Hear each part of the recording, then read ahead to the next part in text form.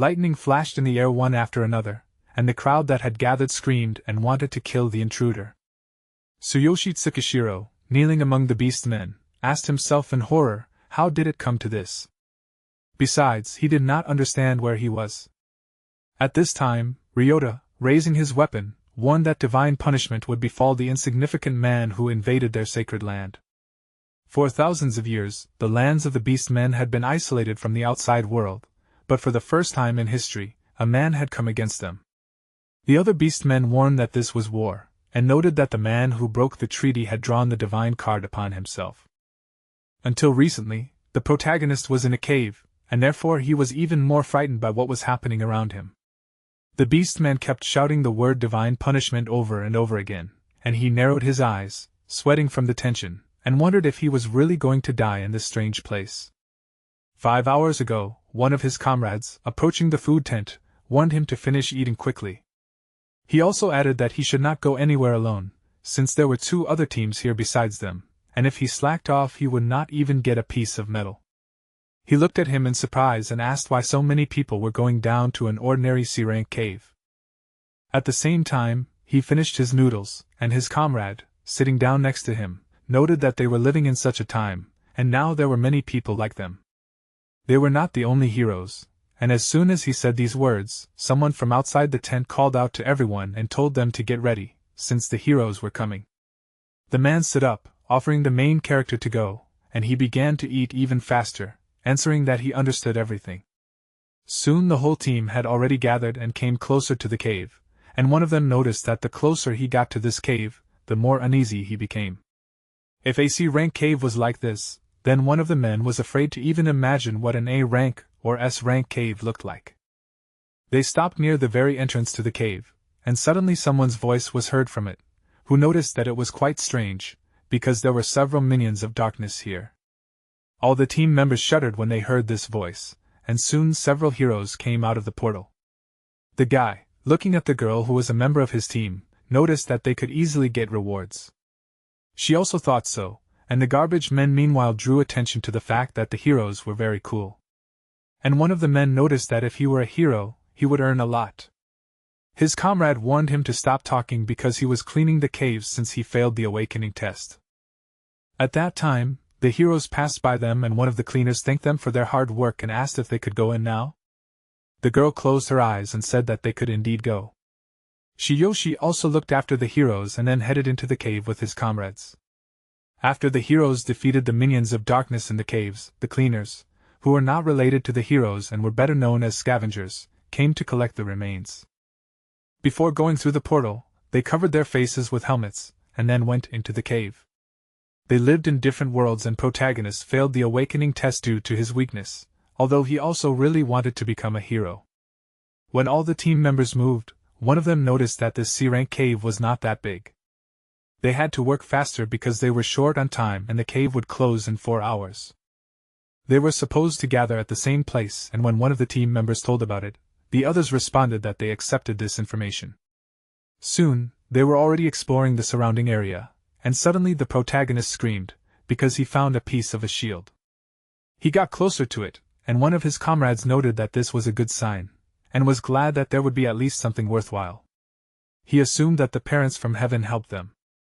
The protagonist assumed that this could really be so and decided to look deeper.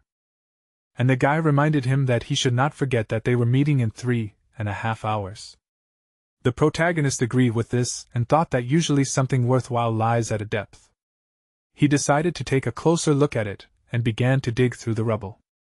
3.5 hours later he, once again stuck a shovel into the ground, thought that it was strange, because there was nothing in this place. It would be bad to leave with only one piece of the shield, and as soon as he thought about it, the others warned him that it was time for them to go. He agreed and shouted that he was almost done. However, he was in no hurry to return, since what he had found would not cover even a day of Karen's stay in the hospital, and he was sure that he had to find something. Suddenly, a little to the side, he noticed a well, and it seemed to him that it even smelled of treasure.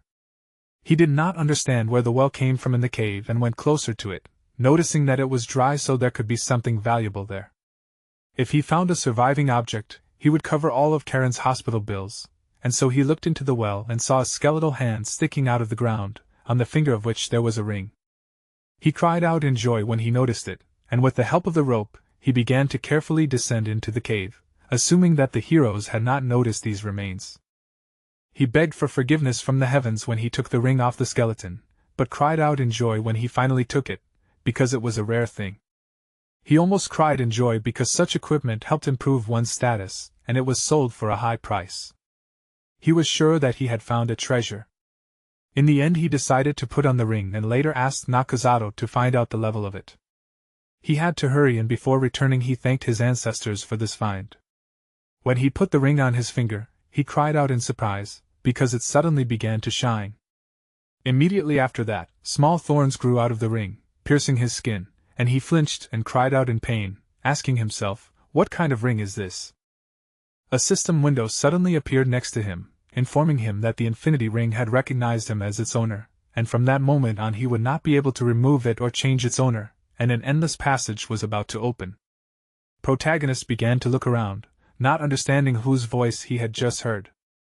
Waves of energy suddenly began to emanate from the ring, spiraling, and he paid attention to it and asked what it was.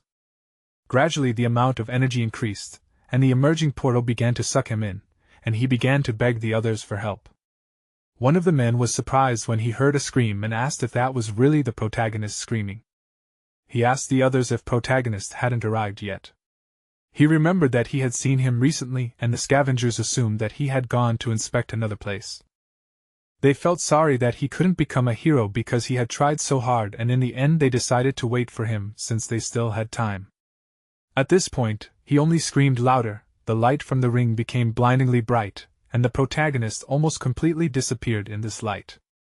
When he came to his senses some time later, he found himself in the captivity of the Beast Man as one of the criminals, awaiting his divine punishment near the altar. Apparently, the divine punishment meant a devastating lightning strike on the altar. The protagonist asked himself in surprise, was he really sent to the sacred land of the Beast Man?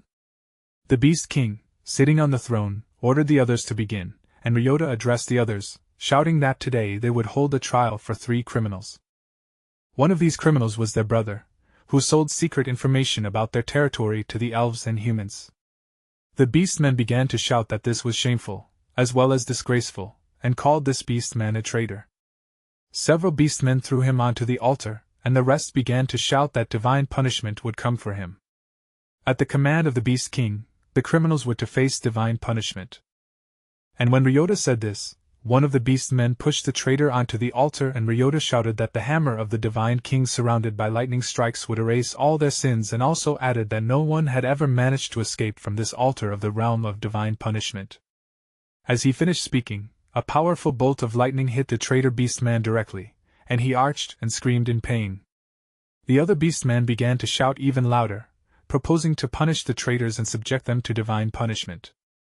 Ryota declared that the next divine punishment should befall the first human in history, who invaded the land of the beastmen, isolated from the outside world for thousands of years. Since he declared war on them, he too had to be punished, because he had broken their agreement.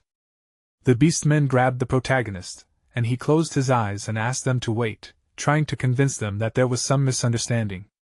He noted that he was there by chance and asked them to stop. He also told them that his sister was waiting for him, and since the beastman did not react to his words, he continued to beg them for help. Eventually, one of the beastmen punched him in the stomach, warning him that he had enough of talking. Protagonist closed his eyes and began to cry, desperately exclaiming in his mind that he could not die. Karen needed him, and he was also sure that he was supposed to be a hero. He did not understand how things turned out this way.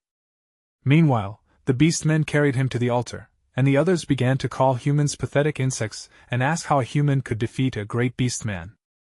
They ordered him to die, and they also wanted the divine punishment to befall him. He flinched, and after ordering the sinner to be punished, the beastmen pushed him onto the altar square. He screamed, then thought that he couldn't die in such a place.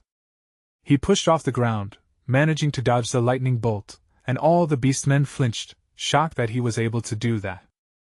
The beast girl, who was third in line for execution, was also surprised and even opened her mouth in shock, watching the situation unfold. Ryota asked, did protagonist really dodge the lightning of divine punishment? He thought that it was unforgivable, but despite such indignation of the other beastmen, the Beast King sat quietly and did not say anything, but only frowned, watching the protagonist more closely. In the meantime, he stood up and shouted that he refused to die here. However, the next moment, another bolt of lightning pierced through his body, and he screamed, and Ryota laughed and asked who said that the lightning of divine punishment only struck once. After that, he declared that it was the turn of the next traitor, and the beastmen began to ask for divine punishment again, and 2 of them began to lead the girl to the altar. She noted that it was a futile struggle, and the protagonist, whose body was blackened by the lightning strike, mentally noted that he could not die here. Suddenly the ring still on him activated the divine selection system of the Infinity Ring. The protagonist's body began to glow from within, and after a certain amount of time passed, the activation and identification of the system was complete. The ring began to work on creating an ideal physical form, and the Beast King shuddered, noticing that the protagonist was still alive. Reto was also surprised by this, and at the moment when another lightning pierced protagonist's body, he rose slightly in the air, and the ring had already completed the creation of the ideal physical form by 15%. The beastman did not understand what was happening, and gradually the burnt part of the protagonist's body began to crumble from his body, revealing healthy skin. The process of creating the ideal physical form was completed by 40%, and from that moment, the ring began scanning and used the divine eye skill.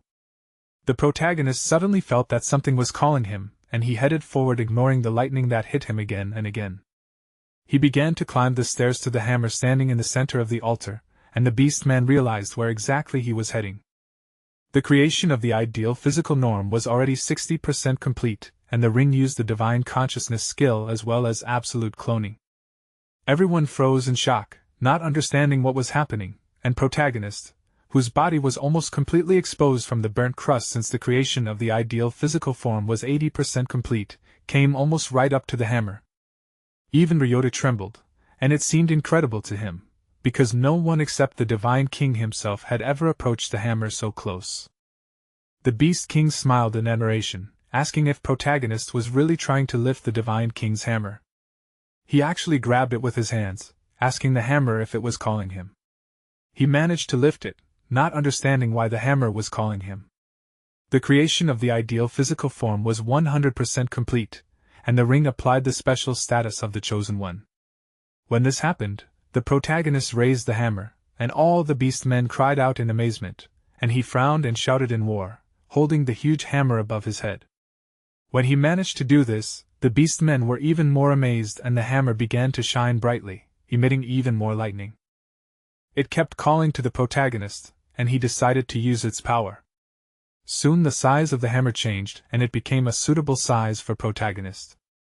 He obtained the divine hammer and reached the 3rd level, but due to the lack of experience, the power of the divine hammer could not be activated. So now it was 0%. The special effects were unknown, and it was blocked due to the lack of skills, so protagonist had to become stronger in order to unlock the full potential of the divine hammer. The girl was amazed that a human could lift the divine hammer. Ryota thought it was incredible that a mere human could do something like that. They could not allow the protagonist to touch their sacred hammer. After all, even the great Beast King could not lift it. And he narrowed his eyes, asking himself, how did protagonist do this? Anyone who lifted the divine hammer would become the leader of the beastmen, so Ryota believed that this was some kind of mistake. A system window with his status appeared in front of the protagonist, and he looked at his body in amazement, and thought that for some reason he felt that he had become much stronger. When he read the information about himself, he was surprised because he found out that he had reached the 3rd level. He assumed that this was a divine selection system and thoughtfully looked at the system, studying it in more detail. And suddenly, Ryota landed behind him. He angrily called him a name, warning him not to touch the divine hammer with his dirty hands. The protagonist turned around, and the beastmen were amazed that their great general Ryota had come closer to him. They believed that he would not allow him to act as he pleased and asked him to help them regain the pride of the beastmen. Meanwhile, Ryota admitted that he didn't know how the protagonist was able to avoid divine punishment, and even lift the divine hammer, but he warned that he should return it immediately and accept his punishment. The protagonist was distracted from his words as the system showed him a new notification. He now had access to the passive skill Divine Eye, and it could reveal detailed information about any item, and its cooldown was 0 seconds. Protagonist mentally shouted out the name of this passive skill, and with it, he learned Ryota's name, his status as a general, his level 84, and that he belongs to the Beastman species. He's a warrior, and a great swordsman, and also uses a rank A Zanbada weapon. The protagonist realized that with the Divine Eye, he can actually see everything about his opponent, and he assumed that this was a feature of the system. Meanwhile, Ryota took out his weapon, asking how a lowly human dared to oppose him. He decided that he would let the protagonist die without suffering and attacked him, but he managed to dodge and asked him to wait as there was some misunderstanding. He knew that he would never be able to defeat a level 84 warrior, so he froze, sweating from excitement. Meanwhile, Rada told him to shut up and take it, and he swung his sword to attack him. Protagonist begged him to listen to him. He closed his eyes, turned to the side, and raised his hammer in front of him. Beast Girl shuddered, mentally noting that the protagonist's fate was not to be envied, because Rada was one of the 5 great generals of the Beast King, and even among the Beast Men, he was an incredibly strong opponent. She was sure that he would cut the man into pieces with one swing of his sword. When Ryota struck, a huge amount of dust rose into the air, but protagonist managed to block his quick strike with his hammer, although the force of it pushed him back some distance. And yet he, with his eyes closed and his jaw clenched from the effort, continued to try to stand in place. He himself was shocked that he blocked this strike. His arm stopped obeying him, and he noticed that the hammer he was currently holding was incredibly heavy. Ryota meanwhile was also surprised that he was able to block his attack with the hammer in his hands, and he admitted that he was lucky that the hammer saved him, but he shouted that this will not happen next time. The protagonist reminded that he already said that this was a mistake because he is not from this world. He asked for them to listen to him, but Ryota was not going to listen to him, and ran to attack again, after which he grabbed him. He was going to throw him into the sky and finish him off with an earthquake, and swung to throw him higher. The protagonist suddenly noticed a system notification that the passive skill Absolute Colonization had been activated. This allowed him to select an opponent's skill and copy it, as well as being able to sense the opponent's heart with his hand. The cooldown was 0 seconds, but the protagonist could only obtain one skill in exchange for his own. He was surprised that it was a cloned skill and thought about how he should sense the opponent's heart with his hand. He assumed that, in other words, he should also touch his opponent's chest. He clenched his jaw, reaching forward and touched Ryota's chest, who did not understand what had happened. The protagonist, meanwhile, flew into the air, and all sorts of skills that he could copy appeared next to him. He was surprised that there were so many, asking himself how he could only choose one skill. Ryota, meanwhile, asked in shock. What was he doing? He swung his arm to hit him, but at that time the protagonist finally selected the Skyshaker skill, which was suitable for copying, but the strength of it was unknown due to the lack of a weapon. The protagonist assumed that it should be suitable for the hammer, so he decided to use it. Soon, he had already copied the skill Skyshaker and repeated that he could not die here. He used this skill and began to descend on Ryota to hit him, and he exclaimed that it was incredible, asking how he was able to use his skill. When the protagonist struck, dust and stone fragments rose into the air, and everyone flinched in shock and even opened their mouths in surprise.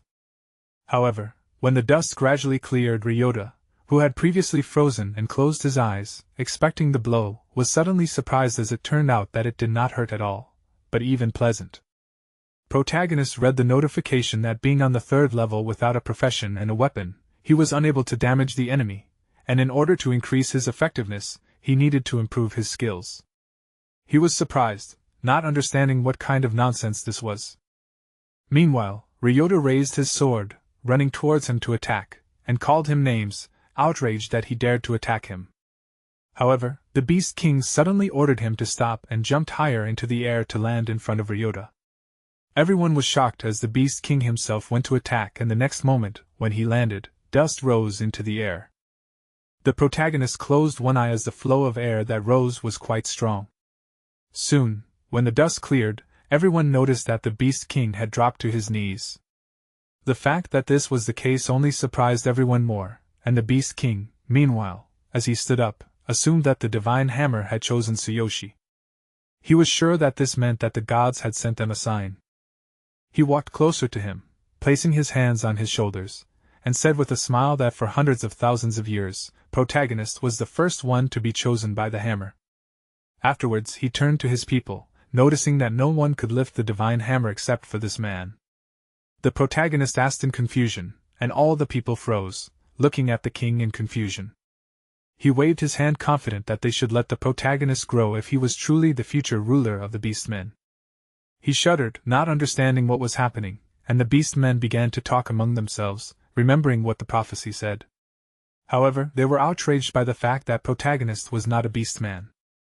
Ryota also noted that the Protagonist was a human, and the king asked what was wrong with that.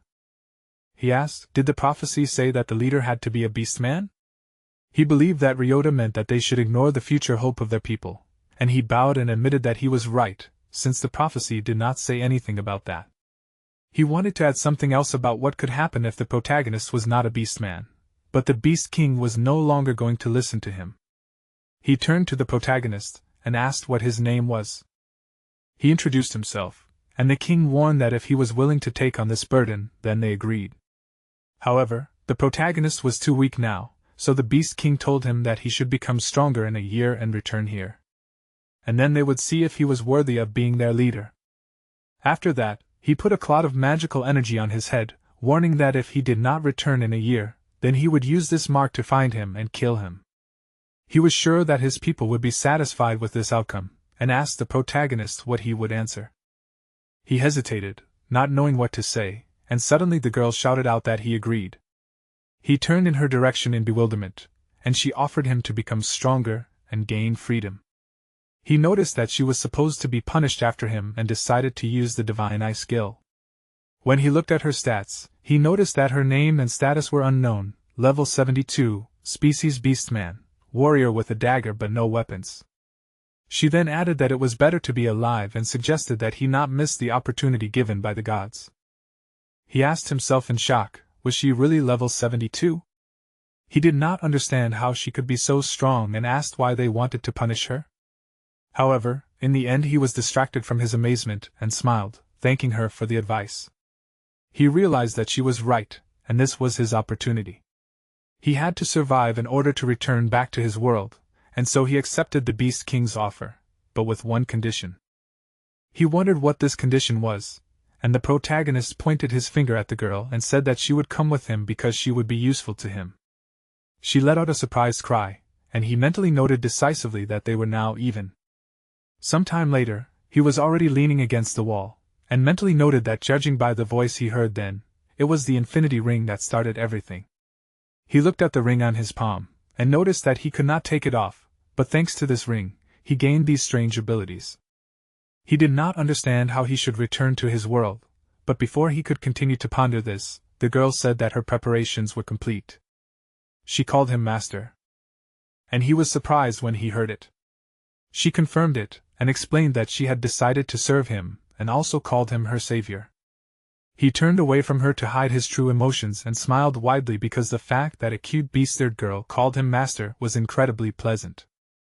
However, when he turned back to her, he sheepishly remarked that it was nothing, since she had helped him too. From that moment on, he suggested that they support each other.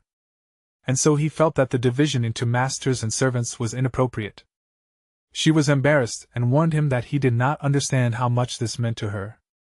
The thing was that he had given her a second chance, but no one had ever thanked her or protected her before. That was why she took his hand and asked him to let her call him master. She added that he had become her miracle and shouted that she wanted to dedicate her entire life to him. In the end, he allowed her to call him master if she wanted to until then. She cried out in joy, and finally she asked if it was time for them to go already.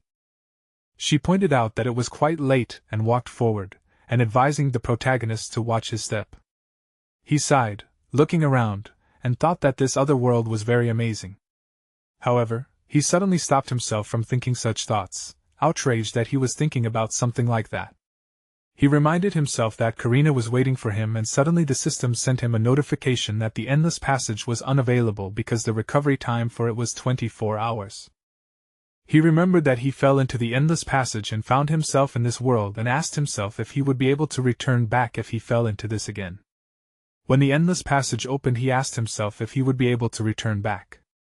When the portal gradually began to pull him in, he realized that he would finally return home, and at that time, his companion turned around, calling out to him. Meanwhile, he was falling into the portal and shouted that he knew it would not be a pleasant feeling. The light of the portal became brighter and brighter around him, and finally he found himself in the well where he was originally and asked himself, did he really return? He frowned, looking intently at the ring, and suddenly a system window appeared next to him. He cried out joyfully and clapped his hands as the abilities he had obtained in the other world were retained. His level was level 3, and although he had no profession, no weapons, and no skills, there was a hammer in the divine inventory of consciousness. He was surprised that the divine hammer was still there, and the system told him that the characteristics were available in both worlds, unlike items, and in order to use items from the other world, it was necessary to place it in the divine inventory of consciousness in advance. The protagonist understood that if the level was synchronized, then it was possible to increase it in both worlds. He was able to bring the divine hammer to this world because it was in the divine inventory of consciousness, and he was surprised by this. He suddenly realized what could happen to his status given his current level.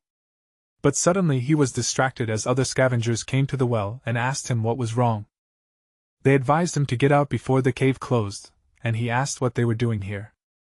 He did not understand why they waited for him for several hours, and he shuddered, asking himself what was going on. Such surprise was due to the fact that he spent at least 5 hours in another world, and he assumed that something was wrong here. One of the men noticed that the protagonist had been sitting here all this time, and he was glad that he found him and advised him to get out. Another scavenger added that if the cave closed he would be trapped. Soon protagonist using the rope began to climb, and he realized that time had stopped. While he was in the other world, time did not pass, and it sounded like a manga plot to him. He frowned, assuming that time could also stop in the other world. He wondered who this infinity ring belonged to. Suddenly, when he climbed out of the well, he sighed, remembering something. One of his comrades who was helping him asked, "What happened?" Protagonist smiled and asked if it was true that the awakening test was tomorrow. Some time before, the protagonist, covered in blood, ran with Karen on his back. It was raining heavily, causing the asphalt to be covered in water, and when he stepped on the ground, even more moisture rose into the air, preventing him from seeing properly. He closed his eyes, trying to run even further, and at that time, the monster swung his arms, destroying the nearby buildings. Karen suddenly admitted that she could not feel her legs, and then asked if their mom and dad were okay. Another explosion raised a huge amount of dust into the air, and the protagonist froze, shaking. He opened his eyes wider, assuming that this simply couldn't be happening. He began to cry, remembering his parents, and looked at the huge monster that was very close. He bit his lip, and then ran, screaming loudly and not stopping crying. Suddenly, someone called out to him, warning him that he cannot stop. Nakazato stopped him, noting that otherwise he could die, and the protagonist calling out to him, desperately reminded him of his parents, and Nakazato ordered him not to follow them, because otherwise he and Karina would be killed by the darkness. He advised him to calm down, because he cannot defeat the darkness. However, it was as if the protagonist did not hear him, since his parents were still in the place from which they escaped. The monster was already very close, and Nakazato, paying attention to Karen's legs, exclaimed that they should take her to the hospital as soon as possible. At this moment, Karina, calling out to protagonist, asked if he was really going to take the awakening test. She noticed that he had just returned from work today and looked at him worriedly. The nurse standing in the hospital room noticed that Karina was being caring as usual. She commented that she should also rest more, and the protagonist asked Karen how she was feeling. He wondered if her legs still hurt. The pain in her nerve occurred regularly, so Karen needed to take medicine. However, despite this, she said that she was fine. The nurse injected her with medicine, and she flinched slightly, but said that although she could not stand up, she had already gotten used to this pain. The protagonist realized that she was suffering and activated the divine eye, which showed him Karen's condition. 80% of the nerve endings in her legs were destroyed by the rubble of the collapsed building, and there was no chance of natural recovery, and the probability of resuming walking without assistance was 1%. The chance of recovery was very low, and so the protagonist assumed that Karina was in great pain. He was sure that she should have lived a normal life, gone to school, had fun with friends, traveled, spent every day with a smile on her face, and since she was his only family, he did not want to see her suffer anymore. Soon, when he was already out of the hospital, he decided that even if the chances were close to zero, he would definitely get her back on her feet, since there was still a chance. He was sure that there must be a way, and resolutely noted that if he became a hero, he would be able to get more information and perhaps find a solution. In addition, it was not only about Karina's illness, because he himself wanted to live a dignified life, and therefore he was going to become the strongest hero. When he thought about this, he raised his hand, on which he was wearing a ring, up. Soon, he came to the building where the groups were testing their courage to take the awakening test. Some people had already taken the test, and the results of one of them showed that he was level 3 and had a combat power of 540. The evaluator congratulated the person who had passed the test on being a hero and asked him to take the hero emblem that was created based on his test results. The guy took it and laughed happily because he was now a hero. The woman next to him, smiling happily, wished him to reach rank C and suggested throwing a big party to celebrate. After that, the evaluator called the next person who wanted to take the test. It was Tsuyoshi, and the evaluator noticed that he was retaking the test after failing the first test. Once ready, he had to go inside and put his hand on the measuring device. To be honest, the evaluator doubted that the results had changed at all. Protagonist warned him seriously that they would find out soon, and went inside the room where the measurement would take place. The boy awkwardly noted that if he failed the test once, the result would most likely be the same, because the device measured his experience with high accuracy. He had met many stubborn people like the protagonist before, but he still closed the door of the room and began measuring.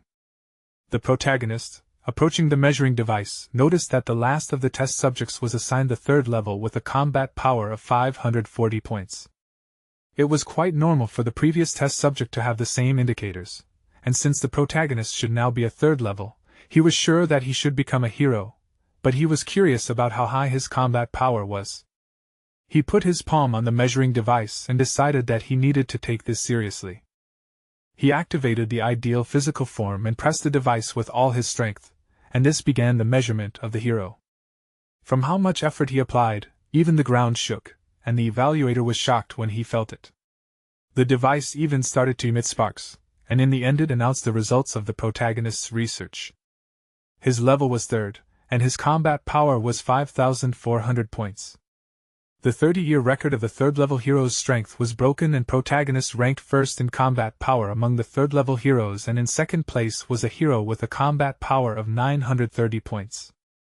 He was amazed that his combat power was 5,400 points, and it was 10 times more than the previous participant.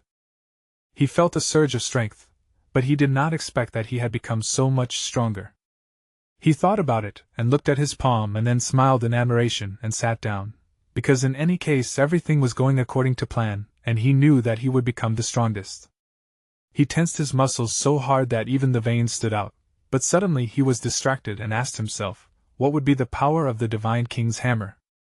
He extended his palm and a flash of magical energy appeared next to it, and the system warned him that due to a number of reasons, the potential of the Divine King hammer could not be fully revealed, and forcibly using it would result in the expenditure of a huge amount of energy, and the duration of use would only be 1 second. Protagonist realized that in his current state he would only be able to use this hammer for 1 second, but he believed that this should be enough for measurement, and decided to look at how much his combat power had increased now. He looked at the hammer in his palm with determination and then decided to begin, and placed his palm on the measuring device, activating the power of the Divine King hammer.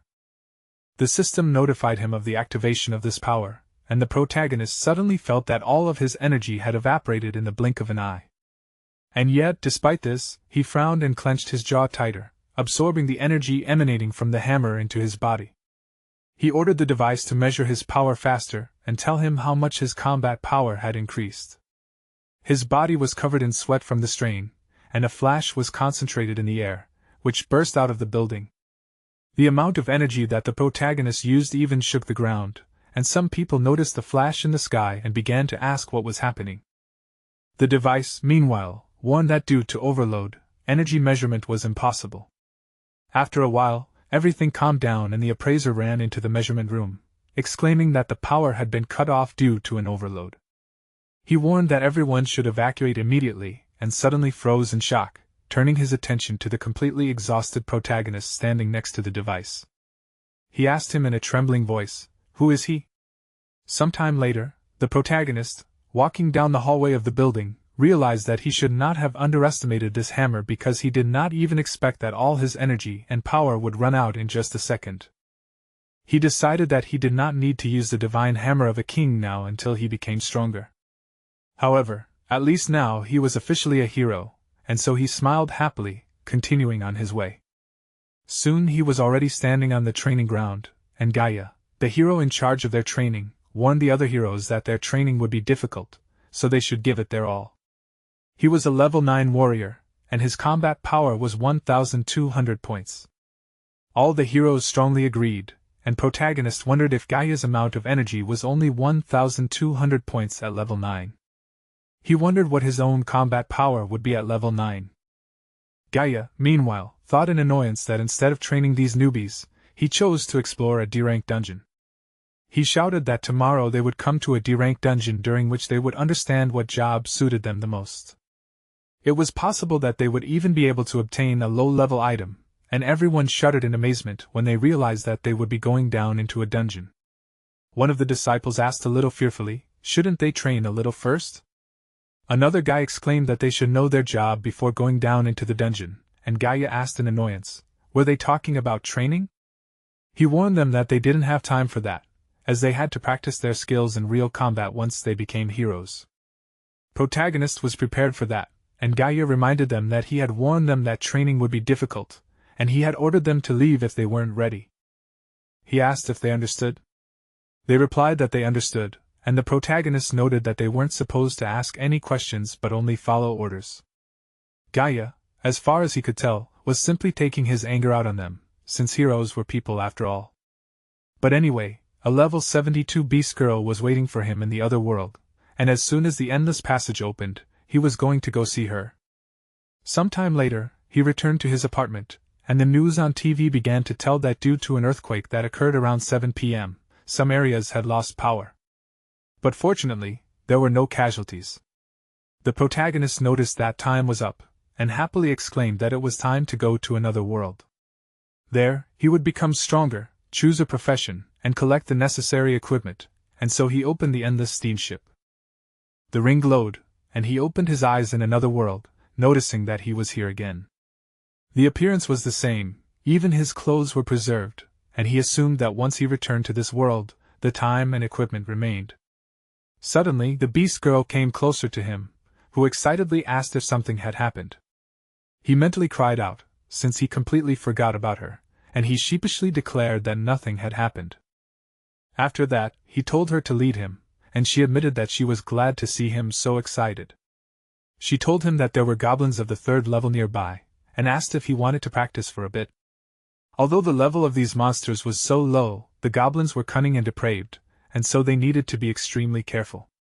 Protagonist thought that if the goblins were depraved, then she should be the one to be careful, and the way he froze made her look at him with a puzzled expression. He did not explain his behavior to her, and thought about the goblins as if he had entered a fantasy world. He waited impatiently for the divine selection system to show its effects, and out loud he exclaimed that this was excellent, and declared that their first target was the goblins. His companions supported his determination. A little later, when they got closer to the monsters, she warned protagonist not to wake up the goblin sentries. He noticed that she was level 72 and asked if it was true that she could defeat these monsters easily. Besides, her combat power was 630,000 points, but he thought that was to be expected from a level 72. She was confused and asked how he knew her level. He said mysteriously that he was her master for a reason and asked if she could show him how high-level heroes fight. She warned him that if she helped him, he would not earn any experience points since the level difference was too big. He was surprised that this was a rule and explained that he just wanted to see her in action. She exclaimed that he was embarrassing her, and promised that she could try it if he insisted. She didn't know how useful it would be, but she warned him to watch carefully and took out her dagger, moving forward. She instantly approached the goblins, used a flash strike and cut the monsters. Protagonist admired her movements, exclaiming that it was very cool. He jumped up from his seat and started clapping, and she noticed that he was very kind. She also added that she always gives 100% even to low-level monsters, and she hoped that it helped the protagonist. He said that it helped him a lot and asked if she could teach him the techniques she used. She explained that the instant strike was a skill for high-level warriors, so protagonist wouldn't be able to learn it. She also noticed that he hadn't chosen a job yet and asked if that was true. He decided that in that case he would also become a warrior since she was with him after all. He was sure that with a level 72 warrior he could easily copy her skills without worrying about his own job. But since he couldn't use the Divine King Hammer, he had to find a replacement weapon, and the system notified him that he had chosen the warrior job. The Beast Girl was embarrassed, since she was the reason he chose the warrior profession, and she was going to try to be useful to him. She promised that she would help him level up, and offered to pick out some equipment for him first. She took his hand, bringing it closer to her, and he froze in embarrassment, thinking about this world with admiration. But suddenly, they heard someone shout that it was time for them to change. It was the goblins that came closer to the place where Tsuyoshi and his friend were now, and they froze when they realized that it was an invasion. Protagonist assumed that he would have to deal with these monsters alone, and asked the girl to lend him a dagger, since he wanted to try something. When she gave it to him, he received a silver dagger, which the system notified him about. She was surprised at how he was acting, since attracting an enemy in such a way was a little strange. He said that he had not yet fully tested the power of the Sky Shaker, and he decided to use these goblins as his test subjects. The monsters ran forward, raising their weapons to attack him, and he sighed with determination, and when the monsters were closer, he jumped up, using the Sky Shaker. With one blow, he destroyed both monsters, and the Beast Girl admired how quickly he defeated goblins of the same level. She knew that even a team of 6 heroes would have difficulty doing this, but he said that it was easier than he thought. The amount of experience points he had received was 50, and he was going to deal with the rest of the monsters as well, and he even began to like the divine selection system, because this way he could reach level 4 in just one night. A little while later, his assistant suggested that he use another weapon and apologized to him for the inconvenience. He picked up the club he had taken from one of the goblins, and when he held it in his hands he was able to view the item's information. It was a level 3 club and it had no special skills, but it could use the copied Sky Shaker skill. Protagonist smiled excitedly as he looked at the new item he had received and told the girl not to worry as this club wasn't that bad either. She noted that they should quickly get basic equipment as the protagonist was practically defenseless right now. He turned around, looking at her, and then focused on his clothes, and saw that his current defense was indeed 0%. Without proper equipment, he would be too susceptible to attacks, and so he needed armor, not just a weapon. Besides that, he managed to find out something about the divine inventory of consciousness, and it was a place that existed in a person's consciousness independently of the real world. Currently, there were only 2 storage spaces available. Unlike a normal inventory, the items in the divine inventory of consciousness could be used in both worlds, and the protagonist found this interesting. He thoughtfully placed his hand on his chin, imagining the scheme of using the divine inventory of consciousness. Currently, he only had 2 slots, one of which was occupied by the hammer, and in addition, the divine inventory of consciousness grew with skills improved and levels increased, adding slots. Protagonist realized that this would be the case, asked himself, how can he increase the slots? He could not throw away the hammer, but he knew that having only one additional storage space was too inconvenient. In both worlds, all equipment was divided into 5 types, and he, thinking about this, focused his attention on his companion. And she was surprised when she noticed this, and asked if she had something on her face. Meanwhile, he noticed that equipment was divided into the head, arms, torso, thighs, and feet. However, he quickly distracted himself from thinking about equipment, and noticed that the beast girls with ears were simply irresistible. He wondered what other types existed in this world. In the end, he answered that everything was fine and explained that he decided to make sure that she was following him. She suddenly flinched and frowned seriously, warning him of danger from behind. He turned around in confusion, and she pulled out a dagger as several level 4 goblins were approaching them, who paid special attention to her. The protagonist staggered back, and she stepped forward and noticed that the goblins were getting stronger the further they went, so she warned the protagonist to pay attention. He realized that this meant that the experience points they would earn would also increase. That's why he ran forward, telling his companion not to interfere, because otherwise he wouldn't get the experience. She was surprised, but she obeyed, and even the goblins were shocked by his behavior, calling him stupid. However, he was not going to stop and swung his club, ordering the monsters to receive. As he struck, a flash of light appeared, and when it gradually dissipated, the protagonist again approached the goblins, striking again. Soon, all the monsters were defeated, and his experience points increased to 150 points. He flexed his palm, knowing that the higher the enemy's level, the more experience he would earn, but the weapon he took was too fragile and fell apart. Meanwhile, the girl looked at him with delight, mentally exclaiming that he had incredible strength. He wielded the wooden club as if his level was much higher, because he defeated 3 enemies at once despite the difference in levels. Soon, they continued the battle, and the protagonist fought goblins, receiving the experience points he needed. The deeper they went, the higher the levels and number of enemies were. But Tsuyoshi's strength made the number of monsters insignificant. The beast girl supported him every time he entered the battle, and he, without ceasing to attack, said that the skill he had was good, but the weapon was terrible. After that, he counted that his opponents were only 6 left. When the last goblin remained, he struck and thought that he did not even expect that the bonus points in this world would be so high. He became stronger much faster, but when he worked as a scavenger, heroes often complained that the experience of level 3 and 4 kobolds barely reached 10 points, and if you rarely go into dungeons, you will not be able to increase your levels. Moreover, in their world, the union of heroes required a team to go down into a dungeon, and the experience was divided equally. The guild took everything for themselves, and so some assumed that they should join them because all the dungeons were already cleared and they would not be able to increase their level. However, in this world, the protagonist would be able to earn experience that is given for killing monsters here. This seemed incredible to him, and he noticed that he had already earned 2,000 points out of 3,000 points, and he wondered in surprise, would he really increase his level so quickly? At this rate, he would have to fight the boss, and he was a little unhappy about it.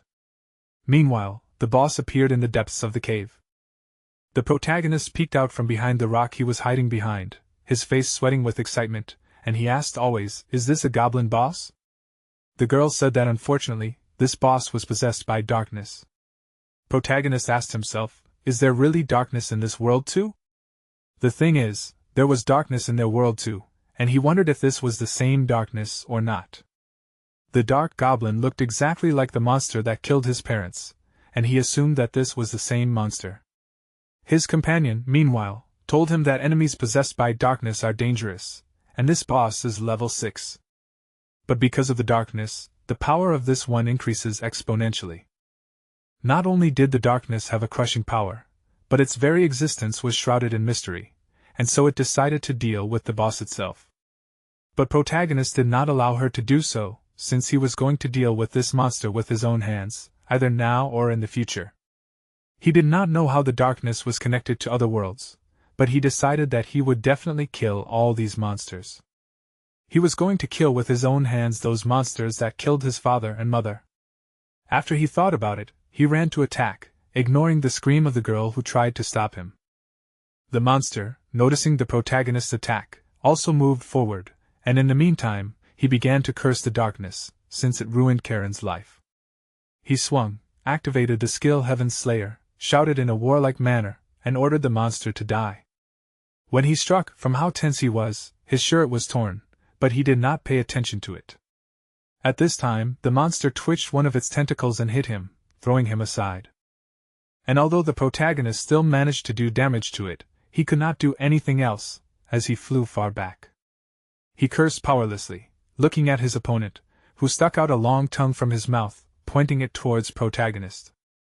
The beast girl jumped out of hiding, preparing to attack, since the protagonist had lost his weapon. However, he stood up, although his whole body was shaking, and wiped the blood from his face, asking himself, was this monster trying to kill him? He was not going to let the creature that took the lives of his parents kill him. And so he activated the absolute physical form, straining every muscle in his body. He concentrated a special amount of power in his hand, causing it to increase in size. He decided that if he did not have a weapon, then his body would become this weapon. Since all the power was concentrated in his right hand, it was incredibly tense, and the system warned protagonist to be careful. He ignored the warning and swung, clenching his hand into a fist. When he struck, he managed to break through the tentacle of the monster and pierce through its body. Due to how fast he ran, a gust of air rose up, and the girl screamed, trying to stay on her feet, and covered her face with her hand. When everything gradually calmed down, she carefully looked around and noticed the protagonist standing behind the pierced monster. Soon, the boss's body fell, and protagonist, who had increased to level 4, decided that he would exterminate all the darkness. Due to the battle with the boss, his entire body was covered in sweat from the strain, but he still smiled determinedly. The beast girl suddenly shuddered, paying attention to his hand. The protagonist let out a low cry. His arm was really shaking and it was badly injured, so there was a threat of necrosis. Soon his whole body was shaking and he cursed, realizing that he had used too much power. Since he had concentrated his power in his right hand, it could not withstand the energy load, and from the pain he staggered and began to fall. But the girl ran closer in time and caught him. He said that his arm hurt, and she lowered him to the ground, putting his head on her legs, and asked him not to worry since she had a first aid kit. An hour later, while the small inhabitants of the cave were playing with each other, the protagonist suddenly got up and noticed that he felt much better. He noticed that recovery in this world was much slower, but more effective, and it seemed to him that the history of pharmacology in this world is very ancient. His companion was delighted that the medicine had helped him, and he stood up and exclaimed that he felt much better. She then suggested that they go and get the reward, and he realized that he had completely forgotten about it. Soon they received a reward, and since they broke the record by defeating the boss of this cave instead of a partial reward, they would receive a full reward. The protagonist carefully read this notice, and the girl suddenly screamed in delight as she noticed a chest with dark treasures in the distance. The protagonist was surprised as their reward was treasure, and this type of reward was quite rare, and it was difficult to find even at auctions. He realized that his efforts finally paid off and carefully touched the chest, mentally exclaiming that this world is beautiful. When he opened the chest, he received a dark goblin set, and the beast girl noted that they were lucky to get a full set as it would be very useful.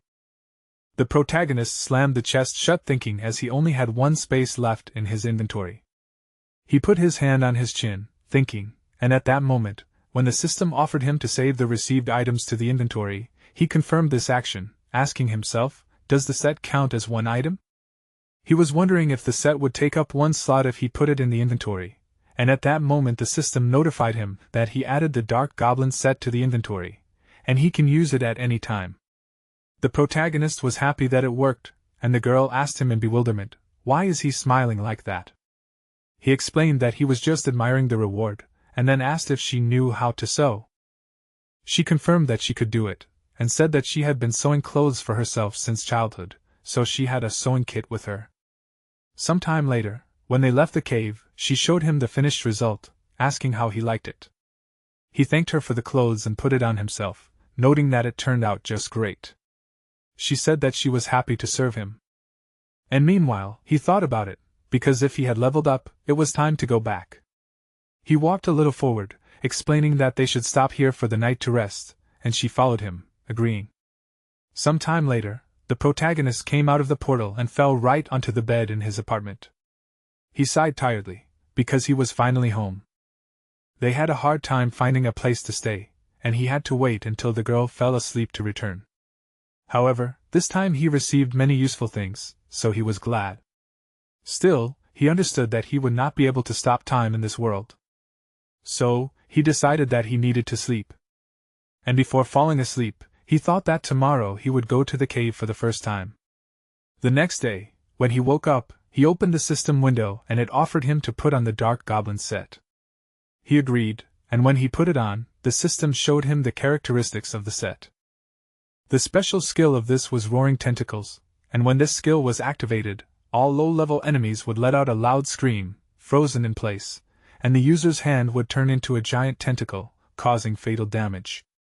The protagonist screamed in shock, and the fact that there was a special skill here even seemed incredible to him.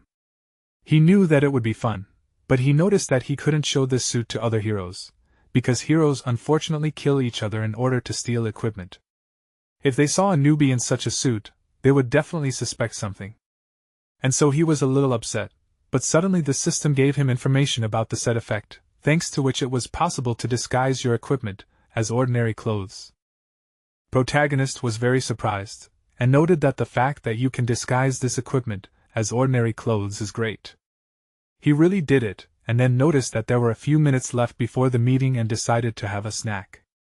But suddenly the phone in his pocket rang, and he was surprised by it, and accepted the call. The head nurse explained to him that some people had broken into the hospital, and wanted to take Karen away because she owed them money.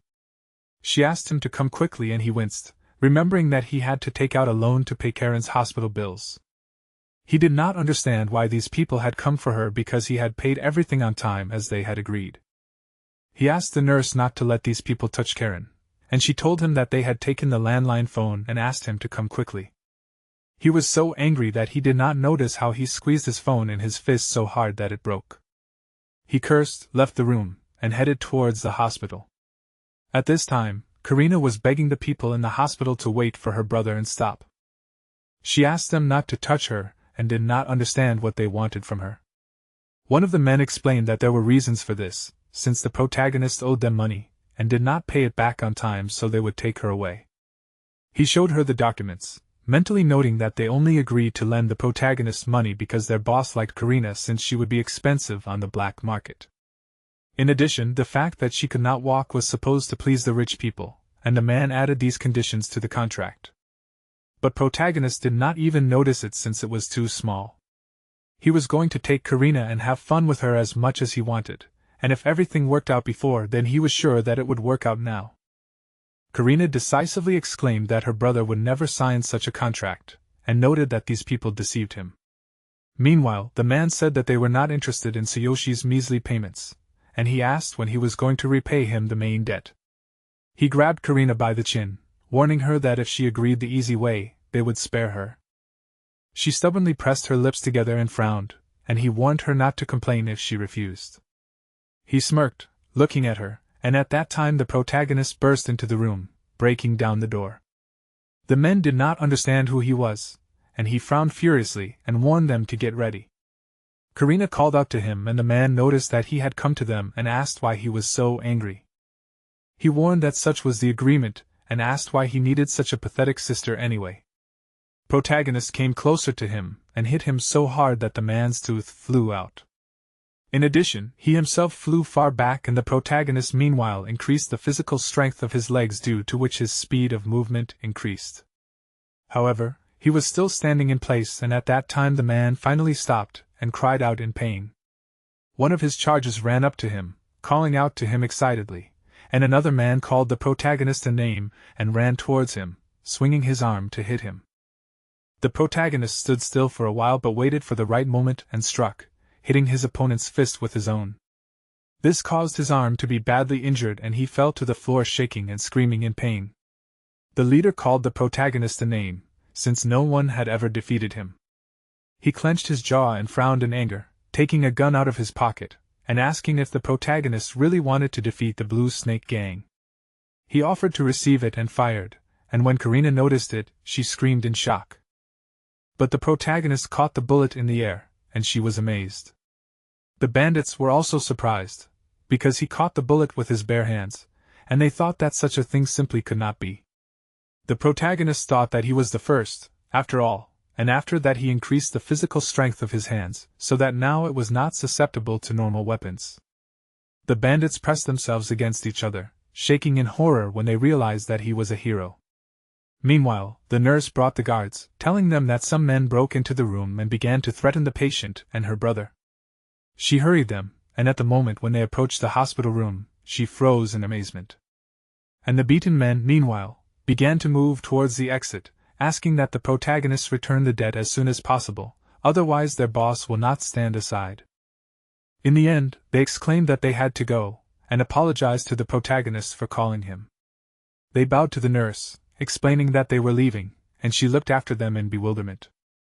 Meanwhile, the leader asked himself, did the protagonist really become a hero? He knew he had to report this to the boss, who was level 10, a warrior, and had a power of 2,300 points. Since his boss was a level 10 warrior, he assumed they would easily destroy the protagonist. Karina was shocked to see that those bandits had left, and the protagonist apologized to her for not coming by often. She remembered that they had said that the blue snake would return if they didn't pay them, and he explained that he had been dealing with debts all this time. But now that he had become a hero, there was nothing to worry about. She asked in surprise if he had really become a hero. He confirmed this, but explained that he was still a newbie, and he would only be officially recognized when he went down to the dungeon today.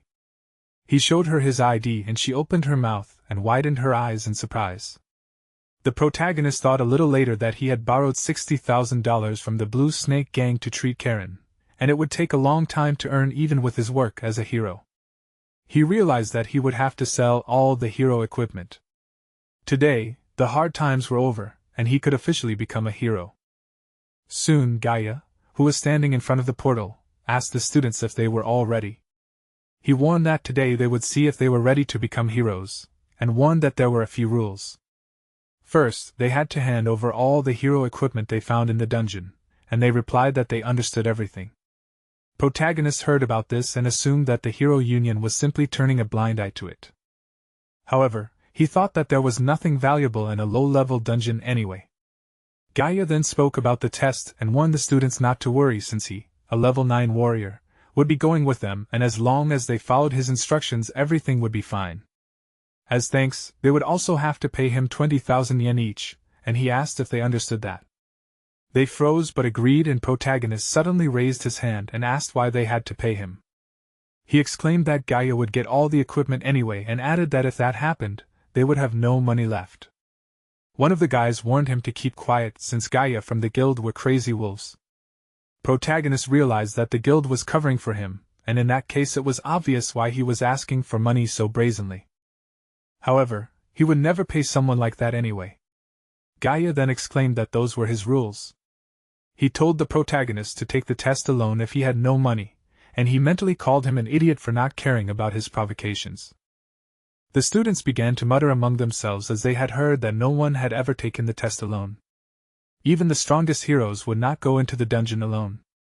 And they thought that the protagonist was a fool for arguing with the examiner over a mere 20,000 yen.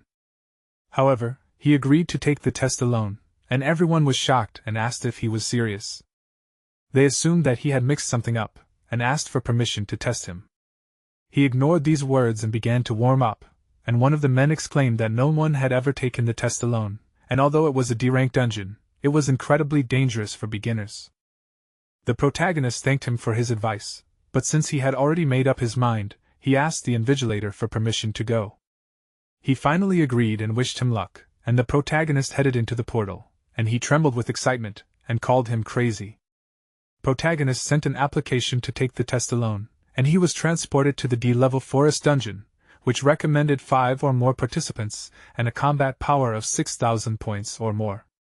The protagonist looked around when he was transported to the dungeon, and thought that he had only seen dungeons after clearing the heroes.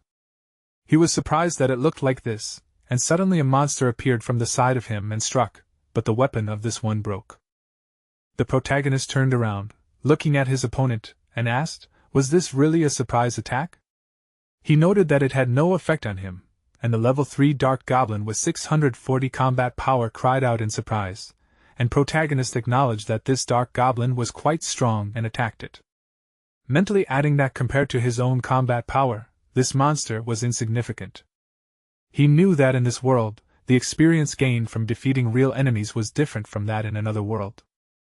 And in that case, it did not seem surprising to him that the heroes took so long to level up. He received 20 experience points for this monster, and then warned the other monsters not to hide, but to attack. A large number of goblins jumped out from their hiding places, approaching him, and he said that this was perfect, and made his armor visible, activating roaring tentacles. Tendrils began to grow from the armor, piercing the goblins, and the protagonist egged on the monsters, suggesting that they attack. Some time later, the observer, sweating from excitement, estimated that almost an hour had passed. If protagonist lasted that long, then everything was going well, and he called him a fearless newbie since no one in their right mind took the test alone. He was sure that he would soon be written about in the newspapers, and suddenly he winced, since the results of the solo test were updated. And protagonist passed it. When he came out of the portal, having gained 960 experience points, he asked where he could take a shower? Soon Gaia came out of the portal with a team of students, and he shouted in annoyance, if it weren't for him, they would all have died. He didn't understand how they became heroes without even basic skills, and added that 20,000 prices were still cheap. One of the guys retorted that he himself told them not to interfere, and another added that Gaia refused his help and asked if 20,000 yen was not enough. Besides, it was their first time entering the cave and Gaia hadn't even given them any instructions. And yet one of the boys tried to reason with the indignant students, not understanding why they were mad, since they should be happy that they passed the test at all. Gaia, meanwhile, asked them if he could remind them that at that level they should pay him 40,000 yen, but he lowered the price in order to not listen to their whining. He heard the ringtone and answered the call, annoyed that he was busy, so the other person should get to the point. It didn't take long for him to flinch in shock and ask if Tsuyoshi had passed the test. His eyes widened and his jaw clenched, certain that it was impossible. Soon, when the protagonist was washing his face, he came closer to him and ordered him to tell him how he did it, since he was only on the 4th level. But he ignored him and Gaia assumed that he must have used high-level equipment, since no newbie had ever taken this test on their own. The protagonist asked if that was true. That didn't mean it was impossible. He assumed that it was because he would have to give 20,000 yen to Gaia otherwise, and he ran closer to him, grabbing him by the collar of his shirt, and asked if he was making fun of him. He ordered him to answer, reminding him that he was a member of the Crazy Wolves Guild, and the protagonist calmly asked if he was really a member with level 9 and a power of 1,200 points. He assumed that their guild wasn't that strong, and Gaia indignantly asked who he thought he was. He was unhappy with him, insulting him, and concentrated his energy into his fist to strike. But protagonist stopped him and asked if he really wanted to finish him off and beat him to death with his level 9 fists. Gaia trembled, amazed by protagonist's power and speed, and he couldn't believe that he was level 4. He pulled away from him, about to say something, and then he pulled out a dagger. And the protagonist tried to stop him, and he asked what he was hiding. When he struck him, protagonist put his hand forward to defend himself with it, and he combined the defensive effect of the Dark Goblin set and the absolute physical form. And thanks to this, his hand became strong enough that Jia's dagger simply broke. He didn't understand how this could happen, and asked if it was true that the protagonist was hiding some equipment. He assumed it was a high-level armor, and the protagonist realized that he had accidentally shown his abilities, but decided that he didn't need to tell the people of this world his secret. Since he didn't answer, Gaia continued to press him and asked what he had in there. He was sure that it was probably something good, and asked if he found it somewhere in the cave. He assumed that the protagonist could still steal it, and he eventually sighed, noting that he was very scared and without this dagger he would not have survived. At this time, the man came closer and apologized for the wait, and he handed the protagonist his certificate, declaring that he was now an official hero. He promised that he would be there soon, and sighed in relief, since this man was his savior. He figured that Gaia would not make a scene in front of the staff, and in the meantime, he smirked as he watched him go. The protagonist tried to ignore him, but lowered his head and frowned, because although his combat power had become a little bit much higher than the average level 4 hero thanks to the system, fighting high-level enemies was still difficult for him. At night he settled in his bed and assumed that he had attracted Gaia's attention. He remembered about the beast girl and noted that there were no such girls with ears in this world. And besides, his level was still low, so he should be careful from now on. At this time, several people approached the door of his apartment, and one of them asked if that place was here.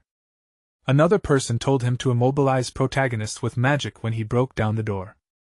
He was a level 10 member of the Crazy Wolves Guild, a mage class, and his combat power was 3,500 points. Gaia noticed that they would soon get the treasure that the protagonist was hiding.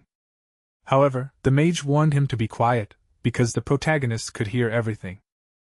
First, they needed to destroy the door with magic, and he used flame, but before he could finish the magic, protagonist suddenly abruptly opened the door, jumping out of the room, and took a club to fight with it. He called Gaia names, admitted that he was fast, and then promised that he would destroy him. He used the skill Sky Shaker, and mentally noted that Gaia brought a level 10 mage with him, and the difference in their levels was too great. Combat power was one of the indicators to evaluate the ability of heroes, and the protagonist's power was 6,400 points, but his level was too low, and he could have won if the difference was not so great.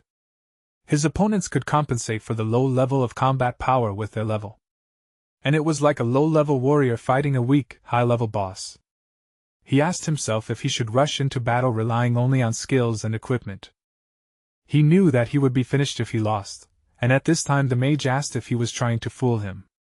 Fortunately, he had strengthened the defense of his cloak, and he promised that he would kill protagonist and take everything for himself.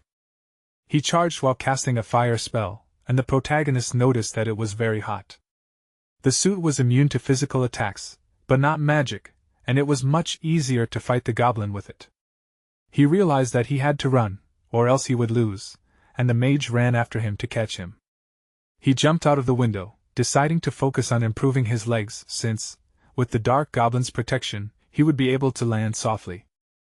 He increased the physical strength of his legs, but the system warned him that the rest of his body was now unprotected.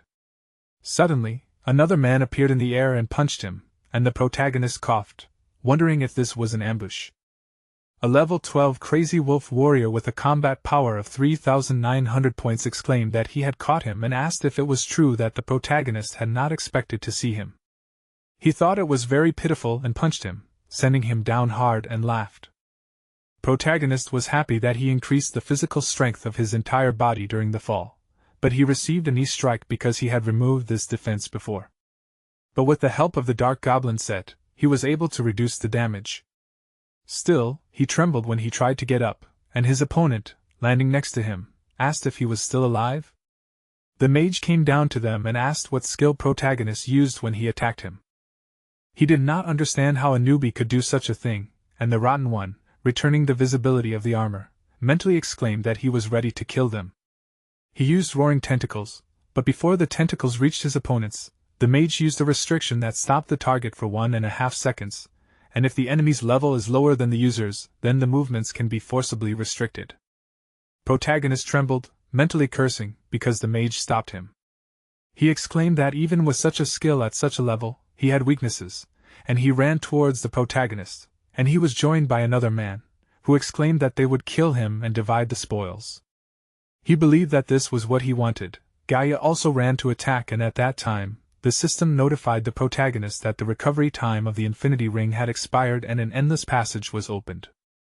He realized that this was his salvation and opened an endless passage so that at the moment, when all three warriors struck, he began to move.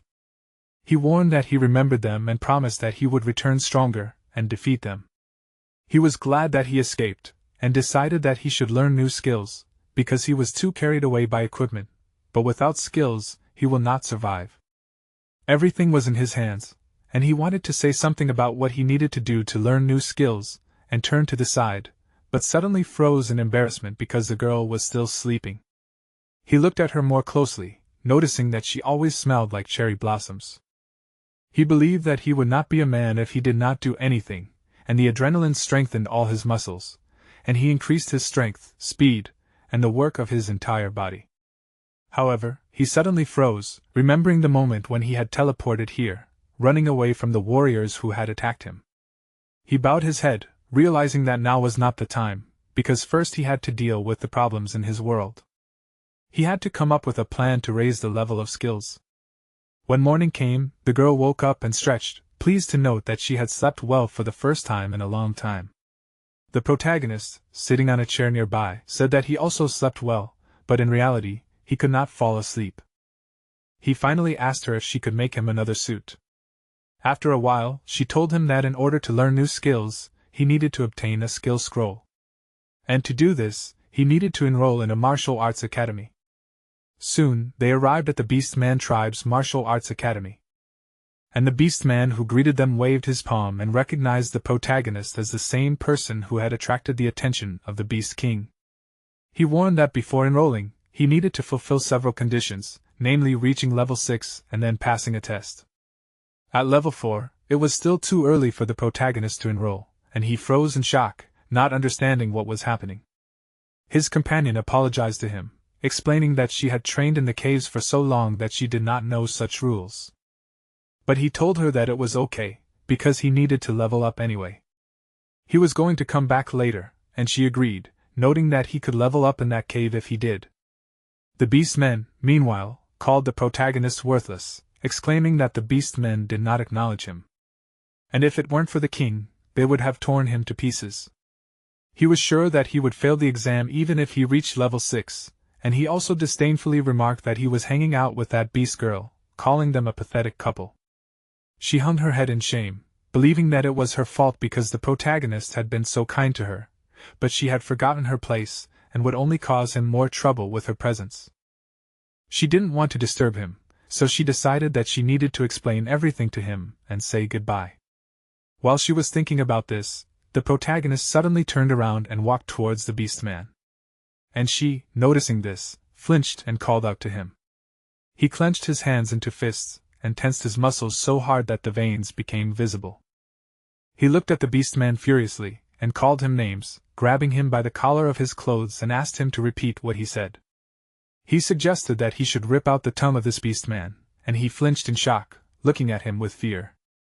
MC ordered him to apologize to the girl now, and looked at him seriously, and he closed his eyes and asked where he was wrong. He said that she is a mixture of man and beast, and she is half-beast, so she does not even have a name, and she is a disgrace to them. The half-beast was a half-beast man whose existence was despised by the beastmen who placed great importance on their bloodline. Half-beasts were despised regardless of their level or status, and were not allowed to have names, with most of them being banished from the village. The protagonist realized that she was a half-beastman, and realized that it was because she had no name at all that he had not seen it at that time. At that time, several beastmen appeared behind a rock and readied their weapons, aiming at protagonist. The beastman he was holding warned him not to get arrogant just because he was acknowledged by the king. He said that if he was disrespectful to them, he would destroy him. He promised that he would apologize to the girl if he passed the exam, but he was sure that a mere human would not be able to do that. The protagonist was silent for a while, and she came closer to him, and said that he did not need to do this for her. He suddenly let go of the beastman, and said that her name was Sakura, telling him to remember it. He frowned, looking at him seriously to give his words more weight, and she froze in amazement, and wondered if the protagonist really gave her such a name. He turned his back to the beastman, but before leaving, he warned him to remember his words and apologize if he passed the test. After that, he called Sakura to follow him and put his hand on her shoulders, moving further away from the beastman. Some time later, he asked if there was a fox beastman somewhere around here. This species was quite rare, and the protagonist offered to look into it. Suddenly, Sakura awkwardly called out to him, and asked why he called her that. He turned around in confusion, and asked if she didn't like the name. She started waving her arms around, explaining that it wasn't like that at all, and she liked the name. She was just curious about how he chose it, and he sheepishly scratched his cheek with his finger, as he felt a little awkward talking about it. In the end, he did point out that she always smelled like cherry blossoms, so he thought the name suited her. He apologized to her, but suddenly she hugged him, and he flinched, and she thanked him, as she really liked the name. She repeated it in her mind, and he replied that it was nothing. A little later, when they approached the cave, protagonist suggested that Sakura start, and she asked him if her dagger suited him. It wasn't as good, but it was still much stronger than the goblin's club, and he looked at the weapon and smiled, noting that any weapon would be very light compared to the hammer. Because he picked up the dagger, the system displayed that it was his current weapon. Soon, several level 5 fox beastmen came out from the depths of the cave and headed towards protagonist. They were a smart and fast type of beastmen that one had to be careful with. Each of these beastmen had 720 points of combat power. The protagonist warned Sakura that they would do everything like last time, and since he wanted to gain experience, he asked her not to interfere. She agreed and laughed, and then noticed with delight that he called her by name. The system suddenly warned of a limitation, which was that if the difference in levels between the strong and weak participants was more than 5 levels, then no experience or items would be obtained from the battle. The protagonist ran forward, deciding to test his new dagger, and Sakura warned him that this type of beastmen are cunning, so he should not make sudden movements. When protagonist attacked, he noticed that these opponents were indeed very fast. One of the beastmen swung his own weapon to attack him, but increased the physical strength in his hand, and this increased the physical endurance of that part of his body, so the beastman's weapon simply shattered when it hit him. The protagonist's opponents froze in confusion, and he exclaimed that with such a level of combat power, they would not be able to touch him. Sakura thought that his defense was incredible, and mentally exclaimed that this was expected of a man who lifted a divine hammer. Low-level enemies, as far as she knew, were no match for him. Meanwhile, he continued to fight, realizing that against such enemies, speed was more important than strength. After defeating one of the foxes, his experience increased to 1860 points, and he noticed that in this world, the leveling was fast, so he did not need to fight for resources to gain experience points. He thought about the speed at which he killed his first opponent, and remembered the 3 people who attacked him in his world, noticing that they had maximum combat power, but they were only at level 12. No matter how strong he was, with such a level difference, it was impossible, since he was clearly inferior to them in level, so it would be difficult to win. He decided that he should reduce the level difference with 4 skills, and noticed that he needed to level him up to level 6 at once. He was going to bring this arrogant beastman to his knees and frowned with determination, and Sakura shuddered in surprise and agreed. As they walked further into the cave, they saw a dark fox beastman who was level 7. It turned towards them when it sensed their presence, and the protagonist noticed the sword on this one's back and asked curiously if he could get it. This one's length and strength matched his own perfectly, and Sakura looked at him in surprise and asked, "Does this really mean he wants to take it?" He asked in confusion, and then explained that he was just curious if this sword could drop for him. She explained that most items could indeed drop, but noted that the rarity of the drop depended on the quality of the items, and it was better to fight until he got what he wanted. Depending on the cave and special items, this process could be sped up, and the probability of getting an item after defeating an enemy was lower the higher the quality, level, and effects of the item. The protagonist noted that there was even a drop rate, just like in the game, and this made the system more understandable. He looked at the details of his opponent, who had a combat power of 1500 points, and also looked at the characteristics of the black sword of cold light, which had a drop rate of 6%. He was surprised that there was a note written at the bottom, and the fact that the drop rate was only 6% was very low.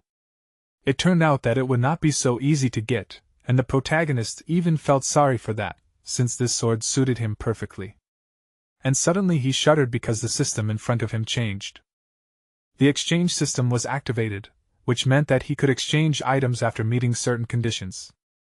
Items that were not exchanged would be upgraded depending on his level and ability, and he had to keep in mind that items that had not been exchanged for a long time would be upgraded. He was surprised when he learned about the exchange system, and realized that he still had a lot to learn. Currently, only the scroll, which had a high drop rate, was available for exchange. It increased the drop rate of all items by 30% for 1 minute, and the exchange condition was defeating 30 normal monsters of level 5 or higher. The current number of such victories was 114, so the conditions were met, and the protagonist was delighted to realize that he would be able to exchange this scroll. He thought about increasing the drop rate by 30% for 1 minute, and assumed that the number of enemies defeated counted in both worlds. If he exchanged 3 scrolls at once, the drop rate would increase to 96%, in which case this sword would drop for him instantly. Very soon, he had already exchanged 3 scrolls, fulfilling the conditions, and now he had no items to exchange. When he received the scrolls, he suggested Sakura to go for the sword, since with it he could become even stronger. She agreed, encouraging him to move forward.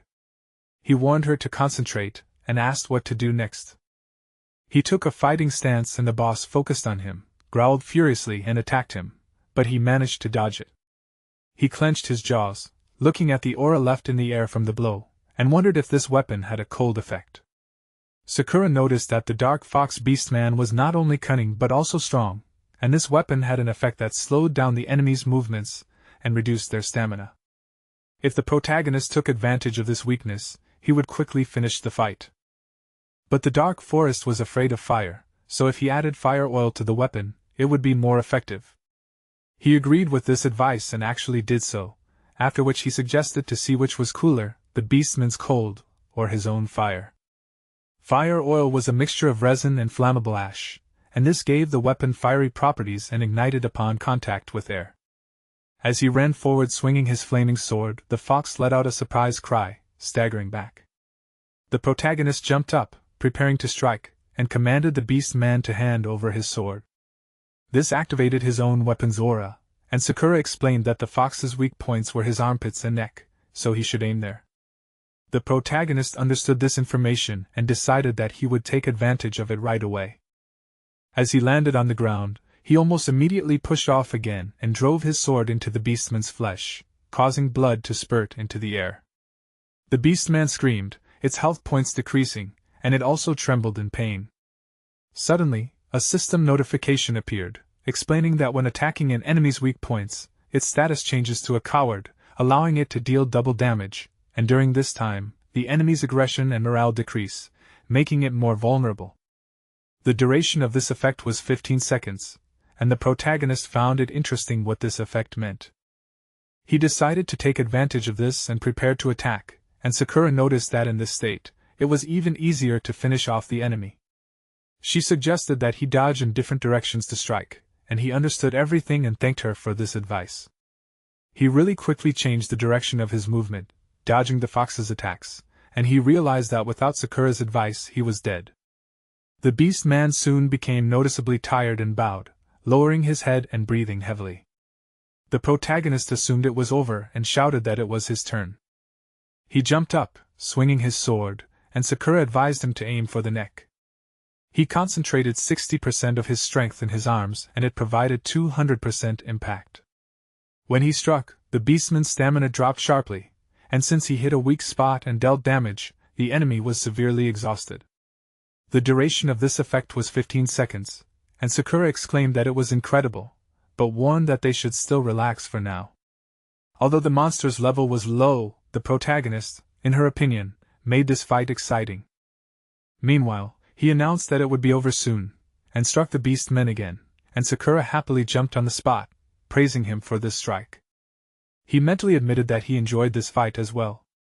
Suddenly, he realized that he almost forgot to use the scroll before the drop, and when he activated it, the item drop rate increased by 96% and the duration was 1 minute. Still, he managed to do it, and when the monster finally died, the system sent him several notifications at once. He earned 3,000 experience points, so he already received 5,430 experience points out of 6,000 points. He would defeat the level 7 Dark Fox Beastman, and for this, he would get the Black Sword of Cold Light. He laughed happily, because he got 3,000 experience points, and also a sword. Sakura noted that he was lucky, since weapons rarely dropped on the first try. He thought that even with absolute physical strength, he was still susceptible to attacks. If he found a suitable weapon, he would be able to deal stronger blows. He had never seen such a powerful weapon before, and if he could defeat 3 of the crazed wolf's opponents with the weapon, he would have dealt with one of his problems. He knew that there was very little time left, and confidently noted that by dawn he would reach level 6 together with Sakura. After that, he turned to her and asked where else he could level up. He explained that he wanted to reach level 6 as soon as possible, and she suggested that he simply use a scroll of zeroing out, which reduced the respawn time of monsters in caves and dungeons. At higher levels and special zones, the scroll's effect was limited. Sakura added that the Fox Beastman's cave was considered a low-level zone, so monsters appeared here faster. She had several of these scrolls and she believed that this should be enough to reach level 6. However, she suggested that they take a break first, noting that she had healing potions and the protagonist was surprised that she had so many things. Soon they came out of the cave, and when Sakura used the nullification scroll, she assumed that it should work. The cave did indeed nullify, and protagonist was happy, as he couldn't wait any longer. They re-entered the cave and he excitedly exclaimed that the Black Sword of Cold Light was truly incredible, and it could even slow down enemies. While he was fighting, Sakura said that this weapon had special effects to increase its power. In the future, the protagonist would be able to find an even more attractive weapon, but he didn't answer her right away as he was carried away by the battle. He had already increased the amount of experience points to 5,560 points. He suddenly thought about the weapon, remembering that he had the hammer of the king in the divine inventory of consciousness. However, now he could only use it at full power for 1 second, and he knew that if he increased this time he would become invincible.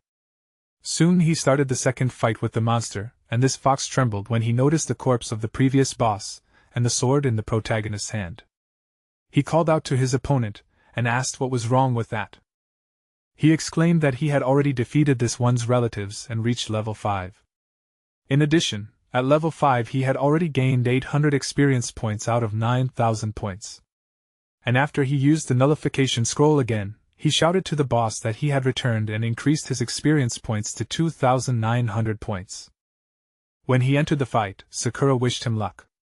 After using the nullification scroll again, he quickly reached 5,200 experience points.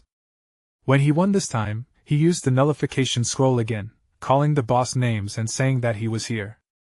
Sakura noticed that he was very cruel, and he increased his experience to 8,120 points.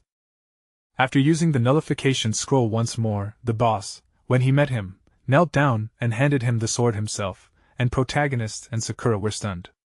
He grinned, realizing that he was almost done. When he destroyed his opponent, his level rose to level 6, and thanks to this, his combat power increased to 8,800 points. He had recovered his stamina several times during the night, and so he assumed that he had already collected a full set of fox beastmen.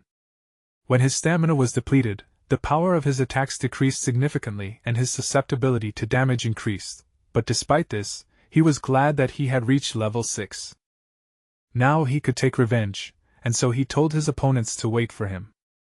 Sometime later, near the entrance of the martial arts academy, one of the beastmen asked if the protagonist really said that he would take revenge after reaching level 6. He called him a fool, since a human couldn't level up in their land. This beastman thought that protagonist was arrogant, and his comrade pointed out that even if he reached level 6, only the strongest could enter the academy. Suddenly, someone called out to these beastmen, and they flinched, turning around. The protagonist, who came closer, noticed that he had already reached level 6, and the beastmen assumed that this couldn't be true, since he had only increased his level in 1 day. He did not say anything to this, but ordered the beastmen to wake up the examiner, since he was not going to wait until tomorrow. In addition, he warned him to prepare an apology for Sakura. Soon, the overseer of the academy, a warrior of level 20, came closer and asked what was wrong. He was about to go to bed, so he did not advise the others to waste his time. Protagonist said that he had fulfilled the conditions, and he also wanted to obtain new skills from the skill storage. The thing was that each martial arts academy kept skill scrolls in a certain place, and whoever passed the test could choose any skill from there. The beastman thought that he was asking too much, since even level 6 was not a guarantee of passing the test. When another beastman came closer to him and said something to him, he froze in shock, his eyes widened, and asked if protagonist really leveled up from level 4 to level 6 in a day. He did not understand how this was possible, and he ordered him to stop talking, and exclaimed that if he passed the test, the beastman would apologize to Sakura. He agreed, but asked in confusion, where did he get so much confidence? The supervisor found what was happening interesting, and although he did not know how protagonist did it, he still offered to try. For a beastman to pass the test of an ordinary person sounded like a joke, and the beastmen behind him laughed, confirming this. However, since the protagonist had reached level 6, and for them, strength was one of the important criteria for passing the test, he would be eligible to use the skill storage after passing the test. The head of the academy also warned that the test was quite difficult. If the protagonist could split this stone with one blow, then it would be considered that he had passed the test. He asked in surprise, was he really supposed to split it? And that was it? The beastman suddenly realized that the head had decided to test the protagonist with a magic stone, and even a warrior with a level 10 would have difficulty splitting it. They usually use simple stones, so he maliciously suggested that the protagonist enjoy it while he could. The magic stone was a stone that fell from the sky, which was used by the beastmen to measure strength. Initially, its appearance was considered a bad omen, but the impact-resistant material of such stones began to be valued over time. The warden eventually said that this was an easy test for a beastman, and since it needed to be split with one blow, he decided to show it to the protagonist. However, he chuckled in his mind and asked himself, was it really that easy? He was sure that with a level 6, the protagonist wouldn't be able to even scratch it. It was different with a normal stone, but for such an annoying person as he considered the protagonist, there was no other choice. He ordered him to watch closely and chuckled, preparing a blow. Even he, at level 20, had to give 100% to split this stone.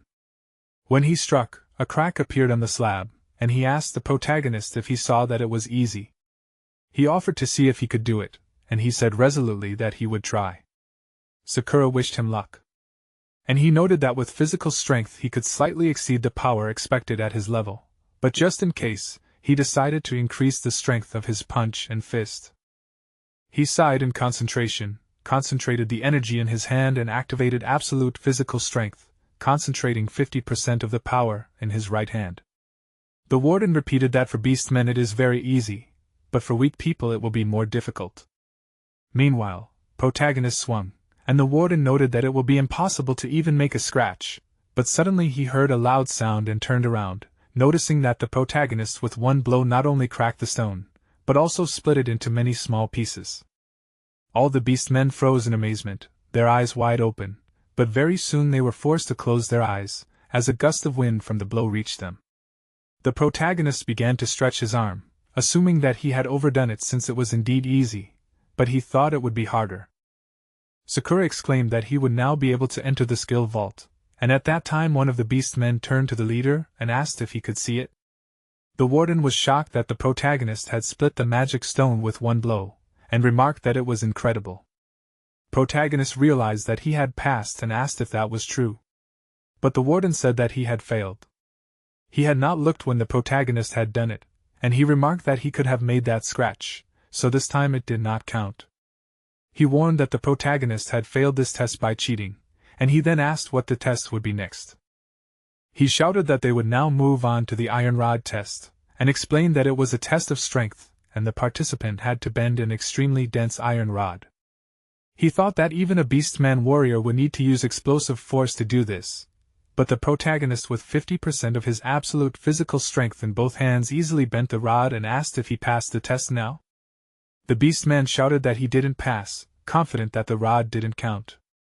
With no other choice, he suggested that they settle this with arm wrestling, and if protagonist could last at least 10 seconds against their strongest warrior, then he would pass.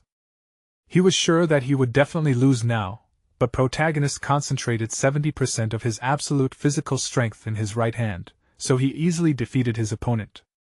The warden was shocked that their best warrior didn't last even a second. The protagonist looked at him seriously, noticing that he had already passed 3 tests, and he guessed that was enough for now. The warden gave in and said that he passed, and the other beastman asked what kind of person the protagonist was. He took Sakura's hand, bringing her closer, and warned that this beastman should now apologize to her. He cursed, but still admitted that the beastman warrior kept his word. He bowed down, apologizing to Sakura, and said that he was sorry for saying that. She shuddered in embarrassment, then lowered her head and admitted that she didn't even think that kind of attitude was normal. She asked him not to worry, but protagonist waved his hand, explaining that he owed her an apology, so he suggested that she just accept his apology. She agreed to this and accepted his apology. Soon they came to the skill storage, and the warden warned the protagonist that he could only take 1 skill scroll at a time. He thought it was some kind of nonsense, and the warden asked him if he really thought he could do whatever he wanted. He warned him that the academy had strict rules, and added that he only had 3 minutes to find the skill scroll. If he broke the seal on the scroll within that time, it would become his, but if he didn't, he would be forcibly expelled according to the rules and would not be able to enter the vault for some time. He was surprised when he heard about the time limit and the seal, as well as the exclusion, and asked what kind of rule it was. They warned him that the Martial Arts Academy was the face of this land. The seal on the scroll could not be removed, only broken, and the restrictive barrier could only be removed by a powerful sorcerer or magician. and it could close or prohibit the passage of living beings. In order to protect the vault, the strongest mages had set up barriers and a seal in this place, and the protagonist put his hand to his chin, admitting that it was harder than he thought.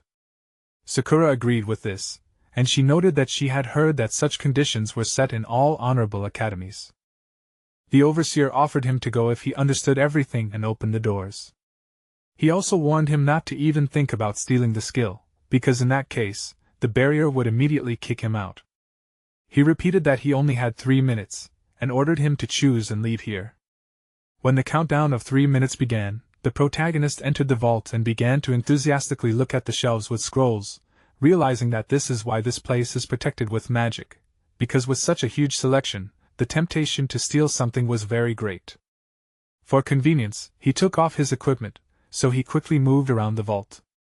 Sakura said that it was her first time entering the scroll storage room, and she had a feeling that the seal would be easy to break. Protagonist wanted to use absolute copy, but it was hard to find a really good skill here. Also, when it came to using absolute copy, he wasn't sure if Sakura would understand it correctly. The thing was that, in order to use absolute copy, you had to touch your hand to the opponent's heart, and then select one of their skills to copy. When protagonist imagined the scene, he froze in admiration, but in the end, he decided to proceed with the selection because he just had to use his power. He assumed that this was how it should be done. He needed to select a skill to deal with his opponents, and he activated the power, squeezed the scroll in his palm, and then joyfully exclaimed that everything worked out because the skill information was revealed to him. It was a shield strike that dealt a strong blow with the shield to the target, causing dizziness, and was suitable for warriors. Protagonist noted that he didn't even have a shield, so this skill wasn't suitable. Sakura suddenly said that she didn't need the skill, and asked if she could show him something. She showed him a scroll called Storm Step, which moved the user 5 steps to a chosen location to dodge enemy attacks. It was suitable for archers, and the protagonist said in disappointment that it wasn't for him. The next scroll was called Battle Cry, and it helped to let out a roar that inspired nearby allies, and it increased attack and defense, and was also suitable for warriors. Sakura exclaimed that this technique was quite popular among warriors, but the protagonist didn't want such a skill. When there were 2 minutes left, he started to get nervous and quickly looked through the skill scrolls, and the next skill in turn that he looked at definitely wouldn't suit him. Sakura offered him a counterattack skill that would reflect status effects on the opponent for a certain amount of time when striking back. It was suitable for warriors, and protagonist thought about it, thinking that such a counterattack could be useful. He decided to keep it in mind but began looking at some other scrolls. He found the frenzy throw too fancy, and he also rejected the charm, not understanding why Sakura even offered it to him. Awakening also sounded rather dubious, and he did not understand what kind of skill it was. Sakura disappointedly admitted that she felt that none of these skills were suitable for the protagonist. Soon, there was only 1 minute left, but he had not yet chosen it, but the skill could only be viewed by breaking the seal. He felt like he would have to use brute force, and he asked Sakura if she had any energy potions left. He noticed that it would come in handy and warned her to hide behind something solid as soon as possible. She asked again but did not wait for an explanation and agreed, hiding behind one of the shelves. Protagonist concentrated energy in his hand, and at that time the overseer outside the skill storage shuddered in amazement, looking at the streams of energy bursting out of the storage. He did not understand what was happening, and the protagonist decided to destroy all the seals at once. Even Sakura was stunned by his power. At that time, a notification appeared which noted that due to lack of experience, the power of the divine hammer cannot be activated, and force use will consume a huge amount of energy, so the use time is only 1 second. Protagonist still summoned the hammer, because he was sure that 1 second would be enough for him. The energy above the vault was growing stronger, and the warden asked in shock, was this really the power of a human? The protagonist meanwhile screamed in war, dropping to one knee, and Sakura noticed that it was unbelievable. She would not have believed something like this if she had not seen it with her own eyes. And in the meantime, a notification informed the protagonist that the power of the divine hammer of the king had been activated. He shouted that he would destroy all the seals at once, and slammed the hammer on the floor, causing all the energy to concentrate in one place and explode, turning into a bright flash of light. The shockwave even reached the warden standing below, and he cried out in amazement. Soon, when the effect of the hammer's power had already ended, waves of energy still spread from the protagonist, and this, affecting the scrolls, activated them. The seals on all the scrolls instantly collapsed, and this shocked Sakura. The power of the Divine King's hammer was deactivated, and protagonist, shaking from fatigue, realized that he had done it. He had 50 seconds left, and his eyes widened, noticing all the information about the scrolls. Sakura also saw this information in the air, and she mentally exclaimed that it was so much that she could hardly stand on her feet. She was sure that the protagonist's brain could not handle so much information at once, and she ran out of hiding, asking him to wait. He put his hand to his head, noticing that his head was boiling, but still he continued to read the information. He asked for the storage to give him the strongest skill that suits him the most.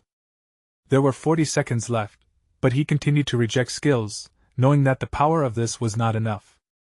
He begged for the strongest skill, and suddenly he noticed a scroll that sparkled with lightning. He concentrated on it, and by this point there were already 30 seconds left, and Sakura warned that they were running out of time.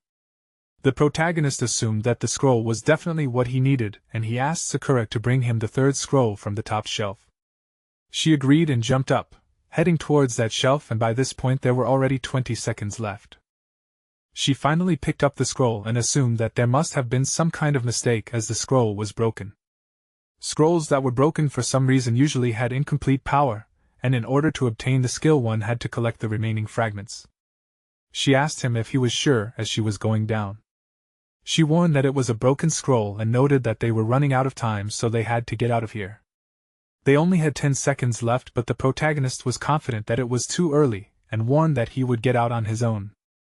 He picked up Sakura in his arms, activating absolute physical strength. He concentrated 50% of his power in his legs, and since the rest of his body was unprotected because of this, the system warned him to be careful.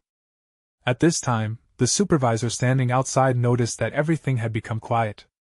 There were 5 seconds left, and the fact that nothing happened made him assume that the protagonist was unable to find the scroll. He began the countdown, but suddenly energy concentrated right near the gate, and the moment the time ran out, this energy rushed out in a vortex. And protagonist came out of the storage room, exclaiming that he finished everything perfectly. When he put Sakura down, he handed the scroll to the supervisor, and he was surprised that he brought a broken scroll. This scroll was called Thunder Chain, and it was a powerful magic skill that caused a strong electrical discharge causing damage. It was suitable for warriors and mages. Using a magic staff or weapon, the target was first attacked by a powerful lightning bolt, and then by lightning from the sky, and it was considered the most powerful force of nature, so it required exceptional ability from the user. If protagonist collected the remaining fragments, he could improve the skill. The supervisor heard that no one had tried to take the broken scroll in the past 1,000 years. This scroll was divided into 6 pieces, 3 of which were nearby, but collecting the remaining pieces without a hint was almost impossible. Moreover, the beast men who tried to master this skill in the past died from the lightning strike and their bodies exploded, and he guessed that it was because they could not control this power. The protagonist was surprised that they wanted to master it, collecting the remaining pieces for such an end. He asked, "Does this mean that no one has mastered this skill yet?"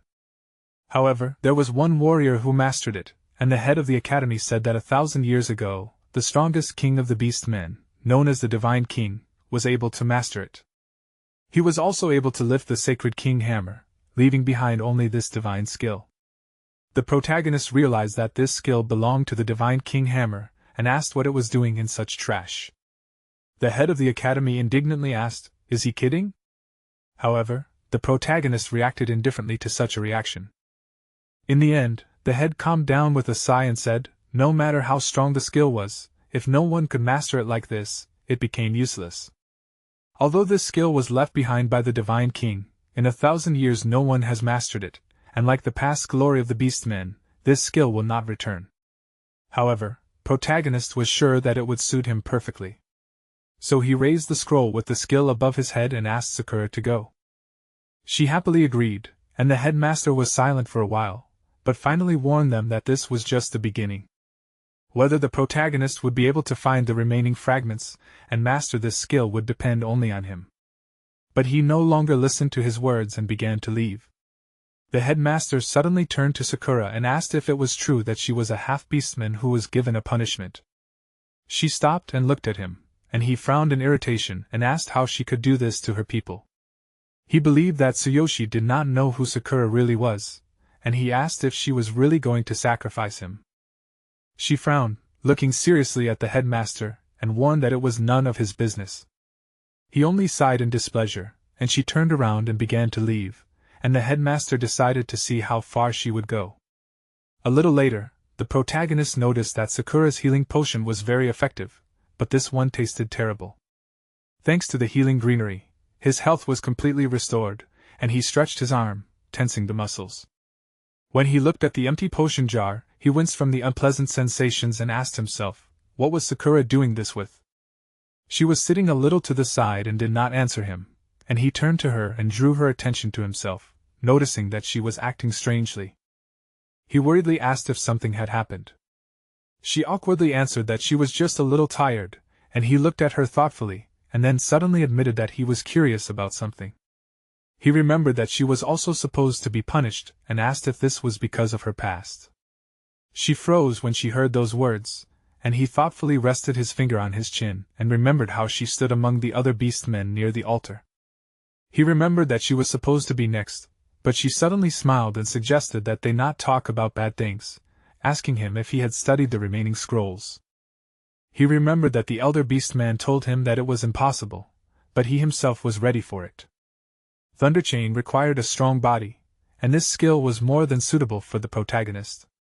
He wanted to quickly find the remaining fragments and see this skill in action, and in the meantime, Sakura stood up and suggested that he go. She thought this day was very beautiful, and she guessed that it was suitable for leveling up. Protagonist admitted that she was right, but warned that he had to do something first. The system notified him that the recovery time of the Infinity Ring had expired, so the infinite passage was open. It activated, and the protagonist smiled and thought that once he mastered this skill, he would deal with the 3 people who attacked him because he promised that he would kill them. He began to move, and at that time his level was 6. The Fox Beastman set was selected as equipment, and the weapon was a black cold light sword. Finally, the moves completed, and he mentally exclaimed that he was back. However, before attacking, he had to knock down his opponents, and he carefully looked at the 3 warriors who were attacking him from different sides. To activate his skill, a weapon was needed, but he was glad that he had the divine inventory of consciousness. He activated it, and picked up the item, and the sword appeared in his hand, and he mentally exclaimed that he was counting on his new skill. He armed himself with the black cold light sword, so he had 1 free slot out of the 2 available. The mage's eyes widened in surprise as he did not understand where the protagonist got this sword from. He assumed that he had a dimension ring, and Gaia exclaimed that he was definitely hiding something, because this sword was very valuable.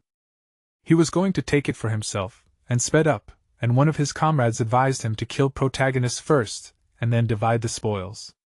The protagonist warned that they started this themselves, and frowned decisively, after which he raised his sword up, and from the fact that he activated the energy, the asphalt under his feet cracked from the force of it.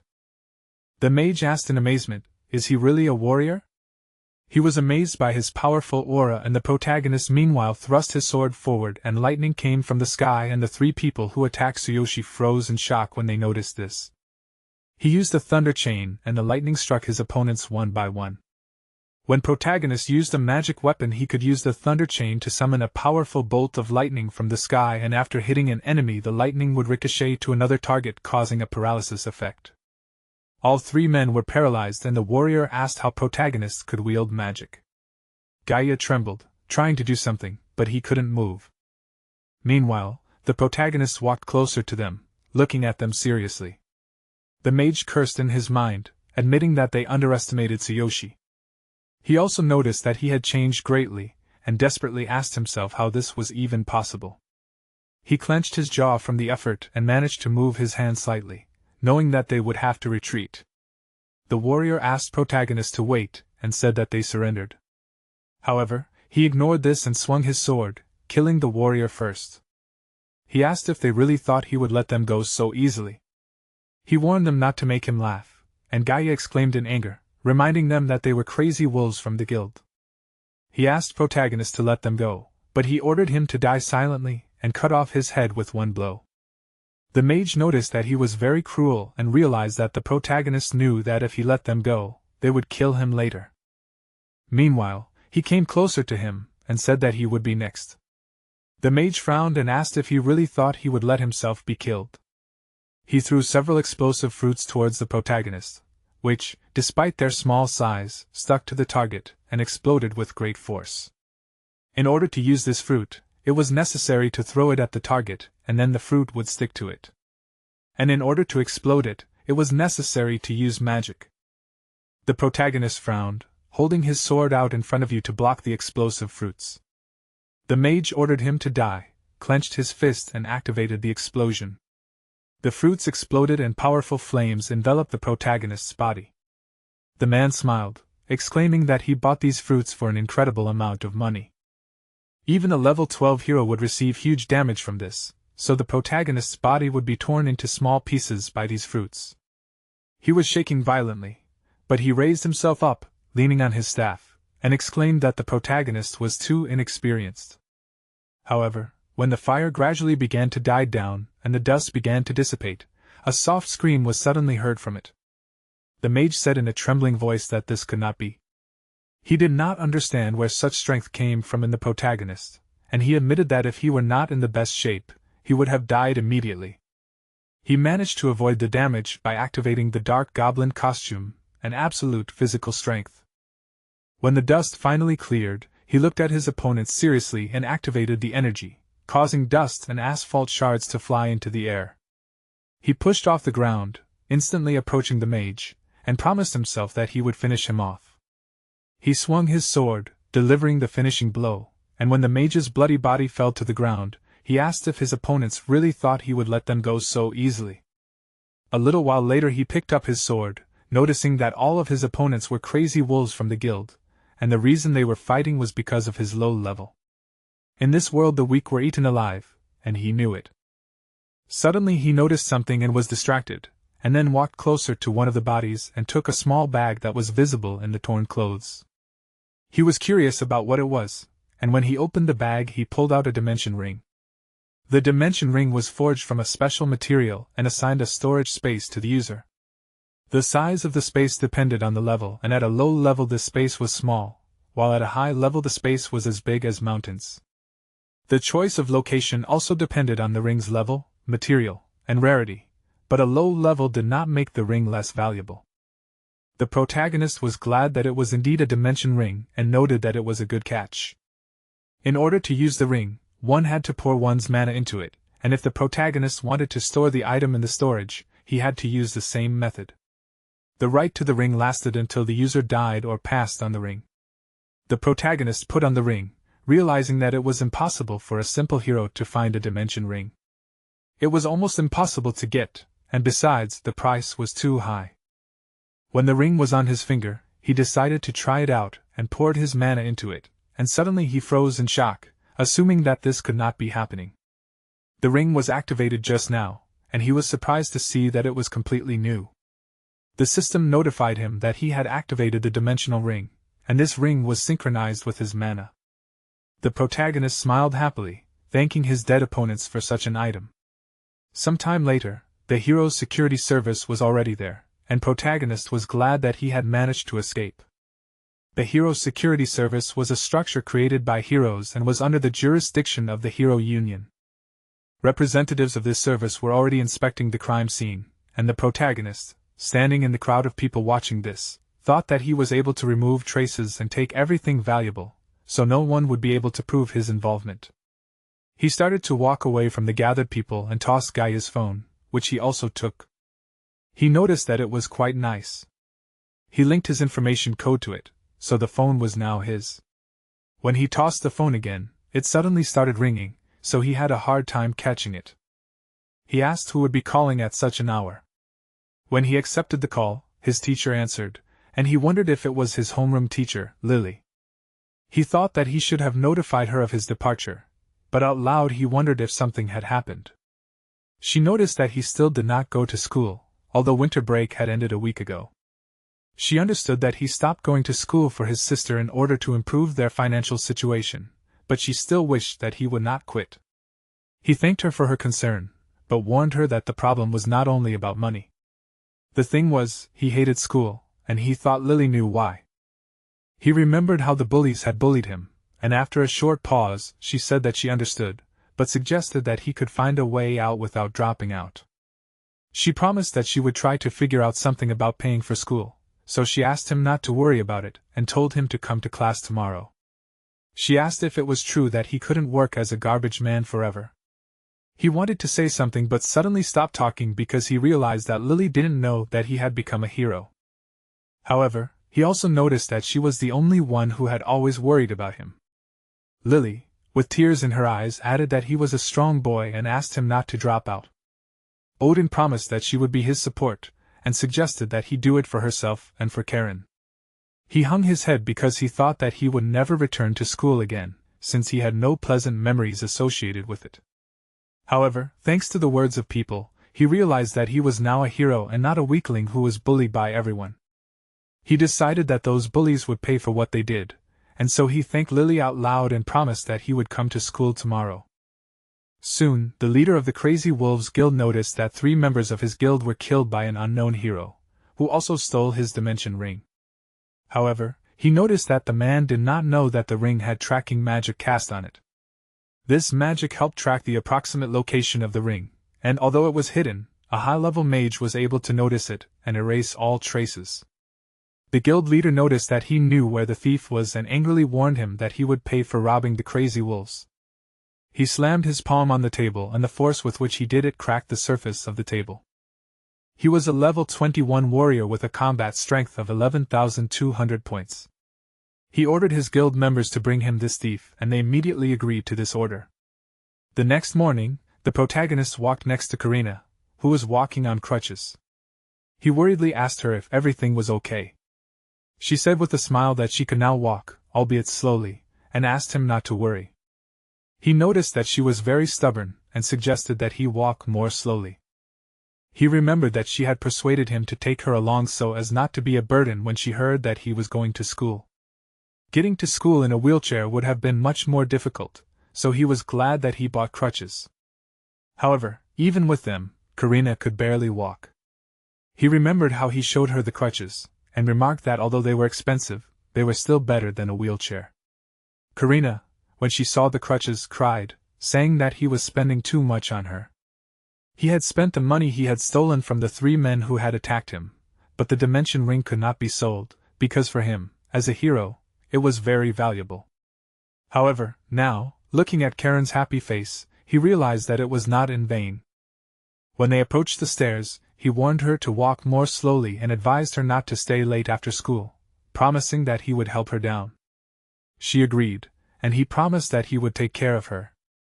At this time, Mina asked Vivian who was this girl on strange crutches. She realized that she was talking about Karen and explained that due to the attack of the darkness, she lost her parents and the ability to walk. Mina smirked and asked if it was really like that. She noticed that Karina was weak and poor and exclaimed that she felt very sorry for her, although she didn't really look like a sorry person. Vivian narrowed her eyes, remembering that Karina had been on the news and even the teachers knew everything. Mina noted that such beggars were destined to die in the slums and confidently said that the news channels were just wasting her time. She was irritated by Karina pretending to be innocent, and Vivian guessed that Mina would bully her again. She asked what would happen if the school administration suddenly found out about this. But she said that the last time she bullied Karina no one dared to even open their mouth, and it will always be like this. She noticed that she had a new toy, but she quickly moved on from that, suggesting that Vivian go since she had a date with her boyfriend. She agreed and followed her.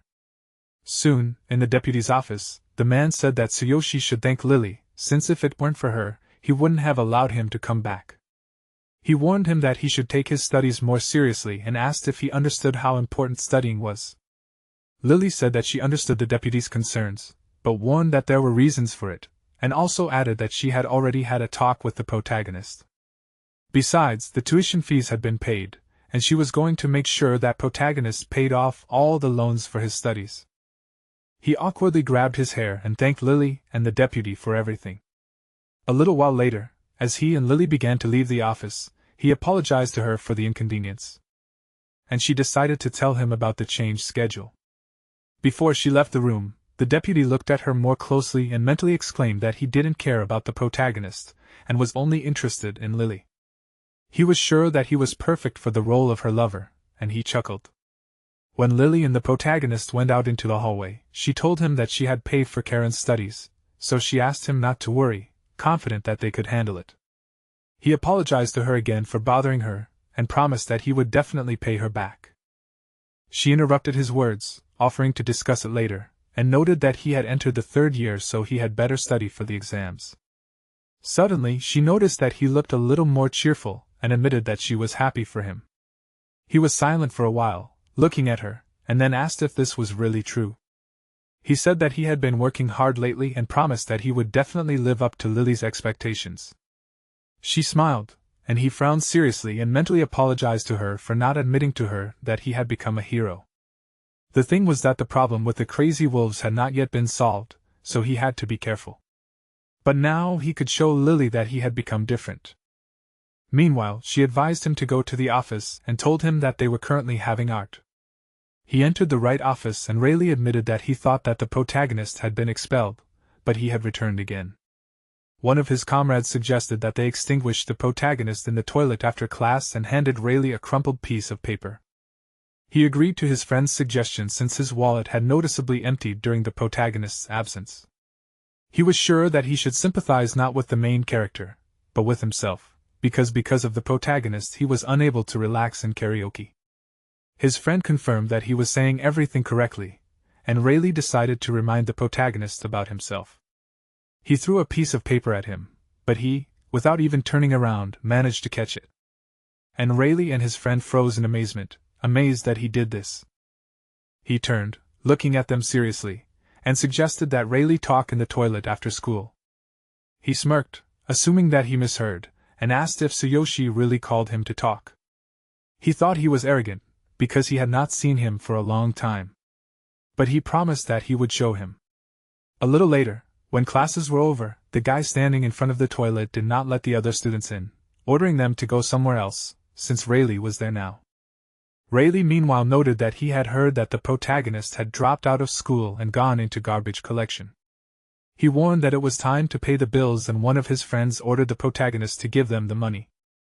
They wanted to say what would happen otherwise, but he did not wait for them to finish and asked what would happen. All 3 guys flinched in surprise and Rayleigh ordered him to stop, promising that he would beat him up. 2 guys stepped forward, warning that they were waiting for a signal, and noticed that the protagonist would soon become a corpse. But when they tried to hit him, he easily intercepted their hands and himself noticed that he had incredible strength. He was surprised that he had become strong so quickly, and also thought that he was no longer afraid. Before, he did not have the courage to defend himself, but now he was different. He activated his divine eye, looking at his opponent's information and noticed that they were no threat, as they had no class or combat power, and thus were no danger. The 2 guys whose arms he was still holding down, meanwhile, ordered him to let them go. He swung his arm, hitting them both, and sent them flying far back. Rayleigh flinched as his henchmen flew past him and stopped, hitting the wall. He didn't understand what was happening, and remembered all the many times they bullied Tsuyoshi. He didn't understand why this weakling had suddenly become a completely different person. When he looked at protagonist, he looked back at him seriously. Suddenly, another guy, who was guarding the toilet entrance, warned Rayleigh that the boss had arrived and said that they needed to run. He frowned, turning around at him and soon picked up his comrades starting to leave. Before finally leaving for the restroom, he turned towards the protagonist, glaring at him with an angry expression and clenching his jaw in frustration. He finally left, and Tsuyoshi, noticing the look he gave him, assumed that Rayleigh wasn't enough. However, he was still glad that they retreated, because if he had used his absolute form, he would have simply killed them. At this time, Karina, sitting in her office, said that she was causing Haru a lot of trouble. However, she exclaimed that everything was fine and asked Karen to call her if she needed anything. She also handed her a notebook, but before she could finish, Mina suddenly hit her and ordered her to move away, since she had something to talk to Karen. She dropped the notebook and then began to tremble, putting her hands to her head. However, despite the pain, she tried to stand up for Karen and said that she couldn't walk right now. But before she could finish her statement, Mina warned that she would hit her in the face if she said another word. This time, Haru didn't resist and stood up, and Mina stopped in front of Karen and pointed out that she hadn't been to school for a long time, and because of that, she had one less slave. She asked how she would answer for this. Karina trembled, her face was covered in sweat from excitement, and she said that she didn't have any money. Mina leaned closer to her, surprised that she was talking about money, and asked if those crutches weren't very expensive. Karina tried to convince her that those crutches were very important to her, since her brother had worked so hard to buy them for her. Vivian and Mina flinched when they heard this, and Mina suddenly smiled and asked if it was true that those crutches were important to Karen. She realized that without them, she wouldn't be able to walk, and Karina confirmed this. Mina suddenly hit her so hard that her head jerked to the side and she started crying. Mina asked, "What's wrong with that?" Everyone in the class saw it, but no one dared to interfere. Suddenly, the teacher entered the room, announced that the lesson had started, and told everyone to take their seats. Mina was angered by the teacher coming, but it was the last period, so she warned Karina not to dare leave after class since their conversation was not over yet. She hung her head as the teacher started the lesson and told the children to open their notebooks. Karina's eyes widened in horror, and she realized that she had to run as soon as the lesson was over. She couldn't wait for Tsuyoshi, so she decided that she had to make sure that he didn't meet Mina and the others in the backyard. Sometime later, in Tsuyoshi's classroom, Lily, who was teaching the lesson, announced that that was it. She warned the students to be careful on their way home, and they stood up, thanking her for the lesson. Before she dismissed everyone, Lily asked Protagonist to come to her for a minute. As the students started to leave the classroom, he came closer to her and asked what was wrong. She smiled and asked if he had gotten used to school since he was gone. She asked if there was anything she could do to help him today. However, he replied that he was fine, smiled and thanked her for her concern. She understood that he was fine and admitted that she was glad to hear it. She also said that in order to prevent the situation from happening again, he should make sure to tell her when someone started to bully him. He repeated that he was fine and thanked her again. He looked at her resolutely, and she realized that she had bothered him for nothing. She was glad that he had already settled down, and repeated that he should make sure to tell her if anything happened. After that, she told him to go home, and he waved his hand and said goodbye to her. Even before he managed to leave the office, someone suddenly called out to him. He turned around and noticed one of Rayleigh's henchmen, who said that he wanted to apologize for what happened in the toilet. He suggested that they go somewhere to talk. Protagonist asked where he wanted to go. The guy showed him where they were going and exclaimed that he wanted to apologize somewhere else. He led him further down the hallway and suddenly smirked. And the moment he turned the corner, Rayleigh jumped out from behind him, clutching a club in his hands. He swung his arm to hit the protagonist, and the guy advised him not to overdo it. However, when he turned around, he noticed with horror that the bat Rayleigh hit protagonist with had cracked into many pieces. This was due to the fact that he concentrated 30% of his absolute physical strength in his hands. Rayleigh clenched his jaw and his eyes widened in amazement. They were sure that this simply couldn't be happening, and the guy asked if the protagonist had stopped this bat. He said that he knew they were up to something, but admitted that he didn't even think they were that slow. He balled his hand into a fist and swung his leg, kicking the guy closest to him. He screamed as he flew away, and another guy tried to attack the protagonist and ordered him to get going, but he easily dodged the attack and then kicked himself. Another of his opponents flew away and shook in pain, and the protagonist noted that they had not learned their lesson and called them losers. Rayleigh picked up another bat and cursed, trying to attack him. And he warned that if they weren't in school, he would have killed them. He looked at Rayleigh seriously, and he suddenly froze, shaking. He clenched his jaw, wondering in surprise, was he really unable to move? He assumed that he was afraid of Tsuyoshi, who in the meantime advised him to go to sleep and hit him, causing him to fly back and fall. Protagonist meanwhile said that it was time for him to go get his sister, and warned that the hero's laws saved Rayleigh. He added seriously that a hero should not kill civilians. Around the same time, in the hallway leading to the backyard, Karina, breathing heavily from the effort, tried to move as quickly as possible. She was shaking with fear, but mentally exclaimed that she needed to escape from Mina through the back gate. She was going to sneak up to the main entrance through the back door. When she approached the stairs, she froze, as she was still afraid to go down the stairs.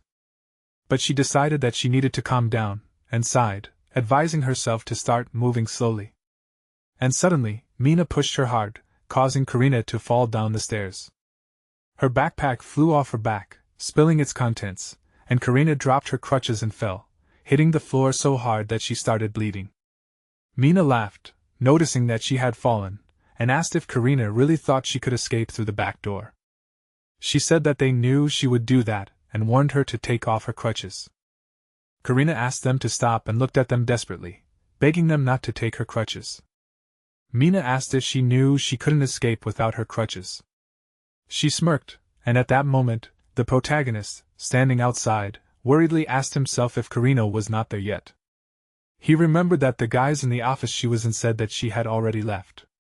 Suddenly, someone caught his attention and he turned around, noticing Haru coming closer, who asked if it was true that he was Karen's brother. He confirmed that it was indeed the case and asked if she knew where Karen was. He noticed that they had agreed to go home together, and she assumed that Karen had left through the back door and suggested that the protagonist look for her there. The protagonist returned to the school and began walking down the hallway towards the back door. He was surprised that Karen had gone through the back door, and wondered why she had done that.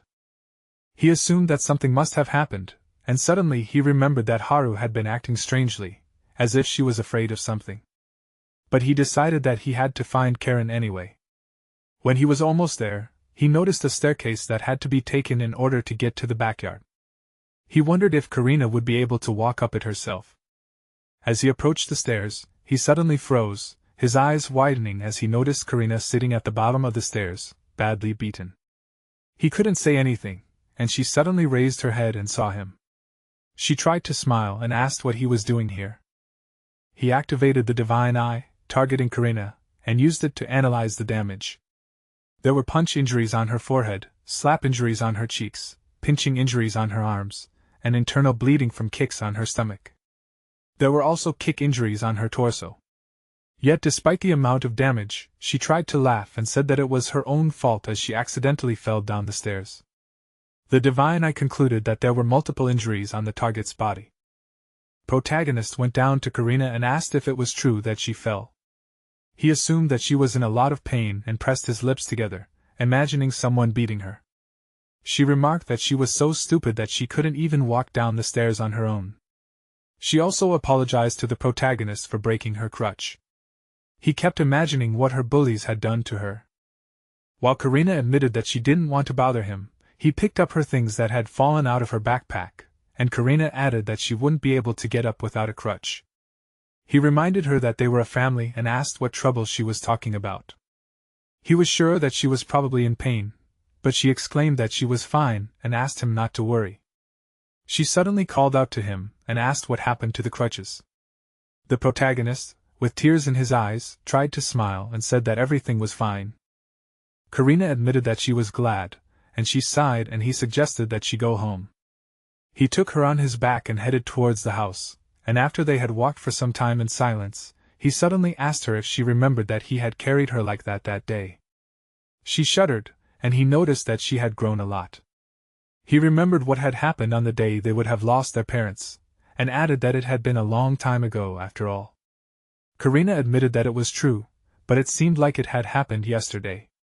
From that day on, they were always together, and the protagonist said that she was his only family, so from that day on he decided that he had to become stronger in order to protect her.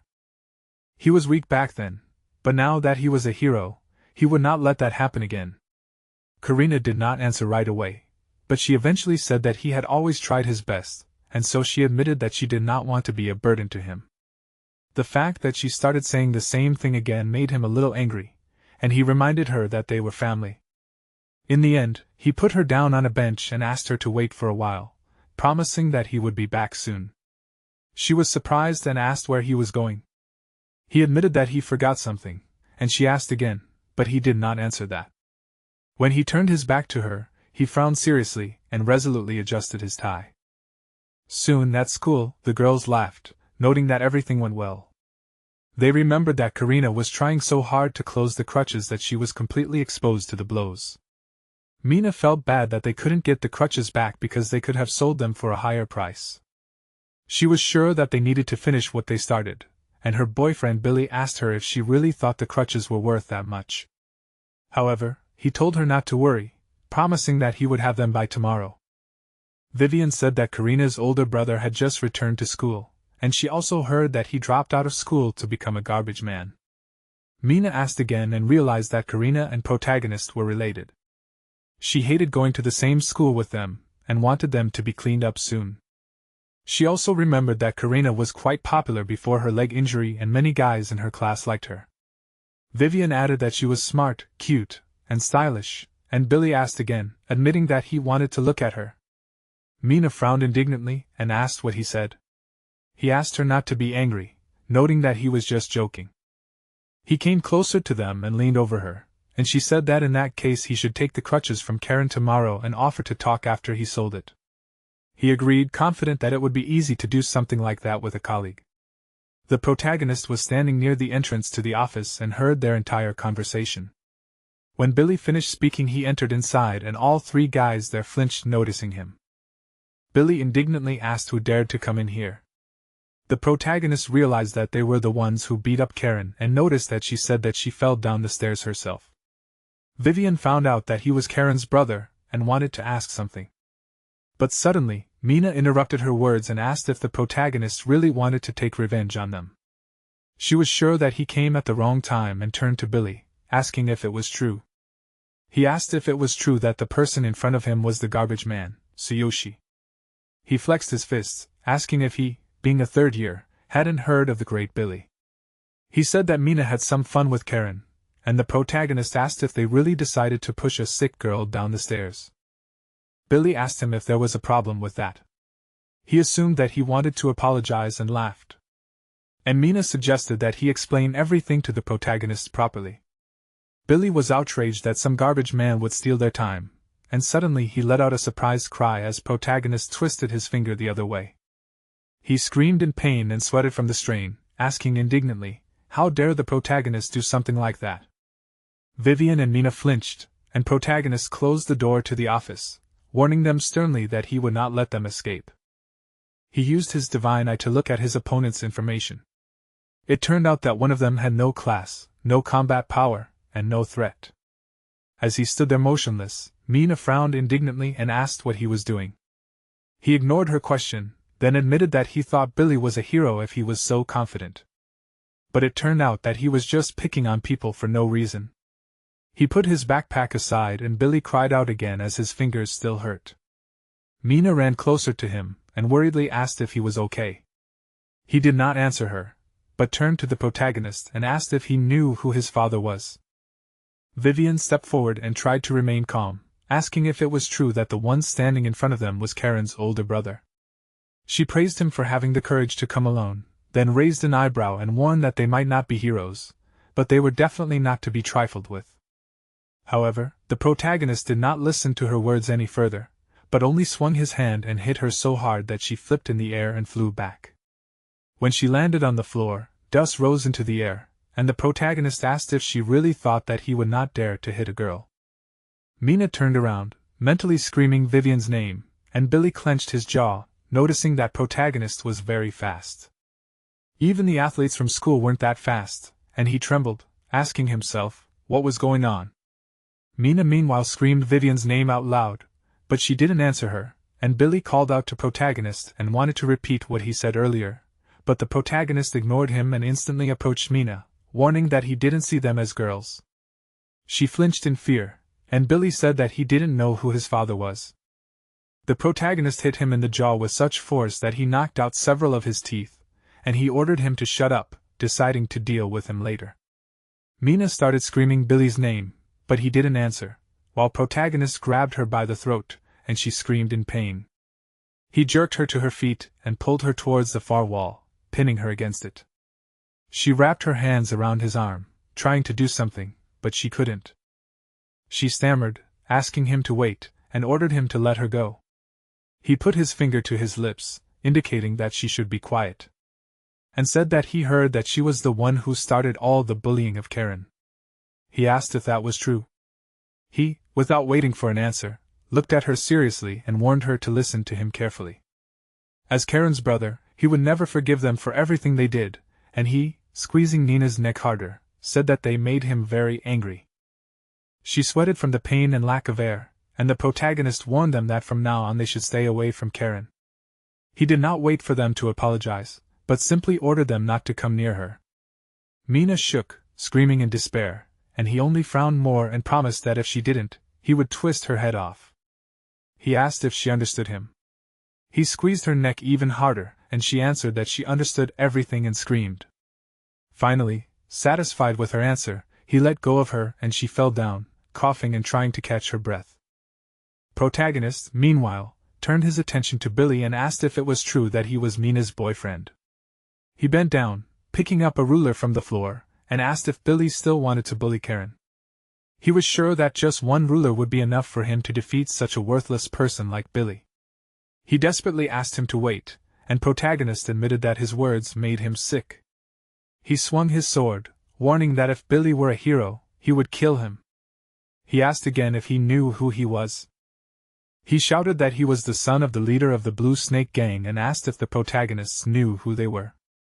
He announced that his father was a level 10 hero and the protagonist's hand trembled slightly, and he asked if Billy was talking about the Blue Snake Gang. He noticed that they were the loan sharks who lent him money for Karen's treatment.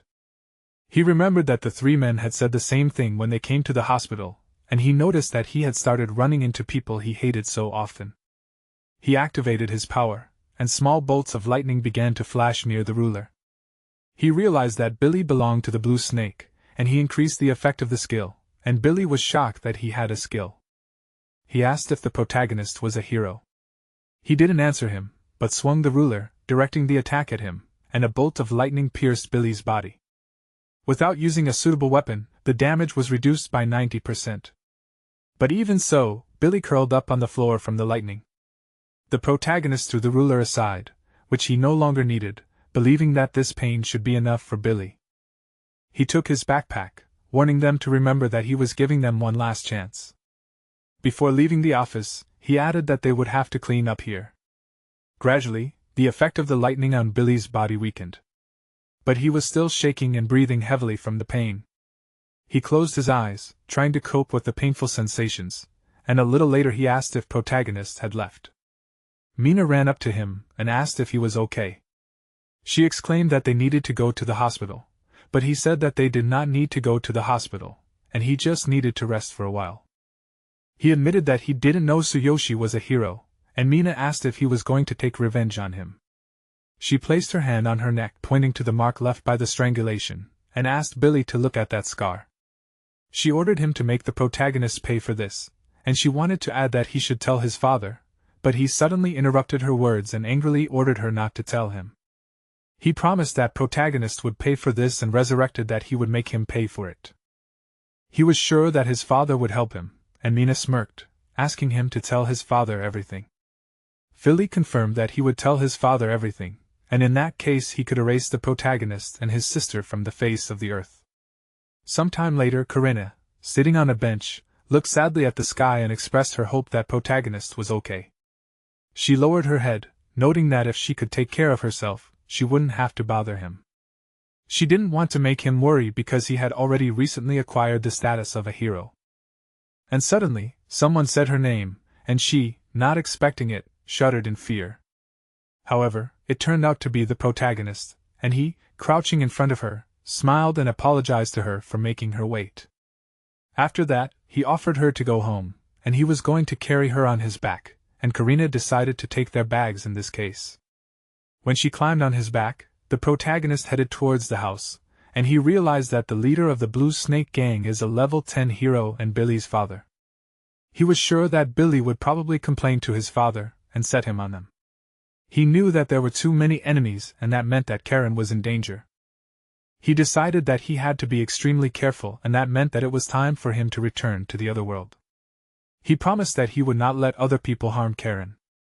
Sometime later, he found himself in the other world and he arrived to the north with Sakura.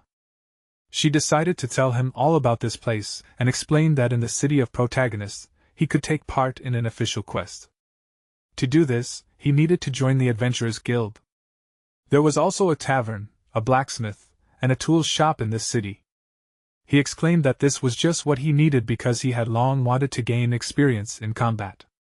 It sounded like a fun game to him, so he smiled enthusiastically and suggested that Karen go because he couldn't wait. Together, they headed closer to the Beast Man's city in the north. When they arrived in the city, the protagonist froze in surprise, and the fact that there were several tribes of beastmen seemed incredible to him. He carefully looked at the city dwellers passing by, and Sakura told him that the rarest species had gathered in this place, each with their own peculiarity. The protagonist looked around in delight, and suddenly he noticed people in one part of the square. He asked if these were adventurers? Sakura asked if these people looked like creatures from his world. She told him that many different tribes lived in the big city, and there was a rule that fighting outside the arena should be avoided. After all, many tribes lived in the city of beastmen, but proud elves and noble beastmen were quite rare here. The protagonist found this very interesting because he saw his comrades here for the first time. He could already feel their connection, so he moved closer to the adventurers, and Sakura flinched when she noticed it. She tried to stop him, as he shouldn't approach strangers so suddenly. But he was already near the people and greeted them. They immediately took out their weapons, looked at him warily, and asked who he was. They warned him not to come closer, and he froze, holding his hair with his hand. He awkwardly asked if there was some rule regarding greetings. Sakura moved closer to him, stepping forward a little, and warned him seriously that there was a misunderstanding. The adventurers flinched, recognizing her, and asked what was going on. They still backed away, not wanting to get into a fight, and when protagonist and Sakura moved a little away, she warned him that he shouldn't talk to the adventurers in the city. The thing was that most adventurers, especially here, were wary of others. He understood everything, but was surprised that there were so many rules in this world. He suddenly noticed that everyone was whispering about them, and he asked why that was. Sakura lowered her head and after a short silence, apologized to the protagonist, certain that it was because she was half beastman. Beastman hated hybrids, so she suggested that the protagonist join the Adventurers Guild quickly. He put his hand to his head, wishing that all these creatures around him would leave them alone. However, discrimination was everywhere, so he suggested that Sakura not worry about it. He extended his hand to her, calling her to the guild, and smiled kindly. She took his hand, agreeing, and they walked to the right place. Finally, they reached the building they needed, and the protagonist noticed that there was a sign board, just like in the games or anime.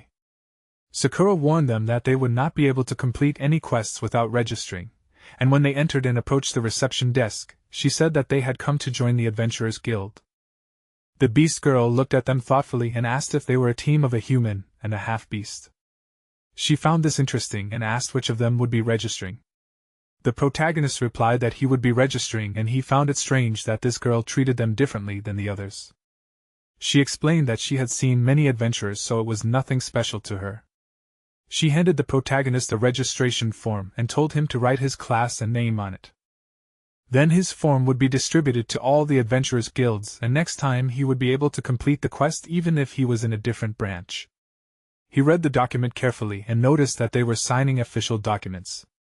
Sakura put her hand on his shoulder, covered his eyes, and warned him that it was not the document that was important, but the registration, because otherwise he would not be able to get the adventurer's badge. He asked again in surprise, and the girl explained that this badge served as their identification item. The lowest rank was given an iron badge, and the higher the rank, the higher the rewards received. They had to do everything in order to earn more experience. She explained that the badge rank in ascending order starts with iron, then bronze, silver, and gold badges. However, among all the guilds there were only a few adventurers with gold badges, and they usually took tasks only from rich people. The protagonist, having received his badge, admitted that the low-ranked badge was not so attractive. However, upon receiving the badge, his level was automatically increased, and the girl explained that this could also be used to hide the level. The protagonist flinched in amazement, and exclaimed that it was incredible. He was curious about how it worked, and Sakura explained that it was linked to his badge, so the level could be hidden with full thought power. But he had to keep that in mind. He repeated her words about the power of thought, and asked if it was necessary to do it like that. He closed his eyes, concentrating, and hit his level, mentally noting that it was easy to do thanks to the divine selection system. The girl at the front desk flinched in amazement, as it was usually impossible for newbies to do this on their first try, as it was beyond their capabilities. Suddenly several beastmen entered the guild, and one of them pushed the protagonist aside, calling him names and ordering him to get out of the way. He and his comrade threw the monster's body on the table in front of the girl, exclaiming that they came to report the completion of the quest. One of the beastmen crossed his arms and asked, "Is there any other quest?" They were willing to accept any terms, and one of them offered the girl a drink somewhere if there were no quests. He promised that he would treat her, but she said that she was busy. Eventually, she took out a scroll with the quest details and said that there was one urgent quest for which the reward was high. However, the quest itself was also difficult, and the customer was looking for adventurers of level 15 and above. She smiled and asked if these men could handle such a quest. They shuddered, becoming noticeably less interested in receiving the quest, and one of them asked if there was anything for level 10. The other beastman still asked, what kind of quest was it? The girl said that the predatory minions of darkness were causing trouble for the farmers, and she also added that a team of 3 seekers had taken on this quest, but they were all seriously injured, and one had gone missing.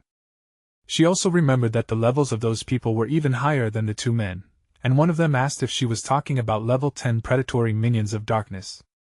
He asked if there were really that many of those monsters there.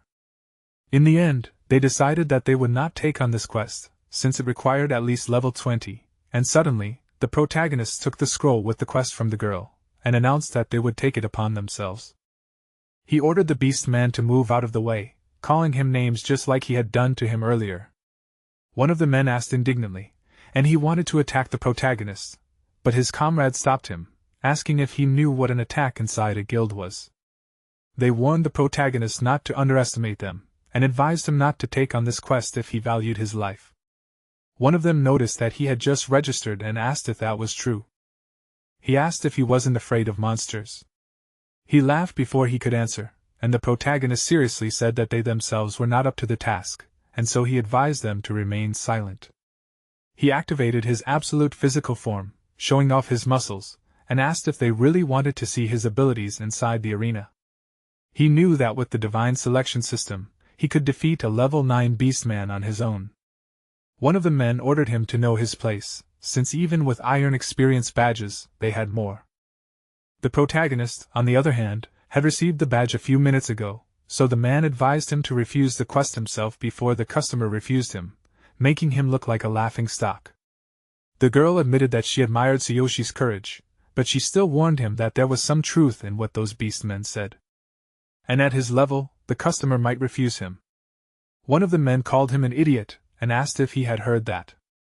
He exclaimed that the quest to catch a runaway dog would have suited the protagonist much better and laughed. However, Sakura said that they would do it, and everyone in the guild shuddered in amazement. Another beastman noticed that the protagonist's girlfriend was a half-breed, and he asked how they could prove such a loud statement. Sakura took out her gold badge and asked if that would be enough. Both beastmen looked at her in amazement, and asked if she really had a gold badge. Even protagonist was surprised that she had this, and his mouth dropped open in shock as he looked closely at the badge. The girl at the front desk noted that they should have been told about this earlier, and in the end she gave them the task as she was sure that the customer would be happy too. The protagonist noticed that after her words both men immediately ran, but Sakura did not pay attention and said with a smile that this task would help the protagonist level up. He confirmed that this was indeed the case and offered to do it. He grabbed his hair with his hand and the girl asked herself, was it really possible that a seeker with a gold badge called the protagonist a master? She was curious about who he was, but she did not ask about it, and only thought that they were quite an interesting team. Soon, protagonist and Sakura were already on their way to complete the task. They were approaching a farm where the predatory minions were operating, and when Sakura looked at the map to confirm their location, Tsuyoshi suddenly said that he didn't even know she had a gold badge.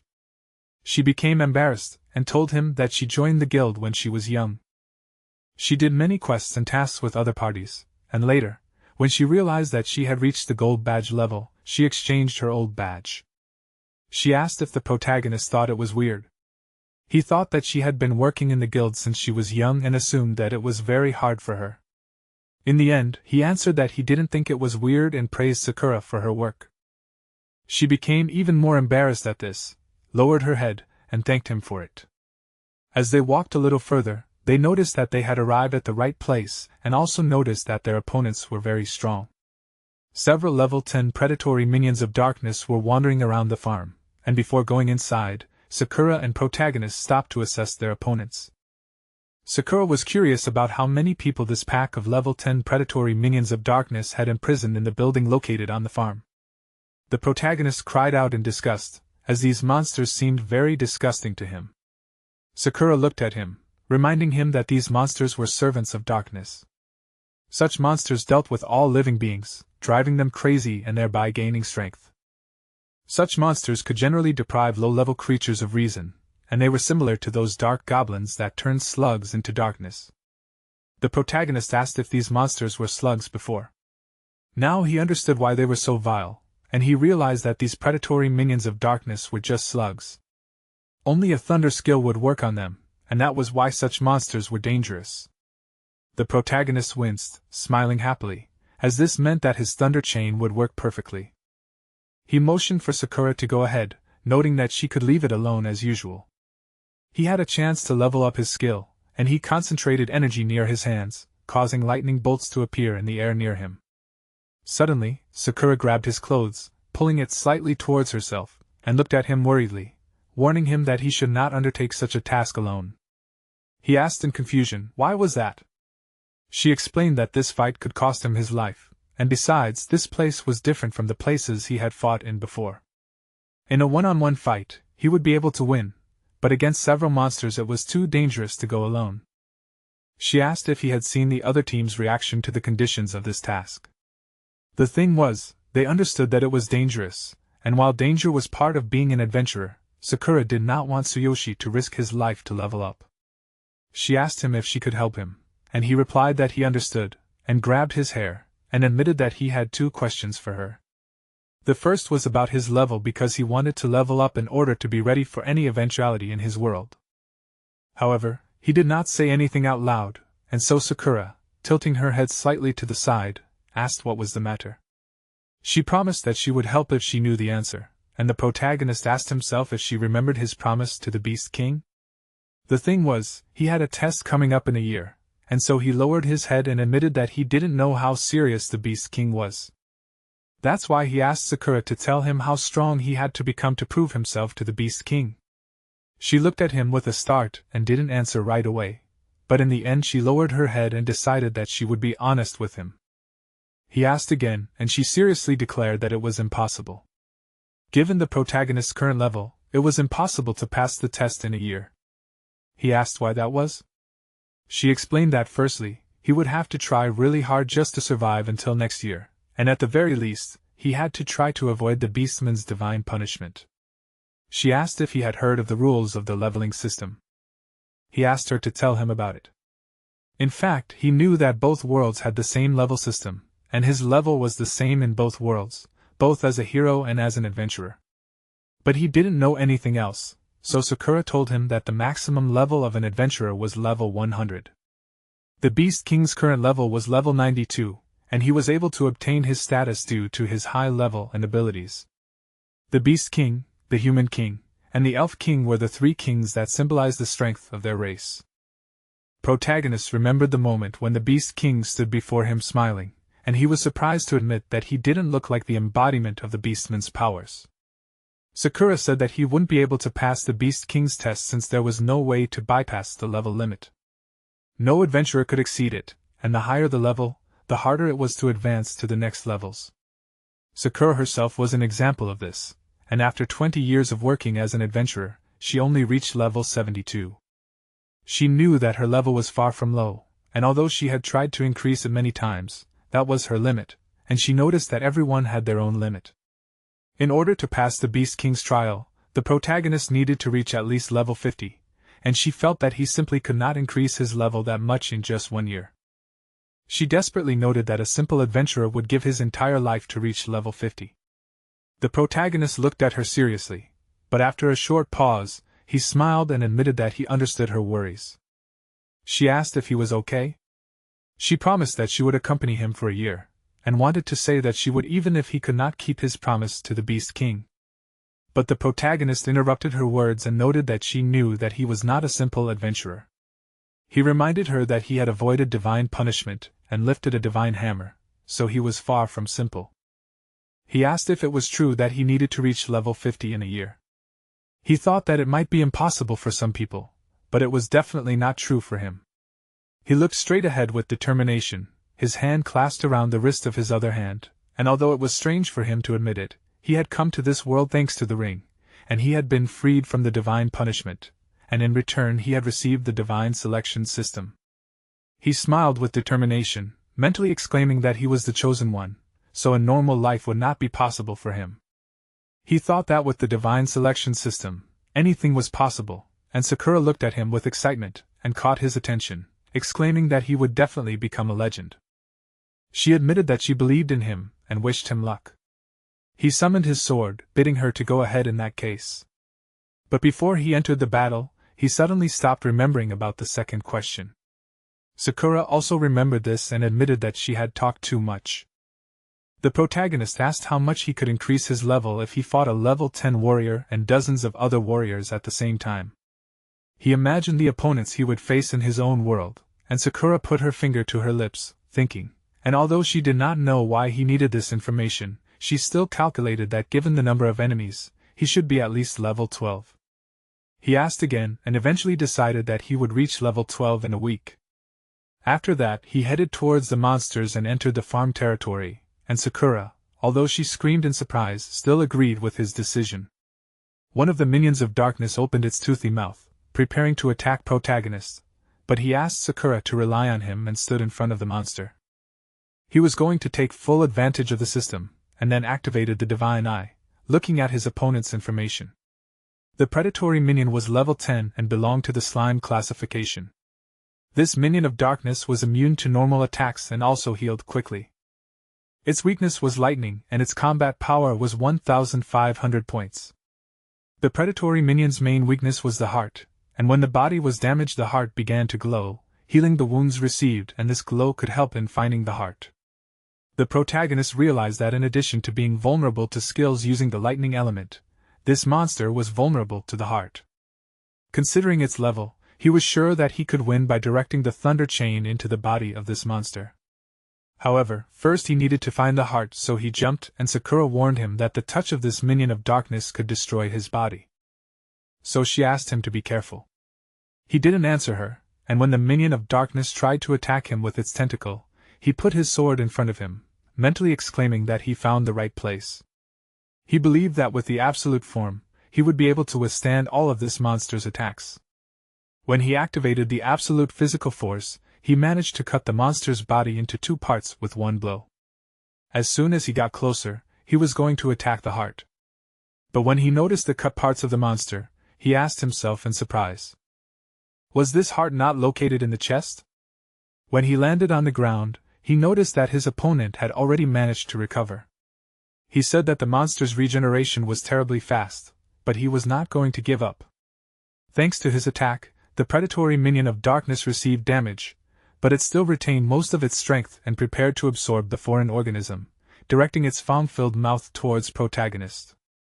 Very soon, the minion of darkness lowered its mouth to the ground and the protagonist disappeared from sight. However, very soon he raised the monster's mouth as he managed to defend himself with his sword in time. He asked if this minion of darkness really wanted to eat him. He laughed, warning that the monster had attacked the wrong person. He activated his absolute physical form, increasing the strength of his arms, and smiled, exclaiming that this monster was like a moth blindly flying to a flame. Although his hands were shaking slightly, he continued to hold the monster's body, and in the end, he asked that it allow him to tear apart its mouth. He put his sword aside, tearing the monster in 2, and Sakura's mouth even fell open in shock. She mentally exclaimed that the protagonist's strength was enormous. She supposed that he could really be right, because he was able to make the impossible possible. At this time, the monster, whose body was almost completely torn into two parts, gradually began to recover, screaming. Its heart began to shine, and the protagonist, raising his sword, exclaimed that he finally found this heart, and he realized that it was under the tongue of the minion of darkness. He advised the monster to taste thunder, concentrated lightning near the blade of the sword, and jumped, aiming at the heart of the minion of darkness. When he stabbed the sword into it, he used the thunder chain so that the monster's health points sharply decreased, and the heart of this one dissolved. When the protagonist landed on the ground, he sighed, and she eventually noticed that this task was quite simple. Thanks to the battle with this monster, his experience reached 300 points out of 15,000 points. 30 minutes later, when the protagonist broke another heart of the minion of darkness, he noticed that almost all of the predatory minions of darkness had already been destroyed.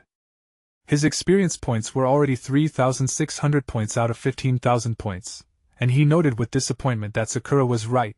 The higher his level, the more experience points he needed to earn, so all the points he got from defeating weak enemies became less significant. In addition, the reward he received was noticeably lower than the reward he got from normal monsters. He felt like he wouldn't be able to level up just with this quest. So he decided to find another way to level up. Although he could do it faster here than in his world, he was still far from reaching his goal. He decided that he should reach level 12 in less than a week and level 20 in less than a year. He clenched his hand into a fist, mentally exclaiming that he would have to give it his all for this. After thinking about it, he returned to Sakura and smiled, asking if she had any ointment for burns. She took out the thunder oil, which was made by mixing the oil of the tree and the thunder flower, and it could be used to give weapons the properties of thunder. In addition, it was a magical item used by mages and shamans. Sakura exclaimed that the protagonist had done a great job, but she warned that she only had 4 potions left. She handed him a rag to wipe off the excess sweat and told him that she had bought this potion for both of them, so he could use it as much as he wanted. He wiped his hair with a towel and cried out in surprise, asking if she had bought the thunder oil in advance. He asked if it was expensive. He suggested that they stock up on oils next time, since he liked the last oil. Sakura suddenly hesitated, asking if it was true that he had no money at all. She closed her eyes, asking for his permission to clarify their financial situation. The thing was that such an item was expensive, so she spent all the money on it, and she apologized to the protagonist, but he told her that she didn't have to do that.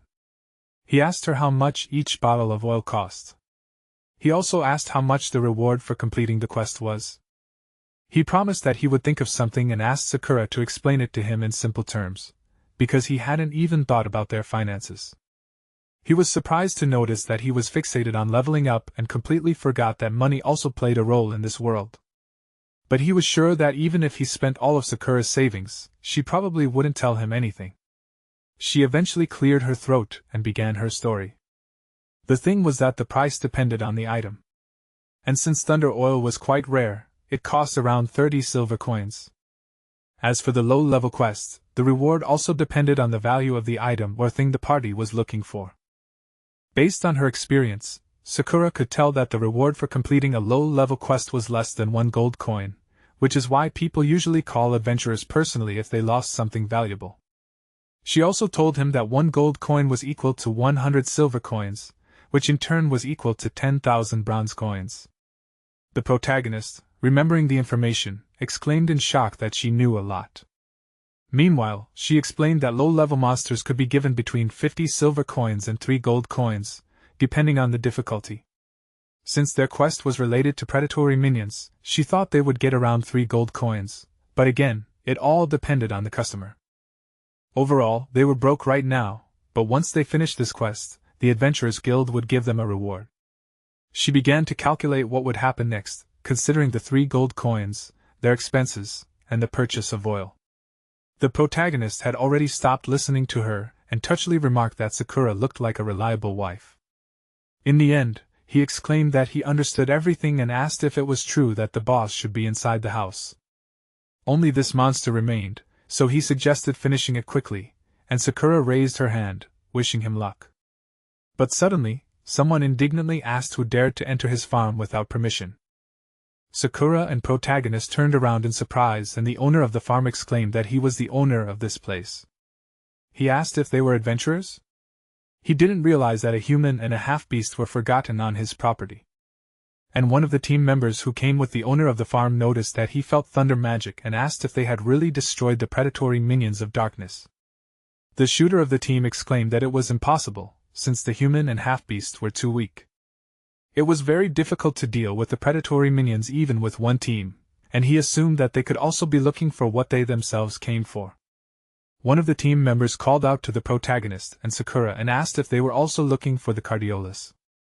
He exclaimed that they had already taken on this task, so the item would belong to them. Another team member noticed that the rumors about the Cardiolus spread quickly, and the protagonist asked confusedly, "What is this?" He realized that the owner in front of them was the customer, and noticed that there was some kind of misunderstanding. He said that they took this quest from the guild, and suddenly Sakura asked everyone to wait and asked if the Cardiolus dropped from defeating the boss. The protagonist still didn't understand what they were talking about, and the owner of the farm confirmed it, and said that he sent a request to the guild but didn't even think that they would arrive so quickly. He asked, "Does this mean that they haven't heard of the Cardiolus?" He put his hand on his head, and one of the team members asked them to leave it to them if they haven't heard of the Cardiolus, because they weren't going to let them take it. Protagonist took out his sword, although he still didn't understand anything, and asked Sakura, "What kind of Cardiolus is this?" She also prepared to take out her weapon and exclaimed decisively that they must complete this task, because this item was very valuable. Cardiolus was a rare item that dropped from defeating a boss, and after processing, it could be used to communicate with the dark zones. The drop rate and leveling up in the dark zones was 10 times greater than in the side zones, and an adventurer who wanted to level up would never miss such a chance. An unprocessed Cardiolus would cost 100 gold coins at the auction, and after processing it would cost at least 150 coins. The protagonist frowned in surprise and asked, "Is it really that expensive?" He decided that they must get it at any cost because he had to achieve his goal. He imbued the blade of his sword with energy, and the archer pulled the bowstring of his weapon aiming at him. But the farm owner ordered them to stop and not fight. He asked them to calm down so they could resolve the misunderstanding. One team came from the guild and another team came from him, so he asked them to show their abilities. Only the boss was left, so he decided that whoever defeated it would get the reward. Sakura asked him to let them go first and frowned decisively, because she decided that she had to get this item at any cost for the sake of the protagonist. The warrior of the other team asked why they should go first. He warned that each team only had one chance and decided that they would go first because they came here at the request of the customer himself. He placed his hand on the farmer's shoulder, and he admitted that he was right because he himself called them here. That is why he allowed them to go first. And they decided to show their power to the protagonist and Sakura. They were all level 12, and the archer laughed, noting that although the boss was strong, the reward was great, and since they had one chance, they needed to give it their all. Sakura said that their team was well chosen, since they had a mage, a marksman, a warrior, and a tank. They would definitely defeat the boss if they worked together, and she suggested that they were playing around. Protagonist understood everything, and eventually he asked everyone to wait and exclaimed that he had a proposal. He asked that they let him enter first, and he announced that he was a level 6 adventurer, and if he lost, their team would not interfere with the opponents. However, if he won, the reward would be theirs, and he asked if they agreed. The fact that he was a level 6 made the other team freeze in shock. In the end, they laughed, and the warrior advised him not to get cocky, as he needed to be at least level 18 to defeat the boss. They assumed that some item had clouded his mind as he was going to face the boss alone on level 6. In the end, they exclaimed that they had no objections, and protagonist then decided to head forward. He smiled resolutely, and suddenly, Sakura stopped him and asked him excitedly if he was sure. She said that this boss was level 12, who, moreover, was possessed by darkness. Even with thunder oil, it would be difficult to defeat it, and she asked protagonist to let her help him. But he winked at her and asked her to trust him. She calmed down and smiled, saying that she believed in him. The archer exclaimed that she could believe in anyone, and hurried the protagonist to go. His comrade admitted that he couldn't wait for Tsuyoshi to die mercilessly at the hands of the boss, and laughed. He, holding his hair, smiled good-naturedly and asked if they were talking about a merciless death. He chuckled, agreeing with this outcome, and suddenly frowned decisively, offering to look at who would mercilessly kill whom. He hit his level, heading towards the house where the boss was hiding. The team's mage froze in amazement, stopped laughing and asked if he imagined it, and the atmosphere suddenly changed. When protagonist went inside, he asked if this was really the strong enemy Sakura was talking about. He was only interested in the item called Cardiolus, and before attacking, he looked at the boss of the predatory minion of darkness, level 14, who was standing in front of him. The members of the other team, who looked into the building, froze in shock since the boss was even level 14. They assumed that this was too much, and since this monster was storing a Cardiolus, and judging by this one's appearance, protagonist would need to be at least level 23 to win. Sakura froze in excitement, and the archer advised her to prepare to carry out the protagonist's corpse, since he was sure that he would not last even a second. He noted with displeasure that protagonist had completely lost his mind because of the Cardiolus, but Sakura looked at them seriously and ordered them to shut up. They flinched but obeyed, and the protagonist, meanwhile, noted that this boss should have the same weakness as simple minions of darkness. However, he knew that this monster was several times stronger than those monsters, so this method would not work. The minion of darkness turned its attention to him, and opened its toothy mouth, and the protagonist admitted that he would not like to take advantage of this if possible. He put away the black sword of cold light, noticing that the longer the fight lasted, the more advantageous it was for the monster. Now he understood what those beastmen meant, and exclaimed that 1 second would be enough for him to kill the boss. He took out the Divine King hammer from the divine inventory of consciousness, and lightning began to shine next to his palm, gradually forming into the shape of a hammer. Due to the low level, the potential of the Divine King hammer could not be fully revealed, and forcibly using it would result in the consumption of a huge amount of energy, so the available duration of use was only 1 second. The protagonist noticed that the predatory minions of darkness were weak against lightning, but he first decided to increase the strength of his arms with the absolute physical form. In addition, he was going to strengthen the effect of the Thunder Chain and Sky Shaker skills by activating it at the last moment. This way, he would be able to win, and he knew that if he could not win in one hit, he would be in danger because after using this, he would become very weak. However, he was confident that he would do it, and obtain the item no matter what. When the hammer was finally formed in his hand, he forcefully kicked off the ground, flying high into the air and strained the muscles of his arms, swinging the hammer. As he prepared to strike, he activated the Thunder Chain and more lightning bolts concentrated near the hammer. The monster opened its mouth, preparing to attack him in return, and the protagonist, descending closer to it, struck the monster with the hammer, and from the concentration of energy, lightning bolts burst out even beyond the building. The team against Tsuyoshi did not understand what was happening. And the next moment, suddenly, there was so much lightning that the building where the boss was located exploded. Sakura flinched and asked herself, did protagonist use that power again? However, she knew that after this, he would be too weak, so she called out to him. As the energy gradually dissipated and all the fragments fell down, Sakura ran to the rubble to find protagonist. The members of the other team did not understand what was happening and assumed that it was a bomb. The owner of the farm, shocked, asked what he should do with his farm now. Sakura, running to the rubble, began to call out to the protagonist and asked where he was. Because the explosion was powerful, she asked if it was true that the boss had definitely been defeated. Suddenly, the protagonist raised his hand, showing himself from under the rubble, and called out to Sakura. He showed her the stone he was holding in his palm, and tiredly asked if it was true that she was talking about this Cardiolus.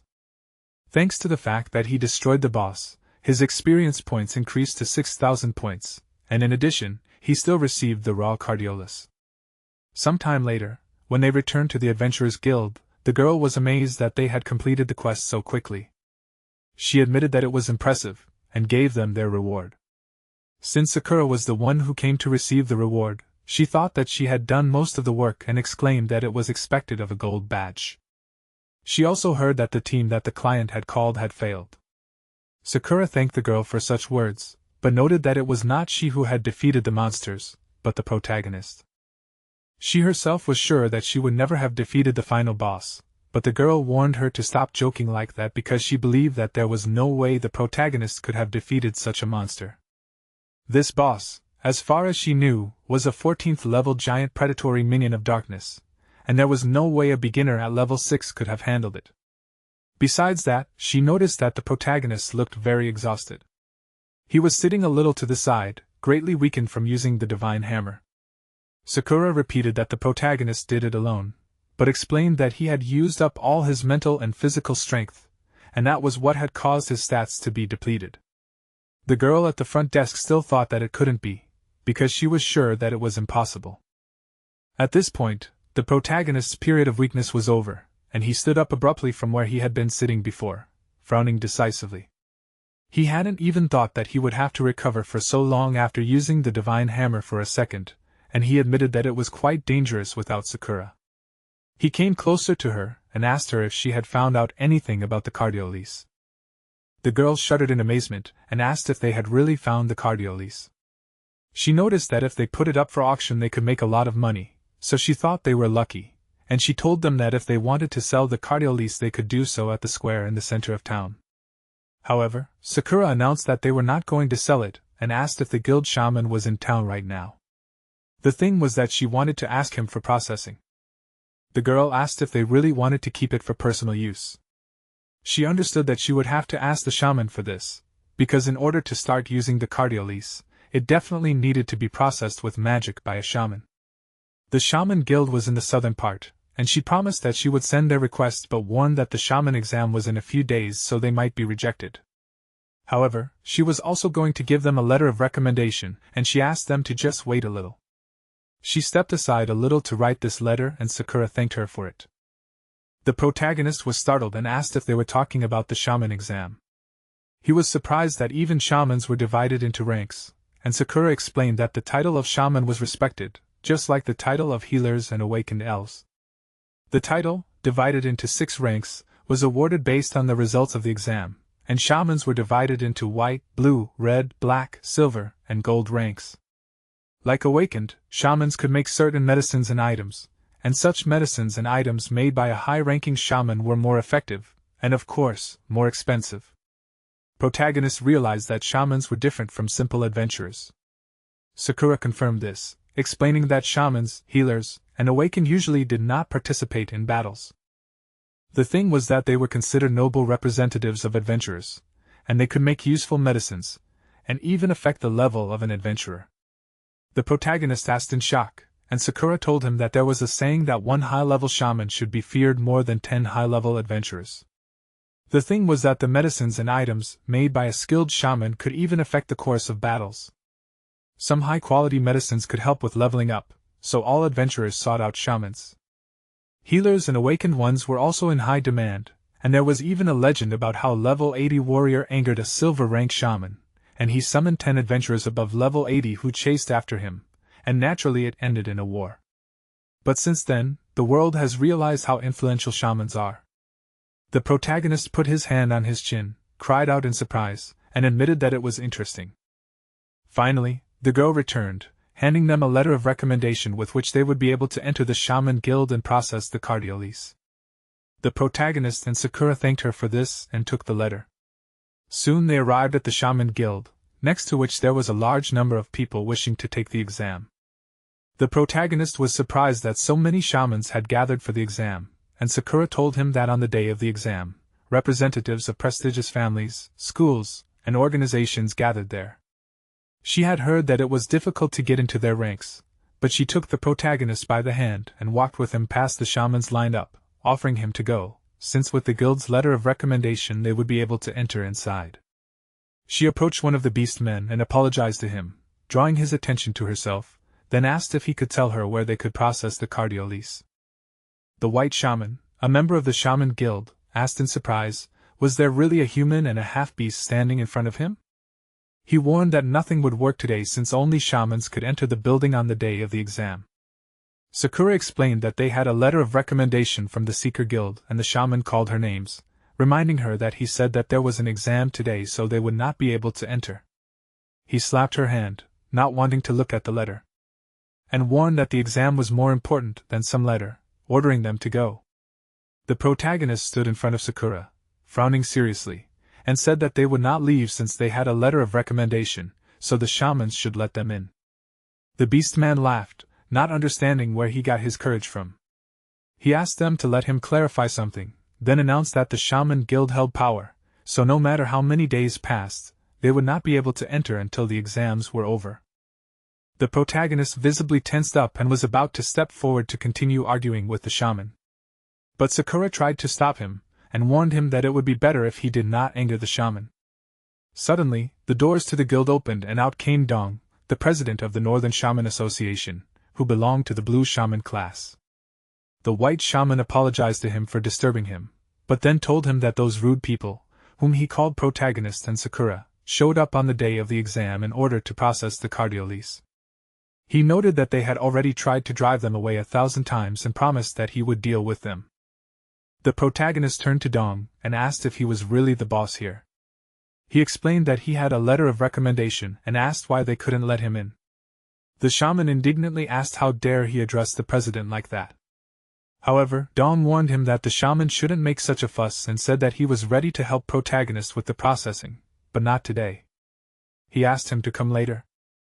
But he understood that he didn't have much time, since leveling up was the most important thing right now. He tried to smile and explain that he was in a hurry, asking if there was another way out. Dawn was surprised when he realized that he was suggesting finding some other way out, and suggested that he take part in the shaman exam and get the maximum score. And in that case, he, as the president of the Northern Shaman Association, promised to arrange everything as a bonus. However, he understood that the protagonist, being a warrior, would a priori not be able to meet the requirements for passing the exam. He awkwardly grabbed his hair and asked what requirements he needed to pass the exam. Everyone who was standing nearby and heard this shuddered in amazement, and then one of the candidates for the exam laughed and asked if he didn't even know this. Some thought it was shameful, but Dong calmly explained that in order to become a shaman, he must at least have the ability of a mage, because a mage is the true essence of shamans. B. The test involved creating a potion and an item, and after passing it the protagonist could become a white shaman. Dong asked him if he understood this. He asked if it was true that he would be suitable for the exam if he was a mage. He extended his palm and asked if he could borrow Dong's staff. He shuddered in amazement, and opened his eyes wider, and the white shaman called the main character stupid and asked how he dared to so unceremoniously ask the president for his staff. He shouted that, even if he took it, he would not be able to become a mage, and warned that at this rate he would have to call the guards. However, protagonist was serious, and he asked Dong to lend him the staff, and in that case he promised to prove that he met all the requirements. Dong thought about it, but in the end he admitted that it was interesting. And since he wanted to see how the warrior would prove himself, he handed his staff to the protagonist, allowing him to take it, and told him that there were no restrictions. When the protagonist took the staff, Sakura approached him and asked what he was going to do. He asked her to trust him and smiled, and after a short pause, she agreed to it. She knew that when he asked to trust him, he always achieved his goal. The white shaman ordered protagonist to prove his abilities, since Dong lent him his own staff. The protagonist frowned in concentration and waved his hand, and shaman shuddered in confusion, looking at him, and he waved his hand and touched his chest. He understood that if his guess was correct, then he would be able to use the magic and weapons of the mages if he copied the skill of the mage. After he thought about it, the system notified him that the skill Absolute Copy was activated. His choice was indeed not limited by class, and in theory he could choose any class, and although at that time it was based on personal preference, now he had to act differently. He could choose and copy any skill of the enemy, and his current copied skill was Sky Shaker. He looked through the skills available to him, and in the end he decided to choose the skill Radiance, which spent 30 points of mana. It was a support magic that created a strong stream of light and blinded enemies for 3 seconds. Not only did it cast a blinding effect that deprived the user of their sight, but it also weakened the opponent's intelligence. The range of the light depended on the user's magical energy. The amount of magical power in the adventurer's body and his energy reserves were magical energy. Generally, mages had more magical energy compared to other classes, and they could increase their magical energy through meditation, study, and other practices. and magical energy was an important indicator of a mage's strength. It wasn't long before the light skill had already been copied, and at that time, the embarrassed white shaman asked the protagonist what he was doing. He called him a pervert, and in the meantime, he held out his staff, noticing that the mage could use magic with the staff. He frowned seriously, asking if that meant that he was qualified to take the shaman exam if he could use magic. Magic waves were spreading from him, which were created when a talented mage used magic, when the energy was strengthened. When Dom noticed this, he was surprised and asked himself, does this mean that protagonist is not a warrior after all? Sayoshi meanwhile advised Sakura to close her eyes, and she immediately obeyed and covered her eyes with her hands. He raised his staff, strengthening the light, and Dom formed a magic shield in front of him, which was a support magic that could be used without items. This created an imaginary shield that was able to protect against normal physical attacks, skills, and magic with a relatively weak effect. Basic magic glow for a simple adventurer was quite a good skill, but Dong knew that his magic shield could not be destroyed by magic of this level. Suddenly, a notification showed the protagonist that magic use was detected. The system suggested that he strengthen his magical energy using the absolute physical form, and he asked himself, is this possible? Although he was not sure, he still decided that it was worth trying, so he agreed and strengthened his magical energy with the absolute physical form. The strength of the radiance was increased, and his current magical energy increased from 150 points to 3,500 points. Dong was surprised that the intensity of the radiance suddenly increased, and his magic shield could not withstand such an intense light, so he had to cover his face with his hands to avoid being affected by the radiance. The radiance spread over quite a large area, and in the end, when protagonist finished this, he turned to Dong and seriously asked what he would say now. He wondered if he could participate in the exam. His current class changed from warrior to mage, and his weapon became a magic staff without restrictions. Dong sighed in surprise, but he allowed him to participate in the exam and announced that he recognized him. Very soon, protagonist and Sakura were already in the exam, and the other candidates for the exam began to talk among themselves. Someone asked in surprise if humans could also take the shaman exam. Some thought it was a joke, since a person could take the healer exam, but not the shaman exam. This was the first time something like this had happened, and the protagonist awkwardly grabbed his hair, noticing that everyone was looking at him like he was an enemy. Sakura said that he was the first human to take the shaman exam, and that was why the others were sure that he was up to something. He asked in surprise if he really was the first. She confirmed this, saying that humans were a class of healers, similar to the shaman class of beastmen and the awakened elves. Human participation was not prohibited, but the tradition had been observed all this time. Each of their classes had their own factions, and an attempt to join another faction would of course be regarded as a provocation. The protagonist quietly said that this simply could not be, and admitted that he wanted to treat the Cardiolus and not provoke the others. Sakura understood this, but she pointed out that there was no prohibition on participating and the protagonist could do as he pleased. At this time, Eel's pig, who was standing next to Dong, admitted that he did not mind his decision, but still asked hesitantly, wouldn't such a precedent reflect on the honor of the Beastman Shaman faction? He was the vice president of the Northern Shaman Association and belonged to the rank of Blue Shaman. He doubted that Tsuyoshi would be able to make a potion, since he did not even have the basic attributes. However, Dong asked if it was true that he lent him the staff. He believed that today's test would show whether the protagonist could do something or not. He carefully looked at the protagonist, who was standing a little to the side, next to whom Sakura smiled happily, because she remembered how there were magical waves near him. And although she believed that no one else noticed it, she herself felt the magical waves coming from the protagonist for a moment.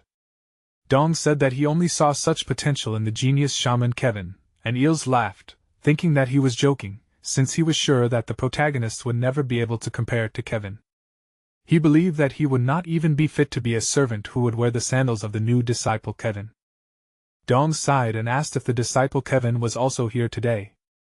Eels confirmed this, saying that she was going to take first place, and he thought that it must be so. The thing was that Kevin himself claimed that she was more brilliant than he was when he was young. Fuling, who belonged to the Night Cat race and also belonged to the magician class, was standing in anticipation of the shaman exam, reading a book intently. The other participants in the exam also paid attention to her. They were surprised that the new disciple Kevin was so young, but they believed that she was also a genius like him. One of them remembered that she knew how to make potions on her own a year ago, but due to her age and lack of experience, she could not pass the test. He was sure that she would definitely take first place, and one of the other students said that she was incredibly smart, so for them to pass the test would be an incredible success. Fuling heard all of this talk and sighed in displeasure, noticing that these losers were very noisy. She closed her book, and at that time, Eels warned everyone that the shaman exam was about to begin, and asked the visitors to leave the site. He ordered everyone else to take positions based on the numbers that were assigned to them earlier. Protagonist told Sakura that it was time for him to go, and said that his number was 15. She wished him luck, promising that she would wait for him outside. As she left, the protagonist noticed that the numbers were written on the floor, and he found his number standing next to it. It turned out that his place was next to Fuling. And she was surprised when she realized that he was a human. He said his name and smiled, mentally noting that she was very cute. And he also noticed that she was the complete opposite of Sakura. Fuling asked if a human had decided to participate in the shaman exam. She assumed that someone was trying to attract attention, and protagonist frowned in displeasure, noting that a sharp tongue was Fuling's weakness. A while later, Dong asked if everyone had taken their positions. He explained that the shaman exam would test their basic skills and explained that they would have to make a potion themselves. He was sure that each of the participants had been prepared for this when they chose this path. Suddenly, tables began to appear from the ground in front of the participants, and the protagonist flinched in surprise and asked what was that?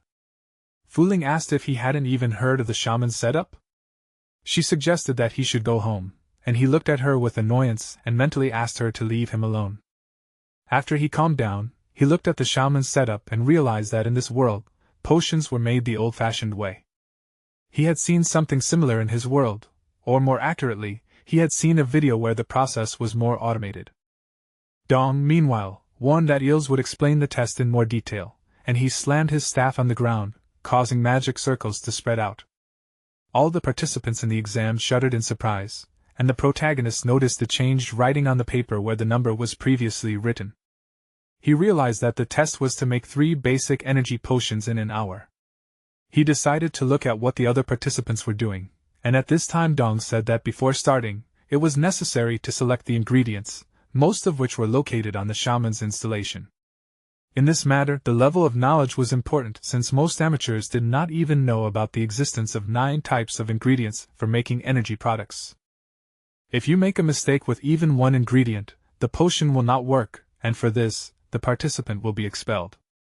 Many began to get nervous when they heard this, and protagonist, seeing their panic, asked if so many participants did not know what to choose.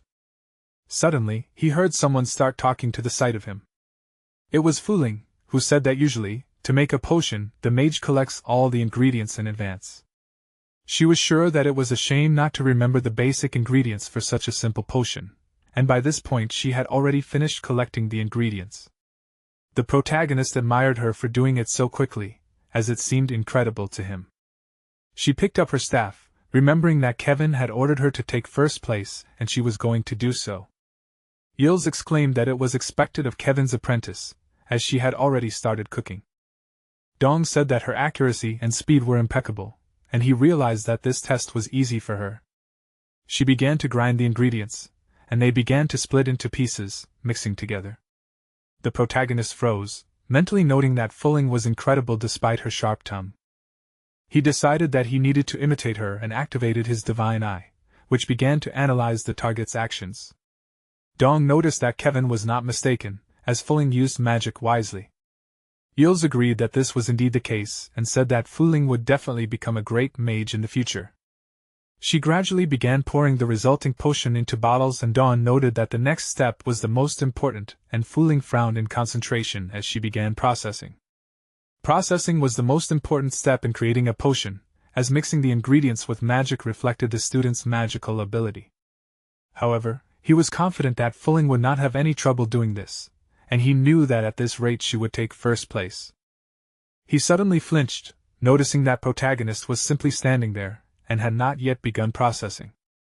He did not understand what he was waiting for, while Fuling used fusion and finally finished the test.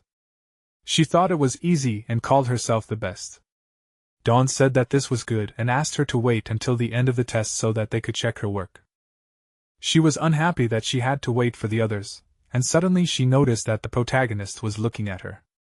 She called him a pervert and asked why he was looking. At this point, the analysis was complete and the divine eye analyzed the target's actions. Protagonist replied that he was not looking at anything and thanked Fuling, starting to make the potion. She asked him not to waste time, although she knew that he would not have enough time anyway. Suddenly, her eyes widened, and Eels and Dong were equally surprised. The system notification asked the protagonist if he wanted to apply the analyzed actions. He agreed to apply it without hesitation, and the system automatically selected the necessary ingredients and automatically ground it. The potion was also already being processed, and Fuling wondered if he was selecting the ingredients and mixing it at the same time. She suddenly realized that he was also processing it, and admitted that she didn't even know he had such power. Eels realized that Tsuyoshi had been hiding his potential all this time as he was simultaneously selecting, mixing, and processing the ingredients. This was the method of cooking that Kevin demonstrated in his younger years, and he called it a simplification of the process. But without outstanding strength, it was impossible to do something like this. He asked if the protagonist could really compare to Kevin's genius. At this time, Sakura, who was standing near the entrance to the Shaman Association, excitedly put her hands to her chest and wondered with interest how the protagonist was doing. Although she trusted him, she was still worried, so she lowered her head, sighing. She wondered if there were any flaws in his potion. Meanwhile, the protagonist continued making the potion, and the notification showed him that all the stages of preparation had been completed. Namely, selecting 9 ingredients, selecting the best quality ingredients, grinding all the ingredients into powder, and processing and merging. He grinned in delight because it looked like he had done this many times. He mentally exclaimed that this was great. Because now he knew that there was more to making a potion than just processing. He found the shaman class very interesting, and the system showed him information about processing, which was the last and most important stage of making potions. By mixing a potion with magic, the shaman would increase the potency of this potion by infusing the potion with his power, and the quality of the potion was directly dependent on the shaman's magical power and attributes. The protagonist only had the processing stage left, and he seriously thought that he should turn this into a potion with magic. He looked at the 3 flasks in front of him with determination, and Fuling, who was standing next to him, shuddered and opened her mouth in astonishment, mentally exclaiming that this couldn't be. She asked herself, was he faster than her? She wasn't going to let some insignificant person defeat her, and she guessed that protagonist had used Kevin's technique that he had impressed everyone with during the shaman exam, namely simplifying the process. She imagined Kevin using this technique, and Dong said that Kevin had brewed a C-rank potion with his technique back then, and it was similar to a white shaman's potion. Back then, he was the examiner, although he himself would have had difficulty brewing a C-rank potion. Potions were ranked from D to S, and the rank of the potion depended on the shaman's skill, which also affected its value.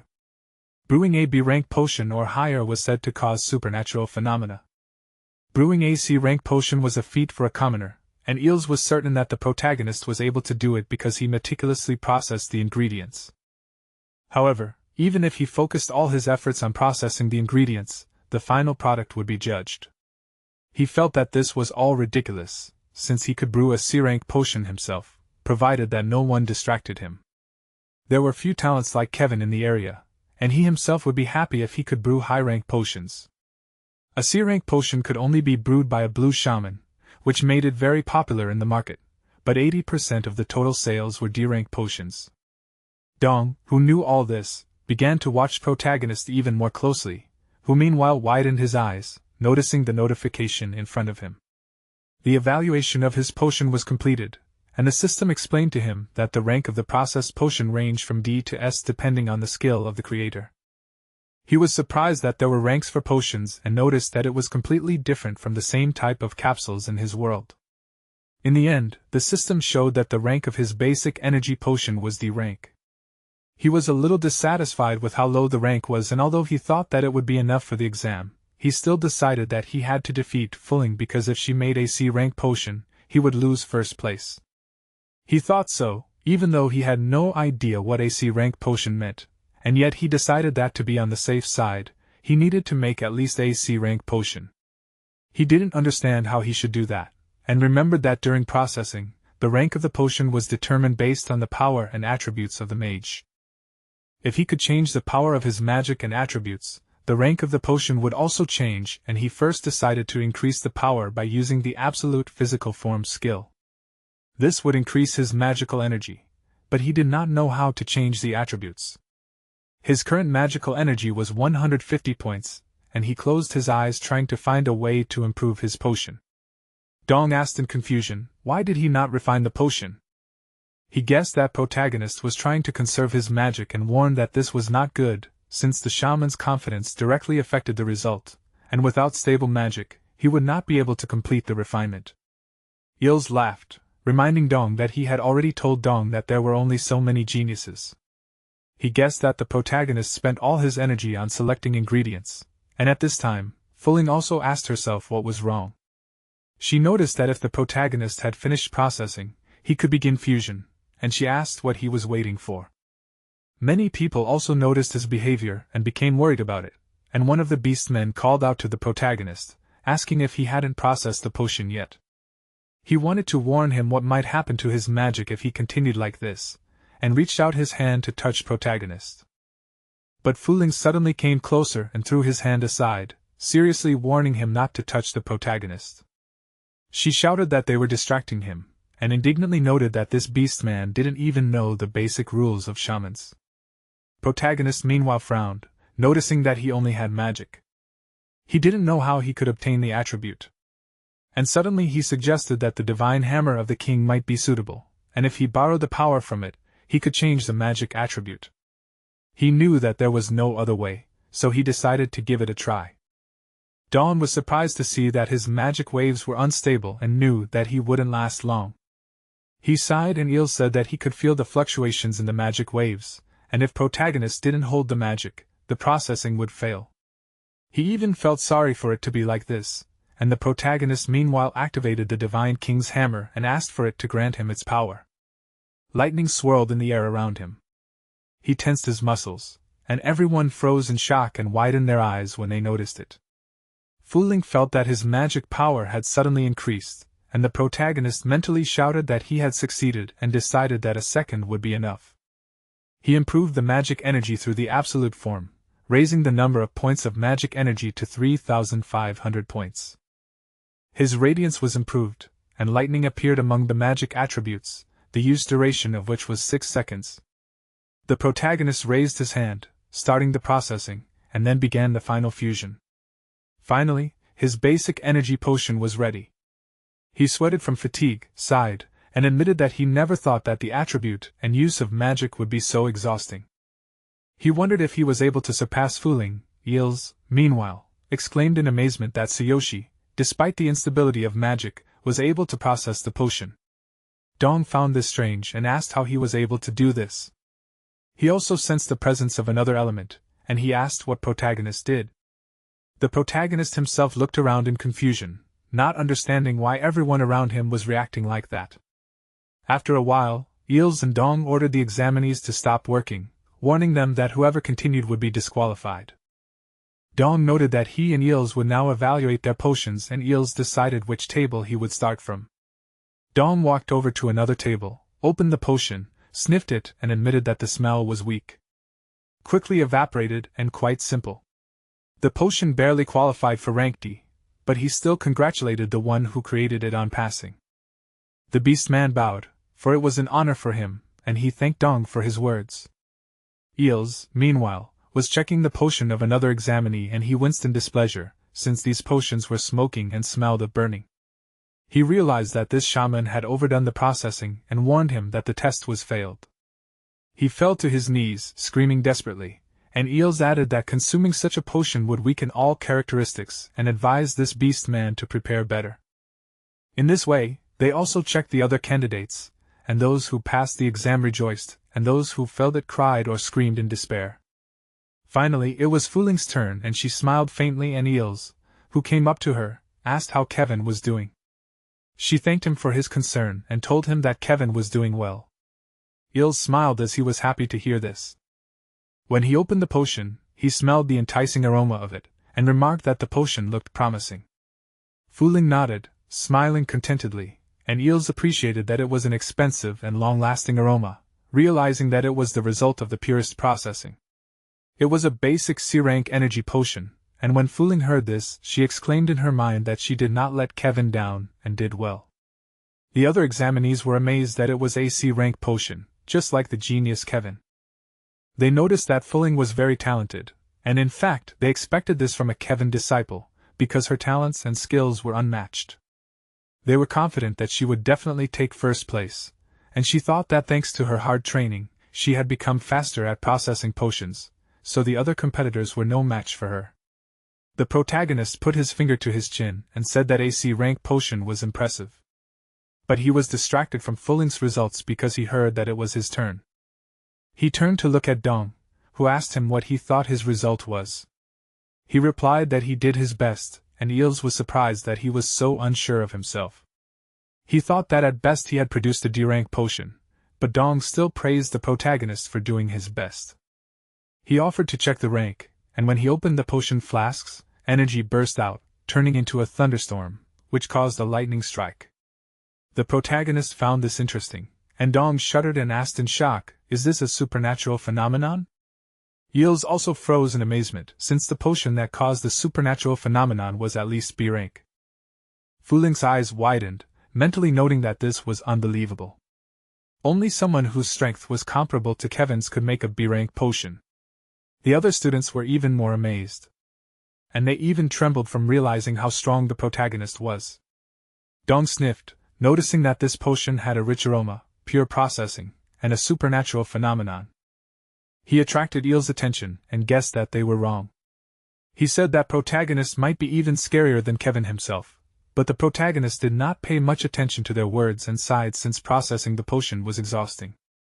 He actually made a basic B-rank energy potion, and Dong and Eels exclaimed that he was definitely ranked first in the shaman exam. At this time, Sakura, near the entrance of the Shaman Association, sighed restlessly, kneeling down. She was very worried, and finally she noticed that other shamans were gradually leaving the guild.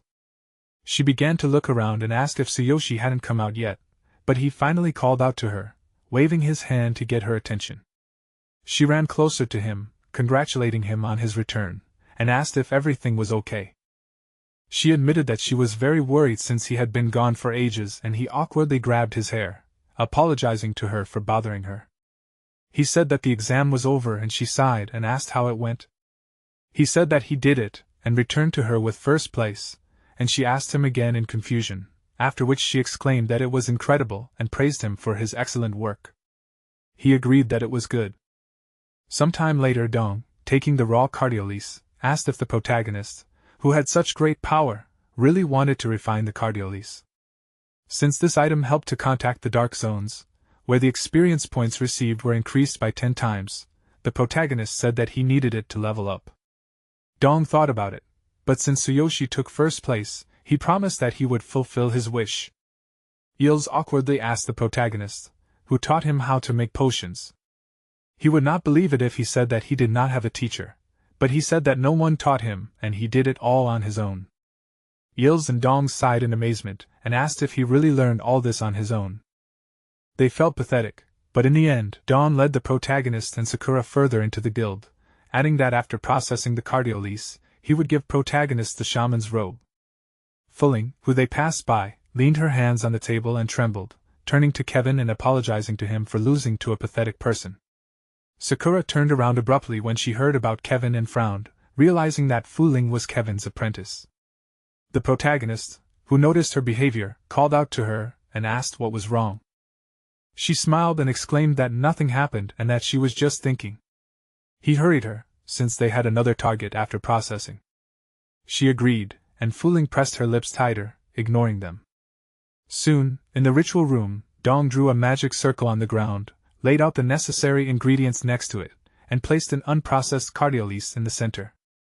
He began to chant, addressing the Mother of the Earth, the Father of Fire, the Spirit of Water, the Breath of the Wind, and the Guardian of the four great elements.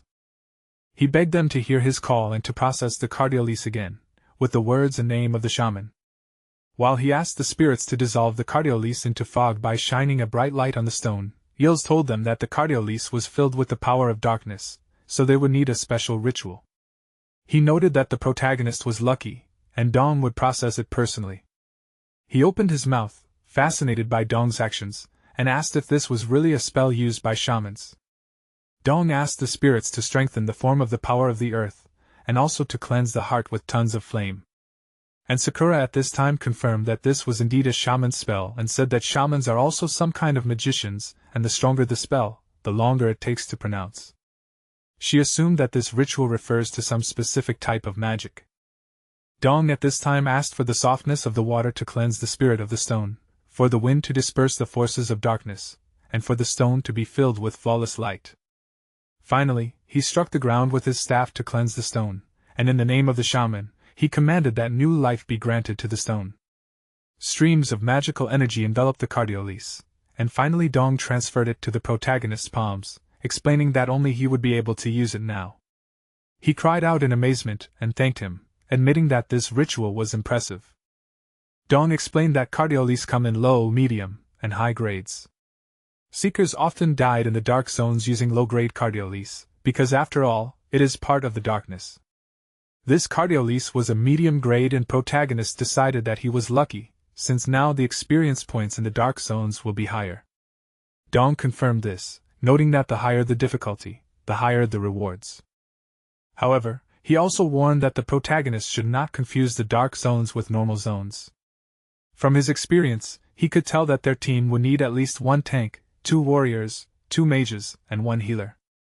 He wondered how many there were, and who would go with them, and the protagonist asked in surprise if he was talking about a team. He said that it was just him and Sakura, but she waved her hand and said that she did not count, since her participation would split the protagonist's experience points in half. Dong and Eels shuddered, asking if he was really going to go into the dark zone alone? In the end, with the help of the cardiolise, they opened the entrance to the dark zone, which he could enter now and twice after that. Each time, new dark monsters would appear in the zone, and in total, the protagonist could enter 3 times. Upon returning, the cardiolise would turn to ashes and disappear, and once inside, the protagonist would not be able to leave, and would have to either defeat all the monsters or wait for the time to end. When Dong told him this, Eels added that his body would be thrown out if he died, and this was another way to get out. So Yoshi laughed, believing that they were definitely joking, since he was sure that this would definitely not happen.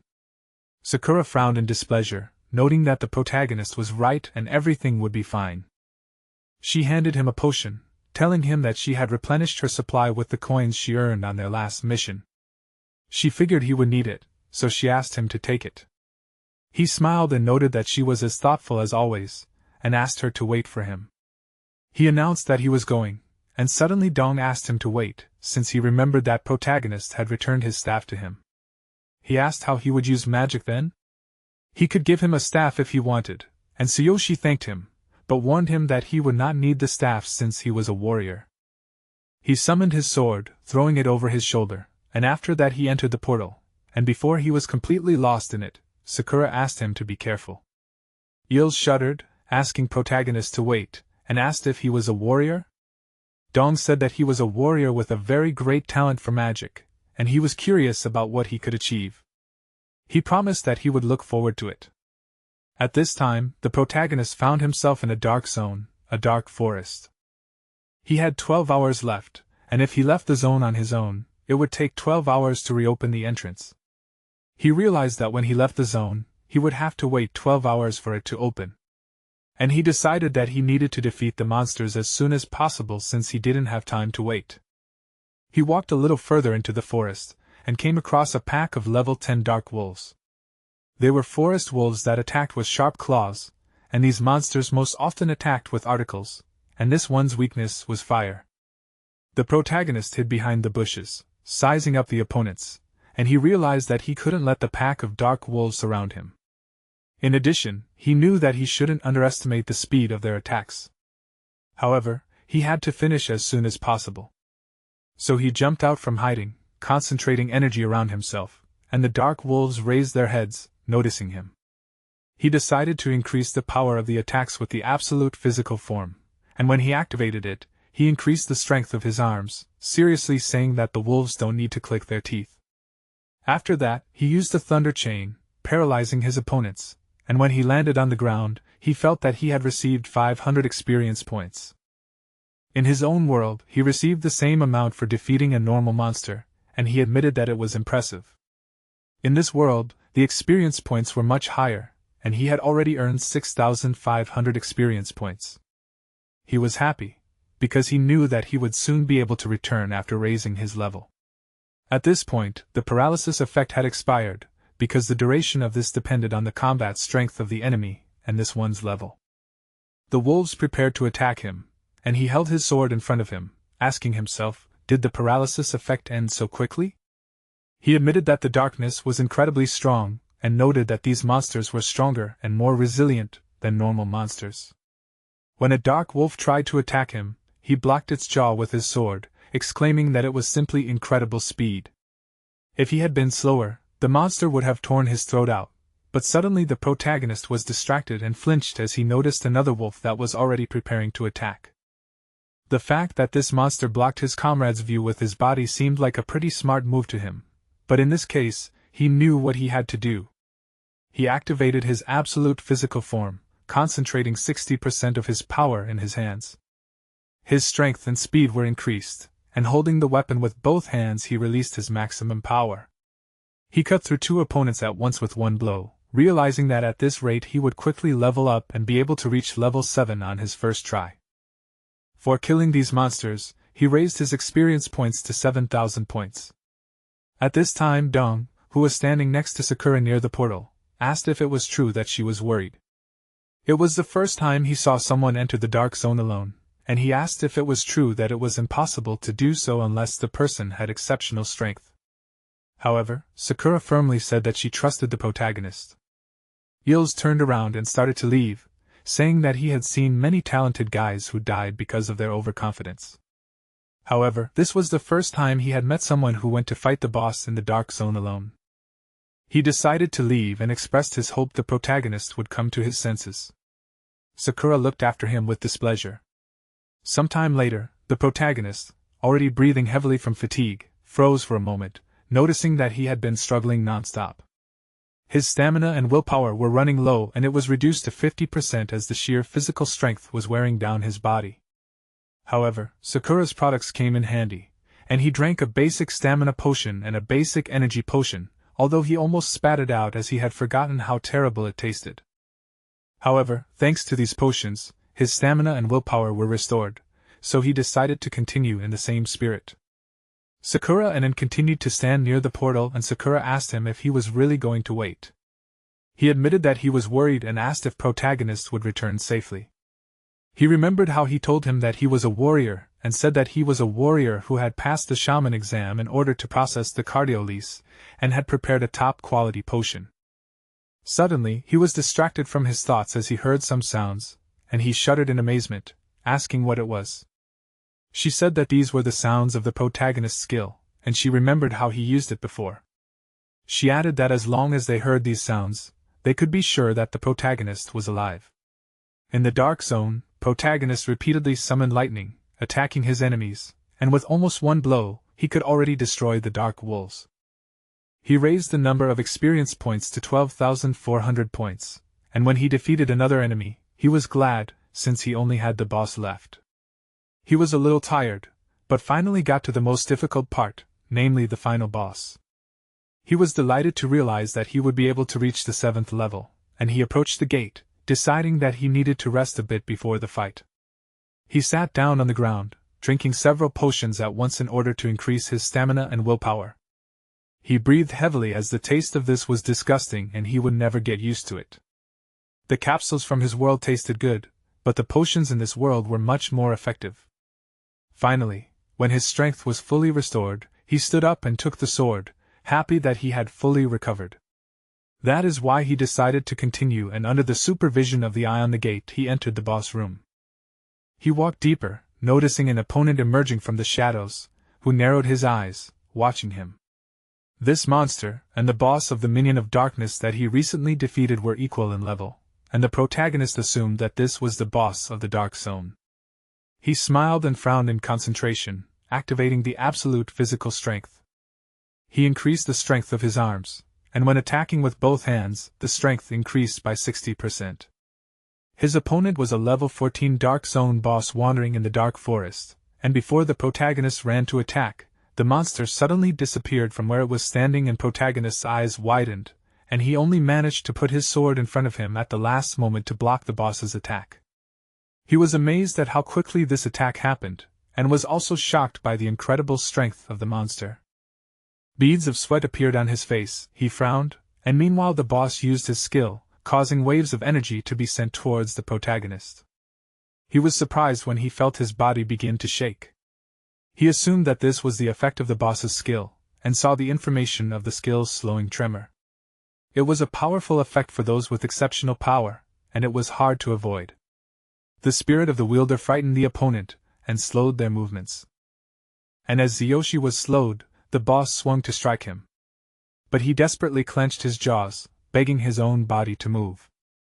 Suddenly his ring began to glow, and the moment the monster lowered his sword, the protagonist managed to hold his weapon out in front of him as the effect of the slowing tremor wore off. He shouted that he would not give up so easily, and his frown only deepened as he felt a stream of pure energy erupt from the infinity ring. He wondered if that was why the effect did not last long. He supposed that he could be wrong, and the boss meanwhile flinched in amazement, while the protagonist promised that he would not die so easily. The boss jumped back, acknowledging that his opponent was strong and not as simple as he seemed. He was able to destroy the boss's slowing tremor, so it was surprised. The protagonist froze in shock and asked if it could talk. He thought of the darkness as a bunch of beasts that couldn't talk. And after he said that, the boss replied that the darkness was a supreme being. It jumped again, and the protagonist guessed the technique. If he had the Dark Goblin set, he would be able to use roaring tentacles to attack the monster's weak point. But he left that set in his world, and now he had the Fox Beastman set.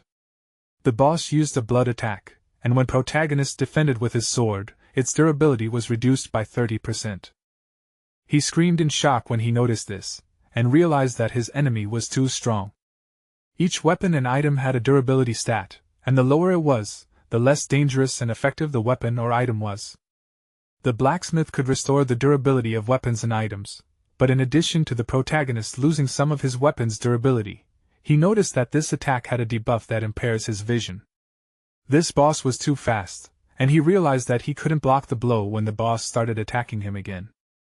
He tried to dodge at the last moment, but the monster's sword still caught him on the neck. He rolled to the side and tried to get up, but due to the bleeding effect, his life points were gradually decreasing. He noticed that his opponent had only hit him once, but he was already bleeding. He didn't have a potion to stop the bleeding, so he realized that he could die. Bleeding was an effect that some weapons had, and if the victim was attacked by such a weapon, it would cause a bleeding wound that would gradually reduce health points, and the effect would last until the wound healed or the victim died, and the only way to get rid of this effect was with a special skill, potion, or magic. Without the potion, the protagonist would die from bleeding, and he decided that he had to defeat the boss before the bleeding got worse. He thought that he should give up on his last attempts and leave the darkness zone. He cursed, not knowing what to choose. He knew that if he stayed here he would not be able to stop the bleeding and would die. But in any case, he was not going to give up, and so he tightened his grip on his weapon, promising that he would kill the boss. He used the thunder chain, offering the monster a taste of his attack, and it looked at him in confusion. When the protagonist struck, a large number of lightning bolts spread out in different directions, and when he jumped to the side, he wondered if he had succeeded. He wondered why the boss had not reflected the attack. And suddenly he noticed a monster appear with a flash of light, but it had not received any damage because the lightning bolt was stuck in the ground and could not deal damage. The boss found it hilarious and protagonist's eyes widened and he wondered if the skill had not worked. He knew that it was bad, and the boss had promised that he would crush him, and he would not even need a sacrifice to do so. The protagonist was surprised when he heard about the sacrifice, and he wondered what this monster was talking about. It then jumped up, preparing to use a powerful attack, and brought the sword down with force, causing a large amount of dust and earth fragments to rise into the air. The monster was sure that it only needed a level. Although the protagonist managed to dodge, he still received quite a lot of damage, and the boss warned that he had lost his weapon, so now everything is useless. It promised that next time it would kill protagonist, and turn its back to him to leave. But suddenly the boss stopped and turned around, not understanding what it had just sensed. It asked the protagonist who he was. It asked who had the victim now. It chuckled, and streams of dark energy appeared next to it, and the boss asked why it had a rare darkness skill. It did not understand who protagonist was, and it said that by approaching it was able to attack and copy the victim's skill that the boss mentioned with its own skill. It was a reckless move for the sake of achieving new power. But thanks to this, its body was modified, and it gained a new skill. By sacrificing half of its blood, the owner removed all debuffs and gained enormous power, and also improved the strongest skill. The duration of this skill was 60 seconds, and now the protagonist would be able to tear the flesh of this monster into pieces with his bare hands. He activated absolute physical strength, and obtained the power of the sacrifice skill. Thanks to this, his physical fitness improved 3 times, but it also put a huge strain on his body. The boss shockingly asked the protagonist why he could use skills. He replied that it was easy for him and got into a fighting stance. The thing is that he had a special attribute of the Chosen One, and it was the ability to copy and use any skill regardless of race and level, and the power of the copied skill depended on the combat power of the owner. He pushed off the ground with force, starting to attack, and the monster shuddered, amazed at his speed. Protagonist instantly appeared next to him and struck, but did not stop at just that and attacked several more times. He gradually pushed the boss back, and it was amazed at how strong he was. The weapon of this was damaged, but the boss warned that even if he copied the skill, the protagonist would not be able to use it with brute force. The protagonist said that in the remaining time, he was ready to kill his opponent in any way. When someone used the sacrifice, health was not restored and therefore he only had one attempt. During the use of the sacrifice skill, the amount of blood lost could not be replenished because the great power of evil forced them to make sacrifices and face dangers. The boss threw aside the weapon that was no longer needed, since it was damaged, and asked if Tsuyoshi really wanted to defeat this. The monster laughed, and asked if he had forgotten something. The thing was that the boss could also use the sacrifice, so it used the skill, and this one's body was modified, and the boss called the protagonist stupid because his sacrifice was just a copy. The monster was about to take a fighting stance to attack, but suddenly it shuddered in surprise and widened its eyes as the protagonist declared that he had not forgotten about it at all. He raised his hand and lightning appeared in the air next to it, and he added that he remembered that this monster could block his attacks with his own weapon. The boss assumed that he had forced him to drop his weapon on purpose, and wondered if his attack could have been intentional. The protagonist said that he wanted the boss to sacrifice half of his blood, and when he said this he prepared to attack, and the monster froze in horror, not understanding how this happened. It thought that the protagonist had simply copied the skill and also noticed that there was only a human in front of it. That was why the monster did not understand why the protagonist's power was so overwhelming. Meanwhile, he shouted that his opponent was now unarmed, and he offered to see if the boss could survive the thunder chain. He asked it to give half of its own blood and taste its absolute power. Immediately after that, it attacked, running up close to the boss, and the number of its life points dropped sharply. The boss did not understand why a person would do something like that, but even before it finished its question, the protagonist tore the monster's body into 2 parts and offered it to see its own stupidity. He defeated the boss of the Dark Zone wandering in the Dark Forest, and the system notified him that he had successfully passed the Dark Zone. He had 2 attempts left, and at that moment the effect of the sacrifice ended, and the protagonist returned to his normal physical form.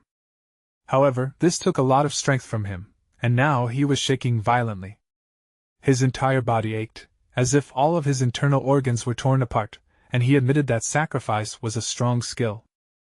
But he noticed that it was putting a strain on his body when combined with the absolute form.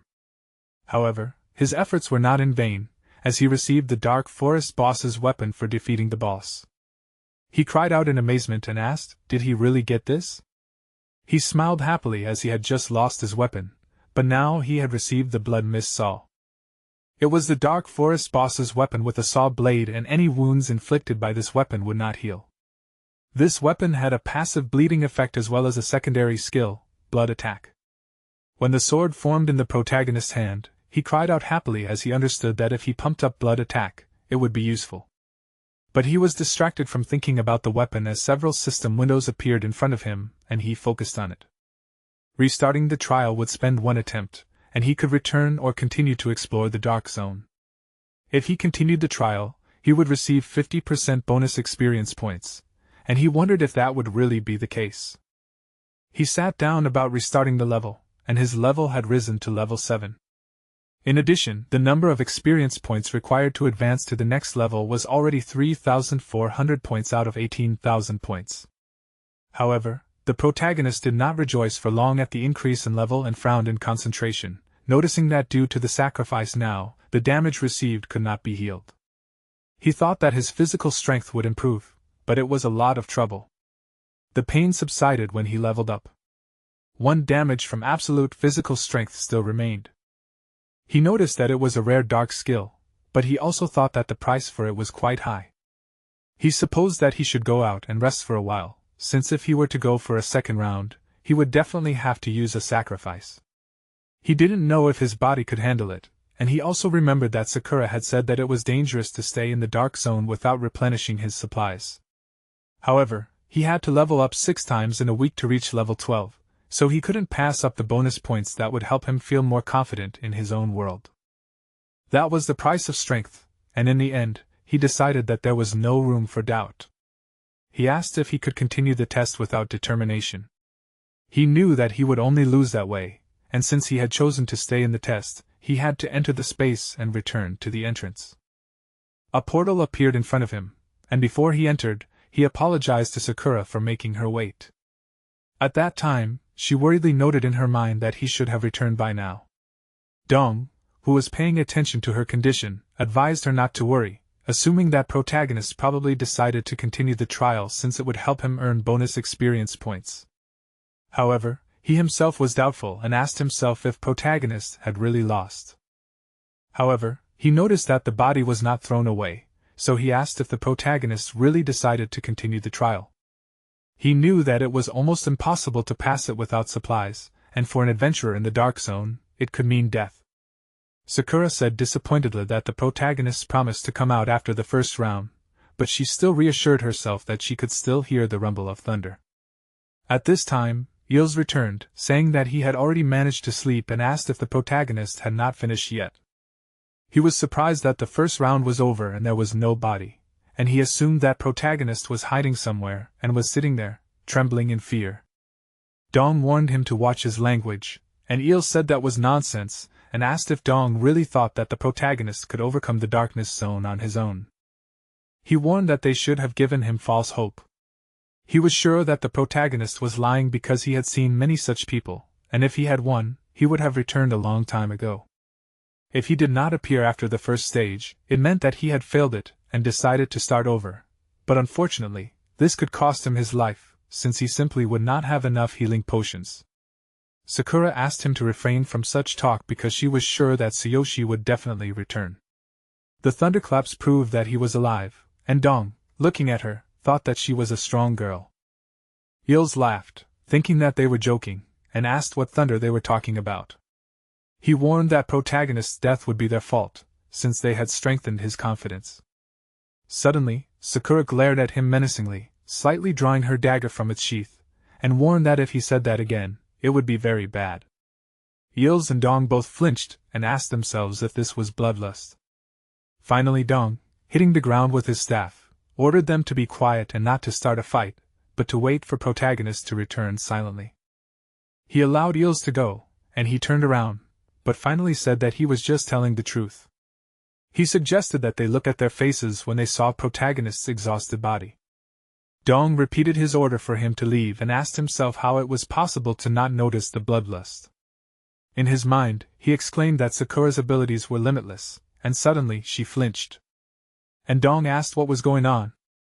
Sakura said desperately that the protagonist's thunder had died down, and Eels offered them to look at it and asked if they had anything to say.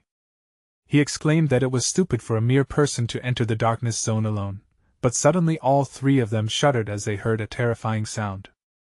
Dong didn't understand what it was, and suddenly energy began to break through the portal. And Dong asked what kind of feeling of déjà vu was this. He assumed that the darkness had broken the seal, and exclaimed that it couldn't be. He took a fighting stance, looking at the dark silhouette visible in the portal, and ordered everyone to get ready as the darkness was breaking through. Eels also took a fighting stance, exclaiming that it couldn't be as the darkness wouldn't be able to break the seal of the darkness zone.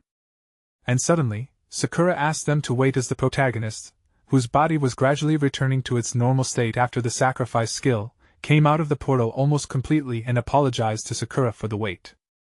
He explained that he had passed 3 rounds and in each of them he had received bonus experience points and had leveled up several times so that he was now level 9. He began to fall and she ran to catch him, calling out to him excitedly. Eels and Dong flinched, amazed that he had passed 3 stages in one go. They wondered how much power he had hidden within himself, but Dong quickly turned his attention away from that, suggesting that Sakura help the protagonist quickly. He had indeed risen to level 9, and thanks to that his combat power had also increased to 14,500 points. It wasn't long before Sakura, Eels, and Dong began healing the protagonist.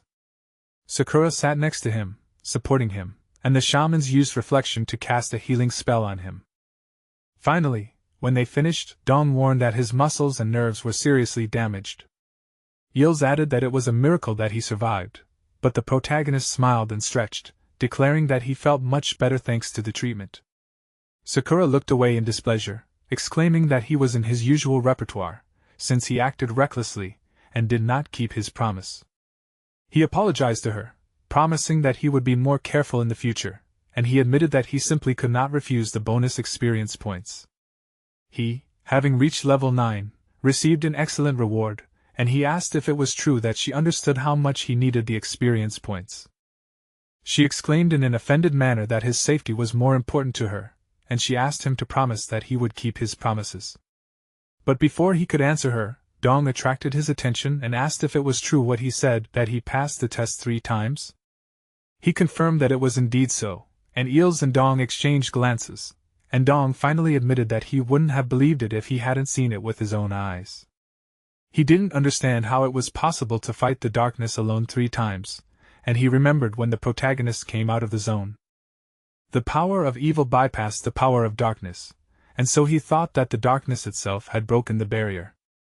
The protagonist's abilities were excellent not only in magic, but also in combat, and he mentally noted that if Kevin was a genius, then protagonist had surpassed the genius himself. Eels suddenly awkwardly attracted the attention of the others and put his hand on his chest, bowing his head. He wanted to apologize for his words and apologize to the protagonist for underestimating his strength. However, he asked him not to worry because he helped him with the treatment.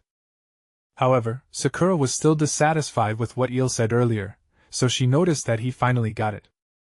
Eel said that the reflection effect they used was a mid-level healing skill, and they had healed almost all of the wounds except for the deep ones, but the protagonist's body was still in critical condition. Reflection was a mid-level healing skill that was popular among adventurers. It was able to heal almost all types of physical damage, but protagonist came out of the darkness zone with serious wounds all over his body, bleeding, and nerve damage, and if they didn't treat him right away, he might have died. Dawn assumed that he had used some kind of secret magic or skill, and he advised him not to use it again, since the danger of it might hinder him from leveling up in the future. The protagonist asked in shock and said that he just wanted to level up. The victim still haunted him, and he realized that he had only thought about killing and had lost his mind. It was a huge risk, and he did not know what to do. In his imagination, 2 eyes that he had seen earlier on the gate to the boss's room suddenly appeared, and he wondered if that was an eye. He began to breathe heavily in fear, and Sakura asked in surprise, "What was wrong?" He put his hand to his forehead, answering that he was just tired, but he thought about the victim, the darkness, and the special skill. It damaged not only his body but also his mind, so he decided that he did not need to use it anymore. Dong finally decided to give him a potion and advised him to take it once a day and meditate in order to speed up the absorption of it. Eels flinched, asking him if he was sure about this potion. The protagonist thanked Dong for this and smiled, and Sakura froze in shock as she recognized this potion. Dong explained that this was Kevin's favorite potion, which would help the protagonist recover. He also advised him to meet Kevin in person, because if he saw talent in him, he would take him as his student and pass on to him even more amazing knowledge in the field of magic. He was one of the few inhabitants of this land who possessed the legendary law of destruction. Sakura asked if Kevin had found the legendary law of destruction. She wondered what law it was in number, and protagonist asked them to wait and asked what the legendary law of destruction was. Eels asked if the seekers should not know about it. The thing is that in this world there were laws governing the magic of heaven and earth. The magic used in accordance with these laws had incredible power, and was called the forbidden spell of destruction. Shamans sought to improve the efficiency and quality of their potions, but the laws of heaven and earth were incredibly cruel, and some of them had a will of their own. There were 12 laws, each of which was in unexplored areas, and in order to master it, it was necessary to have outstanding skills and abilities. The stone monument of the laws of destruction was erected in honor of the 12 laws that were passed on to them by great magicians from all over the world, and each of the laws had the power to destroy the entire world, and the first law was written in ancient times. Kevin was called a genius because 10 years ago he mastered the 12th law of the great winds. He was able to improve his magical abilities, and this helped him in processing potions. He increased not only the efficiency and quality of this, but also united it with the power of law. Eels was sure that Kevin would be able to heal the protagonist's deep wounds, and he asked if this was true. Sakura also asked in surprise, is it possible for protagonist's body to be healed? However, now was not the best time to meet, and Dong knew it. He remembered that he used to be Kevin's mentor, so he believed that if they gave him a letter of introduction, he would meet them. He handed the letter to them, and Seoshir thanked him for it. Dong also advised them to bring some rare potions and valuable ingredients to meet with Kevin, so that they could trade with him later. Sometime later, Sakura and Tsuyoshi said goodbye to Eels and Dong, and Eels asked if the protagonist had really caught Dong's attention that much. This question was related to the fact that he gave him a B-rank forbidden blood potion for nothing. Even though they had traded it with Kevin, offering him many valuable potions and ingredients, Dong laughed, admitting that he wondered how high this man would climb. By lending him a helping hand now, he was making an investment in the future. But Eels believed that it was a risky investment, since few geniuses could reach the Dark Zone alone, and even fewer of those geniuses were human. Dong had never heard of people going to the Dark Zone alone, but he knew that this was far from the first time in history. Eels asked if there were other daredevils. Dong said that 1,000 years ago, a great being gave rise to their clan of beast men, and it was the ancient god King Garces. Sometime later, the protagonist, walking through the forest, asked Sakura if she knew where to find Kevin. She confirmed this, remembering that Dong said that they had a long way to go, but along the way they could level up. Of course, they could reach their goal, but she wanted to clarify something, and protagonist guessed that there was a catch. He asked what it was. Sakura warned that a team was needed to enter this dungeon. They finally emerged from the forest, and noticed a large number of people here, and were surprised by this. Sakura explained that this was a so-called checkpoint, and most adventurers gathered here, and after a while they dispersed to different areas. This place was on their way, so she brought the protagonist here. In this place, dungeons were randomly opened for the completion of which you could get special bonuses, and usually these dungeons were intended for a certain number of participants. The protagonist was surprised that such a place existed here, and he noticed that it looked like a shop and decided to try it. In this world, the choice of dungeon was much more diverse, and he assumed that he should try out his skills here. He told Sakura that he was going, and she warned him to be careful, deciding that she would be watching him. At this time, Victor shouted that they were looking for a warrior or tank of level 15 with a combat power of more than 6,000 points. He promised that they would generously reward the candidate with bonuses and warned that they would leave once they had the required number of participants. He was a level 15 elemental mage with a combat power of 6,300 points. His team also included a wind archer with a combat power of 6,230 points, a thief with a combat power of 6,210 points, and a priest of light with a combat power of 6,000 points. They were all level 15, and one of the adventurers noticed that this team had been here for 2 days already. The bonuses were good, but the quest was also dangerous, so no one was in a hurry to join this team, and so he thought that they would go home empty-handed today. His comrade noticed that there was no one present with a combat power equal to 6,000 points at level 15. And besides, the captain was stubborn. In the end, one of the team members, Victor, suggested that he choose another dungeon. After all, they had already spent 2 days on this one. He was sure that if someone wanted to join, they would have already done so, so there was no need to lose more points. However, Victor displeasedly called him an idiot, and asked if he had forgotten how much the information about this dungeon cost them. He exclaimed that it was the 12th floor and added that only in this place could you get a blood rose, and one such rose cost 500 silver coins. There was no way he would take on a low-level dungeon. Blood rose was a rare potion ingredient that greatly increased the healing effect, and due to its popularity among shamans and mages, it was sold at a high price. The thief suggested that someone could volunteer another time, since without the required number of participants, they would not be able to enter anyway. However, Protagonist approached them and asked if he could join them. He said that he was a warrior, and his level was slightly below the required level, but he was confident in himself. All the participants looked at him with delight, and Victor exclaimed that he was their savior. He assumed that he was level 14, but noted that even level 13 would do. He wanted to say that they could provide him with it if he was level 12, but the protagonist interrupted his words and said that he was level 9, but exclaimed that they could leave him the vanguard. Victor got angry and asked what he could do at level 9. He was outraged that he said this so easily, and assumed that he was mocking him. He wanted to run towards the protagonist, but his comrade stopped him, and the protagonist admitted that he was not joking. Meanwhile, there were 10 minutes left before the passage closed, and Victor and his teammates shuddered. The thief warned him that if they missed this chance, they would lose another day, so he asked him to decide. The girl from their team suggested that they take a level 9 warrior, as she was sure that they could handle it on their own. The archer agreed, saying that otherwise they would not be able to recoup the cost of the information they had received. Victor cursed, but admitted that there was no other choice, and he warned the protagonist that he would give him a chance, and told him not to dare to act willfully during the playthrough.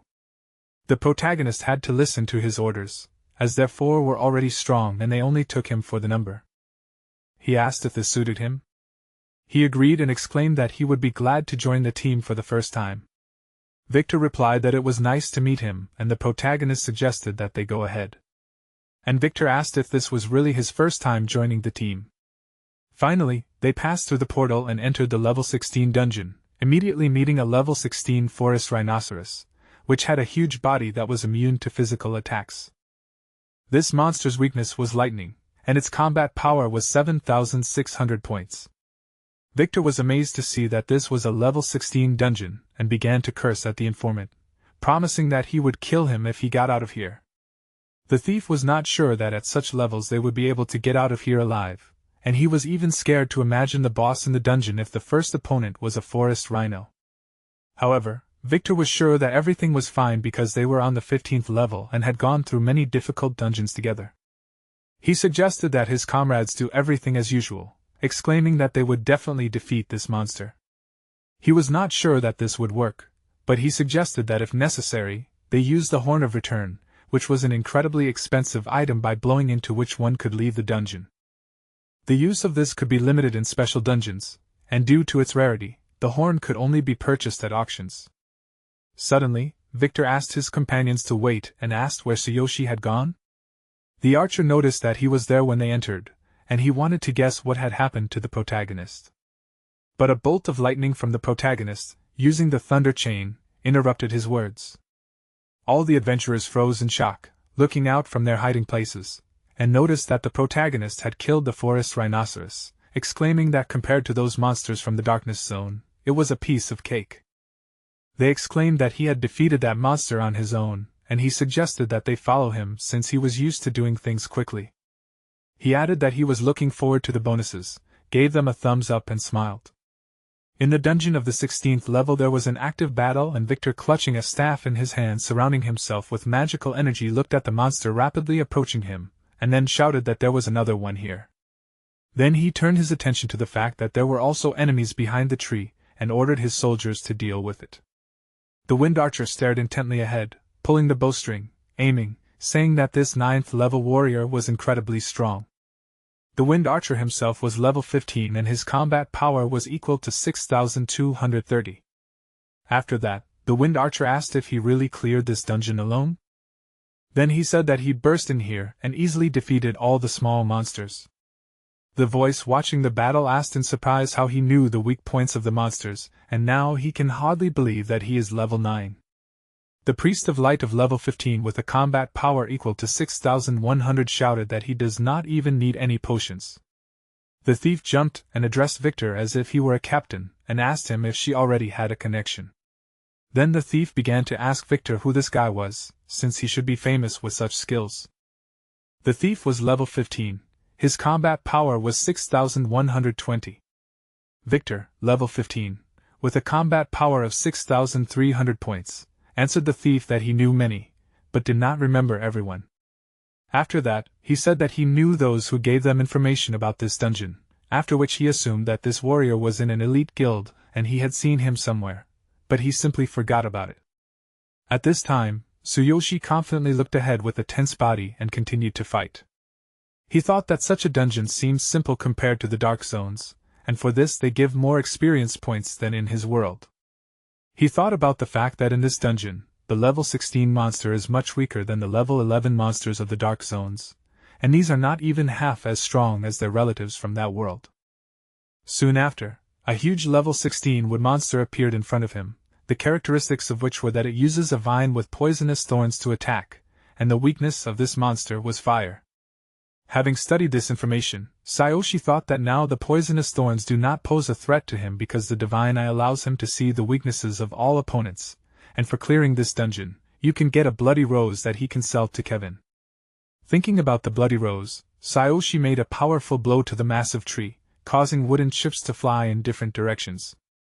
Turning behind himself, Tsuyoshi shouted that the fight with the boss will begin soon. Then he noticed that the small monsters were becoming more and more numerous, and that they were afraid of fire, turning to his new allies. The protagonist asked if their mage would be able to attack the monsters. Victor, raising his staff high above his head, confirmed this. At this time, he was thinking that now was the time for him to show himself. Tsuyoshi, looking ahead tensely, asked them to beware of the vines because their thorns were poisonous. After this warning, the group of adventurers began to look at the vines with a worried look. Victor asked himself how he knew so much about these monsters. He realized that at the 9th level, he could not have so much experience, and was probably hiding his true abilities. The next moment, raising his staff above his head, he used fire magic called Blazing Whirlpool. The space around the adventurers burst into bright flames that surrounded them from all sides. Soon after, only smoldering stumps remained on the battlefield. Sitting near the fire, the Wind Archer said that this warrior was incredibly strong, and they would definitely clear this dungeon without any problems. The thief asked the archer if he had really started calling him Lord. With an embarrassed smile on her face, the girl Priest of Light noticed that he was not like the seekers of this world, and that he was special. At this time, not far from the guys, Victor introduced himself to Tsuyoshi and they shook hands. Victor said that he did not expect to meet such a skilled warrior, after which he asked who he was. With a confused expression on his face, putting his hand on the back of his head, Tsuyoshi replied that he was just a novice seeker. With a sly grin on his face, Victor asked him again, after which he offered to talk about it later, but the protagonist was still trying to prove that he was telling the truth.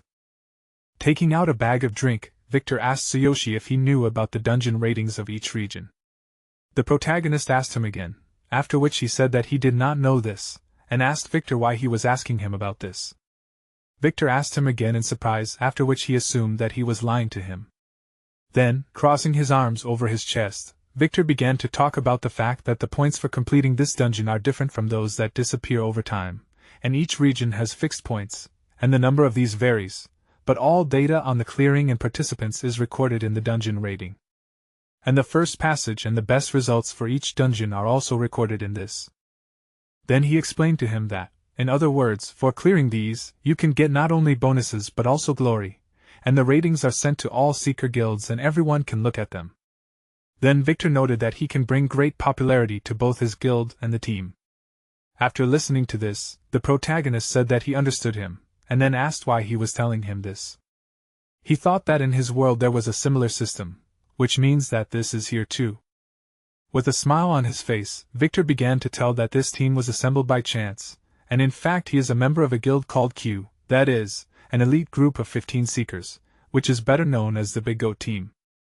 Victor proudly said that their captain is one of the founders of the guild, that is, the shield warrior Big Goat Harvey. Protagonist, skeptically listening to him, asked again why he was telling him about this, hesitantly clearing his throat. Victor said that a new dungeon of the 18th level had recently opened, and inside this dungeon, small monsters of the Dark Zone were hiding in the swamp. Frowning, Victor suggested that these monsters were quite difficult to defeat due to the lack of information about the weaknesses of these monsters. But he thought that he knew quite a lot about them and could be useful in the cleanup. Protagonist began to glow and, demonstrating his muscles, shouted that this meant that this was a dungeon with monsters of the Dark Zone and suggested that the reward should be worthy.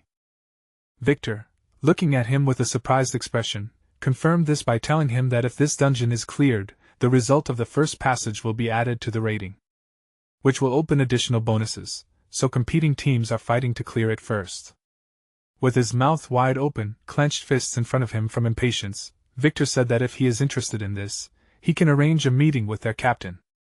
Protagonist thought that this could be a good alternative for obtaining the attributes needed to level up. After that, he said that even though he is a level 9th warrior, he wants him to participate in clearing a level 18 dungeon. In response to this, Victor tried to convince him by telling him that there are many different dungeons that require different abilities, so they need seekers up to level 18, so there is no problem with this. Protagonist told him that he is glad to hear this and he is ready for this offer, but with 2 conditions. Victor asked him again in surprise, conditions? Then Victor noted that if these conditions are acceptable, he will think about an additional reward. Looking closely at his interlocutor with a slight smile on his face, Victor thought that it seemed to him that he trusted him if he agreed to join them and tell them about the weaknesses of the monsters of the Dark Zone, then they would have an advantage, and this fact would definitely be counted to him, thanks to which he would be able to increase his status in the guild. Raising his hand up, Tsuyoshi said that the first condition is that they will give him all the experience points for clearing, and secondly, he will take the reward for completing it, and everything else will go to them. Then the protagonist asked him what he would say to this. In confusion and shock, looking at Tsuyoshi, Victor said that even if he agreed to these conditions, the captain and the others would hardly approve of this, and he should consult with them. Looking at this, the protagonist suggested returning to the conversation when they leave the dungeon, soon after which they headed forward. When they came out of the magic space, the Wind Archer started laughing loudly, happy that they had cleared it. The thief shouted that the captain's final blow with fire magic that hit the boss's weak point was incredible. The Priestess of Light, who was walking behind, also shouted that the boss was powerless against fire magic, and therefore everything went smoothly. Remembering the event of the past battle, the Priestess of Light said that without Tsuyoshi, she would not have been able to correctly calculate the time for the attack because it would have taken her more than 10 seconds to aim. With a grin on his face, a somewhat confused Victor noticed that the protagonist told them about the weaknesses of the boss.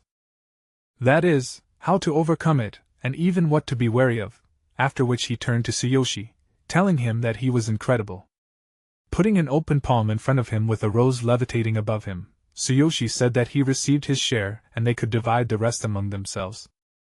Victor agreed with this, after which he ordered his group to disperse and said that he would divide the bonus rewards later. Each member of his group thanked him for this, shortly after which Victor approached Tsuyoshi and asked if he had time. Victor then told him that he wanted to introduce him to the captain, but the protagonist asked him to wait, explaining that he had to warn someone. Soon after, Sakura, pressing a bandage to Tsuyoshi's temple, remarked that it was incredible that he had already been invited to the team and that she had to reach level 30 to even get an invitation. Sakura then asked him to be careful and that this was a very valuable experience for him. Stopping wiping his face, Sakura said that she would get information from the nearest city and report to him as soon as she returned. With a smile on his face, Tsuyoshi remarked that it would be nice, after which he asked her that if she could not find him, they would meet at the Seekers Guild. Sakura handed him a small bag and explained that it contained several potions and some money, which would be enough for about 3 days. Taking the bag with him, Tsuyoshi thanked her and walked away. With a wide smile on her face, Sakura wished him luck and waved her hand. As soon as he stepped back, she thought with a serious expression that now she had time to get information about Kevin. Because if he really mastered the law of the great winds, then her plan to kill him would have to be corrected. Coldly looking ahead, she walked in the opposite direction, thinking about it. In another place, a stern voice asked again, "The 9th level warrior made 2 conditions?" Then the owner of this voice with his massive hand, putting the glass on the table, turned to Victor, asking him if he was serious now. The owner of this voice was Captain Harvey, a big goat whose class was a great shield warrior and his combat power was 7,600. Sternly looking ahead, Harvey asked, "The 9th level warrior was going to lead his elite team whose average level is 16. He asked Victor not to make him laugh, but the confused Victor shouted that he really was incredible, and thanks to him they easily got the bloody rose. The vice-captain of the 17th level named Luke, holding a filled glass in his hands, laughed saying that a warrior of the 9th level is not worthy of even wearing their shoes, after which he turned to Victor, suggesting that communication with this fool must have clouded his mind. Luke's class was a warrior with 2 flaming blades, and his combat power was equal to 6,930. Then Luke laughed again, suggesting that it now seems to him that he will not be able to participate in the cleansing in the future, and asked Victor not to waste their time. Under the general laughter of adventurers, an upset Victor tried to convey to the others that this is true, and if they do not believe, then they can meet him in person. Harvey asked if he was here. Victor confirmed this, saying that he brought him, and he is waiting at the entrance. Luke angrily noted that he brought someone here, that is, he has completely lost his fear. An angry Victor ordered him to stop. He thought that Luke was constantly mocking him, and it was time for him to show who was right. Harvey agreed with him, saying that he would meet him, and Victor thanked him for this soon after, which he led Tsuyoshi inside. Confusedly scratching the back of his head, Tsuyoshi introduced himself saying that he was a 9th level warrior, and it was nice to meet him. Silence reigned in the guild for a while, after which Luke began to laugh furiously, suggesting everyone to look at Tsuyoshi who was so weak. Showing a finger pointing down, Luke began to mock Tsuyoshi, but Victor asked not to pay attention to it. Harvey, raising a glass to his mouth, said that Victor told him that he would be able to clear the new dungeon, after which Harvey asked Tsuyoshi if he was so confident in himself. The protagonist replied that he was absolutely confident in himself, but he had one more condition.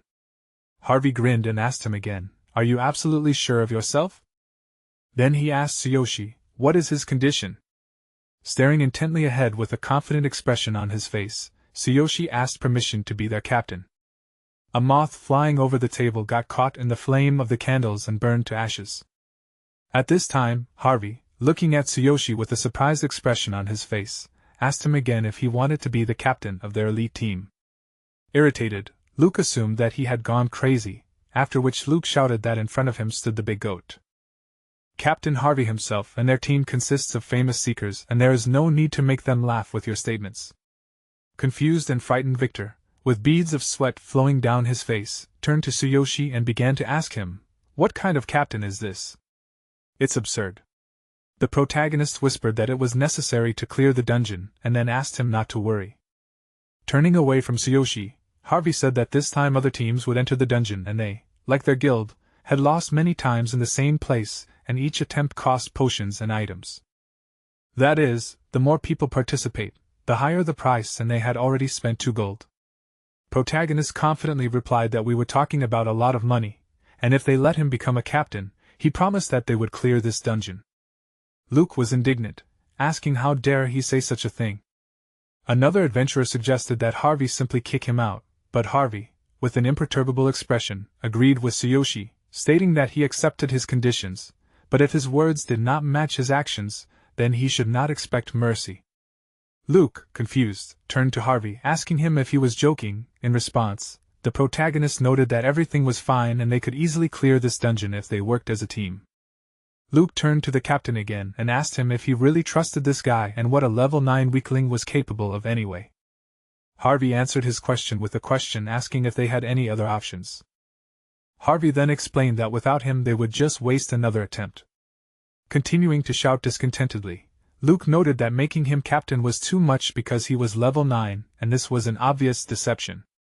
He continued to yell about how the big bastards had been having a lot of bad luck lately and Victor had succumbed to the influence of this weakling, but he was good enough for me too and they should kick him out right now. Harvey looked at Luke coldly and asked him if he knew how much they had been ridiculed by other guilds. Harvey explained to him that they could not achieve anything and suffered disdain from them, and if they cleared this dungeon first then their reputation would be restored, and now they have no other choice and they need to take advantage of this opportunity. Then Harvey said that even if it was a deception, then he would make this guy answer for his deception. After these words, he looked at the nervous Victor and confident Tsuyoshi. Before entering the dungeon, one of the adventurers looking at the people approaching asked if they were not big goats, and were they really going to enter the dungeon again? Another adventurer assumed that they would probably use the Horn of Return, then asked to wait, and was surprised to notice that Harvey was not leading the team today. Looking at Tsuyoshi, who found him ahead, the adventurer asked, "Who was this?" And then he noticed that this person had a strange appearance. The adventurer, laughing loudly, crossed his arms over his chest and asked if they were not big goats. Then he assumed that they had changed their leader and noticed that they were acting arrogantly, being weaklings, and that they would not be able to feed themselves at this rate, so he suggested that they spend their money wisely. At that moment, Victor whispered to Tsuyoshi and explained that the captain of that team had always bullied them, but to be honest, there was some truth in his words, since countless losses had led them to nothing. He continued to explain that for this reason, the captain and the rest of the team were under a lot of pressure, and lately, the situation had become even worse. Staring ahead with a confident expression, Tsuyoshi accepted this information, and then passing by the adventurer who was bullying his team, he pushed him, apologizing for getting in his way. The confused adventurer turned to Harvey and shouted that their new leader was an upstart, after which he, with a wide smile on his face, suggested that they watch how he would act the next time they returned with the help of the horn. While the system window notified the protagonist that the team had registered in the dungeon and asked them to wait, Tsuyoshi sternly looked at the adventurer and noted that they would still see this. Tsuyoshi headed into the magical energy rapidly spreading in front of them and ordered to begin. Confidently looking ahead, he thought about what Victor said, that unexplored monsters of the Dark Zone live in the swamp of this dungeon. But with the Divine Eye there should be no problems, and he will show the team an example of professional cleaning.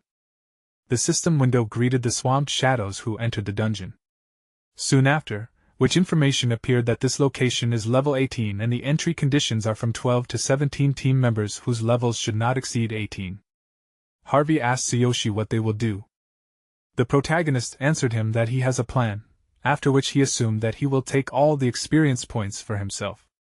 Then the protagonist asked again if this was true. Harvey confirmed this, noting that for them the honor of the team is more important, and it is important for them to clear the dungeon first. So he asked not to disappoint them. Then Harvey said that he himself was convinced of their plight, and he took on a great responsibility by appointing him as the leader.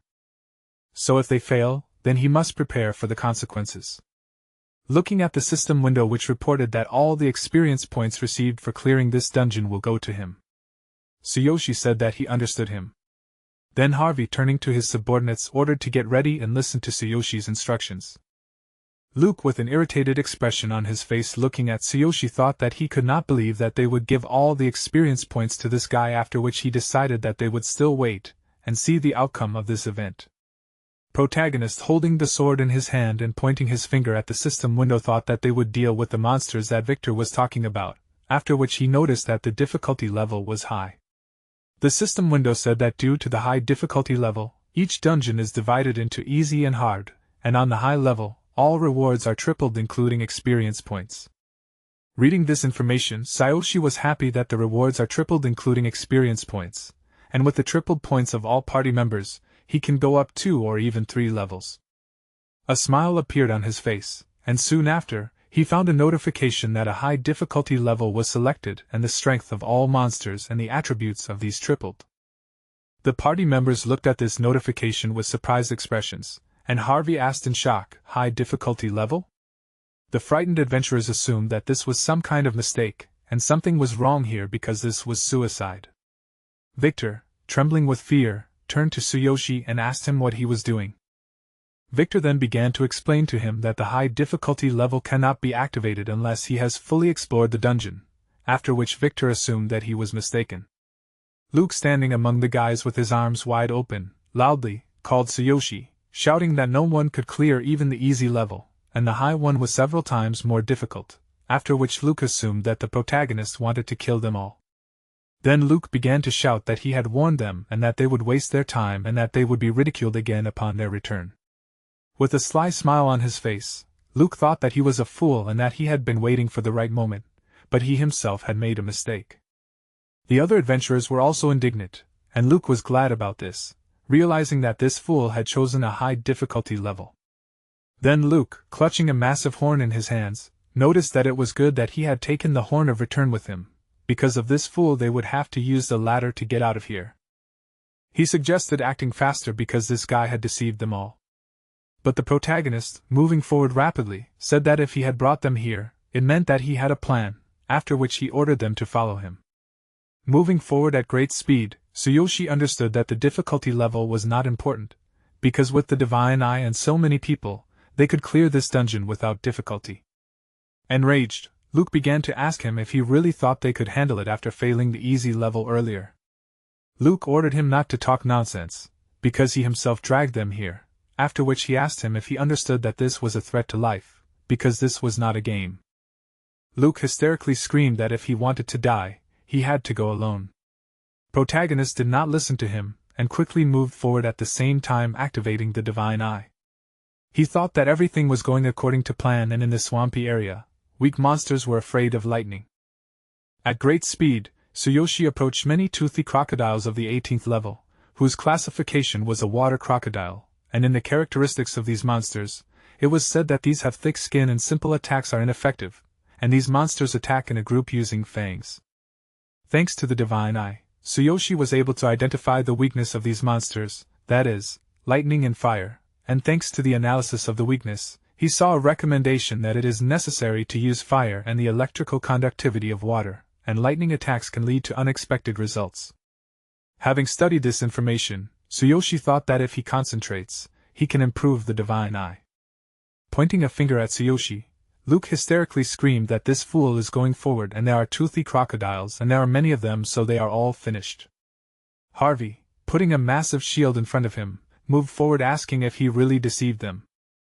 The protagonist ordered with a calm expression on his face to follow him, after which he declared that he would see them to the end. Raising his sword high above his head, he ordered the soldiers not to just stand there, after which, turning to the fire mages, he ordered them to get ready. With a tense expression on his face, squeezing the staff in his hands, Victor loudly cursed, after which he said that he was advancing and believed him. Victor turned to the other fire mages and ordered them to run after him, after which he noted that if they simply ran away, they would be ridiculed. The adventurers cursed loudly and ran forward shouting that they could not stand the ridicule any longer. At this time, huge crocodiles rushed towards Tsuyoshi using a group attack with their fangs. Harvey, looking at Tsuyoshi in surprise, asked him to leave because 6 toothy crocodiles had grouped together to attack with their fangs and they would tear him into small pieces. However, the protagonist waited for the moment when the monsters would approach him, used the thunder chain, then turned to the fire mages and ordered them to concentrate all their power a meter away from him. The fire mages obeyed this command, then sent a powerful stream of fire towards him. A fiery explosion occurred right in front of Tsuyoshi and the system window reported that the attack was interrupted. With loud painful sounds, the toothy crocodiles began to burn alive. Victor, bewildered, looking ahead, asked how could he defeat 6 enemies at once. With a confident expression, Tsuyoshi said that his thunder chain skill paralyzed enemies, and in this state, monsters could not use skills, and any attacks against monsters deal double damage.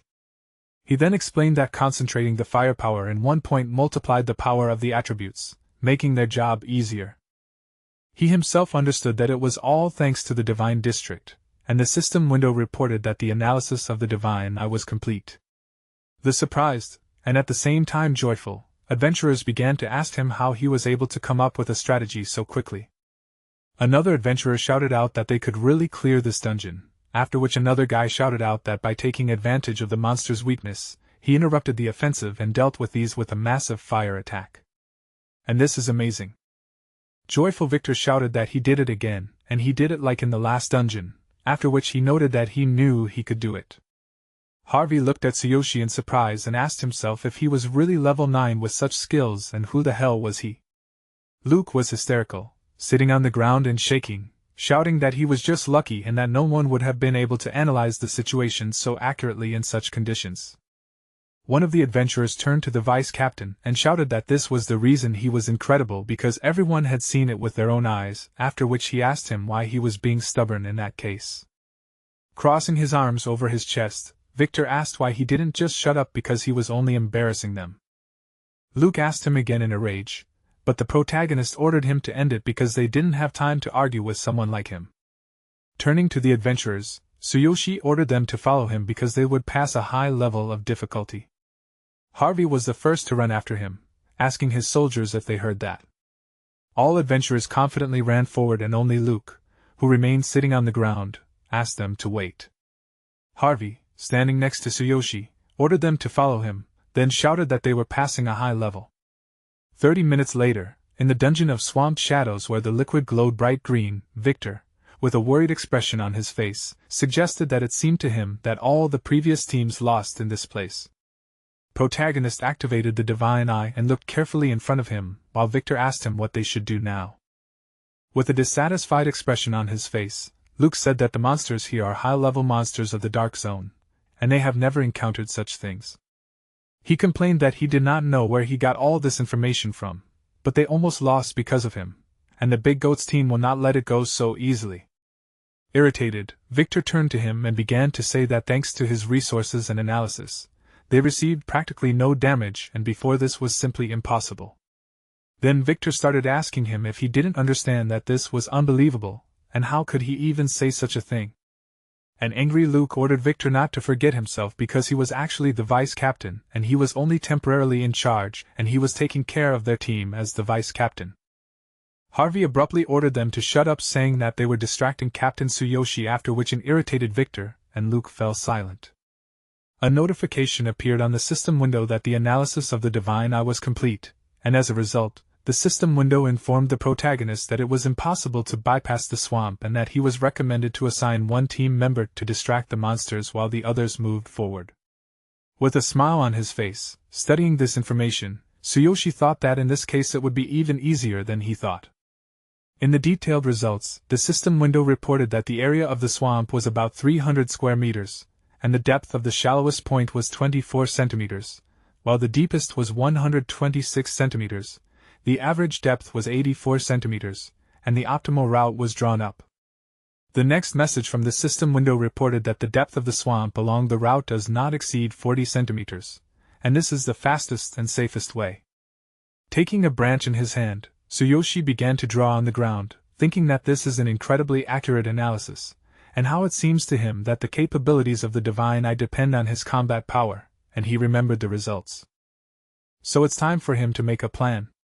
Soon after, a warning appeared on the system window that 15 monsters of the Dark Zone are hiding along the route, and it is necessary to neutralize them for the safety of the road.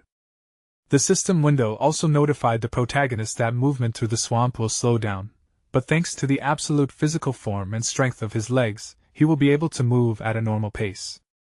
Imagining future events, Tsuyoshi also studied the information on measures of influence, where the system window reported that the high electrical conductivity of the swamp increases the effectiveness of the thunder chain, and it is necessary to concentrate strength in the legs to attract monsters and lure them into the combat zone, and during the battle it is necessary to follow the analysis and aim at the weak points of the monsters. Also, the system windows stated that the plan will be adjusted depending on the situation. Looking carefully ahead, Tsuyoshi said that as Vice President Luke said, their joint work is aimed at mutual benefit, and he is their temporary leader. So if they are not satisfied with something, then they can go, and he will not stop them. Luke looked at his back with displeasure. After which, Tsuyoshi turned around and noted that since now we are the captain and leader here, then they need to follow his instructions. Luke, pointing his finger at him, shouted that he is a guy who just knows a little about monsters. However, Harvey abruptly interrupted him, noting that he will be able to speak out when they leave the dungeon, and now everyone wants to get through this as soon as possible. With a displeased expression on his face, Luke cursing the 9th level newbie, calmly looking ahead. Tsuyoshi thought that in the past, his spirit could have been broken by someone like him, because in the world, there will always be people who oppress the weak, and those who pose a threat, and such innate malice cannot be avoided or explained. Remembering the events from his past, protagonist thought that before he was a victim, like Karina and many others, and the only way out of the situation is to become stronger. Protagonist understood that he is no longer the same as before, after which he stood up and said to stop empty chatter, after which he explained that in order to get to the next point, they will have to cross the swampy area. Harvey confirmed this by telling that one day he went halfway and saw a path that leads to the entrance to the next point, and in order to get there, they must beware of the umbrella of darkness monsters that always attack unexpectedly. After that, Harvey, remembering the events from the past, noted that if something goes wrong, then they will have to use the Horn of Return, and in the worst case, they can all die. With a straight face, Tsuyoshi explained that this environment was unfamiliar to them and was definitely dangerous, but there was nothing to worry about. With a surprised expression, Harvey asked him if he had a plan. With a smirk on his face, Tsuyoshi said that he was going to hide from the wedged monsters while they led the others ahead, and then he would catch up with them later. Victor asked him in confusion, was he going to distract all the monsters by himself? He shouted out in fear that it was dangerous, and Harvey said that he respected his strength. But they didn't even know how many monsters there were, and he couldn't agree to such a reckless plan. Luke fell to the ground laughing uncontrollably, and started screaming that he thought he had another great plan, but it turned out that this plan was just pathetic. Luke then shouted that anyone could have come up with this plan and he should go ahead, but not think that they would go save him in case of danger. Ignoring this sound interference, Tsuyoshi turned to Victor, telling him that there was one safe path and he needed to remember it and lead the others. Victor began to ask him in bewilderment, how did he even know about this? Heading forward and clutching a sword in his hand, Tsuyoshi said that distracting the monsters was only the first part of the plan, and he himself would defeat these monsters and they needed to go forward, after which he would catch up with them. With a cold expression on his face, Tsuyoshi said that he did not want to waste time, after which he asked if he had ever done anything thoughtlessly. Luke was confusedly silent, after which the protagonist confidently walked forward and waved his hand and ordered them to wait for his signal. When he stepped into the swampy liquid, he thought with a smile on his face that everything was worse than he expected. But this type of terrain was ideal for thunder attacks. His eyes glowed with bright magical energy, and he headed forward. Luke, looking at the back of the departing Tsuyoshi, turned to Harvey and asked him if he really trusted him and how could a level 9 beginner win against a whole horde of Dark Zone monsters. With a confused expression, Harvey replied that he did not know and could not fully trust him, but his mood. Victor confidently shouted that he believed him and his level was not important here. So you just need to follow his plan because he gave them the exact route. The protagonist stood in the swamp and looked in front of him carefully, saying that there were 15 monsters. And anyone who was surrounded by a swarm of dark monsters in the swamp would freeze in fear. Suddenly, a huge monster with a terrifying sound appeared from the water. It was a level 18 Dark Soul Eater. From the Divine Eye, information appeared that the classification of this is a monster that is mired in a swamp. And the characteristics are that it is an agile dark creature that is born in swamps, and it ambushes passing prey. So do not underestimate these because of their low health. Because this monster's bite is deadly, and its weakness is lightning and piercing damage. The ugly monster rushed to attack Tsuyoshi. The system window showed information from the Divine Eye that the weakness of these is that the monsters' bodies are saturated with water, which makes them virtually invulnerable to fire attacks, but the monsters' bodies are vulnerable to piercing attacks and lightning. Preparing to attack with his sword, the protagonist apologized for the wait, then invited the monsters to battle and dealt a powerful sweeping blow to the Soul Eater, tearing the flesh into many small pieces. With a smile on his face and a tense body, the protagonist said that now he understood why nothing was known about these monsters, because these black ones are like resin and hide in the swamp after each attack. Striking a thunder chain at the water, Tsuyoshi shouted that they would not be able to find out the weak points of these monsters. Because of the electricity that began to spread through the water, many soul eaters were forced to jump out of the water with a painful cry, after which these monsters, opening their mouths wide, headed after Tsuyoshi, and the system window informed him that he had successfully distracted the monsters. With a concentrated expression on his face, looking ahead, Tsuyoshi shouted out that now all of these have gathered, after which, straining his body, he thought that for ordinary adventurers, such a situation is fatal, but with absolute physical strength it will not be difficult.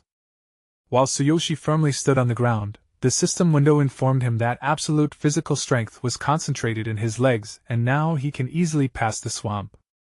Swiftly moving towards Tsuyoshi, he lured the monsters behind him, after which he loudly addressed Harvey and ordered him to lead the rest along the road he showed. The adventurers, with their mouths wide open in surprise, asked if he really was able to distract all the monsters of the dark zone. Another adventurer shouted out in surprise that he had incredible agility, after which he asked why he ran so fast without getting stuck in the swamp. An adventurer noticed that Tsuyoshi was the captain and the team could clear any dungeon, after which he asked if he was really their temporary leader. With a satisfied smile on his face, Victor reminded them that he had told them about this, after which he asked, "Do they see everything for themselves now?" With a confused expression on his face, Luke said that he had really underestimated him, but Harvey, leading the squad, ordered them not to stand still, but to follow the path while Captain Tsuyoshi distracted the monsters. Harvey ordered them to follow him, after which, turning to Victor, he asked to lead them along that path. The adventurers began to run forward. At this time Tsuyoshi, who was rapidly moving through the swamps, saw a message that he had successfully distracted all the monsters and brought them to the combat zone. The next moment Tsuyoshi turned around sharply, saying that this was the combat zone and that he would now deal with the monsters here. Having taken a combat stance, Tsuyoshi assumed that only piercing attacks worked on the monsters, after which he decided to combine piercing attacks with thunder, thereby leaving the monsters no chance. He began to inflict powerful piercing and at the same time electric attacks piercing the bodies of the monsters. Looking at the approaching new enemies, Tsuyoshi, clutching a sword in his hand, said that he had already bought time so he had nowhere to rush. Soon after these events, the squad of adventurers reached the shore and one of the guys happily shouted that they did it, and they got out of the swamp. The squad rejoiced, shouting that they had never gone so far, and the other teams too, all thanks to Captain Tsuyoshi. With a smile on his face, Harvey said that they really managed to get through. Victor, pointing his finger in the opposite direction with a wide smile on his face, shouted that the boss was right in front of them in that direction, after which he shouted again. They reached the boss. Harvey asked him again in bewilderment, and Luke shouted that it was incredible. Victor confirmed this, saying that this boss did not seem too difficult, after which he assumed that the swamp was the most difficult point of this dungeon. One of the adventurers assumed that everyone was eager to get there, but another guy asked, didn't Captain Tsuyoshi ask them to wait because victory was right in front of them? The next adventurer stated that they would not lose in any case, and he offered to show the captain what they were capable of. Harvey confirmed this, noting that however this was a high level of difficulty, but Luke interrupted everyone and demonstratively pressing his hand to his chest asked them to calm down, after which he stated that they should wait for Captain Tsuyoshi. The adventurers looked at him in surprise and then asked what was wrong with him. Luke, at the peak of his acting skills, began to say that they had only come so far thanks to him, and his strength was undeniably impressive. After that, he began to say that since they had reached the boss area, they should wait for Captain Tsuyoshi and go there together. For a while, silence reigned among the adventurers, after which Harvey, with a wide smile on his face, began to ask Luke, even he finally trusted him? Then Harvey agreed with this, noting that it was better to be careful than to regret later, and ordered to wait for Captain Tsuyoshi. When he shouted about this, he laughingly patted the shoulder of the disproportionately small Luke. Victor noticed that this was the right decision, and it would be safer. Soon after, a voice addressed the adventurers and asked if they had been waiting for him. The voice said that he had already dealt with all the monsters in the area. Tsuyoshi, who had approached the adventurers, assumed that the boss was very close, after which he noted that they could split up here. With his clothes tattered and torn, as well as many bruises, Tsuyoshi, clutching his sword, looked intently ahead, offering to finish off this high-difficulty dungeon. The system window for the characteristics stated that the protagonist was level 9 and a warrior class, and his weapon was a bloody fog saw, and his equipment was a fox beastman set. The protagonist's skill was a thunder chain, and his copied skill was sacrifice, while his combat power was 4,500. Every single adventurer looked at Tsuyoshi in shock, after which one of them asked if he had really defeated the monsters alone, and noted that he was incredibly strong. Luke, with his mouth wide open in surprise, asked who he was. Then he said that he had even forgotten that he was only level 9. Victor, also looking at Tsuyoshi in surprise, admitted that he didn't know anything about him either. Harvey looked at him with admiration and offered to recommend him to the guild master when they passed this dungeon. In the dungeon of swamped shadows under the wings of a flying bird, there appeared a huge ugly boss, consisting of naked flesh, being the guardian of the swamp. On the system window, the characteristics of this boss were visible. The boss level was equal to 18. In the characteristic, it was said that this boss has a high health indicator, which doubles at a difficult level. And also the boss has the skill Swamp Haze, thanks to which it can create small swamps for a short time, which hinder the movement of enemies. The weakness of the boss was already fire, lightning, and magic damage. Thanks to the analysis of weakness, Tsuyoshi learned that it takes time to activate the skill Swamp Haze, therefore it can be interrupted with the help of high-level magic and careful preparation, and the use of items causing bleeding or poisoning can greatly facilitate the task. Studying all this, the protagonist asked if there were any gates that lead to the boss. Then he wondered if this could be at a high level of difficulty? Luke answered him that a high level does not guarantee the presence of these gates. Then he started talking about how the presence of a passage to the boss does not depend on the difficulty level, but on the strength of the boss, so there can be a passage even in a medium-level dungeon. Having accepted this information, Tsuyoshi stared ahead and thought that this meant that only the strength of the boss was important. He began to reason that the huge gates he saw in the dark zone when he received the cardiolese were probably rare, and that I for some reason did not cause him an overwhelming feeling of fear. With a confident grin on his face, Luke took out his sword and suggested going to the boss, after which he shouted that victory was right in front of them. Raise his hand up, Tsuyoshi ordered to wait, and Luke instantly obeyed this command. Protagonist turned to Harvey and ordered to call the magicians and agile team members. Harvey obeyed this command, shortly after which he sent a squad towards Tsuyoshi. Victor, with a smile on his face, asked Tsuyoshi, "Does he have a plan?" Then Victor shouted that he was very excited, and Tsuyoshi began to explain before ordering everyone to listen carefully. Then he said that Harvey and Luke would lead the warriors and as usual fight the monsters, and the mages would pair up and, at his signal, use their strongest magic. Tsuyoshi also ordered the soldiers who were listening attentively to him to distribute the items that inflicted bleeding and poisoning debuffs among the agile fighters. Victor and Luke asked him again in surprise, "Debuffs?" With an unperturbed expression, Tsuyoshi confirmed this, explaining that the boss's already high health had doubled due to the increased difficulty level, and using debuffs would make the fight much easier. And let these soldiers surround the boss and use these items, which in turn would distract the boss's attention, and he would quickly deal with it. Then the protagonist, looking intently at the soldiers, turned to the mages and ordered them to follow him and get ready to interrupt the attacks of this monster, and also asked them to distribute themselves into teams, calculating the recovery time, and stand in a checkerboard pattern. Harvey, looking at him in surprise, asked how he knew this, and then Harvey admitted that it scared him, but Luke, with a smile on his face, reminded that he said that Captain Tsuyoshi would easily clear the dungeon and they could rely on him. The protagonist noted that this was great, after which he suggested defeating the boss as soon as possible, and the team moved forward. Outside the dungeon, looking at the red magic portal, one adventurer asked, "Did the big goat enter the dungeon with a young warrior?" Another adventurer shouted that, besides, they did it on a high difficulty level. They knew about the high difficulty level because at a high level the entrance to the dungeon lights up red, which makes it more noticeable and shows off the team's skills. So thoughtlessly activating a high difficulty level can cost not only lives but also reputation. The adventurer humiliating Harvey's guild laughed, noticing that this time they were led by a human warrior, and apparently it was he who activated the high difficulty level.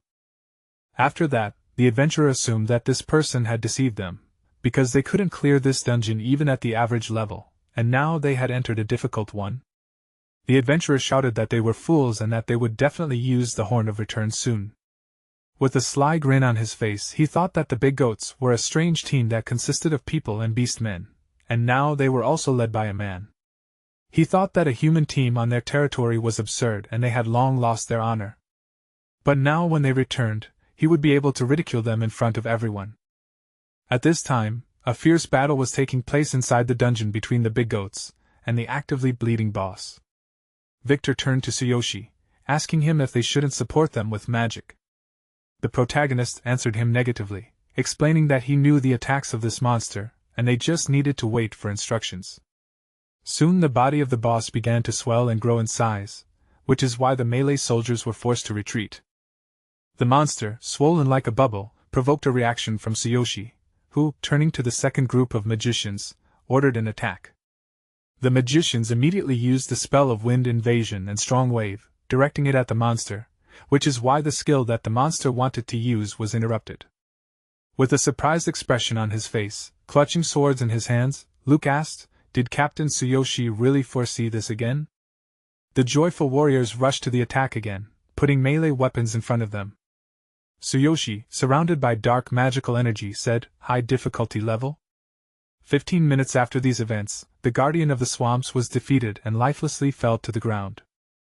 The members of the Big Goat Guild began to enthusiastically rejoice that they won, and it's incredible because they finally cleared this dungeon.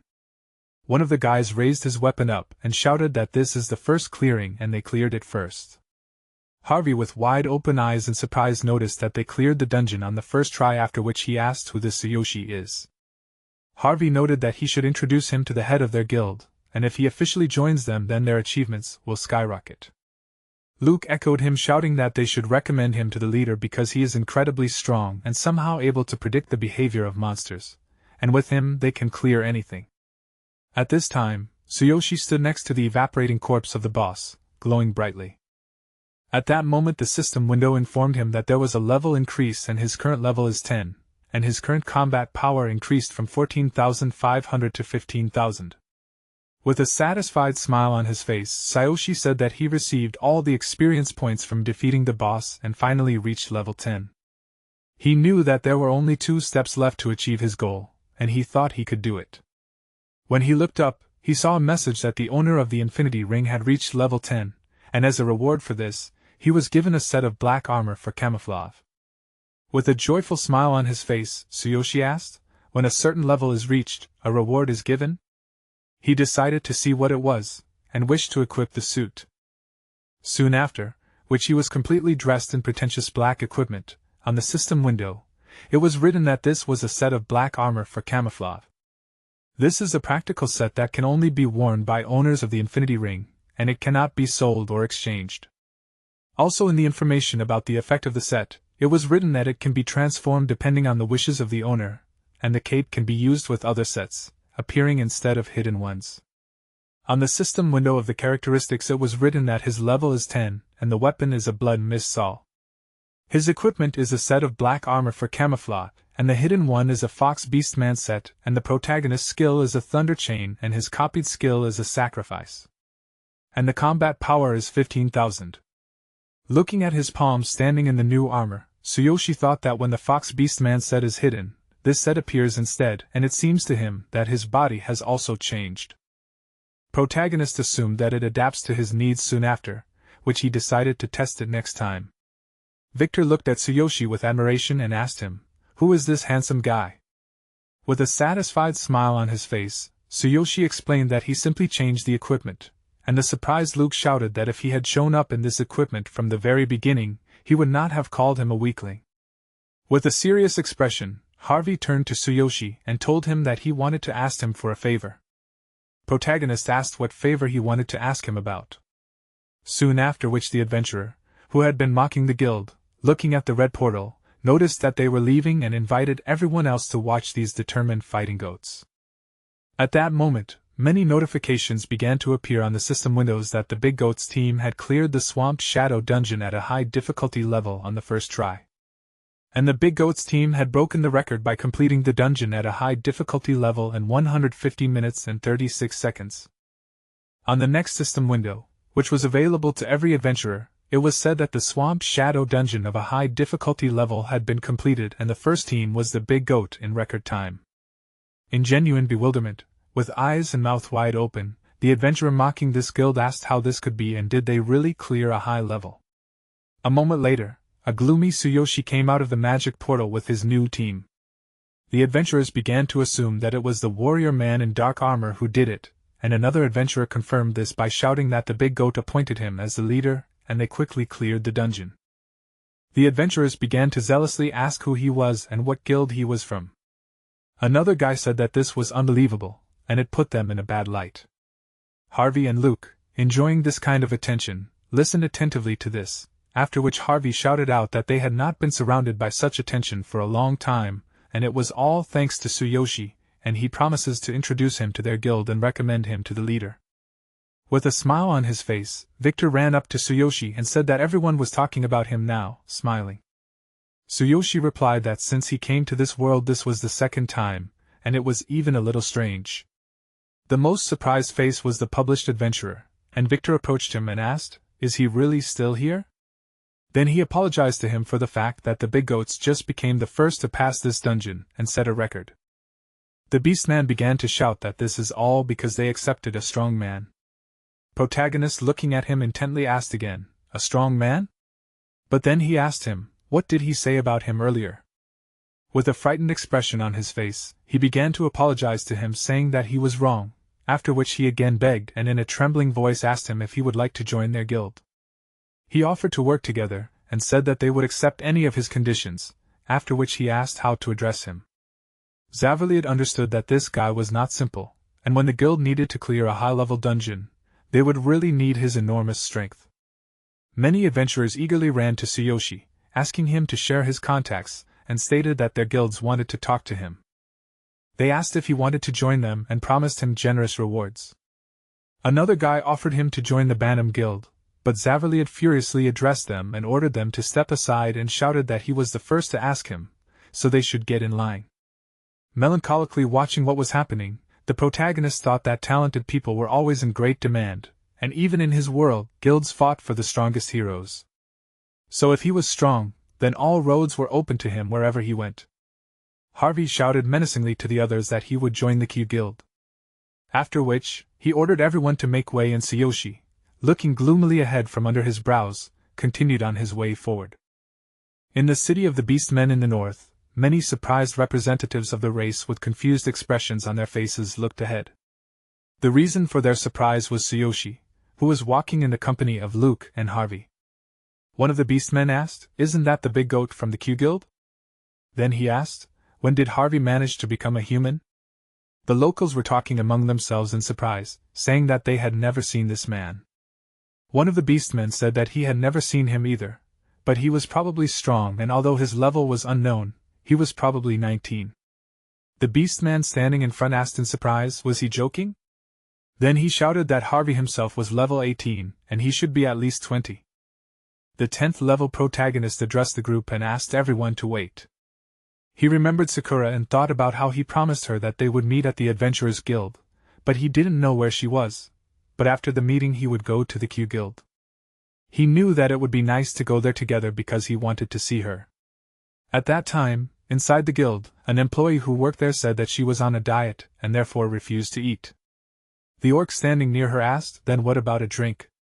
The orc asked to at least drink with them, and his comrade confirmed this by saying that they had invited her so many times, and she always refused.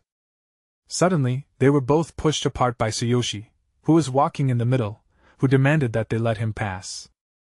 One of the enraged orcs shouted that they were talking, after which he asked if he should be punished. Another orc assumed that he didn't know the local rules, but he soon stopped, thinking that he seemed to have seen him somewhere. The guild employees shouted that it was that guy, and he had changed a lot. One of the orcs asked in surprise, was it he who had taken their quest?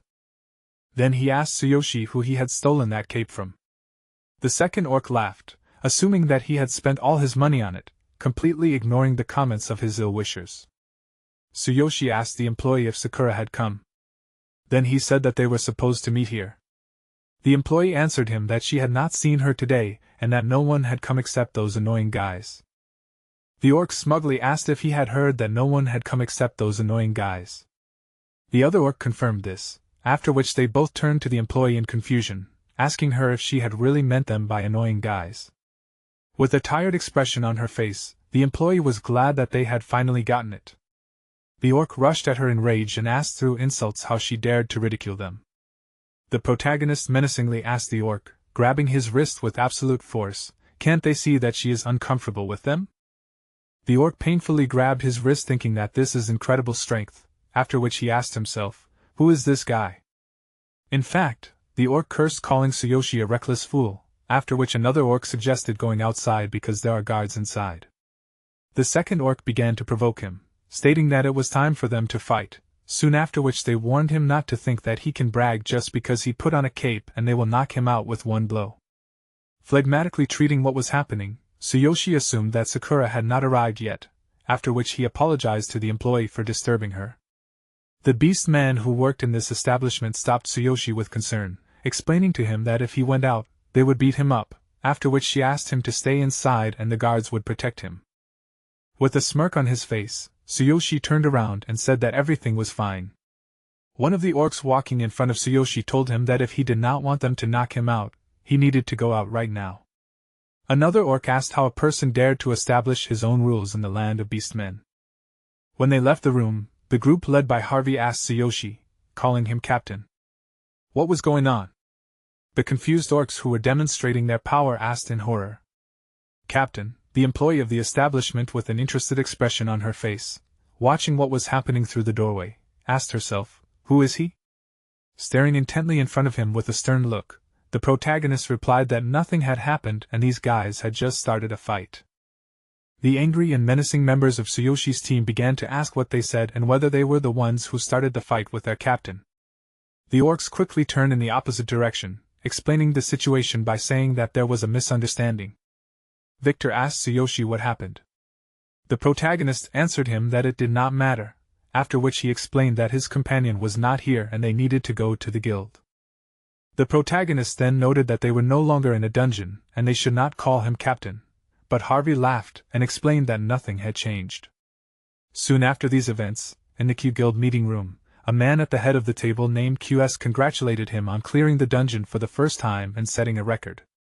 Then QS, who was a level 24 guild master and also a mage, asked again if he wanted to tell this human warrior to join in clearing other dungeons. With a wide smile on his face, Harvey said that Tsuyoshi had exceptional talent, and thanks to him, they were able to cope with what no one had been able to do for a long time. Then Harvey began to say that this is why they decided to invite him to their guild so that he could help them clear dungeons of more difficult levels. Then Harvey asked QS to believe him, because it was worth it. Sitting at the table with his head down, Red, who was one of the founders of the level 23 guild and a swordsman, kneading his knuckles, asked if they were joking and wanted a human to lead the team of beastmen. Then he asked again, a guild of beastmen led by a human? He explained that this was absurd and noted that they themselves did not know it. Then he began to ask, what if he was a spy from another guild? The protagonist asked Red again, a spy from another guild? Luke shrugged his shoulders and said that Red was right and turned to Captain Harvey and explained that they founded their guild together with the guild master, so their opinion carried a lot of weight. Victor, with an irritated expression on his face, began to say that he always considered them insignificant just because the guild master belonged to the beast race and their captain Harvey was a human. Then Victor, flushed with anger, suggested that perhaps the guild master had been completely blinded by Red. He tried to say that if Captain Harvey had not been so kind to them, they would have left long ago. But Luke abruptly covered his face with his hand and suggested that he change the subject. Protagonist continued to stare coldly ahead. The voice said that other teams were hunting for high-level dungeons and rewards, and with Tsuyoshi's help, they would have an advantage. Harvey then said that they could vouch for him because his observation and analytical skills were impressive. In response to this, Red suggested that they needed another leader, but they didn't need one, after which he asked if they weren't the ones who brought their guild down to the bottom. With a bored expression on his face, looking ahead, Red said that he understood why they trusted him, because people understood each other well.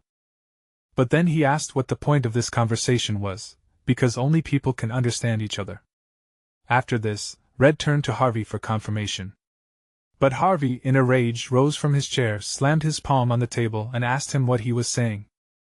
Harvey menacingly asked Red if he was questioning his loyalty to the guild and the team. Then Harvey, looking at Red from under his brows, began to shout that their team had worked hard for the good of the guild and their abilities may not be as high as theirs, but they had fought for the guild for a long time. In response, Red, holding his huge sword, said that their Beastman guild had become the subject of controversy due to Harvey's mixed team, and if other guilds found out that they had chosen a human as their leader, they would be ridiculed and the guild's reputation would collapse. Red then turned to the guild master and asked him, "Does he understand this?" Red advised him to think about the future of the guild. Soon after, Harvey also turned to the guild master and asked him what he thought about this. The guild master suggested that they should listen to Red's suggestion, after which he said that they respected Harvey's opinion, but they should solve this problem themselves and they would hospitably see him off.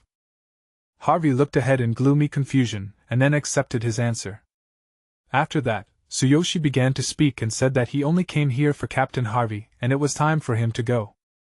Approaching Harvey, Tsuyoshi patted him on the shoulder and asked him not to worry, then said that he had a reliable team. All members of his team with stern expressions on their faces stared ahead. Harvey was confused.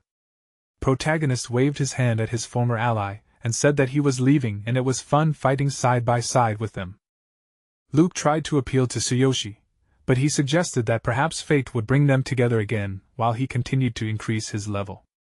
Red advised Tsuyoshi to take care of himself, after which Luke and Harvey looked at him angrily, and Harvey asked, "Does he really not understand that he is capable of changing the future of the guild?" Harvey said that with his help, they would have become much stronger, but they missed this opportunity. Leaning back in his chair, Red grinned and asked, "What is this human warrior capable of?" And then Red said that they were just lucky to clear that dungeon. Harvey's group decided to leave at this point, after which Harvey wished them not to regret it later. Leaving the guild building, Tsuyoshi began to think about where he could level up, after which he suggested that he should first send Sakura to look for him.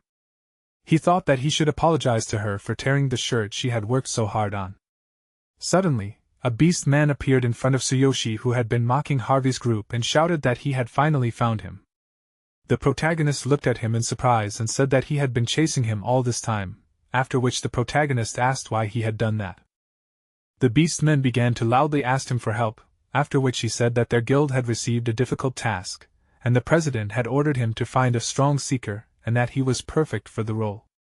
With a wide smile on his face, the beastmen began to talk about how their guild would welcome him with great enthusiasm.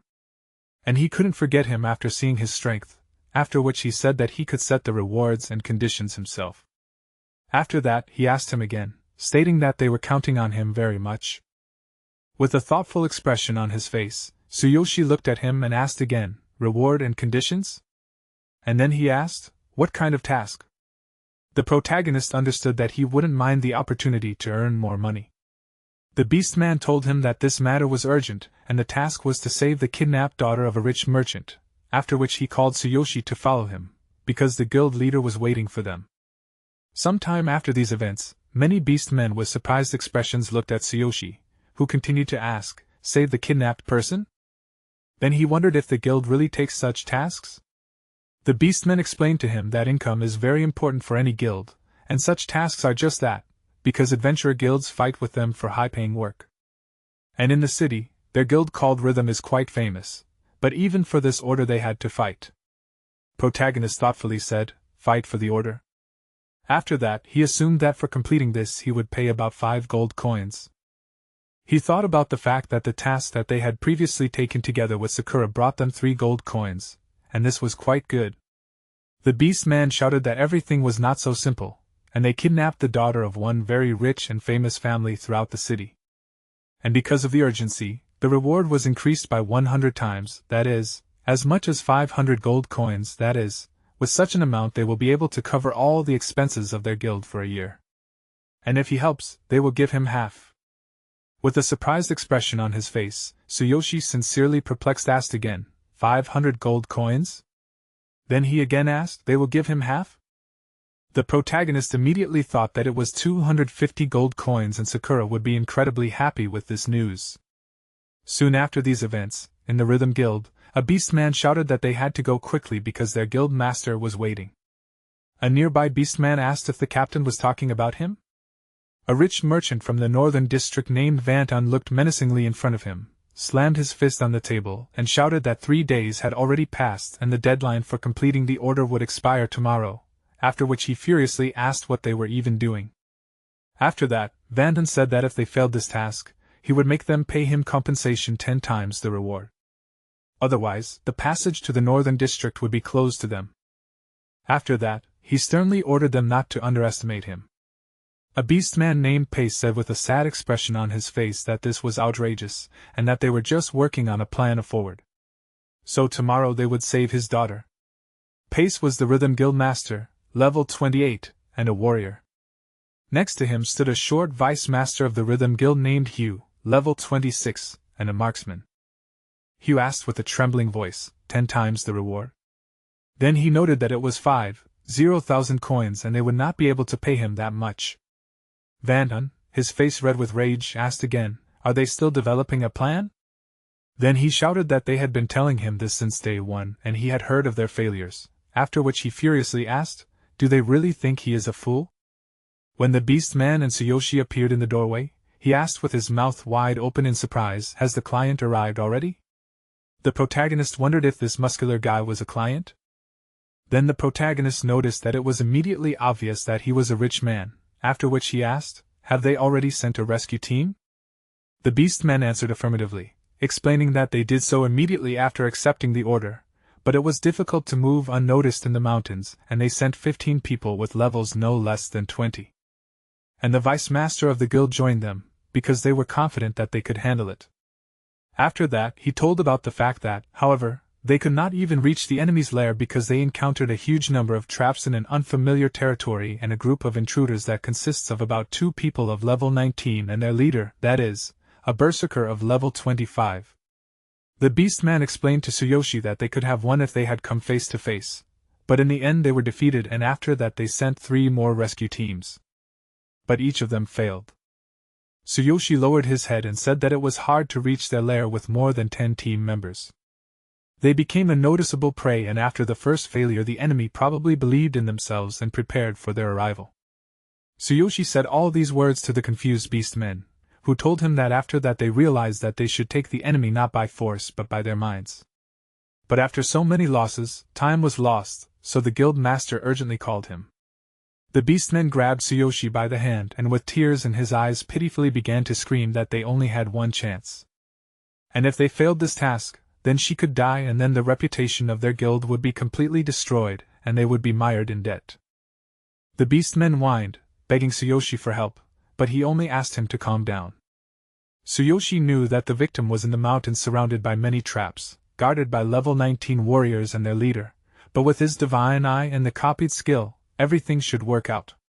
By this time, Tsuyoshi was a level 10 warrior with a weapon called the Blood Mist Saw, and he was equipped with a set of black camouflage armor, and his hidden equipment was the Fox Beastman set. His skill was the Thunder Chain copied skill of the victim, while his combat power was 15,000. Protagonist thought that the skill of the victim consumed too much energy, and he needed to change it. Vanton, furious, turned to the guild members and repeated that if he failed, they would have to pay him 10 times the reward as compensation and disband the guild. Then he repeated that they would owe him 10 times that amount, or 5,000 gold, staring at him. The protagonist thought that he was fixated on money, and did not say a word about his daughter. Then Vanton explained that they would have to answer if they could not, then they would have to prepare 5,000 gold. But Pace, with a confused expression, said that he could not find 5,000 gold so quickly. Hugh tried to calm Vanton down, saying that they would prepare a plan and would definitely save his daughter. A sudden confident voice said that they could save her, and she would be saved. It was Tsuyoshi who, approaching Vanton, said that they would return her to him tomorrow.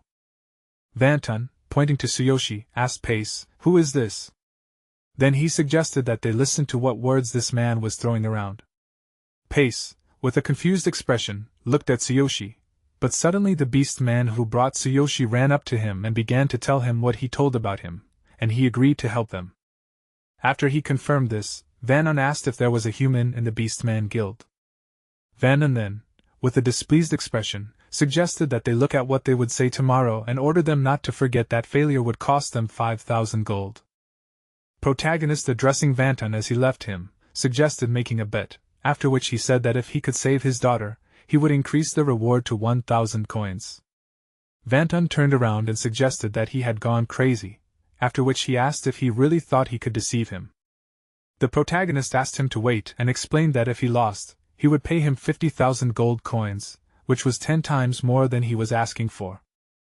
The protagonist then asked him if he agreed with this. At the moment, 50,000 gold coins were mentioned. Pace and Hugh experienced a painful state of shock. Vanton asked him again in bewilderment. 50,000? Then he noticed that he himself suggested it, and he agreed with this statement, saying that if he can save her then the reward will be doubled, and if he fails then he will owe him 50,000 gold. Thus the contract was changed, and Vanton, handing the document to Pace shaking with fear, ordered to immediately sign here. Pace, signing the document with a pen, quietly said that they still have no choice whether it is 5,000 gold coins or 50,000. Then Vanton with his guards walked away, saying that they will find out the result tomorrow. Hugh, in an extremely worried state, ran up to Pace and asked him why he signed this. Pace could not answer him, and the enraged Hugh turned to Tsuyoshi, shouting that he put their guild in a hopeless situation. And this order is really not simple, after which he asked him where so much confidence comes from. The protagonist, spreading his hands in different directions, said that he does not know this and perhaps he has a chance. Hugh asked him again in confusion, after which he began to shout that 50,000 gold coins were at stake. Suddenly, a beast man appeared in the room, who shouted that the president of the Shaman Association had arrived. Pace ordered that he be let in immediately, after which the protagonist asked again, the president of the Shaman Association? He said that if he was not mistaken. While Hugh looked ahead in confusion, Tsuyoshi shouted that he had finally arrived. Dong appeared in the room, who turned to Pace and Hugh, asking them how they were doing. Dong was the president of the Northern Shaman Association of the Blue Rank. With a smile on his face, Pace greeted Dong and said that they had problems, after which he invited him to sit down. Hugh, turning to Dong, said that he invited him to help heal his wound, since their guild's healer could no longer cope. Dong chuckled thoughtfully and said that he understood and hoped that everything would be fine with him. After which Dong said that he heard that he led the team on his own, which is why he received this wound. Hugh, showing his wounded hand, said that it was nonsense. Dong asked if it was because of Vanton's order. Then he assumed that his daughter was kidnapped and asked if this was true. At that moment Dong, raising his staff over Hugh's body, used it to turn off, shortly after which the bandages themselves began to fall off his hand. Hugh confirmed his assumption, saying that the order was difficult, and at this rate, the guild could suffer. Then Hugh noticed that the wounds were healing, and this was exactly what was expected from Dong. At that moment, Tsuyoshi began to speak, who said that the situation was difficult, but he was confident that they would cope, after which the protagonist turned to Dong, noticing that they had met again. With his eyes wide open in surprise, Dong addressed Tsuyoshi by name, asking him what he was doing here. Hugh asked in genuine confusion, did they know each other? Shortly after these events, while sitting near cups of hot drinks, Dong said that it was clear to him and that this meant that he was asked to help with a heavy order. Dong then suggested that he could handle it, and Tsuyoshi thanked him for this suggestion, saying that he would do his best. Pace whispered to the beastmen who had brought Tsuyoshi and noted that it seemed to him that they were close, and Dong did not get close to just anyone, after which he said that he used many connections to simply invite him here. Pace then asked who this Tsuyoshi was. The beastmen with a confused expression said that he did not know, but it seemed to him that he was much stronger than they thought. Hugh turned to Tsuyoshi and offered to do this together, since his experience could be useful, and as the vice master of the guild, he should keep an eye on him. Tsuyoshi confidently put the cup on the table, saying that he did not mind. Then the protagonist got up from the table, saying that most of his wounds should have healed by now and offered him to go. Hugh looked at the leaving protagonist in confusion, and Dong wished them to be careful. Hugh asked Tsuyoshi in bewilderment, where was he rushing to? At that moment, Pace approached Dong and asked, did he know Tsuyoshi? And then Pace said that they heard that he was strong and therefore called him for help, but they doubted his abilities. Looking after the leaving Tsuyoshi, Dong said that he knew him and that he had recently passed the exam for White Shaman and that he was the youngest White Shaman in the Northern District and the most talented of all those he had seen, and he was also an incredibly strong warrior, and the only one in his memory who managed to get a cardio lease. In a state of shock, Pace asked him again, "Is he a White Shaman?" The Beast Man, also in a state of shock, asked again, "Was he able to get the cardio lease on his own?" Dong thoughtfully scratched his beard and assumed that he was much stronger than they thought. At this time, Hugh, walking next to Tsuyoshi, asked him what his plan was, since the sun would soon set. Hugh asked Tsuyoshi not to disappoint him, since they had put everything on the line, and he himself decided to raise the bet to 50,000 gold without even consulting him. And this was starting to get on his nerves. Then Hugh asked how he could be so self-confident? With a calm expression on his face, Tsuyoshi said that he understood his worries and that preparation was really important, since he knew this place well. So the protagonist asked to lead him. Hugh asked where he wanted to go. Did he want to replenish his supplies? Holding a large suitcase in his hands, Hugh said that they had 2 potions and healing and 2 regular items, so there was no need to buy anything and the guild would not reimburse their expenses. Confidently looking ahead with a smile on his face, Tsuyoshi asked to take him to the arena. In a state of shock, Hugh asked him again, "To the arena?"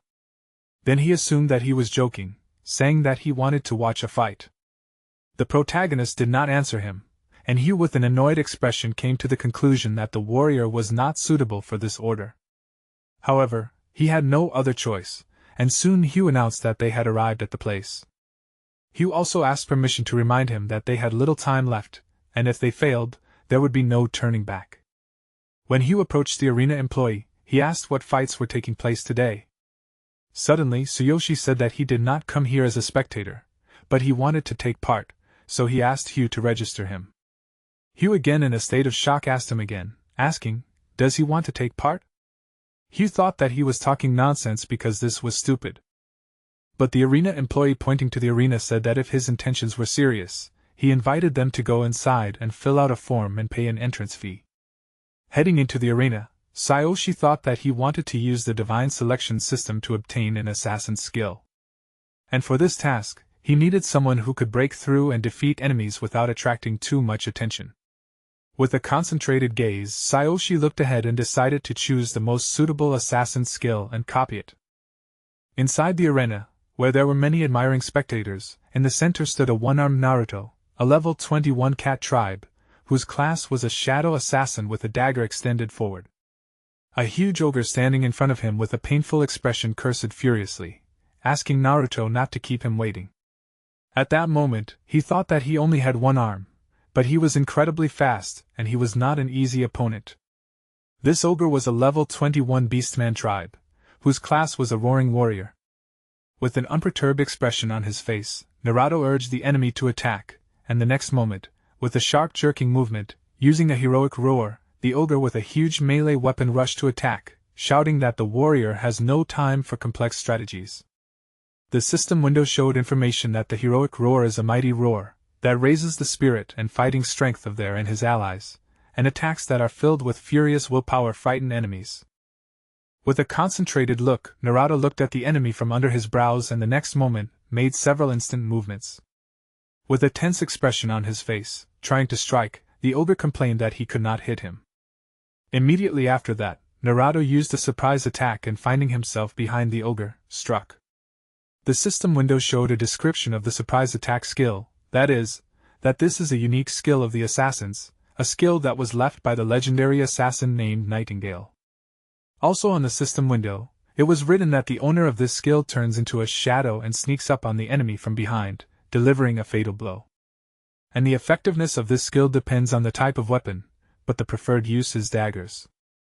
Naruto looked at the defeated enemy, taking out a dagger stained with blood, grinned, saying that shadows cannot attack.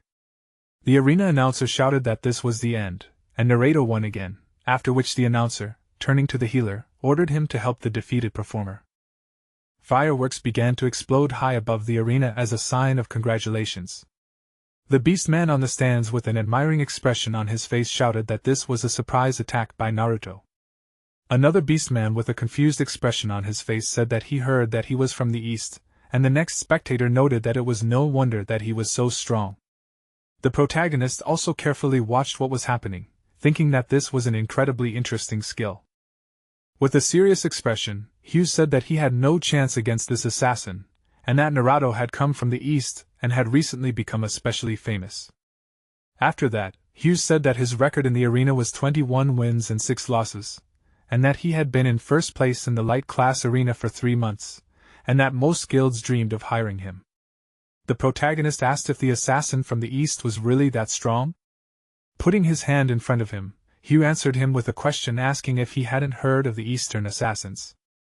After that, he said that there were many secret guilds on this continent, and the Eastern Assassin Guild was just one of them, and that Naruto had come from there. After that, Hugh told that they said that he had lost his hand, because of which he was kicked out of the guild, and that he didn't know the details, but that he shouldn't expect mercy from him. With a thoughtful expression looking ahead, Tsuyoshi said, "Assassin's Guild." He then remarked that it sounded mysterious, and Hugh confirmed it, saying that the details about it can only be found out by becoming a member of it. Soon after, the announcer announced that the next speaker was a newbie, and this was his first fight in the arena, and his name was Tsuyoshi. The announcer then said that Tsuyoshi asked to spar with an assassin, and unfortunately he would have to fight Naruto, after which the announcer declared that this fight would be exciting. The laughing beastman asked, "No experience?" He then laughed, and advised Tsuyoshi to go home and train. The next irritated beastman shouted that this man was a clown, and even their beastman warriors couldn't win against Naruto. Another surprised spectator remarked that money paved the way for even such a weakling. However, the next spectator remarked that it was already starting, and he couldn't wait to see it. With a bored expression on his face, Naruto looked at his opponent, and asked him if he was crazy since he had no experience. With a confident smile on his face, Tsuyoshi walked forward saying that it was time for him to go, looking after him. Hugh said that he could not believe that he would fight Naruto, since he would never defeat him. Then, a confused Hugh began to ask him, did he see the last fight? Hugh explained that the arena healer would not let him die, but he would definitely be in pain. Leaving for the arena, Tsuyoshi explained that experience was not important, and the outcome in any case could not be predicted. With a puzzled expression on his face, Hugh looked after him and asked him to stop pretending that he was cool, after which Hugh asked where he got so much confidence from. When Tsuyoshi approached Naruto, he asked him if he had 0 experience. Then Naruto, with a displeased expression showing his long sharp claws, advised him to give up, but noted that if he really wanted to fight, he would not interfere with him. Confidently looking ahead, Tsuyoshi confirmed his decision and suggested starting soon after, which the announcer shouted that the newbie would fight against the one-armed Naruto. When they stood opposite each other at a distance of several meters, the announcer ordered to start, and Naruto, holding a dagger in front of him, looked intently at Tsuyoshi, saying that he did not like to mock newbies, so he suggested finishing quickly. The spectators' stands shouted, calling on Naruto to show the newbie a real fight, and kill him in a second because the audience wants to see Naruto's next fight. While the spectators called on Naruto to quickly finish off this newbie, Naruto began to move rapidly in space. The protagonist continued to calmly look ahead and realizing that he had incredible speed, after which he decided to act as usual. On the system window, he saw several messages that the absolute physical strength was activated and the defense of the whole body increased, and the divine eye was activated and the enemy was being analyzed. With a tense expression on his face, Naruto tried to strike. He was approaching at great speeds, moving forward, but suddenly stopped. The protagonist looked at him and asked, "What's the matter?" The audience also began to wonder, asking what's going on and why did he stop. Another spectator assumed that he was mocking the newbie. But at that moment, Naruto looked tensely at Tsuyoshi and asked himself, "Who is he?" Naruto understood that a second ago he seemed weak to him, but for one moment a powerful aura began to emanate from him, and his gaze became frightening.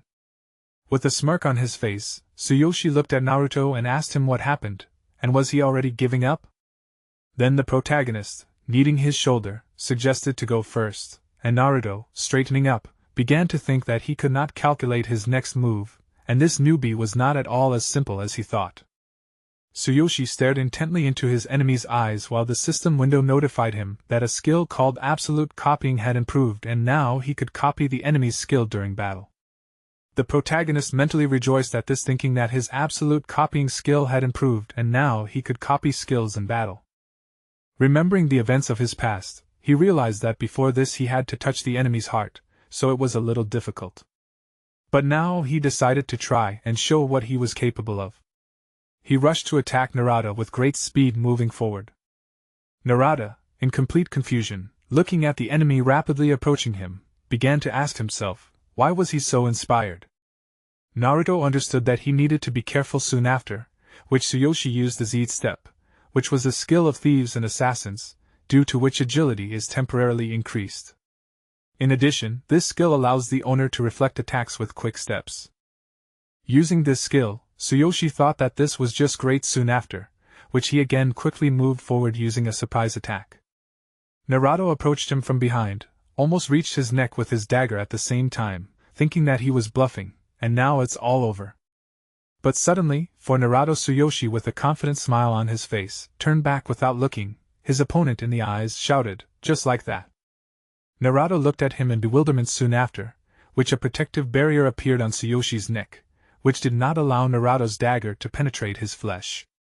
While Naruto looked in horror at the unharmed Tsuyoshi, the protagonist himself shook his neck while on the system window. It was written that due to the skill of absolute power, the defense and power were concentrated in the neck. In bewilderment, Naruto began to ask him why he was not injured, and this could not be. All the spectators watched what was happening in sincere bewilderment. Narada, with beads of sweat flowing down his face, continued to ask what was this, and was he really the strongest here? So Yoshi, choosing between many different skills, shouted that these skills are excellent. However, he will choose. Immediately after that, a notification appeared on the system window that absolute copying was activated, and he needed to select a skill to copy. Then the system window reported that he copied a skill called Sudden Attack, which can be upgraded to Thunderous Sudden Attack depending on the weapon and attributes. Naruto, confused, pointing a dagger at him, asked what he did and why his dagger did not leave a single scratch on him. Taking out a sword from the magical space with a wide smile on his face, Tsuyoshi answered that it was a long story. After which he explained that now it was his turn and he warned Naruto about his attack immediately, after which he rushed into battle. Naruto, shocked, looking ahead in bewilderment, asked him again, noticing that it was his. But he did not have time to finish because Tsuyoshi, using a thunderous surprise attack, tore Naruto to pieces and literally a few seconds later, with a victorious smile on his face, walked away from the defeated enemy.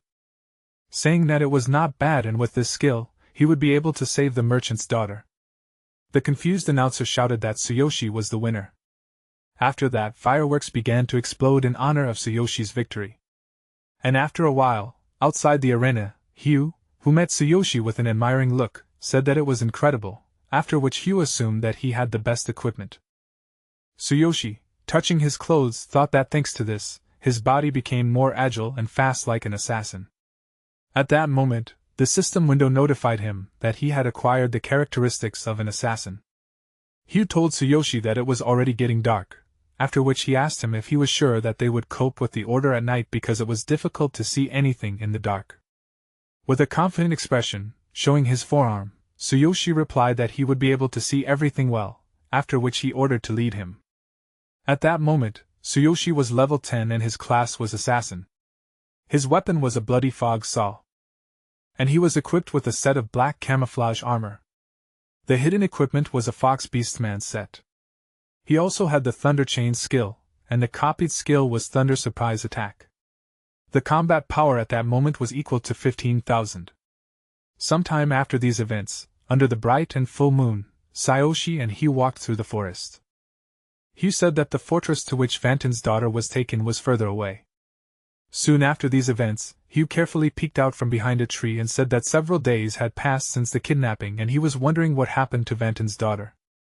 At that moment, Hugh was a level 26 shooter and also the vice master of the Rhythm Guild. With a straight face, Tsuyoshi replied that judging by the location of this fortress, the previous failures did not surprise him. At this time, he looked at the structure of the fortress and told protagonist that no matter how many times they tried to save it, they always failed. And the terrain and traps set by the enemy make this fortress protected and difficult to storm. And the road to the entrance is comparable to a nightmare. And then he said that none of the local guilds have a chance. After which Hugh, with a worried expression, said that he saw his skills, but even with these skills, this request will not be easy to fulfill.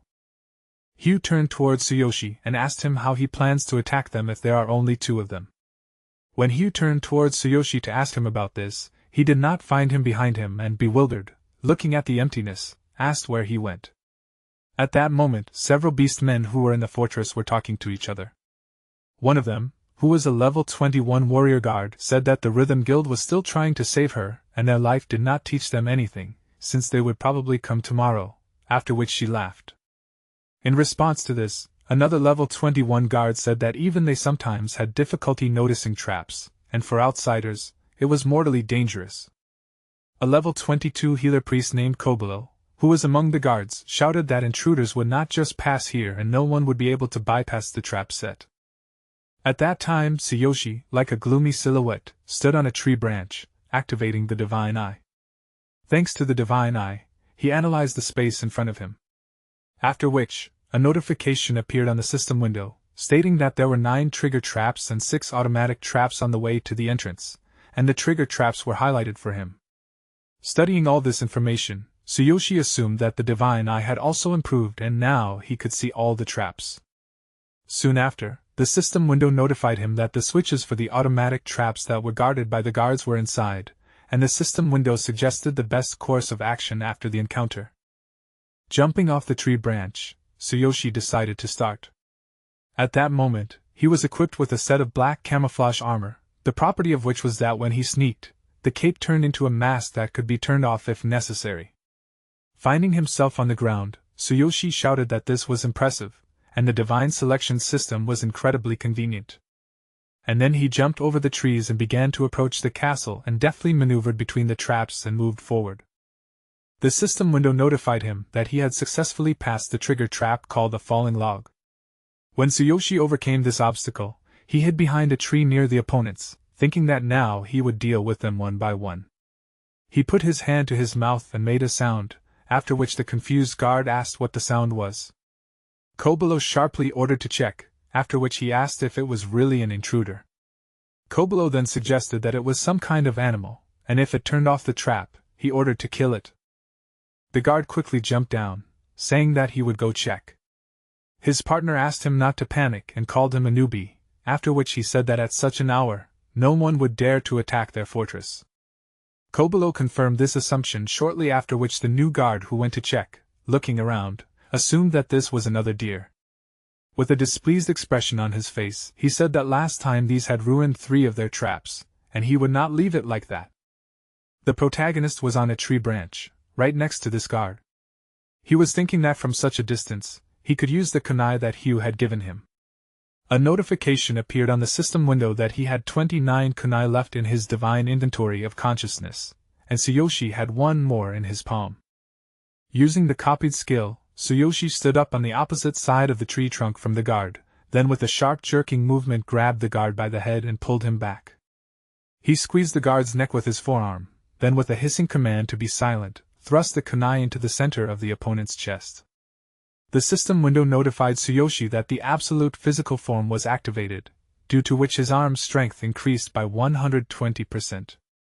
And there was also an increase in damage, the property of which was that while he was sneaking, damage was increased by 30%.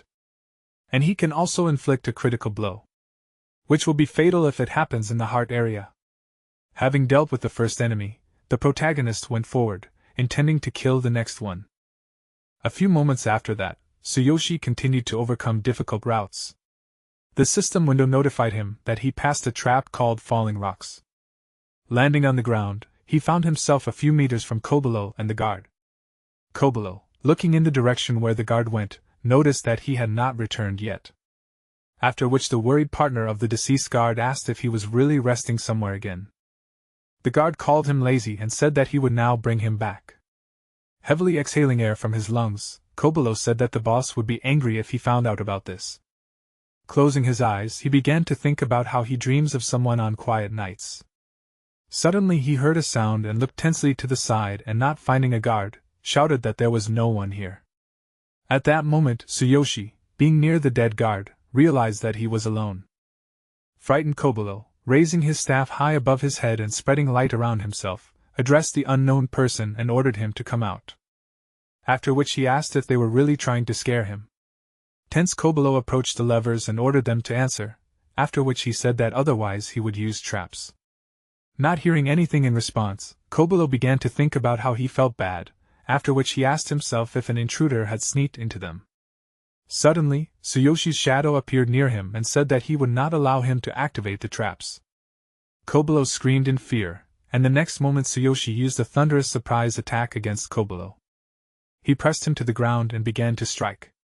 At this time, the system window notified that the absolute physical form was activated, due to which 130% of the force was concentrated in his right hand, and there was also an increase in damage, due to which the damage of a surprise attack increased by 30%.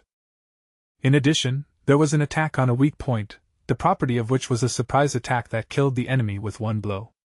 Having crushed Kobolo, Tsuyoshi, stretching his forearm, noticed that the path was now clear, after which he asked if there really were so many traps here. He looked at the levers near which the dead Kobolo lay, and the system window reported that there were 6 traps on the way to the entrance. Hugh, who had been watching what was happening all this time, was perplexed and said that Tsuyoshi was incredibly strong. The protagonist answered him that he would now go after him, after which he ordered him to wait and beware of the remaining traps on the way. Raising the barbed wire up, Tsuyoshi ordered not to step on the specified place and to crawl under the line. Hugh began to ask him in surprise how he knew the location of the traps and whether he had already defeated all the guards. At that moment, a message was displayed on the system window that the divine eye was activated, and this would highlight the trigger traps. Hugh, with his eyes wide open, looked at the levers and offered to destroy the other traps since they were here. But Tsuyoshi abruptly interrupted his desire by grabbing his hand and explaining that they would need these later. With a painful expression on his face, Hugh agreed with him, and then noted that he really was incredibly strong. The protagonist emotionlessly turned in the opposite direction and ordered them to follow him because they needed to find the boss. Stroking his bruised hand, Hugh obeyed this command, shortly after which they were already overcoming various traps together and attacking the opponents they encountered. At one point, Hugh almost lost his head because of another trap, but Tsuyoshi managed to save him by pulling him back. After some time, Hugh, looking at the fortress, noticed that this was the farthest fortress, and Vanton's daughter should be inside. Not far from this fortress, there were several powerful warriors of beast men in heavy armor. Looking at them, Hugh assumed that they were strong and if they surrounded them, it would be bad. Then Hugh began to plead and say that without him, he would have died long ago, and he trusted Tsuyoshi with his life. The protagonist said that he could not do otherwise, after which he ordered to distract the enemies. He looked at him with confusion, then bowed and assumed that now their paths diverged. Hugh turned and went in the opposite direction, but Tsuyoshi looked after him and explained that he was not a pawn for him, after which Tsuyoshi asked him if he remembered the traps that they left untouched. With wide open eyes and surprise, Hugh assumed that he decided to leave these for him because he noticed them. Tsuyoshi confirmed this, saying that fortresses like this always have strong defenses, and they would not set up a base here. At this time, he saw a message from the system window where it was written that 24 enemies were detected, including 4 archers, 5 mages, 8 warriors, 6 warriors in heavy armor, and 1 leader.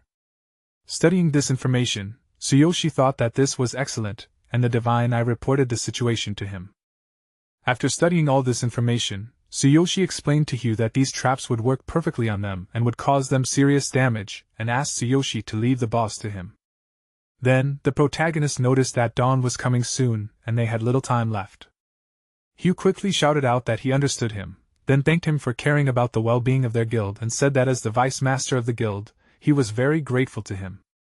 Soon after these events, one of the warriors in heavy armor said that tonight was unusually quiet, and the next moment 3 arrows pierced his back at once. Hugh, who was aiming another arrow at him, turned to him, and provoking the warriors in heavy armor, he shouted that today he would destroy their fortress. Hugh continued to provoke them by calling them all sorts of names. With a calm expression on his face, the furious warrior in heavy armor said that it was that archer again. The enraged warriors in heavy armor rushed towards him, asking how he dared to talk to them like that. After which, one of them used the battle cry. Another warrior used a war roar and promised Hugh that he would kill him with his own hands. The warriors who were rapidly approaching Hugh shouted that they would tear him to pieces, and one of them used the skill of frantic damage, and the other one used bloodthirsty rage, promising to eat him. With a confused and frightened expression on his face, Hugh looked at them, then began to run in the opposite direction, calling on them to attack, then noted that they would never be able to catch him. Tsuyoshi watched what was happening with an unperturbed expression on his face, and said that if they caught him, he would definitely not survive. Soon after, Tsuyoshi approached the tent and looking inside decided that first he should make sure that the girl was inside. When he opened the tent, he saw that a girl was sitting inside who was asking, "Did the princess really eat the bad apple from the evil witch?" Next to her, with a book in his hands, sat a fierce leopard named Ida, who was the boss of level 25 and also a berserker. Then Ida asked, "Would she eat an apple from a stranger?" Tsuyoshi's eyes widened in surprise. The girl screamed that she would never do this because she could feel bad because of it. Suddenly, the fierce leopard Ida turned towards Tsuyoshi and covering the girl, he addressed her in a friendly manner, asking her not to look there. The girl did not understand his actions and assumed that he wanted to play, after which she said that she did not mind. At that moment, Ida rushed to attack Tsuyoshi, delivering a powerful blow to his torso, knocking him back. Tsuyoshi, who was knocked back by the blow, knew that this was exactly what was expected from the leopard beast man. Ida dug his foot into the ground and activated the skill of a crushing stinging attack, after which he delivered a sharp blow with his foot, throwing Tsuyoshi many meters away. Looking at the retreating Tsuyoshi, Ida assumed that he was not from the Rhythm Guild, after which he asked who he was. Ida the Terrible explained to him that he had to answer or else he would die. In bewilderment, Tsuyoshi looked at him and asked, was he telling her fairy tales? Then the protagonist shouted that he thought they had kidnapped her, after which he asked, was that really not the case? Ida didn't answer him, and protagonist looked at him carefully, frowning in concentration. For a person who kidnapped a child, this behavior was strange, and so he asked himself, what was going on here? Ida meanwhile asked, was he an assassin? He noticed that he had silently passed all the traps and neutralized the guards. This impressed even him, although he had the Berserker class and was level 25, being the boss of this place. Protagonist said that he came on behalf of the Rhythm Guild in order to save the kidnapped daughter of Van Dun. He ordered Ida to hand her over, warning that he was just carrying out an order, and so he offered to resolve everything peacefully. However, Ida refused this offer and jumped up to strike, and yet the protagonist managed to dodge it. He mentally noted that this was to be expected from a berserker, as members of that class did not tolerate idle chatter. This class fought fiercely and recklessly, and he knew that he could not waste time, since if Ida's allies returned, they would be in trouble. Ida, meanwhile, used a knockdown blow and the protagonist paused for a moment, using his divine eye to analyze his opponent's movement. At the moment when he slammed his leg down with such force that the ground cracked, Tsuyoshi managed to run to the side without receiving any damage. He instantly appeared behind Ida and he, feeling his movement, shuddered in amazement and mentally exclaimed that this was incredible speed. Protagonist, meanwhile, used a thunderous surprise attack, but despite the fact that he acted quickly, Ida still managed to react and stopped his sword with his hand. The force of the blows still sent him flying a little to the side, but he did not receive much damage. The protagonist thought for a while because even with the perfect analysis of the divine eye that he had, Ida could respond to his attacks. In addition, the accuracy of his movements was like a leopard. Ida himself, meanwhile, tried to get up and noticed that the protagonist's sword almost cut his hand. Blood was flowing from the wound, but he tried not to pay attention to it, mentally noting that this man-assassin had remarkable speed, strength, and strategy. He understood that the protagonist's level was definitely not lower than his level, because he was a fairly experienced assassin. However, in this case he did not understand why he used a simple sword out of all the weapons. And suddenly he saw the real level of the protagonist and asked himself, was he really only at level 10? He believed that this could not be, and the protagonist meanwhile suggested that he finish quickly. He activated absolute physical strength, increasing the strength of his arms, and Ida suddenly stood up, inviting him to attack. He tensed all his muscles, also preparing for battle, but suddenly a girl came out of the tent, calling out to him and asking what he was doing. She looked at him in fear, and he froze, after which he suddenly straightened up, hiding his hands behind his back, and reminded her that he told her not to come out. Then he asked her to return to the room, and the protagonist, noticing his behavior, shuddered, mentally noting that this happened again. He asked himself, didn't Ida kidnap this girl?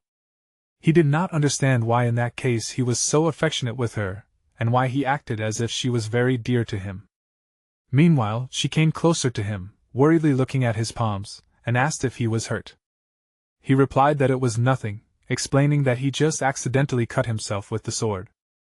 The girl burst into tears, but frowned seriously and looked at the protagonist, asking him not to hurt Ida, since he was good. He tried to calm her down, explaining that everything was not that simple, and at that time the protagonist entered the conversation, raising his palms and explaining that he came to save the girl.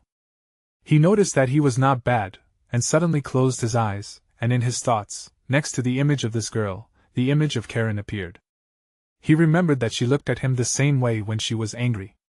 Meanwhile, the girl clenched her palms into fists, and shouted that she did not want to be saved. She felt good being near Ida, since she considered him kind. She did not want to go back. And Ida put his palm on her head, begging her to calm down, and promised that he would not give her up. The protagonist froze in bewilderment, and after a short pause he asked if Ida would finally explain to him what was going on here. He noticed that they could continue fighting or talk, and he thought about it for a while without answering. Eventually he picked up the girl and suggested that they all talk inside since he was going to put the girl to bed first. The thing was that she was scared if he didn't read her a bedtime story. Sometime later, when she finally fell asleep, he announced this to the protagonist, and he noticed that she was very attached to him. He asked if it was true that this was not a simple kidnapping. Ida covered the girl with a blanket and did not answer right away, but eventually revealed that he worked for Vanton in his secret gang. The protagonist shuddered, his eyes widening, and asked if he really worked for Vanton. He did not understand why he kidnapped his daughter in that case, and Ida answered that it was for money. He clarified that it was in order to shake out a huge compensation from the other guilds. Protagonist repeated his words, but finally understood everything and frowned seriously, imagining Vanton. Now he realized why he found it all strange, since in fact, it was all a setup.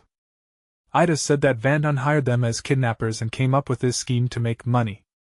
They kidnapped a child, and Vanton created a quest to rescue her with a high reward, and no adventurer would take on a quest that involved a gang like them, since the local guilds simply did not have enough strength to even enter this fortress.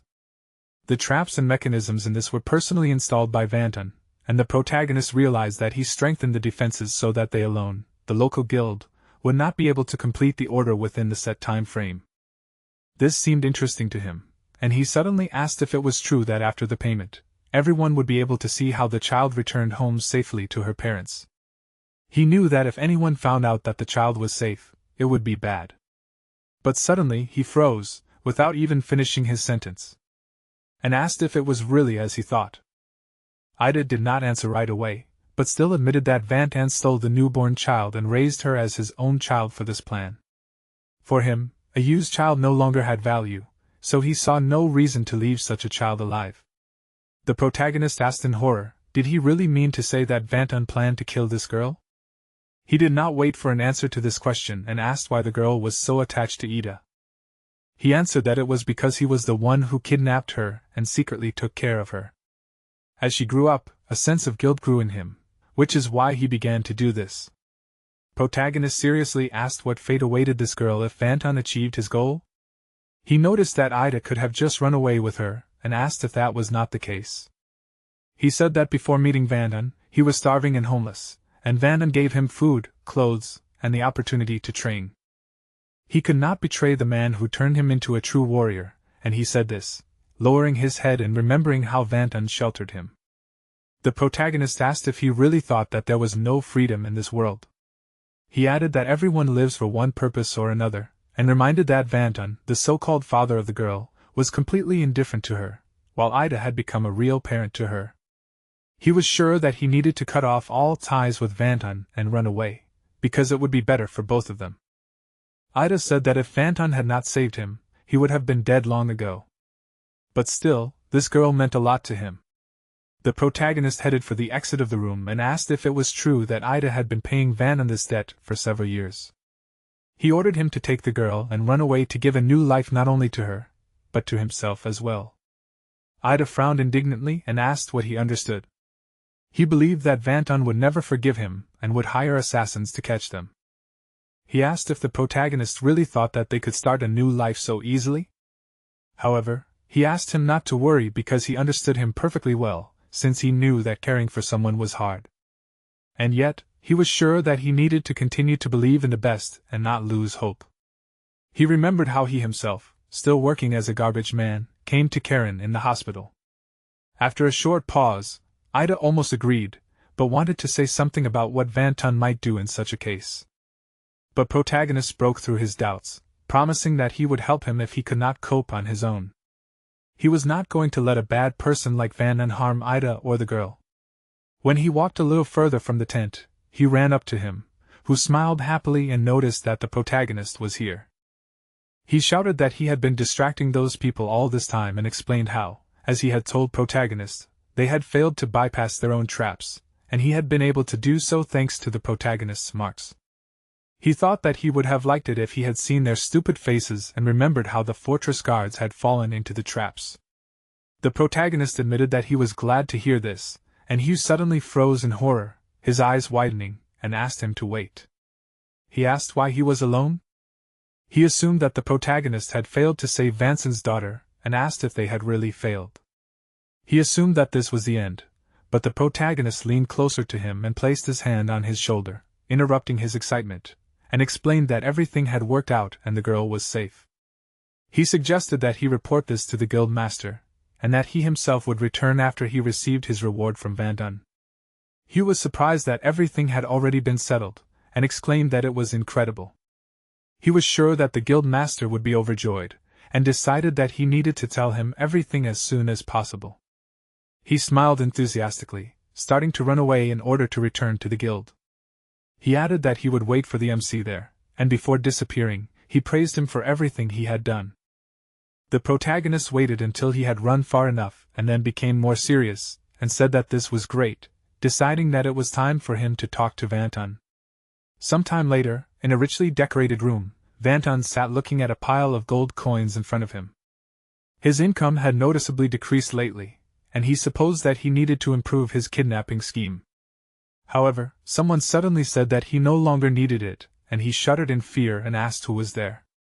The protagonist, who sat down on one of the chairs in the room, seriously warned that he had come to take Vanton's life.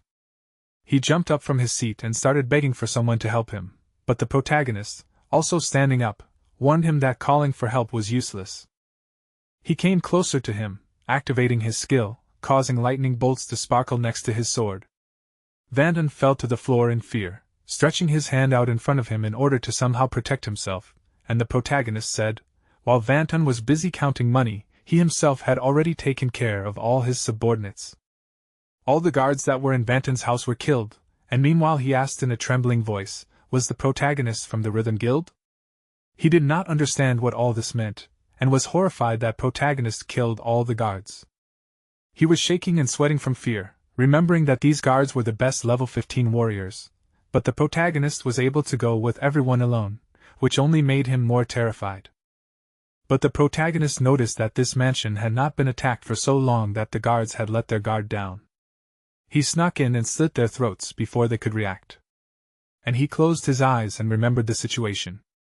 Vanton called these guards useless idiots because he fed them and paid them every day. But they repaid him with something like this. He warned that if the protagonist wanted money, he should just name the price. He promised that this would not happen again, and the protagonist came closer to him and squatted down next to him, ordering him to first give him the 5,000 gold coins that he owed to the Rhythm Guild. He also asked if he remembered their bet. In fact, the order was completed and Vanton's so-called daughter was now safe.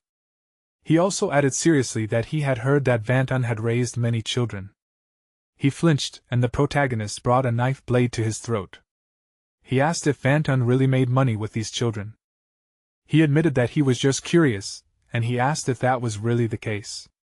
He confirmed that he made money with the children, exclaiming that a fortune could be made with the scheme he had come up with.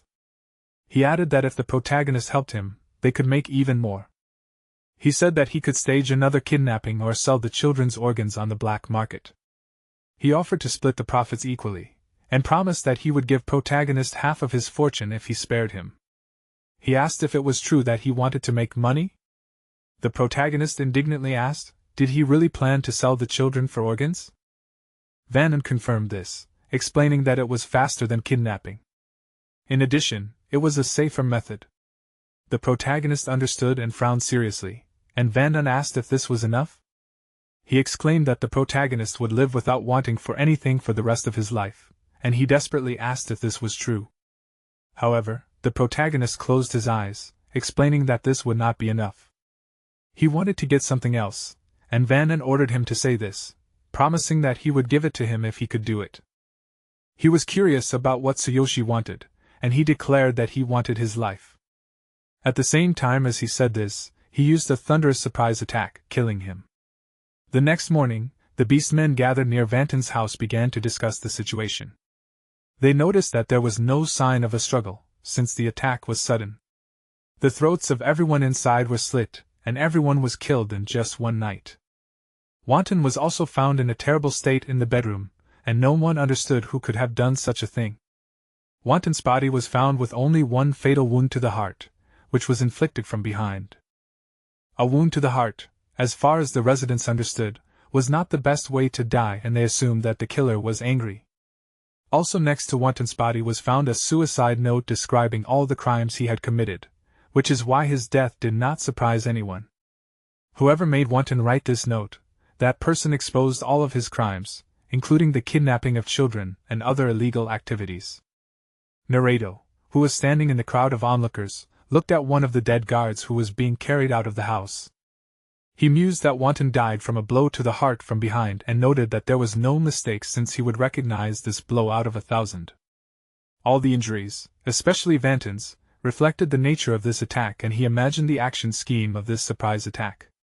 It was a unique skill that assassins possessed, but according to the investigation, Vanton was not threatened by any guild. He did not understand who did this, but he was very curious. He assumed that it could have been Tsuyoshi because he clearly remembered his final blow in the arena. It was similar to his surprise attack. However, the protagonist was not in the Assassin's Guild and was a warrior. Naruto did not understand how this was possible and asked himself who was the protagonist. He created his image in his mind and suddenly assumed that Tsuyoshi could have stolen this skill. He thought that if he reported this to the Assassin's Guild master, he might be accepted back. The Assassin's Guild never forgave traitors, much less those who stole their skills. He was confident that he would be able to return to the guild this way, and mentally exclaimed that he needed to report this to the guild master immediately. Immediately after, he turned around and started to leave. At this time in the Rhythm Guild's meeting room, Pace asked in shock if the protagonist really returned the 5,000 gold coins. He showed him, Hugh and some other guild members a chest filled with gold coins. One of the guild members looked at the protagonist with delight, exclaiming that he knew it. He added that he immediately knew that protagonist would succeed. Pace excitedly noted that he heard that Vanton died right after the protagonist left. If he had not taken the gold coins, they would have gone unrewarded, and this worried him a little. Hugh crossed his arms, noting that after Vanton's death, all of his crimes came to light, and he was sure that just dying would not be enough for such a person. The protagonist said that the order was completed, and he was even able to level up. He added in his mind that after the massacre of Vanton and his subordinates, the system gave him a reward. Killing enemies brought him more experience, and this brought him closer to leveling up. So now he was at level 11, and his combat power increased to 15,500 points. Pace smiled and asked if he really leveled up. He congratulated him on this, and said that he not only defended the honor of their guild, but also brought them a fortune. He offered to split these 5,000 gold coins in half, but the protagonist smiled and said that he did not need 2,500 gold coins. Initially, he was supposed to receive only 250 coins, so he was going to donate the remaining amount to homeless children and poor families. Pace, Hugh and the guild members stood there, their mouths hanging open in shock, and asked if he would really donate the money. He confirmed this, confidently noting that there were others who would need the money more. He took a small bag filled with money and warned them that he would take 250 coins as they had agreed. After that, he headed towards the exit and waved his hand, bidding them farewell. Hugh admitted that the protagonist was impressive, as he was not only skilled but also generous. His comrade agreed with this, as Tsuyoshi had no doubt given such a large amount. Pace eventually suggested that they give the money to those in need, as the protagonist had wished, and his subordinates immediately agreed. Soon, the protagonist walked out into the city streets, seriously thinking about the fact that he had reached level 11. There was only one step left to his goal, and he thought that Sakura should have arrived by now. He thought that she would probably be surprised to see him, as he looked completely different thanks to the set of black camouflage armor. He assumed that he should wait for her at the Adventurers Guild. But when he got closer, he noticed that there were a lot of people standing near the guild, loudly talking to each other. He was surprised that there were so many people here and asked himself what was going on. It turned out that all these people were surrounding a woman and a child standing in front of Sakura. The woman indignantly asked, did she really not know who she was? She explained that she was the wife of the president of the Northern Beastman City Trading Company, and shouted in annoyance that this half-breed dared to push her child. She ordered Sakura to apologize, but she desperately said that she had already explained that the woman's son had bumped into her himself, although she herself was simply standing there. The woman became even more angry and asked how she dared to accuse her of lying. She asked, why would they lie? She shouted that they would not stoop to Sakura's level and added that half-breed beasts were truly disgusting. Her son agreed, exclaiming that he would never touch someone like Sakura. He called her a liar, and the city guard turning to Sakura advised her to simply apologize since she accidentally pushed the boy. He warned her that it was for her own good, but she stubbornly frowned and refused, since she was not going to tolerate insults directed at her, even if they doubted her. She was sure that among the passers-by there must be at least one witness who saw how it really happened. However, everyone suddenly began to pretend that they were not watching them at all. And some even turned their backs on Sakura. She lowered her head and grinned resignedly, asking if no one would stand up for her.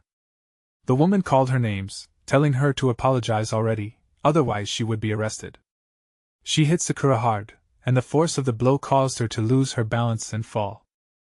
The guard found this very confusing and called Sakura an idiot, telling her not to be stubborn and to know her place.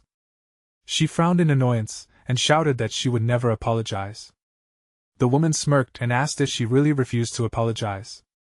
She added that she could make it so that Sakura wouldn't even live until tomorrow and called her names again. Her son confirmed this, reminding her that his father was the president of the trading company in this city.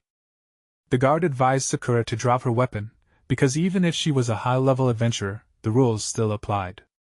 She stubbornly kept her hand on the hilt of her dagger, but in her mind she was telling herself to be patient, because she couldn't ruin the protagonist's plans.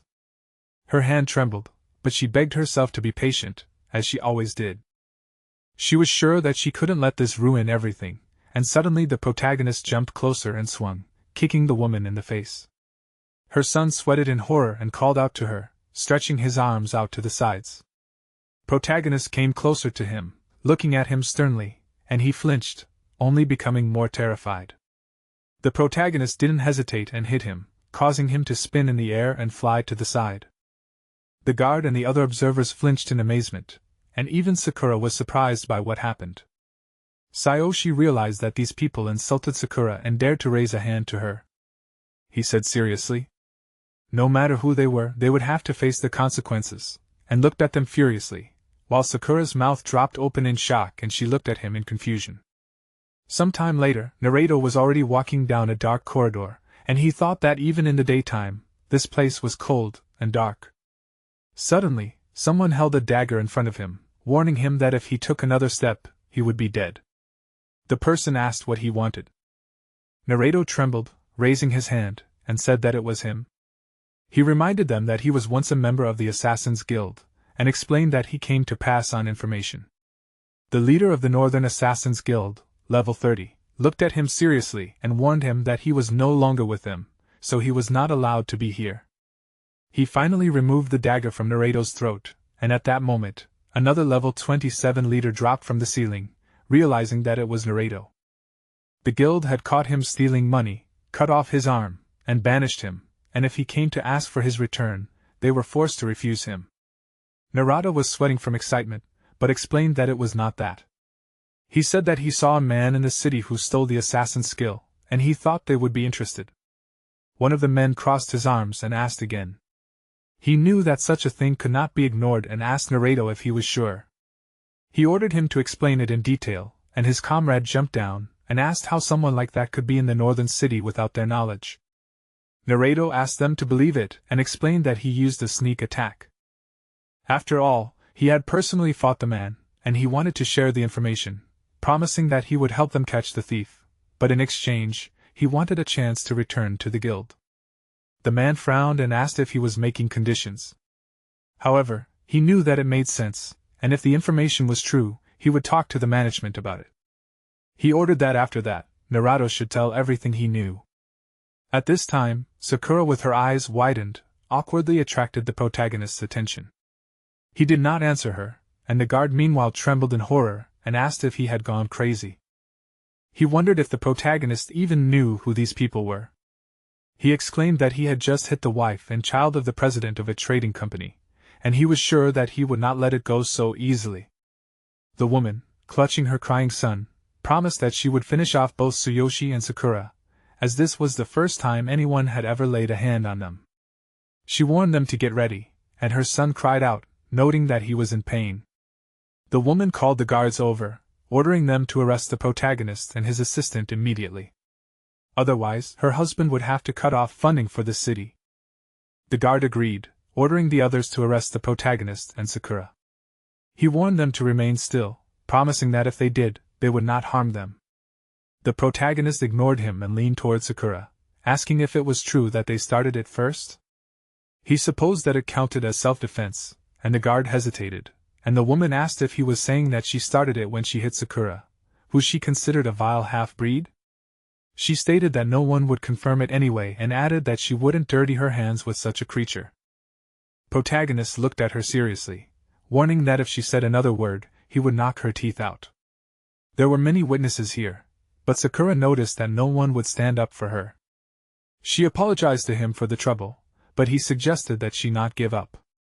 She lowered her head, remembering how everyone turned away from her, and admitted that at first she also thought that they would protect her, but she was a half-beastman, and the woman who attacked her was the wife of the president of a trading company. No one would risk themselves for some half-breed, and the woman confirmed this, asking who would protect a human and an obnoxious half-breed. She smirked in displeasure, calling them stupid, but at that time Harvey and the rest of his team came closer. When they noticed protagonist, they smiled happily and asked if it was really him. They were immediately curious about what was going on.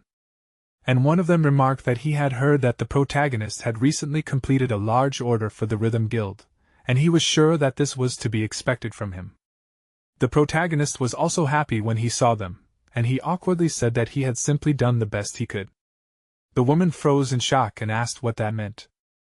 At that moment, Hugh and his guild members came closer, and he smiled enthusiastically and asked if the protagonist was still in the northern city. He said that he had just recently donated all the money as he had asked. He explained that he was about to leave, but accidentally got into trouble, and Sakura next to him asked in surprise, did he really know these people? She noticed that they were quite respectable, and Harvey meanwhile asked, was there really some kind of problem here? He worriedly asked, who was causing a commotion here? He warned that starting a fight with protagonist is the same as starting a fight with the Rhythm Guild. The boy excitedly pressed himself against the woman, calling out to her, and she asked in confusion, who was this person? The guard explained that the protagonist and his companion had a conflict with the wife of the president of a trading company, so they needed someone to stand up for them.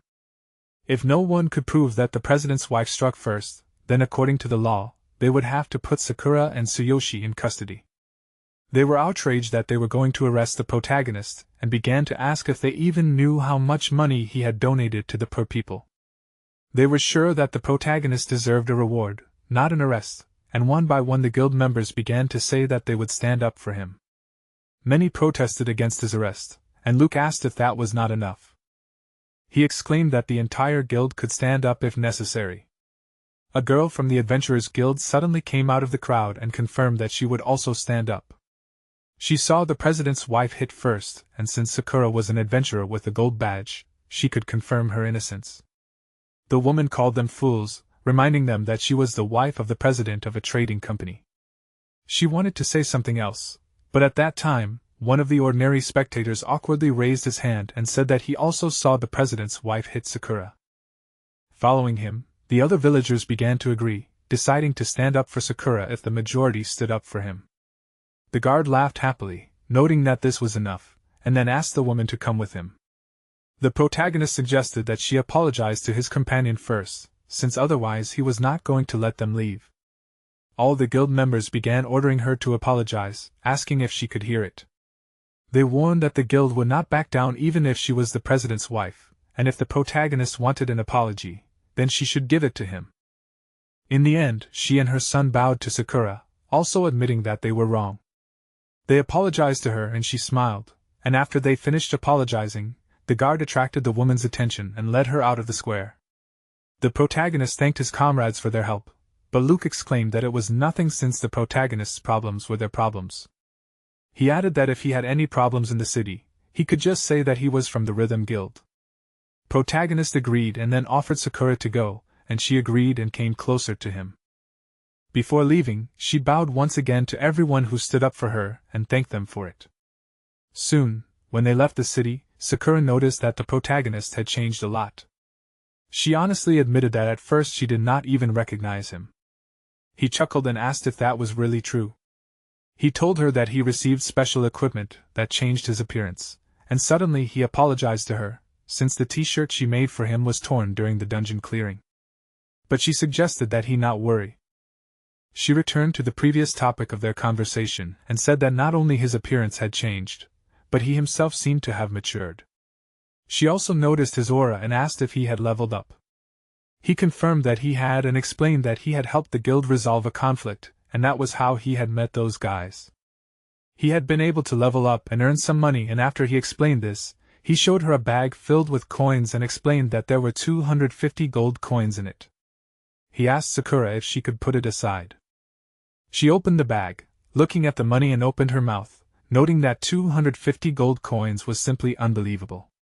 She knew that the protagonist would be able to buy some great armor at the auction that way. In fact, he was planning on buying her some new equipment. And he asked if she was talking about the auction.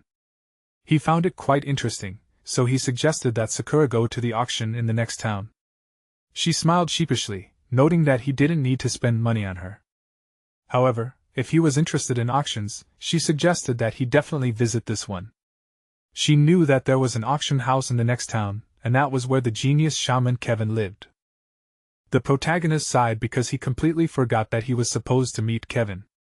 He mentally noted that after the recent battle, the stagnant blood was weighing down on him like a stone.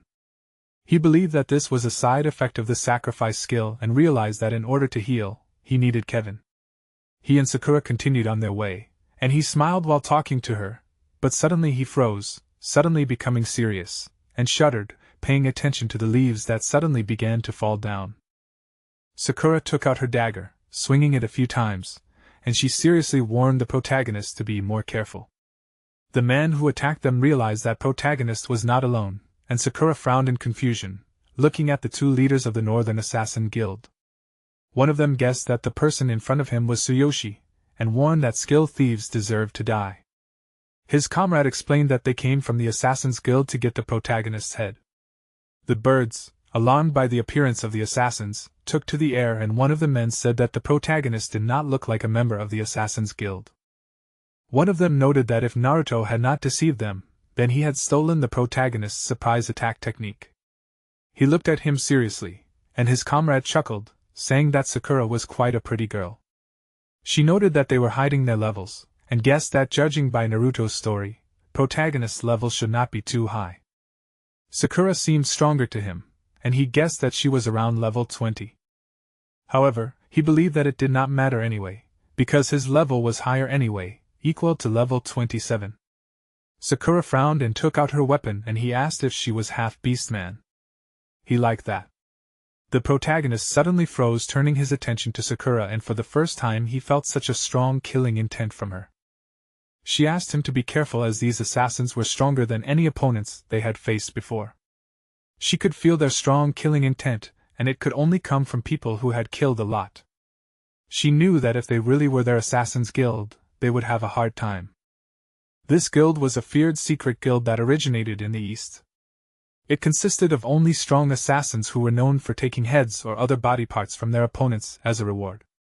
Even the major guilds tried not to anger the Assassin's Guild, and if they turned their attention to a human, then nothing good could happen. The protagonist thoughtfully said the name of the Assassin's Guild and said that he had met a beast man who had been kicked out of it. However, he had no connection to the guild and had never seen these people. But suddenly his eyes widened, telling himself to wait, and remembered what they had said about him, that he was a skill thief. Now he realized that the surprise attack skill he had copied was a unique skill of the Assassin's Guild. He realized that this was why they were targeting him, and Sakura looked at him in confusion, and one of the men said that he knew his comrade's tastes. He allowed him to take the beast girl on himself, but warned him to be careful, as she was quite skilled. He himself was going to deal with the protagonist, whom he called a thief. He knew that the guild would have no questions if he brought his head and hands. His comrade smirked, admitting that he liked those with character. No matter how strong Sakura was, he was sure that she was no match for him, and he finally noticed that it was decided. The two of them activated the Absolute Darkness combo skill, offering protagonists a taste of the power of their unique Assassin's Guild combo skill. A dark aura appeared in the air next to them. They used the Assassin's Guild's unique skill, which plunged the target into darkness, depriving them of their sight, making it easier to capture the target. Sakura warned that this was a unique skill of the Assassin's Guild, and asked the protagonist to stay close so that they would not be separated. He asked him confusion, but in the end decided that it was better this way, because fighting each of the assassins alone would be more effective. He wanted to see how strong they really were. At this time the darkness gradually approached them, and two assassins ran to attack, instantly approaching them. They were surprised that they weren't even trying to run or hide, and just as a large amount of energy was concentrated near protagonist and Sakura, she warned him to be careful. Assassin ran up to him, thoughtfully noting that this was very bold. He asked if they really thought that they could just steal their skill and run away. He remembered Naruto saying that protagonist had copied the sneak attack skill. He was going to show him what a real attack looked like and used a sneak attack, attacking Tsuyoshi from behind. However, when he was about to bring his weapon close to protagonist's body, he suddenly turned around, blocking the attack with the blade of his sword. He asked if he was really fighting a level 30 assassin. He warned him seriously that he would have to level up in order to defeat him. The man clenched his jaw in amazement, and wondered if the protagonist had blocked his attack. The protagonist swung his sword, knocking away the assassin's hand, and he asked how he had done that. He also didn't understand how he knew his level and jumped to the side, then asked what level the protagonist was. He answered honestly that he was level 11, and the assassin found this unbelievable. He assumed that the protagonist was making fun of him because he was sure that he couldn't be level 11 unless he was a genius. He shrugged, declaring that whether he believed him or not was up to this assassin. He thoughtfully called him a stubborn fool and suggested that they see if he could handle his new skill. He used the snake walk, which was a skill that confused the enemy. This activated the slithering snake gate, allowing him to get close and attack the enemy at a sharp angle, and while using the skill, the speed increased by 30%. Protagonist shuddered in amazement, admitting that this was an impressive skill. He realized that he couldn't do it without the divine eye, so he used it. An assassin used the skill killer clone and asked what the protagonist would say about it. Even the party members couldn't handle the skill, because it was a unique skill of the Assassin Guild, which summoned several clones from the darkness, which surrounded the enemy and attacked at the same time. After the attack, the clones disappeared. However, Tsuyoshi was not afraid of such an attack, and instead activated absolute physical strength, concentrating all his strength in the upper part of his body. Thanks to this, his defense increased, and at the moment when all the copies struck, it did not cause any damage to him. Assassin admired his powerful defense, and asked if it was because of his equipment. He was curious about his level and asked him who he was. Protagonist displayed his level, reminding him that he had already said that his level was level 11. He then swung his sword, attacking on his own, and the assassin managed to dodge at the last moment. The blade almost grazed his skin, causing his eyes to widen. He asked himself in horror, was the protagonist really level 11? He was forced to jump back and ask the protagonist to wait. He put his hand on his chest, calling him strange, and he said that if he really was level 11, then every guild would want to hire him by now. He was the leader of the Northern Assassins Guild, and asked the protagonist for permission to recommend him. He asked if he wanted to join their guild. He was sure that with his recommendation the management would accept him and teach him everything, and with such talent he would be in great demand. He also warned that the opportunity to join the Assassins Guild was not available to everyone. However, Tsuyoshi said that it was not suitable for him. He asked why he should even trust a man who first wanted to kill him, and now was trying to persuade him to join his guild. The man understood everything, after which he concentrated an aura near himself, promising that he would not give up. He held a dagger in front of the dog, preparing to attack, and advised protagonist to be grateful that he did not use this technique earlier. The weapon changed in his hands, streams of energy began to flow towards it, and the protagonist realized that his rival turned his desire to kill into a weapon. He was amazed at its incredible power, and the assassin meanwhile used the crystal of killing intent and jumped up, offering the protagonist to receive. This was a high-level skill of the Assassin's Guild, which turned the intent to kill into a sharp weapon. This was a powerful attack that could not be blocked or deflected. Protagonist concentrated his aura near his sword, activated his physical strength, and prepared himself. However, despite doing all of this, the skill still pierced his shoulder, and he clenched his jaw in pain. His right arm was severely damaged, and he mentally exclaimed that he could not withstand this attack even with absolute physical strength. He was amazed at such incredible power, and realized that if this strike had landed on his heart, he would have died. The man warned him that he should not underestimate him, and noted that this was his decisive blow. He was at level 30, so no matter how talented the protagonist was at level 11, his skills could not compare to this assassin's skills. Against this technique, anyone below level 30 was no match for him, and he ordered him to die if he did not want to join the Assassin's Guild. He raised his arm to attack and warned that the protagonist would not escape this time. He was going to kill him and return the skill, and the protagonist used another weapon, deciding to try this if normal weapons and absolute physical strength did not work. A large amount of energy appeared next to his hand, and the man shuddered in confusion, not understanding what was happening to the protagonist's aura. The number of lightning around him increased, and the system warned him that he took out the divine hammer of the king from the divine inventory of consciousness. The duration was 1 second, but protagonist suggested to see if assassin could block this attack. The hammer formed in his hand and he looked at his opponent with determination. From how powerful the energy concentrated near him was, a powerful lightning formed in the air, and the protagonist rose into the air. In order to defeat such an opponent, he had to deliver a decisive blow, and he noted that the main thing was to do everything quickly. The hammer could only be used for 1 second, but he was sure that would be enough. The man was amazed at this technique, not knowing what kind of weapon could contain such incredible power. The protagonist raised his hand holding the hammer, and he asked if this assassin really wanted his head. He offered to see if he could deflect it, and the man laughed, surprised that a mere 11th level warrior wanted to test his strength. He asked Tsuyoshi not to make fun of him, as he would not be fooled by such a bluff.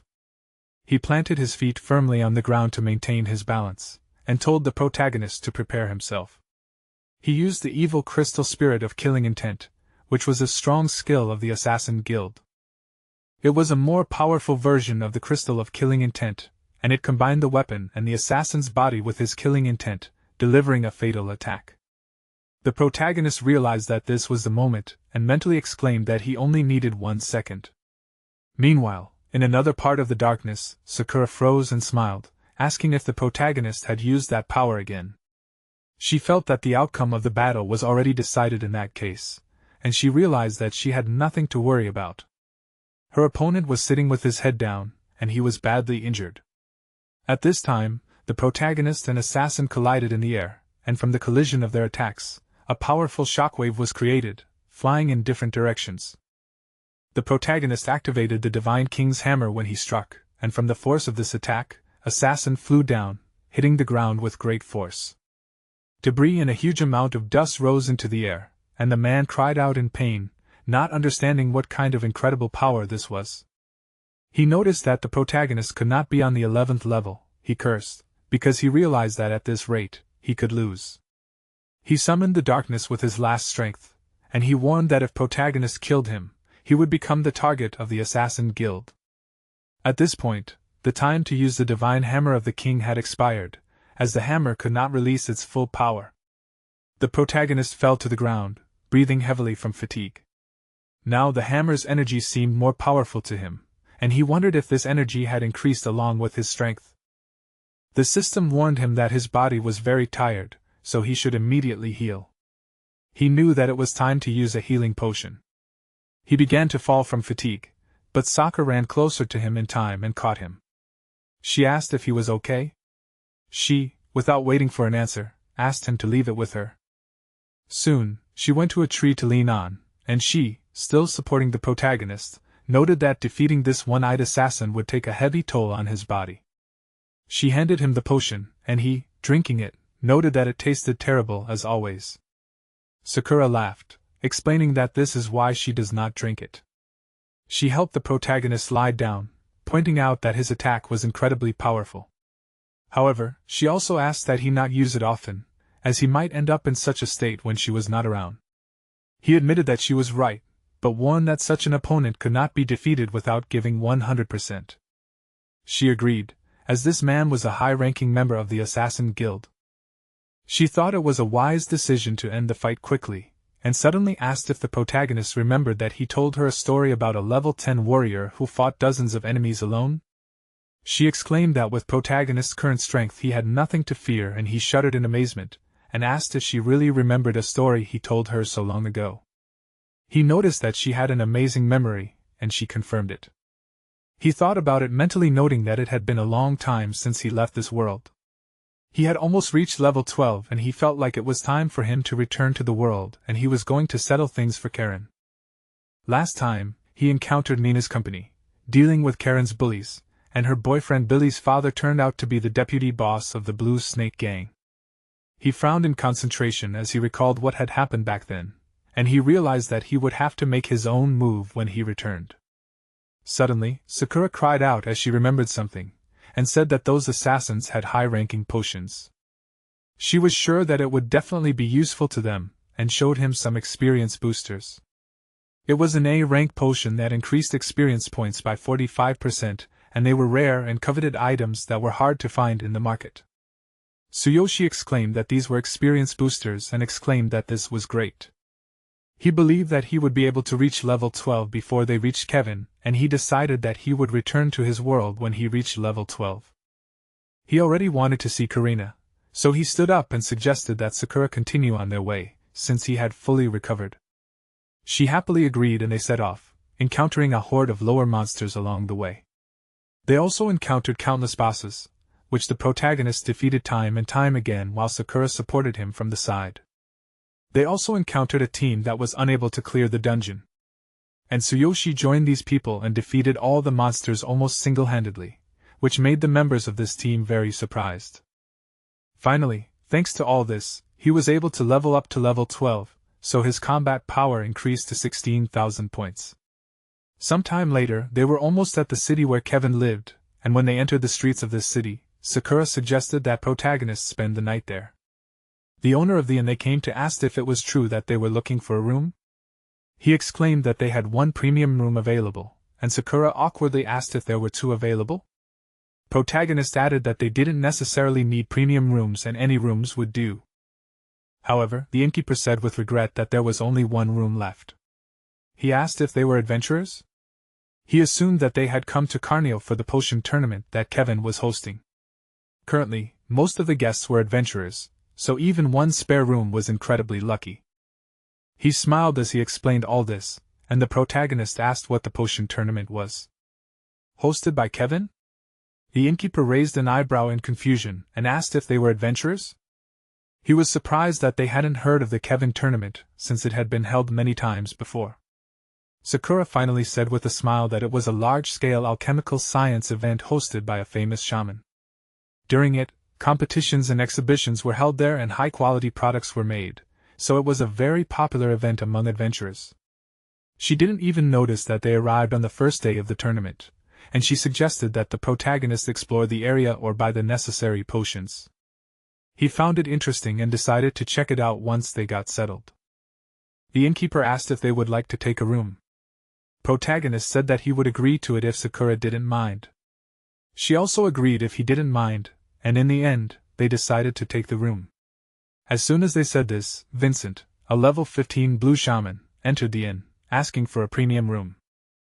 The innkeeper smiled delightedly, greeting him, and he motioned for him to pass, promising that they would prepare the best room for him. Vincent ordered her to lead him to the right place, and the protagonist froze and frowned in displeasure. He put his hand on Vincent's shoulder, warning that there was actually a line. He asked again, puzzled, but assumed that he simply did not know who he was. He suggested that he not make him laugh, exclaiming that this last best room would belong to him. He turned to the owner and asked if it was true that it would be like this. He confirmed it, and Sakura reminded them that they came here first and asked if that was fair. The owner of the inn asked if they really did not know Vincent. He said that Vincent was one of the students of the genius Kevin, and he was a blue shaman, so he was a very influential figure in this district. He was a talented student of the red shaman Kevin, and even level 30 adventurers respected him, so he advised not to mess with him. The girl who came with Vincent indignantly asked if they really did not know him. She wondered where they came from, but he told her to ignore them, confident that they would understand everything after hearing his master's name. The protagonist closed his eyes and asked if Vincent was one of Kevin's disciples. However, this did not seem like something he could use as an argument, and he noted that the room belonged to them, asking the innkeeper to lead them. Both the innkeeper and Vincent flinched in surprise, and the innkeeper even opened his mouth in shock, while Vincent suddenly laughed as he found this interesting. He asked the protagonist if he knew who he was. He exclaimed that he was a blue shaman and a disciple of the genius Kevin himself, and asked if he was seriously trying to take his room. He warned that after this, the passage to Carnio will be closed to them, but the protagonist, squeezing the hand that he still held on his shoulder, reminded that he already said that he does not care. He threw Vincent on the floor, and he cried out in pain and surprise, and the girl flinched in surprise and looked at him in fear. She sank to the ground next to him screaming his name, and the owner of the inn in shock asked what was happening. Vincent warned that the protagonist will regret this, and he noted that they will never be allowed into Carnio. However, protagonist ignored him and turned to the owner asking him to show them a room. But he agreed, showing where they need to go, and Vincent was outraged by such disrespect. He repeated that the protagonist will pay for this, and Sakura asked if protagonist is sure. She reminded him that this was Kevin's student, but he answered seriously that he treated people the way they treated him. He saw no reason to respect someone who did not respect him, and it did not matter to him whether Vincent was Kevin's student or not. He was no longer going to grovel before anyone as he had before, and Sakura was surprised that he was saying something about what happened before. She looked at him in bewilderment, but did not ask anything. When night fell, they had already settled in the room, and when Sakura fell asleep, protagonist activated the infinity ring, promising Karina that he would return soon, and as soon as he said this, the endless passage was opened. After moving, Tsuyoshi looked around and said that he was home, looking at his sleeping sister. Tsuyoshi suggested that it seemed to him that he did not wake her. After which he covered his sister with a blanket. In his mind there were memories of his sister saying that she couldn't feel her legs and asking him if she would be able to walk anymore. Then she told him not to be sad because even if she did, she wouldn't give up because of this and didn't want to be a burden to him. After remembering these events, Tsuyoshi noticed the crutch standing next to the bed and thought that it was broken. After which the protagonist assumed that Karina fixed it herself. He thought about how she desperately tried to protect these, after which he exhaled heavily from his lungs and with a smile adjusting the blanket on his sister's back, told her that she was very strong and that she had a hard time because of him, but now he had become stronger, and would not let anyone hurt her, and her life would no longer be miserable. Stroking Karen on the head, he promised her that he would definitely heal her legs and return a happy smile to her face. Soon after, the protagonist opened a system window where there was a notification that a set of black camouflage armor had been placed in the divine inventory of consciousness. Looking at the system window while lying in bed, Tsuyoshi noticed that it was good that all these things took up only one slot, and without armor he now even felt unusual. Looking at the system window, he said that his equipment from this world remained untouched, and he needed to somehow improve it. But he understood that first he needed to figure out everything in this world. Sometime after these events, Karina noticed that something was wrong. She walked uncertainly down the street, leaning on crutches, and turning to her brother, asked what was wrong with him. She shouted in surprise that in just one night he'd become a different person. Tsuyoshi explained to her that this was not so, and he just cut his hair and started training. At this point, Tsuyoshi was level 12, his class was a warrior, and his weapon was a bloody mist saw. His equipment was a set of black camouflage armor, and his hidden equipment was a set of a fox beast man. As a skill, he had a thunder chain, and the copied skill was a thunderous surprise attack, while his combat power was 16,000.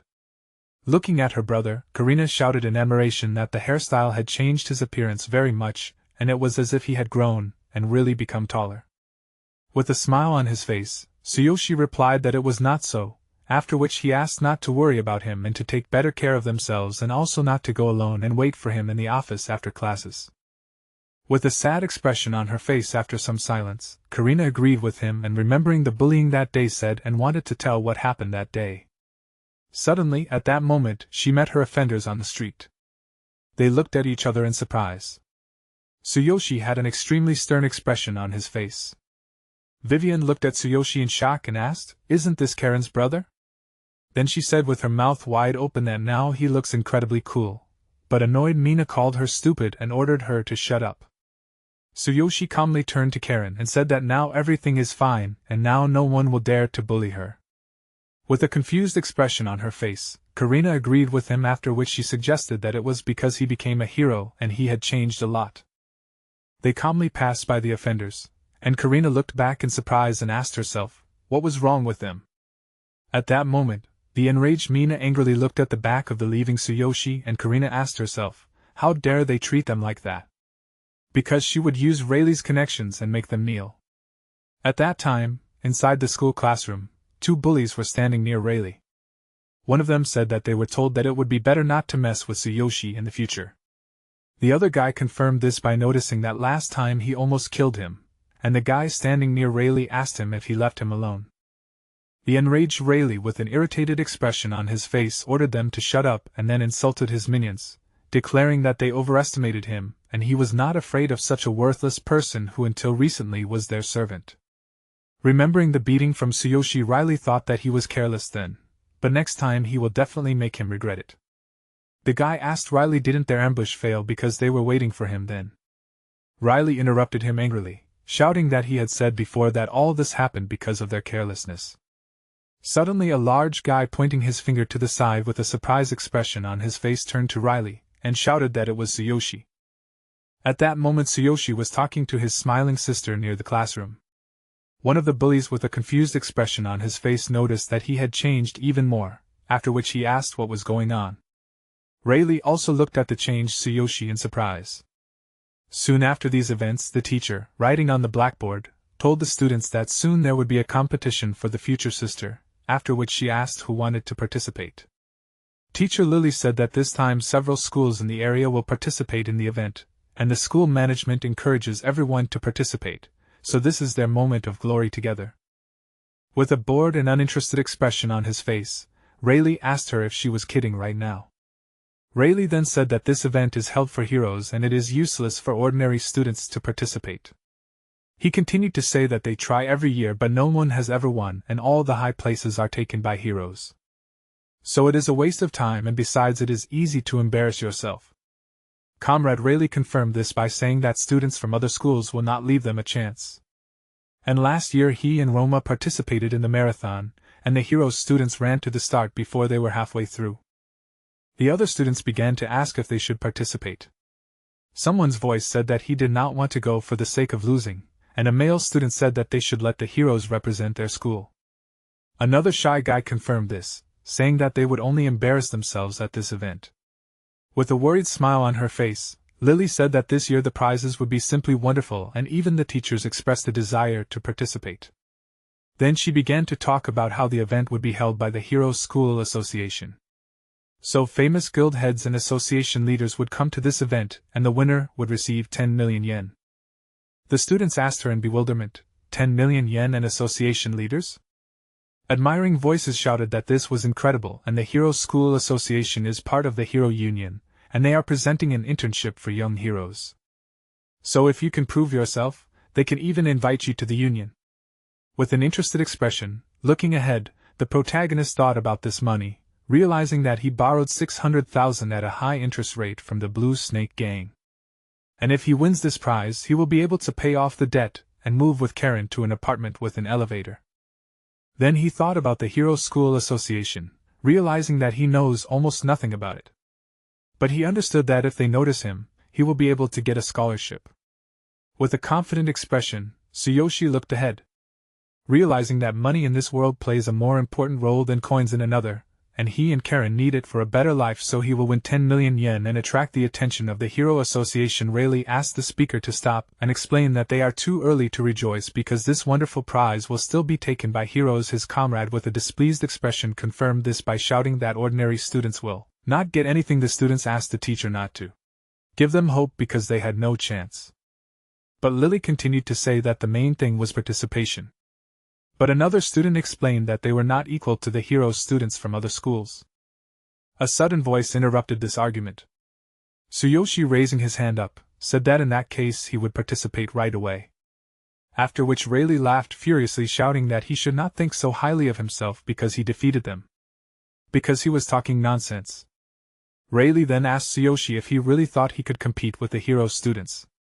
The whole class began to laugh at him, saying that not to mention the hero students from other schools would participate in the competition, after which his classmates assumed that he was joking or that he had gone crazy.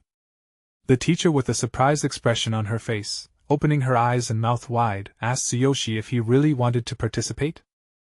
With a confident expression, Tsuyoshi confirmed this, after which a jubilant Rayleigh asked him not to cry later because of this. The protagonist looked menacingly at Rayleigh, who was sitting behind him, and asked him if he wanted to make a bet. The protagonist then said that if he lost, he could do whatever he wanted, but if he won, he would stop pretending to be someone cool. Rayleigh and all of his comrades were taken aback by this unexpected proposal, after which Rayleigh angrily shouted out that he agreed with this, and all of his classmates were witnesses to this bet, so he shouted out that they would happily watch his disgrace. Tsuyoshi agreed to this, after which Lily ordered everyone to be quiet and announced that she would give Tsuyoshi a form to fill out, and that tonight there would be a selection test for all of the participants. The protagonist asked her again, a selection test? Then he agreed to it, and after some time near Karina's class he met his sister. Karina, with a smile on her face, wished her brother good luck on the test. Tsuyoshi thanked her, and said that he would come for her late so she should wait in the class. While Tsuyoshi was talking to his sister, several interested schoolgirls were discussing him. One asked if this was Karina's brother. Then she told her friend that she had not seen him so close, and he was incredibly handsome. Another girl said that before he looked weak and frail, but now he had become very cool. The first schoolgirl suggested her friend to ask Karina about him. After which she laughingly assumed that he was single. When Tsuyoshi said goodbye to his sister a few moments later, a confused Karina was surrounded by many interested girls. Vivian, with an irritated expression on her face looking at this gathering, noticed that they had surrounded her again. Mina, looking at her phone, said that she heard that her brother would be taking part in the qualifying round of the competition. After which, she ironically noted that he was incredibly brave and she had already told Billy about it. In the chat with Billy, he answered her and that his father knew several heroes from other schools and they would teach him a lesson.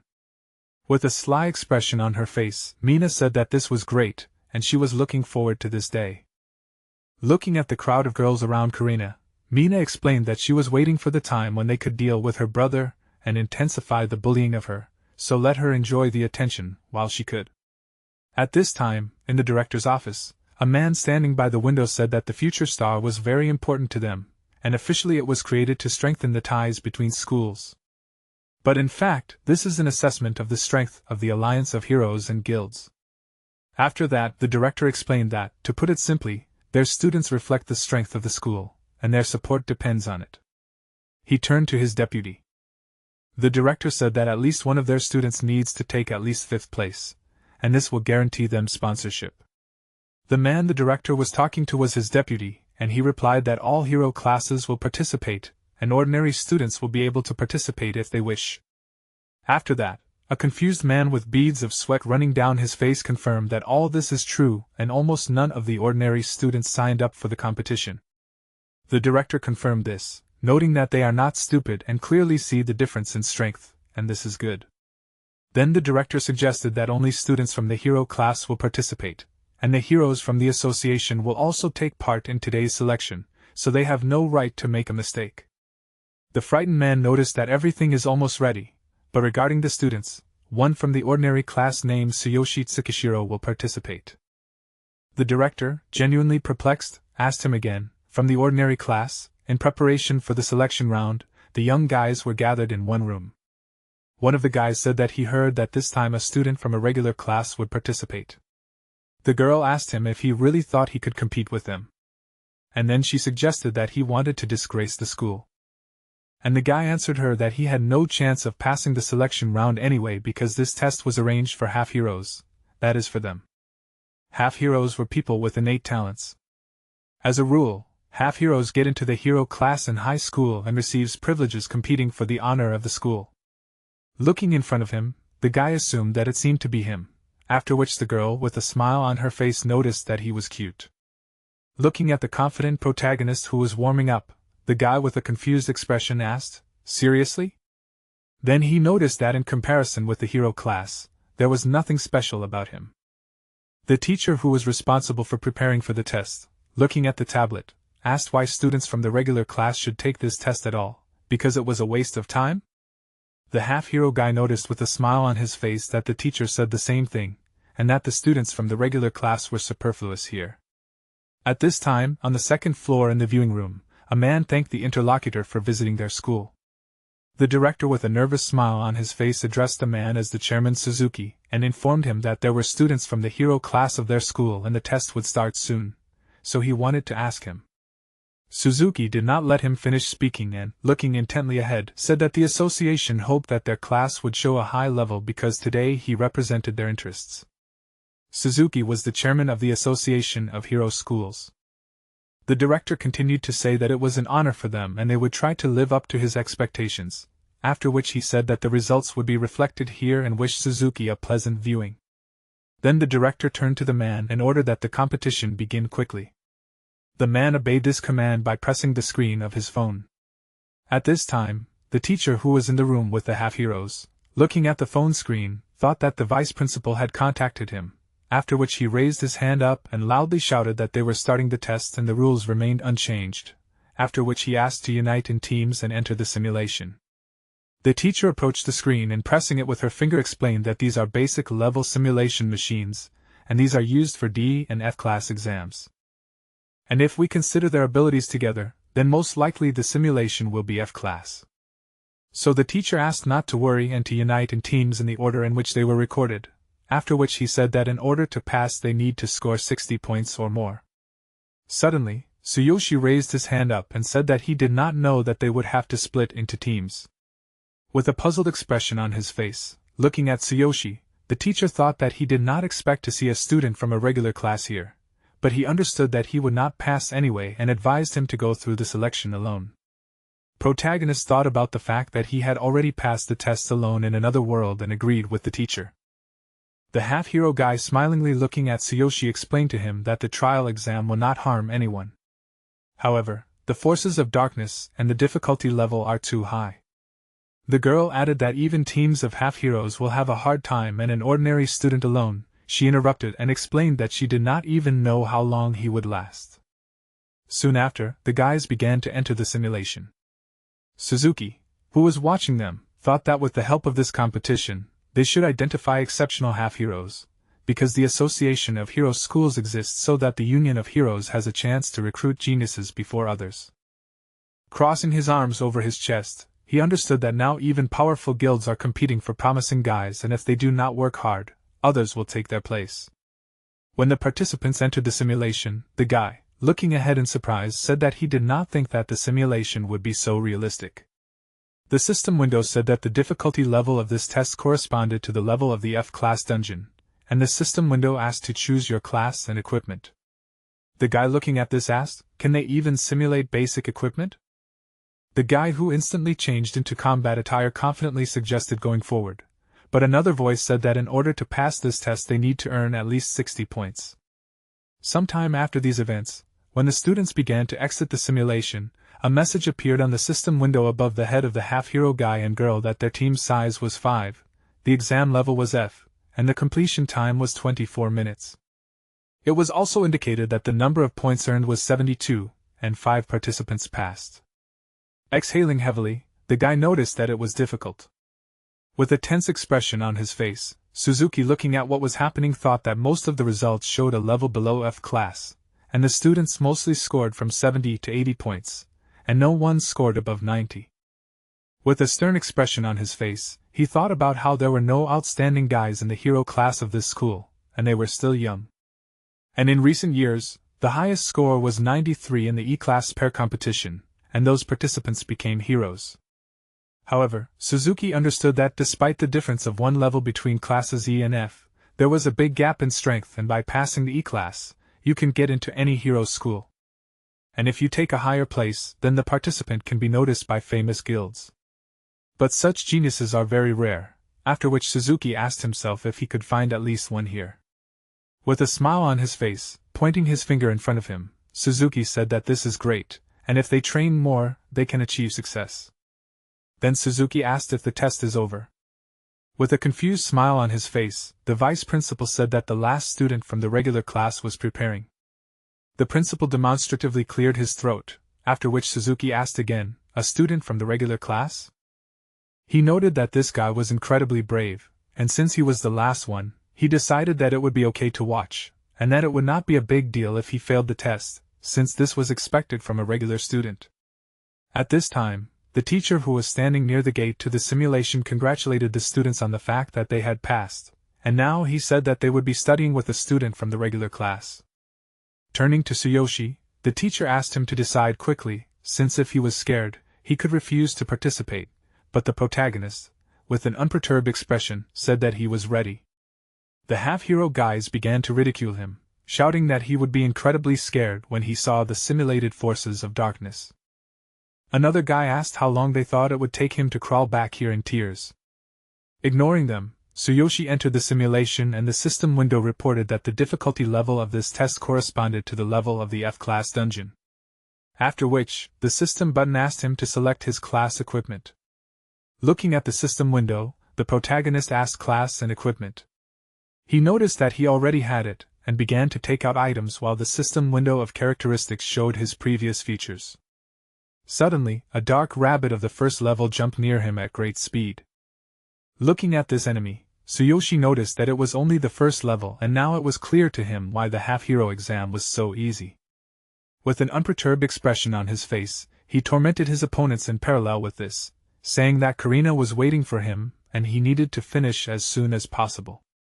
Being in the simulation, he effortlessly dealt with the enemies that quickly surrounded him, soon after which a defeated dark rabbit boss of enormous size was already lying in front of him. Looking at the defeated boss, Tsuyoshi said that it was easy, and he got to the boss in just 6 minutes, after which a message appeared on the system window that the dungeon was cleared. Then a message appeared on the system window that a system error had occurred and his abilities exceeded the difficulty level of this exam. With a surprised expression on his face, looking at the system window, the protagonist asked, "Is there a D-class test in this cave?" Then he said that he thought that it would be enough to pass the F-class test. Soon after, a notification appeared on the system window that a D-class dungeon was now available to him, and he was asked to prepare for the exam. In front of him was a bright red gate going inside. Protagonist said that at his current level, the difference between D and F is not great. At this time, outside the simulation, the students laughed, asking, "Has he not come out yet? And did he really die there from fear?" The female student turned to the teacher and asked him to try to turn off the machine, because most likely he is ashamed to go outside.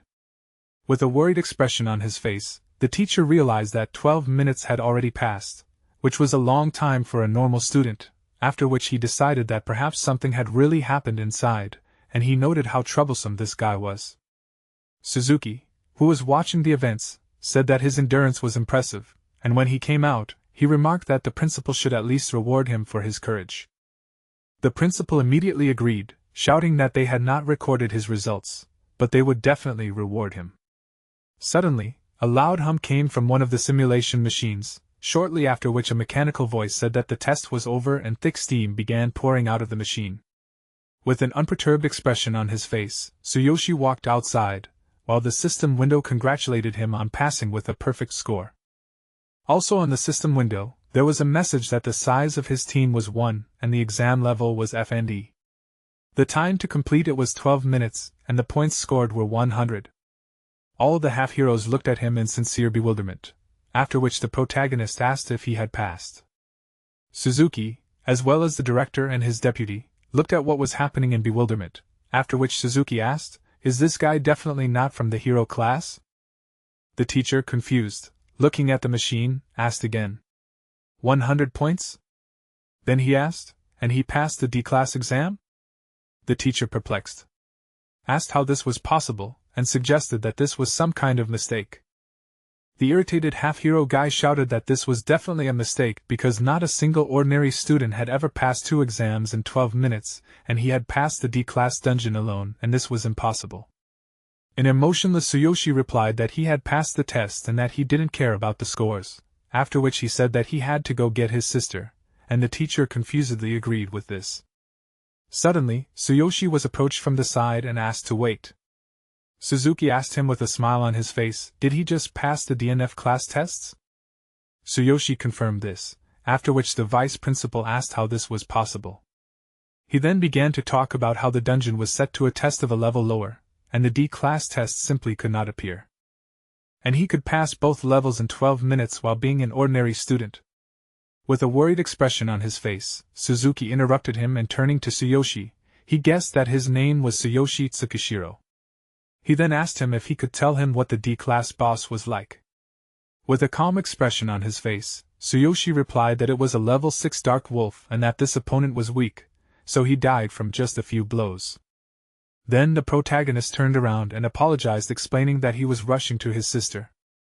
Suzuki's face darkened and his director asked Tsuyoshi if he was sure he wasn't lying. Suzuki abruptly interrupted the director and turning to Tsuyoshi told him to go get his sister. Tsuyoshi thanked him, after which the director turned to Suzuki and asked if there was something wrong with his results. With a smile on his face, Suzuki asked the director to let him participate in the competition and keep his results a secret. The director confusedly agreed with this. However, Suzuki at that moment realized that there could be no mistake and the final boss of the D-class test was indeed a level 6 dark wolf. And as Tsuyoshi said, this boss is fast but weak, and if he hadn't personally fought this monster, he wouldn't have believed his results. However, now Suzuki understood that he had found a hidden genius, but then he interrupted himself. Realizing that he had found a monster, and an ordinary student had passed the DNF class tests in 12 minutes for the maximum score. That is, he had broken the record, and he should keep an eye on him, because if he was right, then he needed to hire this genius into the Hero Association. At this time, Tsuyoshi was walking down the hallway to his sister with a slight smile on his face. All of his characteristics remained the same at the moment. Sometime after these events, on the day of the Future Star competition, many school children headed to the gathering place. Several school children, looking at the shining young guys, said that these were students from the Curis and Salahir schools with the best academic performance. After that, the girls said that she had heard that there were already many capable and promising guys in their hero classes, so they didn't even have a chance, and that students from these schools would probably be in the top 5, and their school would not get there at all. Through the loudspeaker, the announcer addressed the participants, and asked them to make sure that all the participants in their school had registered. At the registration of the participants, a man approached Tsuyoshi, assuming that he was from the hero class, after which he asked him what his name was. Tsuyoshi gave his name and said that he was from a regular high school class. The man repeated with a smile on his face that he was from a regular class, after which he noted that his courage was worthy of praise, but warned him not to overdo it, since the students from the hero class were quite formidable opponents. At this time, there was a preliminary celebration on the large stage. The vice principal approached the principal and announced that Chairman Suzuki had arrived. Soon after, the principal turned to Suzuki with a smile on his face and apologized to him, explaining that they were unable to meet him. With a smile on his face, Suzuki said that it was not worth it, after which he asked, "Have all the students from the regular classes already registered?" The vice principal answered affirmatively, assuming that they were already in the arena now, and Suzuki accepted this information. Looking at the guys actively warming up, he thought that the protagonist was serious if he had already registered, and if his strength was that great, he could become a genius. Suzuki also thought that if large guilds or factions noticed him, they would immediately try to take him for themselves, but he would not allow this to happen. The vice principal whispered to the principal and told him that the guild and faction representatives had already arrived, after which he suggested that they begin the opening ceremony. And the principal, with a tired expression on his face, crossed his arms over his chest and agreed, asking his vice principal to make sure that everyone was ready to begin, since everything should go smoothly. The vice principal assumed that Chairman Suzuki knew that this year, Sahir and Kuro's schools had sent their best students. The principal, with a surprised expression on his face, asked him again, asking if they had sent their best. With a worried expression on his face, the vice principal said that he thought that this year, both schools were determined to get good results, and meanwhile, their students continued to lose year after year. And apparently, this year would be no different. With a sad expression on his face, the principal exhaled heavily from his lungs, saying that he knew this and everything was as usual, but they were trying their best. Soon after, the announcer's voice said that the ability testing would begin soon and asked everyone to come to the arena. At this time, many participants were standing in front of the screens. Protagonist looked ahead from behind another participant and asked himself again, "Ability testing?" Then he guessed that the competition would not start now. On the system window, the test rules were written, which said that they must show maximum strength using a minimum of movements. And the body and strength points would be displayed on the screen. Then it was indicated that the maximum number of points in each category is 100. Studying this information, Tsuyoshi guessed that the competition would start now and small movements demonstrate great potential strength. Tsuyoshi also thought that the indicators displayed on the screen would show the true abilities of each student, and since they would be evaluated by machines, no one would be able to deceive them. When the high school participant Sawahir approached the screen with a confident expression, many interested guys looked at him and began to ask, "I wonder how many points he will get." With a confident expression on his face, looking ahead, a high school student with a sharp movement of his hand struck a blow, after which information appeared on the system window that his body points were 72 points. 74.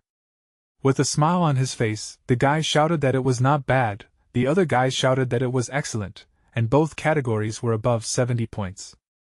And although this is an average result, however, earning more than 80 can get into the top 3. Then another guy asked how much he scored last time. One of the students said that he scored 76 body points and 66 strength points. And when he limits his movement, his strength does not work well. Another participant told him that he should work on controlling his strength. Tsuyoshi, who was an eyewitness to these dialogues, thought that this meant that scoring 70 points in both categories was not bad, and he was interested in how many points he could score. Participants of the Seishin and Salahira schools took turns striking. Their scores mainly varied between 60 and 80. However, another participant scored 56 body points and 62 strength points. This was a participant from the Seishin school. After this failure, the other guys started to make fun of him, asking if this is really the result of Seishin High School. Then the guys noticed that they were extremely ordinary and laughed. The laughing guy said that he heard that some guy from a regular class was participating from this school and he would be interested to see his score. Then he began to pity them through laughter, asking if they had to fill the list with ordinary participants. At this time, several unperturbed men who were representatives of guilds and factions were watching what was happening. They thought that it seemed to them that the Kurosa school was pulling ahead, and if they trained harder they could become great heroes, so it was worth adding them to the candidates for the internship. While the students of the Sawahira school were also impressive, but the Seishin school had no chance, and they definitely would not win. With a painful and embarrassed expression, the principal said how pathetic the scores were. The vice principal also had a worried expression, while Suzuki, who was standing next to them, was thinking that compared to other schools, they were significantly behind and he expected too much from Tsuyoshi. At this time, Tsuyoshi's class was sitting in the stands and Comrade Rayleigh was asking, "Do other schools know already?" With a painful expression, he was talking about how embarrassing it was. However, Rayleigh was laughing uncontrollably, asking where Tsuyoshi was, and was he really not going to participate. Karina was also in the stands and with a worried expression, looking ahead of her, looking for her brother. Mina and Vivian were laughing.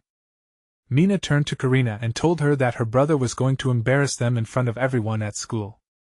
After that, Vivian said that if he really was that strong, he would be able to compete with the students from other schools, after which she assumed that he somehow beat them that day. Karina confidently shouted that she believed in her brother. With an angry expression on her face, Mina shouted that they were just fools, and she would happily watch her brother lose. At this time, near the arena, Suzuki frowned and thought about the fact that no one scored above 80 in 2 categories, but he realized that as a rule, the truly strong participants come out at the end. With a tense expression on his face, Suzuki wondered when it would be Tsuyoshi's turn, and whether he would be able to stand up to the best students of Kurosa and Sawahira. Suddenly, a large guy began to push the other participants, and one of the offended ones menacingly addressed him, advising him to watch where he was going. This huge guy was a student of the hero class of Sawahira High School named Vince, who was a D-rank hero of the 4th level and whose combat power was 580. The guy, turning to his comrade, shouted that this was Vince, that is, the best student of Sawahira who had already passed the hero exam and now he intends to take part in the championship and he is an unconditional contender for victory. The confused and saddened guy began to say that if he knew that he would also participate, he would not even try. At this time, Vince approached the test, raising his huge palm and stretching his hand out in front of him with an incredibly tense expression on his face, putting the energy of his entire body into a punch, shortly after which information appeared on the system window that his body points were 86 and his strength points were 90. Witnesses to this test began to shout that this was incredible, and that he had a very light movement combined with destructive power. With a tense expression on his face, looking at what was happening, Suzuki thought that the strongest were studying in Sawahira. It seemed to him that this year he would become the most capable student, so he would have to talk to him after the test. Soon after, one of the guys shouted that Kurozu was coming next. Everyone turned to the side, and the guy who was a student of the hero class of Kurozu High School, he had already passed the hero test, and turning to those around him, he grinned and said that if they could not score 80 points, then they should remain silent on the sidelines, because now he would show them what the best student of Kurosa High School is capable of. His name was Boniface, and he was a D-rank level 4 hero whose combat power was 620. With a smile on his face, he approached the test, and then gave a sharp blow with his palm to the ball, and the system window reported that his body points were 89, and his strength points were 92. In a state of shock, the other participants began to shout that if he had just a little more, he would have scored 90 points in both categories with minimal effort. And the best student of Kurozu was on a completely different level, and it seemed to them that this year's champion had already been determined.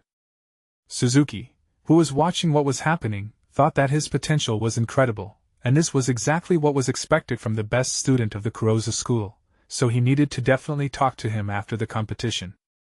The best students of the two schools began to exchange glances at each other, after which Boniface, demonstrating a threatening gesture with his hand, explained to Vince that he was his only rival, but he would win this competition. Suddenly someone turned to him and apologized, noticing that it was his turn. It was Tsuyoshi. The participants began to ask, "Is this Tsuyoshi from a regular class at Seishin school?" The guys shouted that they did not believe that he really came and said that the main thing is not to disgrace them at school, after which another guy asked how he dared to talk to Boniface.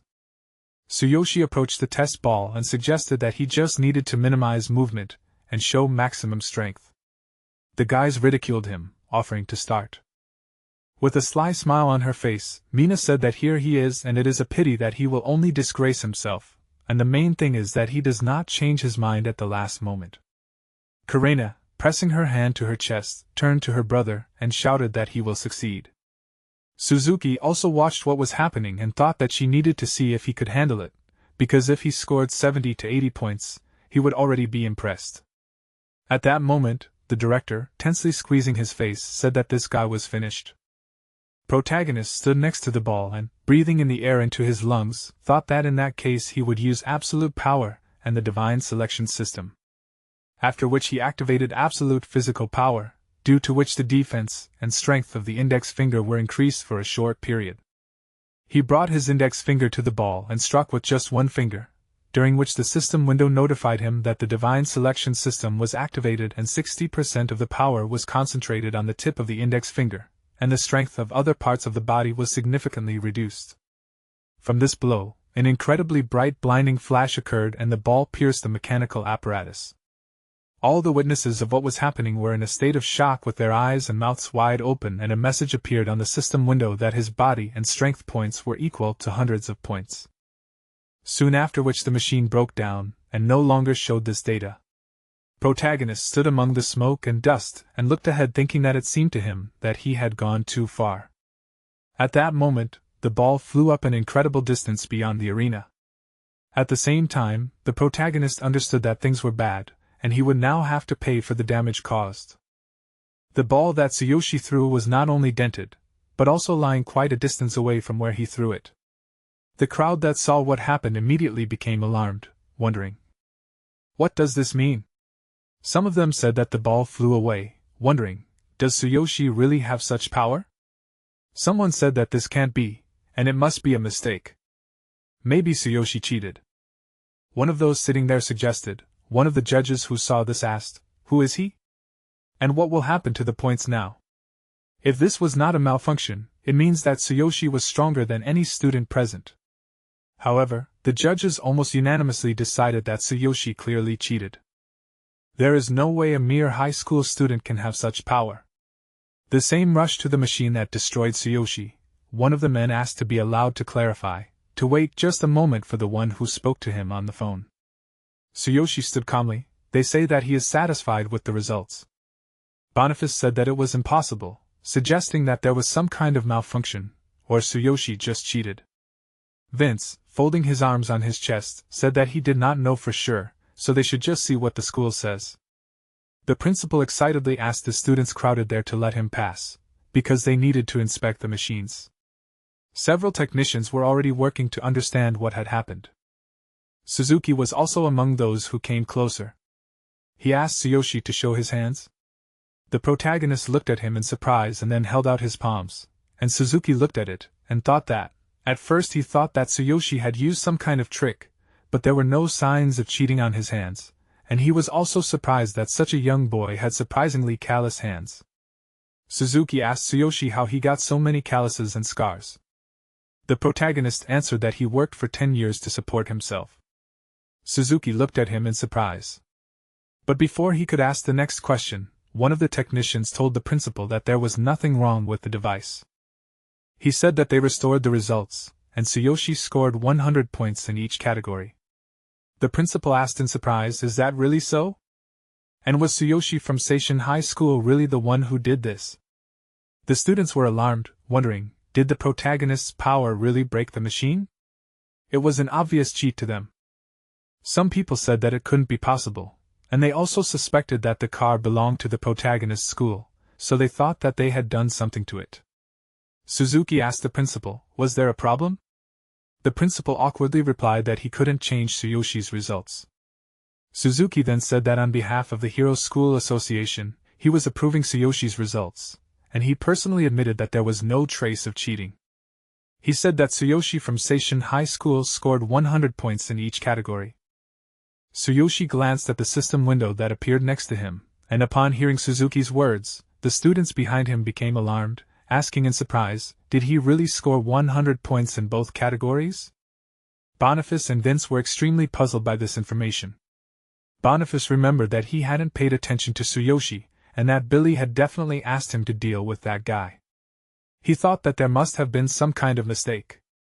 Boniface knew that Billy's father was the leader of the Blue Snake Gang and a business partner of their family, so he had to carry out Billy's request no matter what, and he decided that he had to deal with Tsuyoshi in the next round.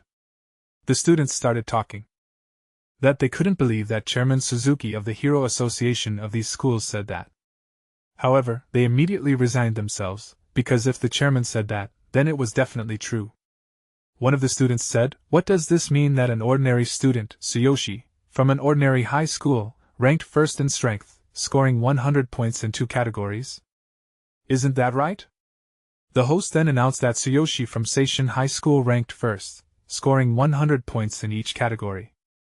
The main character's face appeared on the board at the top, as well as his strength and body stats.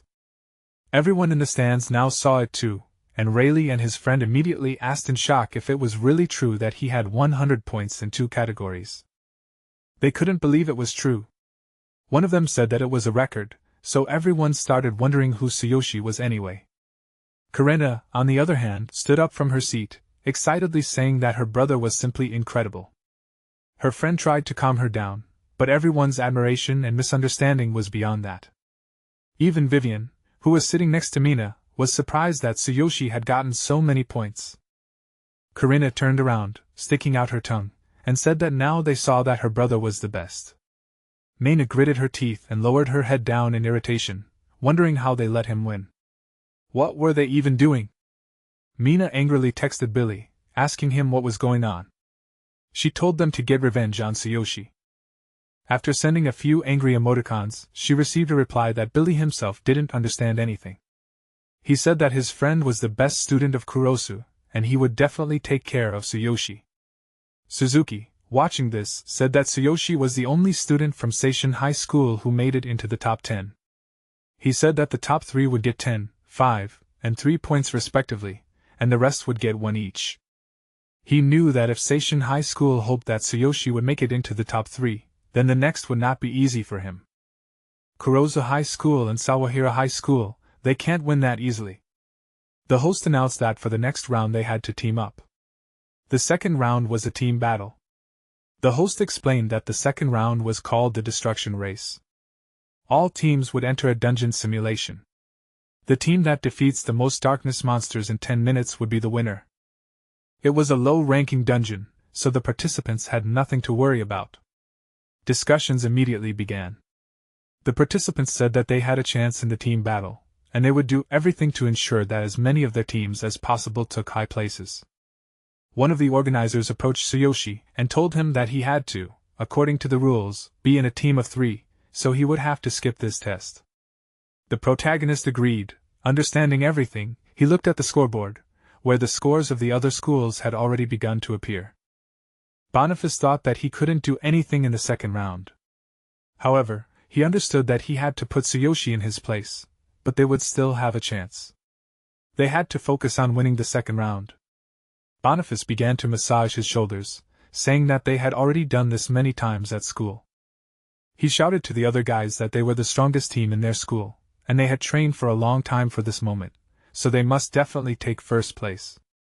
The members of his team immediately agreed with him, as if accepting his order. Valia said that the Kurosu and Sawahira High Schools united into the strongest teams to take first place, so they were far from weaker than the other schools. Each of them could win. The members of his team shouted that they would definitely try to do it. The Seishin school didn't have such confidence. The guys there stood on the sidelines awkwardly, saying that their opponents would probably take first and second place. Another guy said that they would try to earn as many points as possible to at least enter the top 10. One of them said with a grin, asking, "Is this really how the difference in strength looks like?" They themselves realized that their team was significantly weaker than the other teams. And the host announced that the round was starting, asking the teams to enter the simulation one by one. Riley, looking at what was happening, said with a laugh that Tsuyoshi was left out. His friend laughed, and added that it seemed like no one wanted to team up with him. Everyone immediately started chatting about who would even believe that an ordinary student could honestly earn so many points. Tsuyoshi stood by the wall, waiting for the next rounds, not really paying attention to what was happening around him. Lily, looking at this, Karina also said laughing that no one believes in her brother, and this is a great shame. Vivian agreed with her, saying ironically that Tsuyoshi is poor. Karina inflated her score, shouting that everyone simply underestimates her brother. Tsuyoshi knew that the best student would be declared the one who gets the most points. The participant who showed the best results in the match would be awarded the title of the most valuable player. He had to hurry. He had to get this title. If he proved himself in battle alone, he would get 1,000,001. All the schools were giving it their all. They fought the monsters using the basic equipment they had received. Although with effort, they cleared the dungeon. The number of defeated dark monsters for some schools reached 18. While Sawahira High School, the command, had already defeated 48 dark monsters. The FASA team, meanwhile, had already defeated 62 dark monsters. The stands were buzzing. Some were saying that they were already halfway to victory. Kurosu High School was in the lead by a wide margin. Everyone noticed that both promising schools were working incredibly well coordinated and fast. While watching the battles, Suzuki thought that he had hoped that Tsuyoshi would prove himself in this round. But he wouldn't be able to participate in the team battles. Normal students were often rejected by the hero class students. This was the reality. The Seishin High School team exited the simulation. They had been there for a total of 6 minutes and 39 seconds, and the number of darkness monsters defeated was 33. One of them cursed, asking, "Why were everyone except him and the vice captain, you guys, out of the game?" He said, "At this rate, they won't even be able to get into the top 10. The guy who was clearly exhausted told him, even though it was just a simulation, they still took damage and they couldn't continue. The guy who was the team captain cursed, saying that the strongest Kurosu team had already defeated 86 enemies, and then asked, how many more could they defeat in 10 minutes? Looking up at the screen, the second guy said that the Sawahira school had 63 monsters and the difference between them in 10th place was only 8 monsters. Approaching the organizers, the two guys asked if they could continue. He said that he and the vice captain still had the strength to do so. However, the organizers replied that there should be 3 people on the team. The rest were too tired. Even if someone joined them, there would not be enough time to complete the tasks. Looking around, the captain called the rest of the team worthless fools, said that they needed at least one person. At that moment, the guy next to him looked around, saw something, and said that he knew who they needed. After that, he pointed his finger at the protagonist who was standing to the side.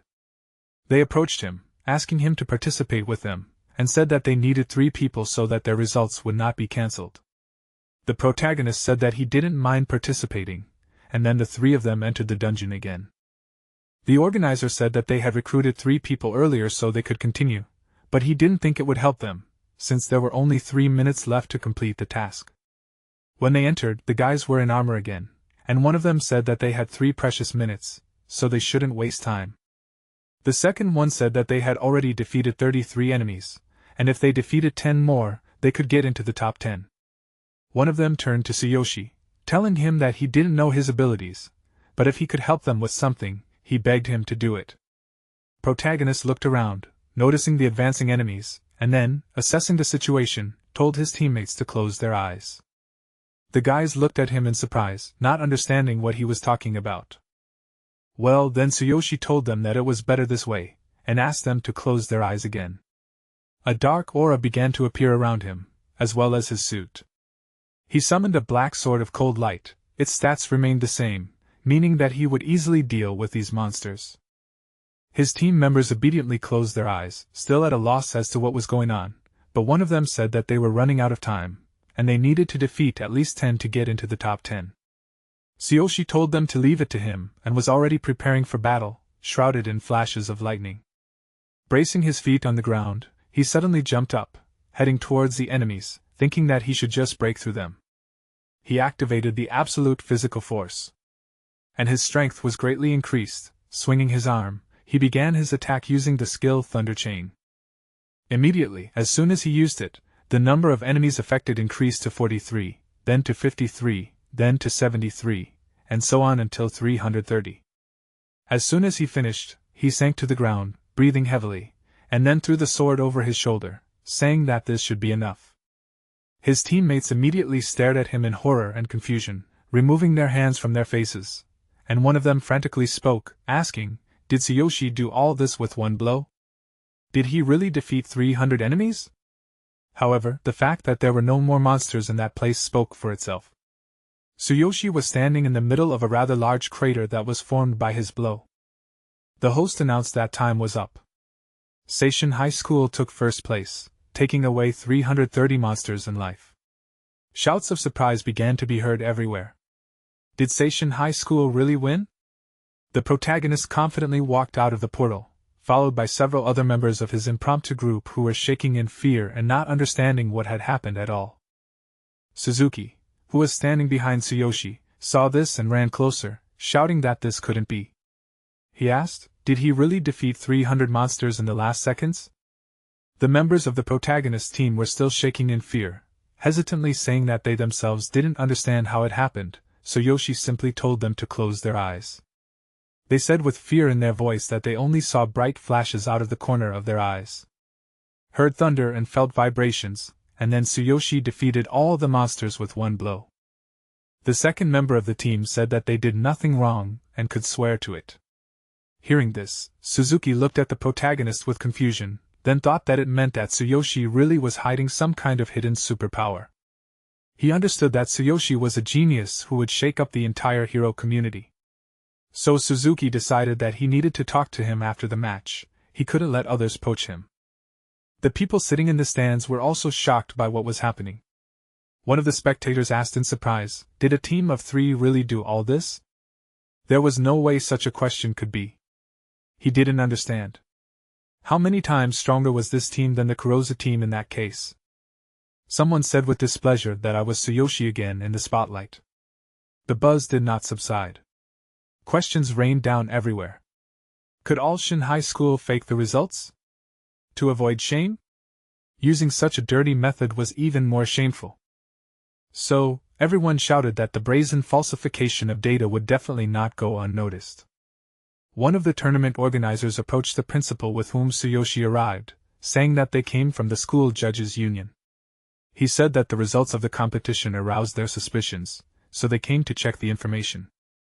The principal sheepishly put his hand on the back of his head, saying that they themselves were confused, and of course allowed them to check everything, because they had nothing to hide. Rayleigh, sitting in the stands, folded his arms over his chest, saying with a chuckle that the school judges' union would now check the results. He said that things were getting more and more interesting. His friend, sitting next to him, shouted that Tsuyoshi definitely cheated, because he can't have such power. Cover your face. The other said that if he really cheated, then there will be a big scandal. Mina, grinning, shouted at Karina that her brother cheated. She folded her arms across her chest, saying this, to which Karina, looking back at her, said offendedly that her brother would never do such a thing. Suzuki hurried to the other organizers, asking one guy named Yukata what did the results show. The man, like everyone else present, was perplexed. So he replied that at the end of the round, the indicator really did suddenly increase. It was hard to believe, but they did not find any traces of manual twisting. Everything was clean. However, they could not fully verify what was happening. The director, happy about this, said, "What does this mean that Tsuyoshi is innocent?" He said that the Seishin school always plays fairly. However, no one had ever heard of a team of 3 people scoring such points. Zeich still walked forward, moving closer to the organizers together with the guys who were with him then.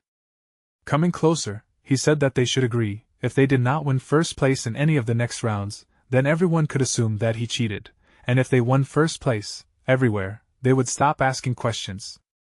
The director awkwardly told him to calm down. Everyone understood that winning first place in every round was too difficult. However, Sayoshi interrupted the director, telling him not to worry. At this moment Boniface, who was standing nearby, chuckled. Saying that Tsuyoshi was acting tough, there were only single battles left, so he chuckled and said that they would see if the protagonist could prove his words. Vince, who was standing next to him, flexed his fists, saying that he thought that only the 2 of them would fight for first place, but because of Tsuyoshi, they were overshadowed, so he even enjoyed fighting someone so self-confident. Okada told Tsuyoshi that they would do as he said.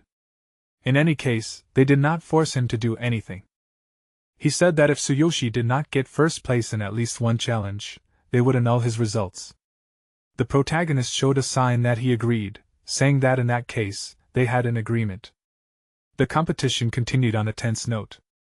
The next round was the long jump. Boniface Moore, without much difficulty, performed this exercise, thinking that it was completely easy for him. However, protagonist, using the skill absolute physical strength, increased the strength of both legs by significant amounts. After that, pushing off, he flew over the distance that Boniface had jumped just recently. How he took first place in the long jump test. Why did the sprinting begin? Without much effort ran the fastest, taking first place again. This test was followed by discus throwing. Taking a metal structure in his hands, Tsuyoshi activated absolute physical strength, using it on his hands. Gripping the steel disc tightly, he released it forward, throwing it forward, as a result of which the disc flew so far that no one could measure the exact distance of its landing.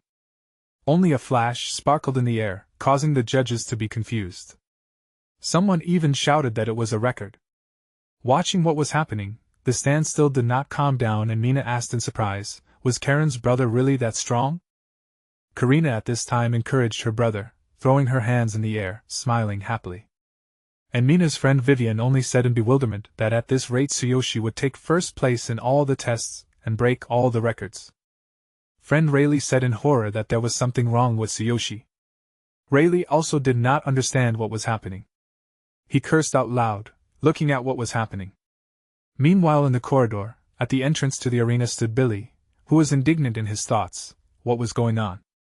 He did not care whether Tsuyoshi was cheating or not. In any case, what was happening should not have been allowed to him. Get away with it. He did not understand. What was the Boniface doing? His face was extremely irritated. He was so angry that the veins were showing on his skin. Annoyed, he wrote to Boniface on his phone, asking what was going on. He wanted Boniface to move. After all, they can't let Tsuyoshi take first place, and the next test was the last one. Boniface cursed, breathing heavily. Not understanding when did all Shin High School manage to raise this monster. Vince was also exhausted. This guy was really hard to beat. After that, Boniface took out his phone. Looking at the screen, he wrote that he understood everything and wanted to intervene. But he couldn't do it yet. Vince turned to Boniface, telling him that the next test was the last one. They needed to do something. After all, they trained for this moment. So he was going to eventually defeat Tsuyoshi. Boniface remembered that Billy's father gave him an advantage, the mental interference plate. This item was expensive and in demand on the black market, so Boniface wanted to keep it for emergencies. But if he didn't use it now, they wouldn't have another chance to defeat Tsuyoshi. The power of this plate was only adjusted to 10%, so everything should be fine. The mental interference plate was a valuable item that affected the opponent's physical condition, causing severe headaches. This item was quite dangerous, so it was banned. The host shouted that the next and final test would be tug of war. This test was very popular with the audience. Tug of war looked like this.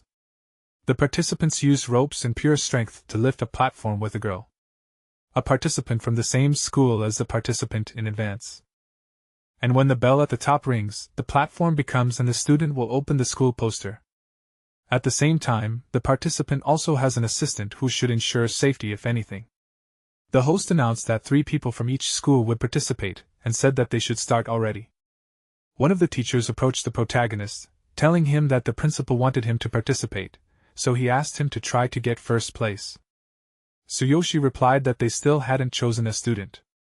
He passed that his sister had bad legs, so he couldn't even invite her. Then the man replied that he would find someone now, so Tsuyoshi shouldn't worry. After that, the host announced that Seishin High School student Tsuyoshi would participate in the tug of war, but he didn't have a partner. He asked for volunteers to come to the arena. The girls sitting in the stands immediately became excited, saying that they would like to help, but they are not sure that Tsuyoshi got all the first places honestly. One of the students said that Tsuyoshi stands out even among the hero students. She could also help, but she felt somehow ashamed. The total number of girls decided that it was better not to bother the main character. Then Karina loudly shouted that she would help. But her friend took Karina by the hand, telling her that her legs hurt. Vivian, licking a lollipop as usual, said that it seemed that no one was going to go, so the school would choose a participant itself. Then Mina, grinning, said that she had an idea, and her face darkened with deceit.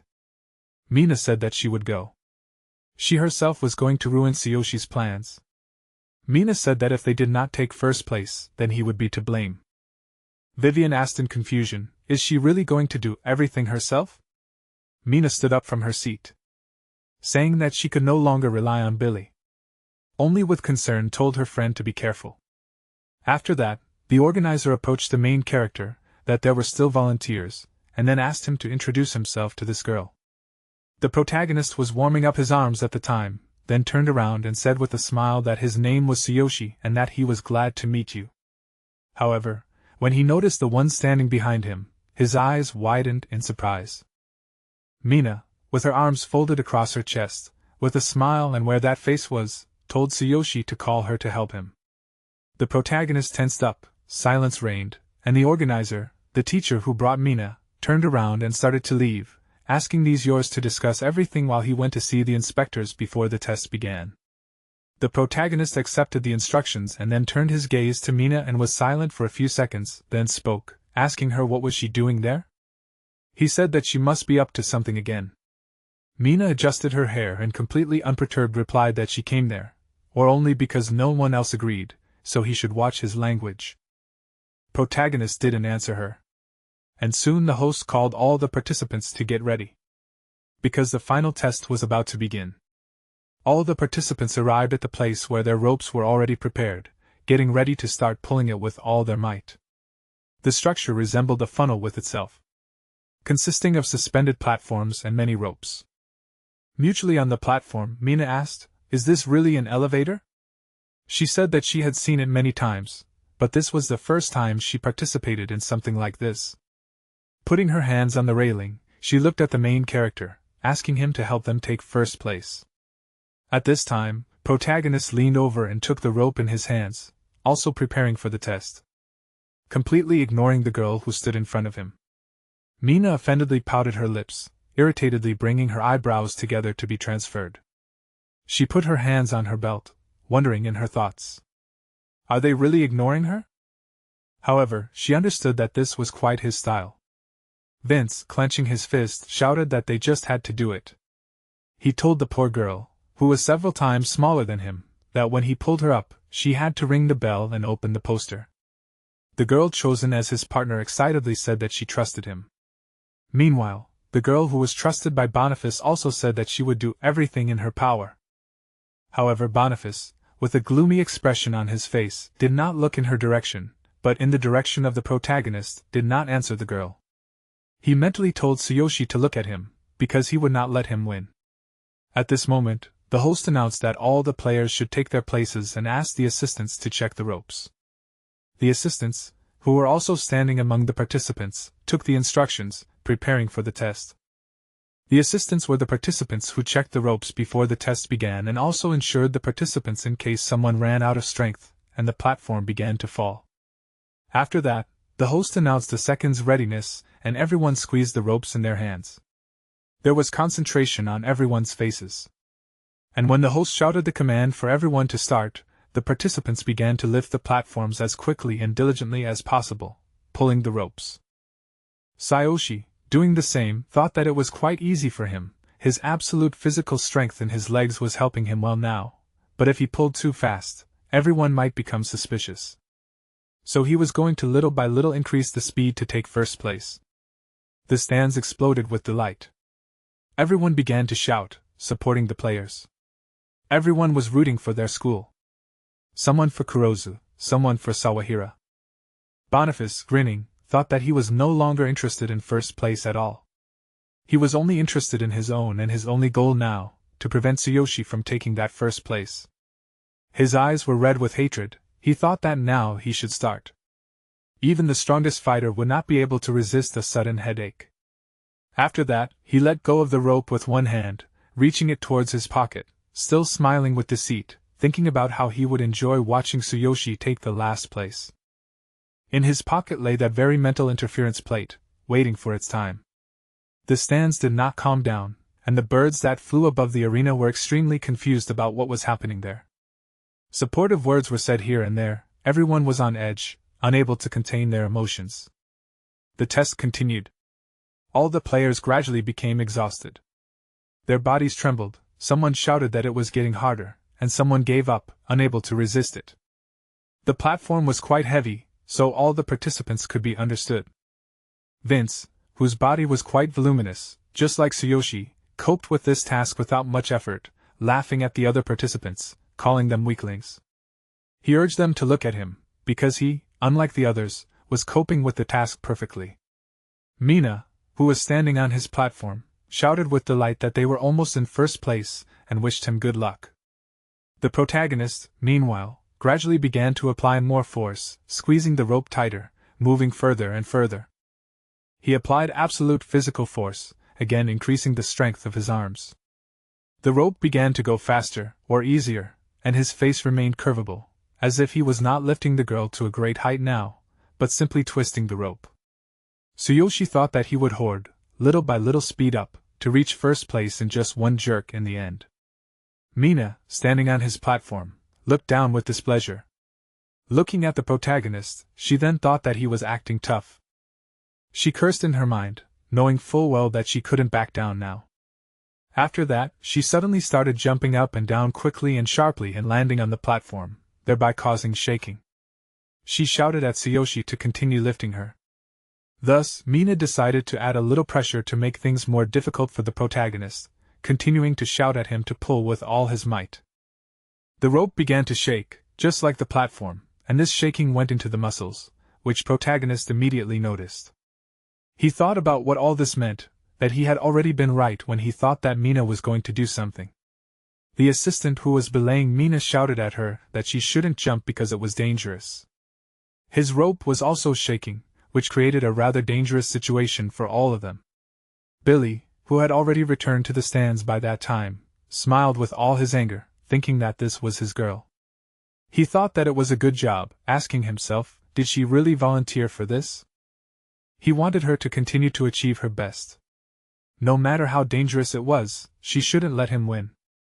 Continuing to jump, Mina looked down at the platform with a smile on her face, wanting to check how he was doing. However, when she looked down, she couldn't help but shudder, noticing the expression on the protagonist's face. It sent shivers down her spine. The protagonist looked at her with coldness in his eyes, as if she was empty space, anger seeping right through those pupils. A murderous aura formed around him, and he asked her in a whisper so that Mina could understand, was she done with this? Mina recoiled from the edge of the platform, thinking later that it was a very scary look, knowing full well that after what he had done, he must want to kill her. The host announced that there was very little time left until the end of the test and called on the participants to try a little more. He shouted for them to all show what they are capable of for themselves and honor them in school. Boniface, meanwhile, continued to put an effort pulling his girl up on the platform. He grinned, realizing that the end was coming soon. So the time had come. Boniface again remembered the words of the protagonist, that if he could not take first place, then everyone should admit that he was dishonest. Boniface thought that Tsuyoshi was quite arrogant, watching how he continued to pull his channel. Before the test began, Boniface set Tsuyoshi as the target of his plate, so as soon as he pressed the button, the inevitable would happen. He couldn't wait to see Tsuyoshi suffer, saying to himself that there was no way he would take first place. After that, he squeezed the plate in his fingers and activated it. The valuable item started working, but something immediately went wrong. A huge wave of power emanating from this small plate spread across the arena, touching every participant who was there. Everyone immediately started grabbing their heads, and most of those who took part in the test dropped their ropes, which caused the girls who were on the platforms to be in danger. Boniface gritted his teeth, his own weapon affected him too, and he screamed in horror, "Is this really affecting everyone?" And his head began to split. The pain was terrible. He didn't understand what was wrong. The item that Billy's father gave him was acting strange. He looked around and wondered what was happening to the other participants. However, right at that moment, a wave of headache reached him, touching his head. So Yoshi let go of the rope with one hand, bringing his hand closer to his head. His system indicated that a shockwave had been detected. However, the mental state defense was immediately activated. Unlike him, the other participants did not have one, so most of them were already lying on the ground, unable to withstand the terrible power of the plate. The platforms collapsed downwards, starting to fall rapidly. The girls, who no one could help, screamed loudly, covering their faces in fear. The people sitting in the stands did not understand, wondering what was happening. Why did everyone fall? Even the assistants were now inoperative, so the girls were in danger. If they fell from such a height, they would definitely not survive. The crowd was alarmed, begging for someone to help them. The director, who saw the situation, immediately commanded the other teachers that they had to go. They had to save at least one person. However, common sense told them that they were too far away, so they would not have time to run in any case. Mina, who had been jumping very actively until now, finally realized that she was not in the safest place in the world, so she fell on the platform, loudly begging for someone to help her. But her partner was the most capable of them all, which saved her for the most part. The protagonist quickly grabbed the rope, stopping her with a shadow, and the platform suddenly hung in the air above the ground, while the scared girl inside was shaking in fear and horror. Feeling that she had stopped falling, Mina opened her eyes slightly, looking at what was happening, not understanding. Why did the platform stop? She walked closer to the edge of the railing, looking down, wondering who did this. There she noticed Tsuyoshi, who was confidently holding the rope, not going to let her fall. His thoughts began to rush. He realized that this should not have happened and he would not be able to save the other girls. But he had no intention of giving up, so he activated the absolute physical strength on both legs using maximum strength. He pushed off the ground he was standing on with an explosive wave, starting to move quickly across the field where the poor girls were now. He, like a superhero, ran at high speed across the field, collecting the ropes that were attached to the platforms of the other girls. The protagonist was going to grab all the ropes at once. No one should die. One of the students in the stand stared in surprise, pointed his finger at what was happening, shouting that Tsuyoshi single-handedly stopped all the platforms from falling. Right at that moment, something impossible was happening. In the arena, Tsuyoshi was standing in the middle of the playing field where the final tests were taking place, holding all the ropes attached to the platforms in his hands. Tsuyoshi had no intention of not letting anyone die today. However, what he was doing now was really hard. Reproduction sign. The combined weight of all these platforms was too much for his body. So he ordered the system to concentrate all his physical strength in his hands. The system announced that everything was done. However, now a huge pressure was on his legs. The girls standing on the platforms begged him not to give up, supporting the protagonist with all their might. However, the body was not eternal. His clothes gradually began to crack on his arms and legs, while he, through sweat and pain, continued to hold the platforms. Mina, who was watching what was happening, watched the name of the protagonist, saying that he alone was holding everyone. The students shouted that each platform weighed about 50 kilograms, and there were more than 10 of them in total, plus the weight of the girls themselves who were on the platforms. The girl in the stand shouted that this was crazy power, also starting to support the protagonist so that he could hold out as long as possible. The protagonist was at his limit, it was all too heavy, his clothes were cracking. Everything he was wearing was covered in large holes and the veins on his face and other parts of his body were bulging from the strain. He was sorry to be on the safe side, his gloves also couldn't withstand the friction bursting on his hands. Suzuki, who was standing nearby, loudly called Tsuyoshi by name, thinking in his mind that the protagonist was definitely on the path to becoming a legendary hero. And he had to take him into the elite team of heroes, no matter what.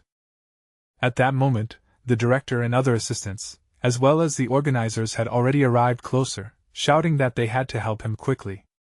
And they arrived just in time, because if they hadn't waited a little longer, Tsuyoshi would have been completely torn in half. They began to take the ropes from him, continuing to praise Tsuyoshi, who stood with his head down. The director commanded that everyone take one panty, and this had to be done as quickly as possible. After a few moments, the large weight that ended up on the protagonist's shoulders was gradually distributed among the assistants who had arrived. However, when another assistant came closer to him, Tsuyoshi replied that he would support this rope himself.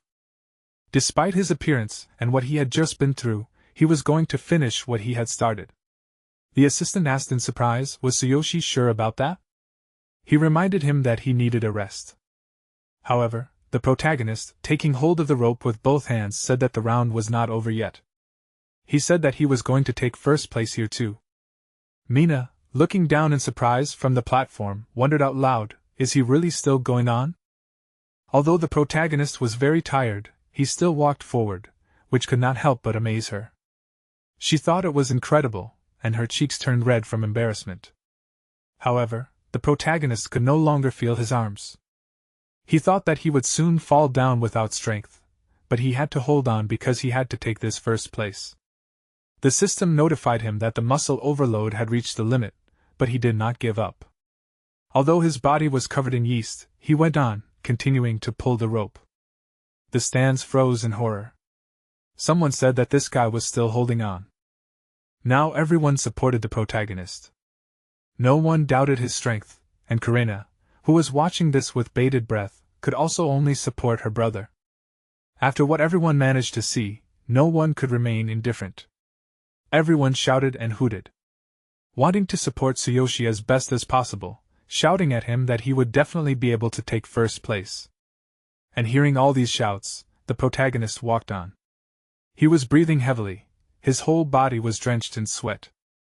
But he pulled and pulled the platform up, no matter what. And as soon as the platform reached the top, the bell rang, notifying that Tsuyoshi had succeeded. One of the students in the stand shouted that now the girls only had to unfold the poster. Billy, who was watching what was happening with the stands, immediately roared with anger, shouting at Mina that she dared not touch it. He shouted that if she did so, then they would lose first place, so she must not move. Mina looked down from the platform again, not knowing what to do now, after everything that had happened. Tsuyoshi was standing below, and she froze in her determination. Looking at him, she saw how his body was shaking, that he, in a few more seconds, would not be able to stand at all. And this zeal responded in her soul. Mina pursed her lips and then reached for the string that led to the poster and pulled it. Billy immediately roared in anger, crushing his phone in his hands literally into many pieces. He called out Mina's name, and this did not bode well for anything. Tsuyoshi smiled, looking at the girl unfolding the poster which said that all Shin High School won this competition. The announcer, who was finally able to come to his senses, exclaimed loudly and then shouted that Seishin High School won and the grand winner was Tsuyoshi. The students in the stands howled in joy, continuing to celebrate what just happened. Rayleigh, who could not believe what just happened, as well as many others, stood up from his seat, wondering, did Tsuyoshi really win first place? Vivian even released the lollipop from her mouth, saying that it was incredible. Karina smiled happily, her eyes filled with tears, and she exclaimed that her brother was finally able to do it. The observers from the guilds and factions were in disarray. They immediately began calling their superiors, telling them that they had not seen such a genius for a long time. They had to intercept him before the rest. Everyone was talking about how they had to get all the information on Tsuyoshi. Everyone thought that they had to hire him and the guild at any cost. Meanwhile, in the Blue Snake Gang, one of Billy's father's subordinates came to him, saying that Tsuyoshi was bothering their young master. The man said that the commotion was caused by an item he gave to one of the members. The man put his hand to his head in disappointment, wondering, could this fool have made such a genius his enemy? Billy was the son of the boss of the Blue Snake Gang. The man stood up from his seat, throwing his cape over his shoulders, and then told the others that they should go home, because Tsuyoshi was not their opponent. He had to talk to their young master. Meanwhile, at the competition, friendly handshakes and congratulations continued. One of them shook the hand of a school principal, saying that his school had won. He said that they had managed to train such an exceptional hero, and that was worth a lot. The principal sheepishly thanked him for the congratulations, saying that first place in the Future Star Championship was a historic achievement for their school. Meanwhile, one of the staff members who organized the tournament approached them, telling those present that he had news. The principal turned around in surprise at the man, asking, was something wrong? Suzuki, who had been congratulating the principal, also turned around. The staff member explained that they had found a mental interference plate on one of the participants. He said that it seemed that this incident had happened because of this, and during the investigation they found out that this item was very dangerous. He asked what he should do with it. The package that the employee was holding did indeed contain parts of this complex mechanism, and Suzuki, taking it in his hands, exclaimed in surprise, saying that it was forbidden. The director asked in horror, didn't this belong to their student too? He wondered, whose was it? The employee said that they found it on Boniface from Kurosa High School. He said that at first they thought they had made a mistake. However, then they detained him. The employee asked Chairman Suzuki if they would continue the investigation themselves. Boniface, meanwhile, stood behind, surrounded by other employees. Suzuki asked in surprise, why would this school do this? He asked the employees to continue the investigation themselves and then said that he himself would contact the school management later. Meanwhile, the protagonist's school principal sighed with relief, saying that he was very glad that it was not their student because he was already afraid that their results could be annulled. Meanwhile, the protagonist whose tests were over was drinking an energy drink, stretching his muscles after a hard workout. The principal came up to him, and the protagonist asked if he needed anything. The principal shook the protagonist's hand. Meanwhile, Suzuki, standing next to him, said that Tsuyoshi came just in time. The principal admiringly said that Tsuyoshi was now the star of the school. He said that protagonist did an incredible job. The principal said that from now on the school will fully support him, and if he needed anything he just had to let him know about it. The principal said that they would even give him a scholarship, and were ready to cover all his expenses. This also applied to his sister. However, Tsuyoshi thanked the man and said that he did not need that or any other special treatment. He removed his hand, letting the principal hold him while Suzuki addressed the protagonist formally, telling him that on behalf of the Hero Association of these schools, he formally invited him to join their elite hero team. Suzuki explained that they had never had a high school student with such strength join their team, so he begged Tsuyoshi to think about his offer. He extended his hand forward, saying that in addition, as the champion of the future star, Tsuyoshi would receive a cash prize and an apartment in the number 1 Hero Mansion, and it was located in a prime area. The protagonist asked in surprise, could it be that he would receive an apartment in the mansion? The school principal also froze in surprise, not expecting the chairman to suggest something like that. He thought that Suzuki was perceptive. Recruiting such a hero was difficult, so it was understandable why he was doing everything he could to achieve it. Meanwhile, Mina, with mixed feelings, was slowly returning to the stands, thoughtfully looking at her feet. At that moment, someone grabbed her by the shirt and shouted at her to come to him.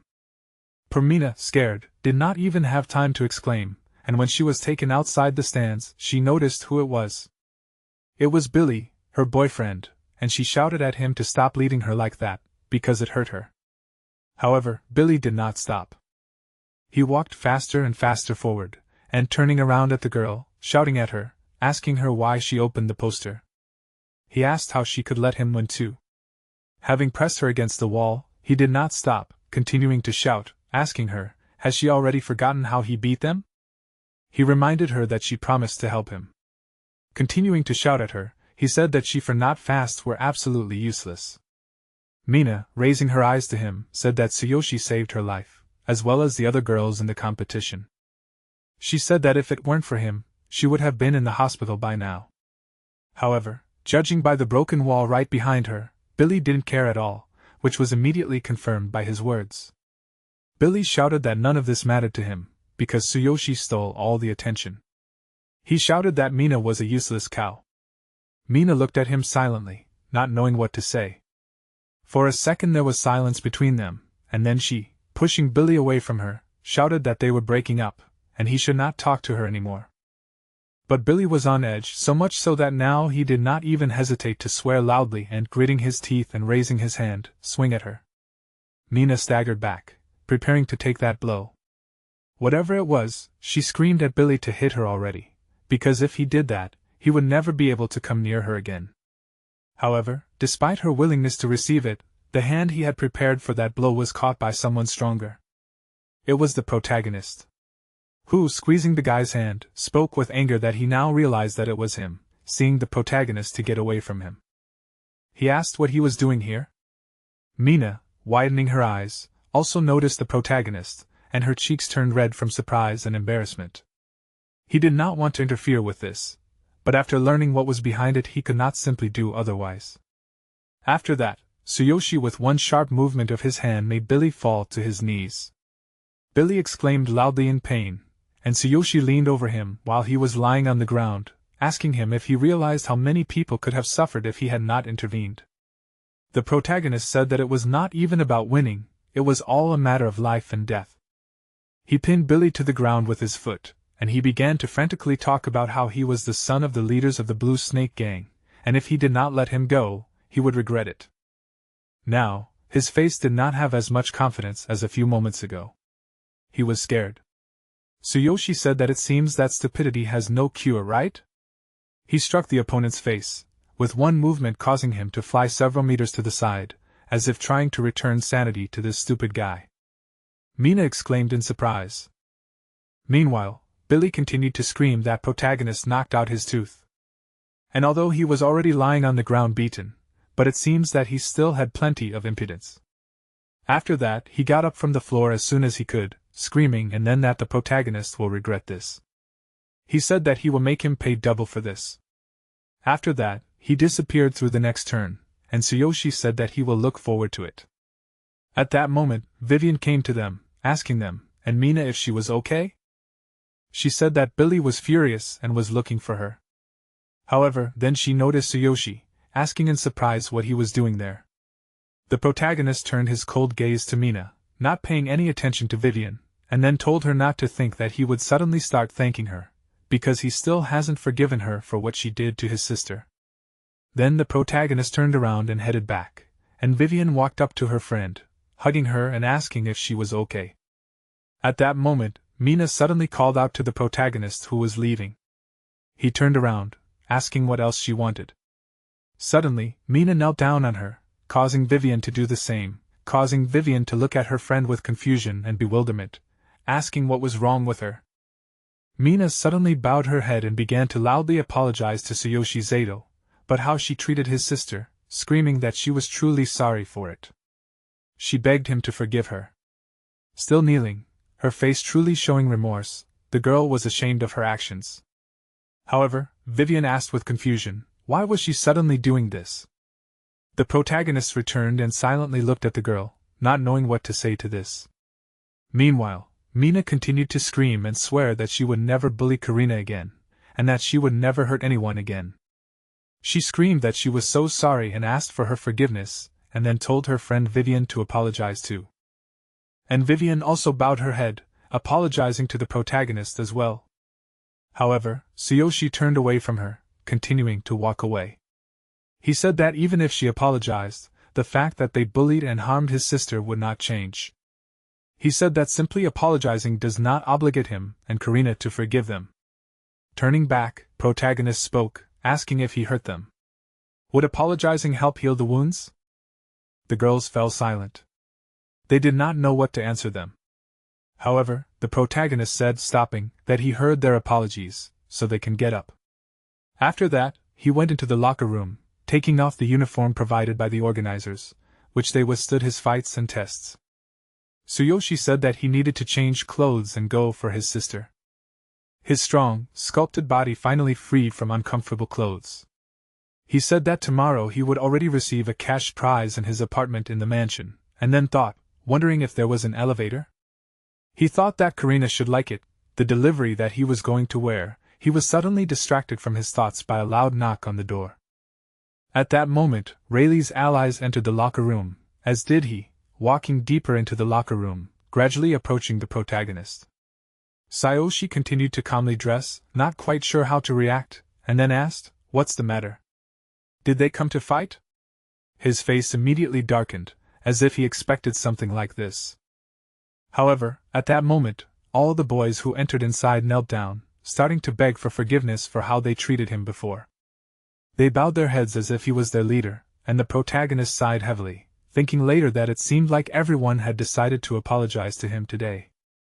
At the school gates the next day, a whole crowd of students gathered, led by the protagonist and his new peculiar friend, Rayleigh. He said that Tsuyoshi was incredible, and that he respected him a lot. Another boy walking behind shouted that Tsuyoshi was especially good in the final competition, and that he almost fell in love with him when he passed it. Another guy, also beaming with happiness, shouted that his long jump was insane. Even Boniface turned pale when he did it. Karina, who was walking a little ahead of her brother, said that he was very popular, as was her friend. She was delighted. At that moment, the idol was suddenly destroyed by Mina, who ran as fast as she could towards the protagonist, shouting at him that Billy was coming there with his gang. Right behind her, Vivian was running, wanting to warn the protagonist and his guys. At that moment, a strong hand grabbed Mina by the collar, and someone, cursing loudly, shouted at her to get out of the way. Vivian turned around. That her friend was grabbed. They were not going to leave there without her.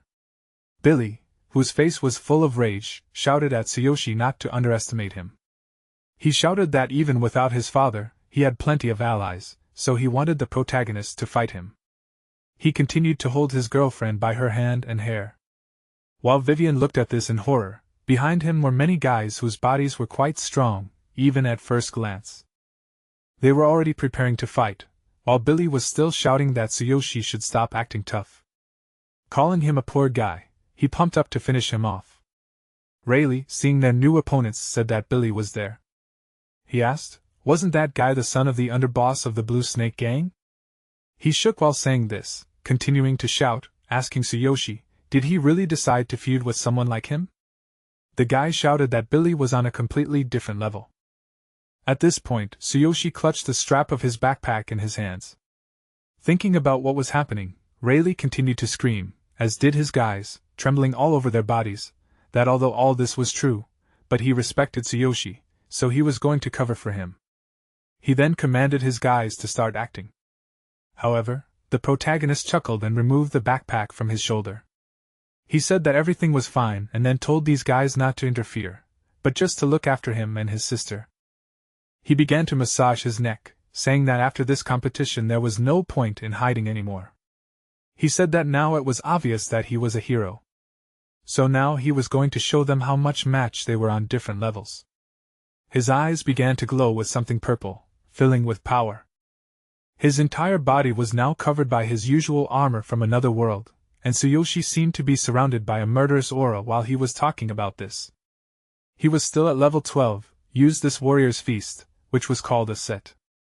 He also had a black armor camouflage, a dark goblin set, and his weapon was a black blade of cold light.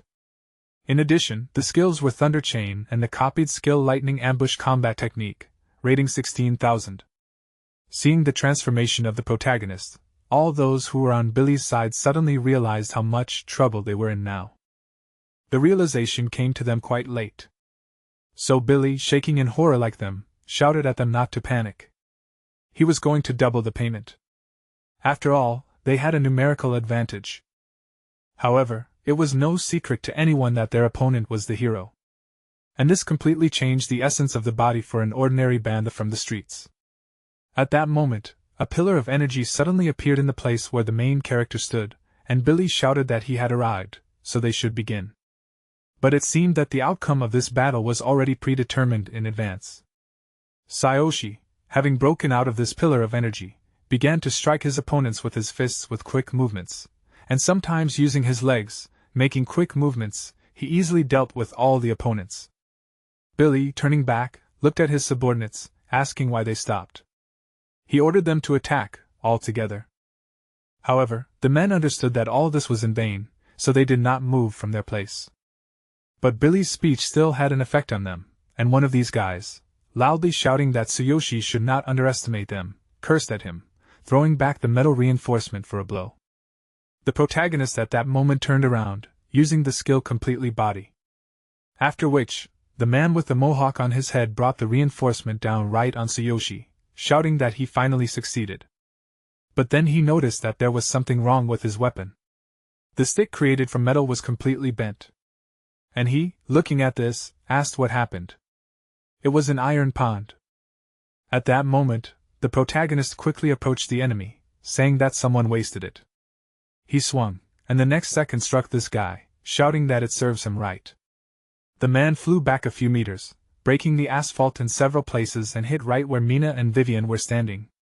Tsuyoshi did not stop there, continuing to literally exterminate the opponents who came his way.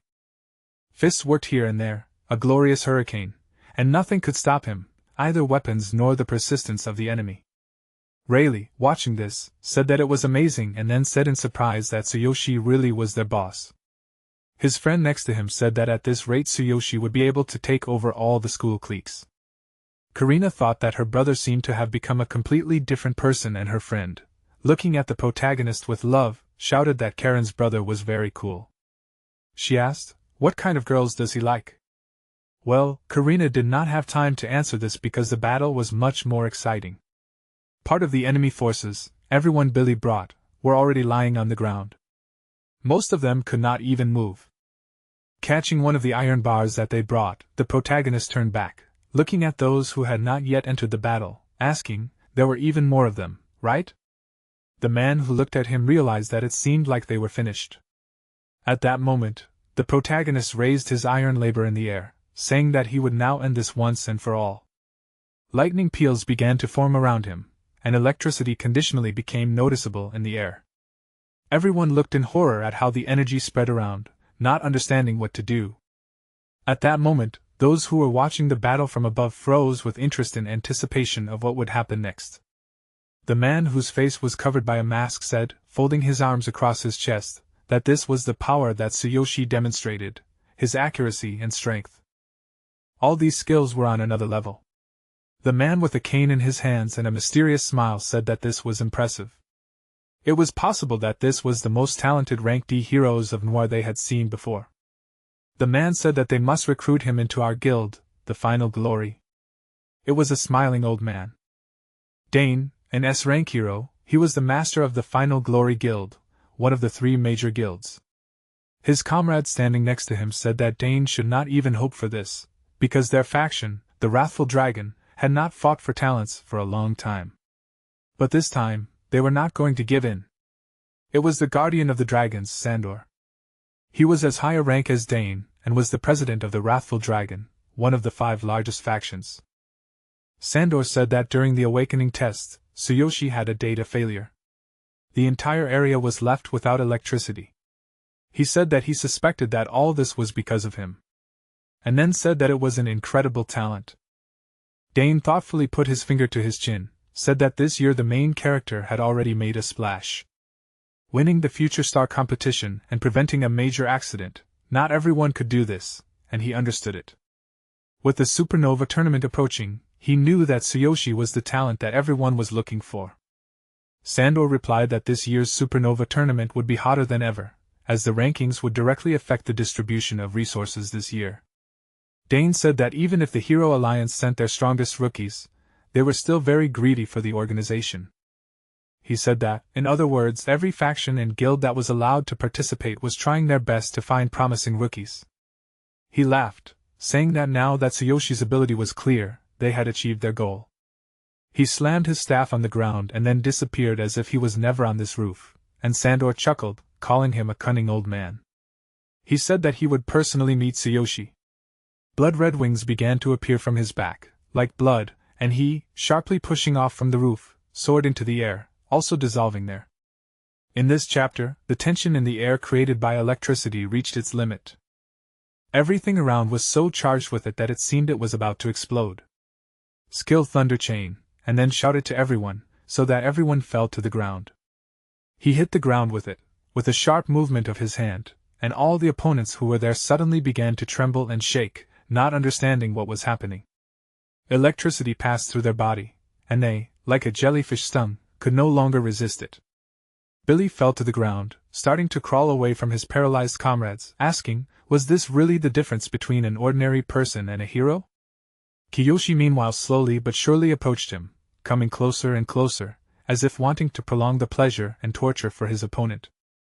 As soon as he got as close as possible, he threw the iron in his hands down, and it missed his head, just a few centimeters, hitting the ground next to him.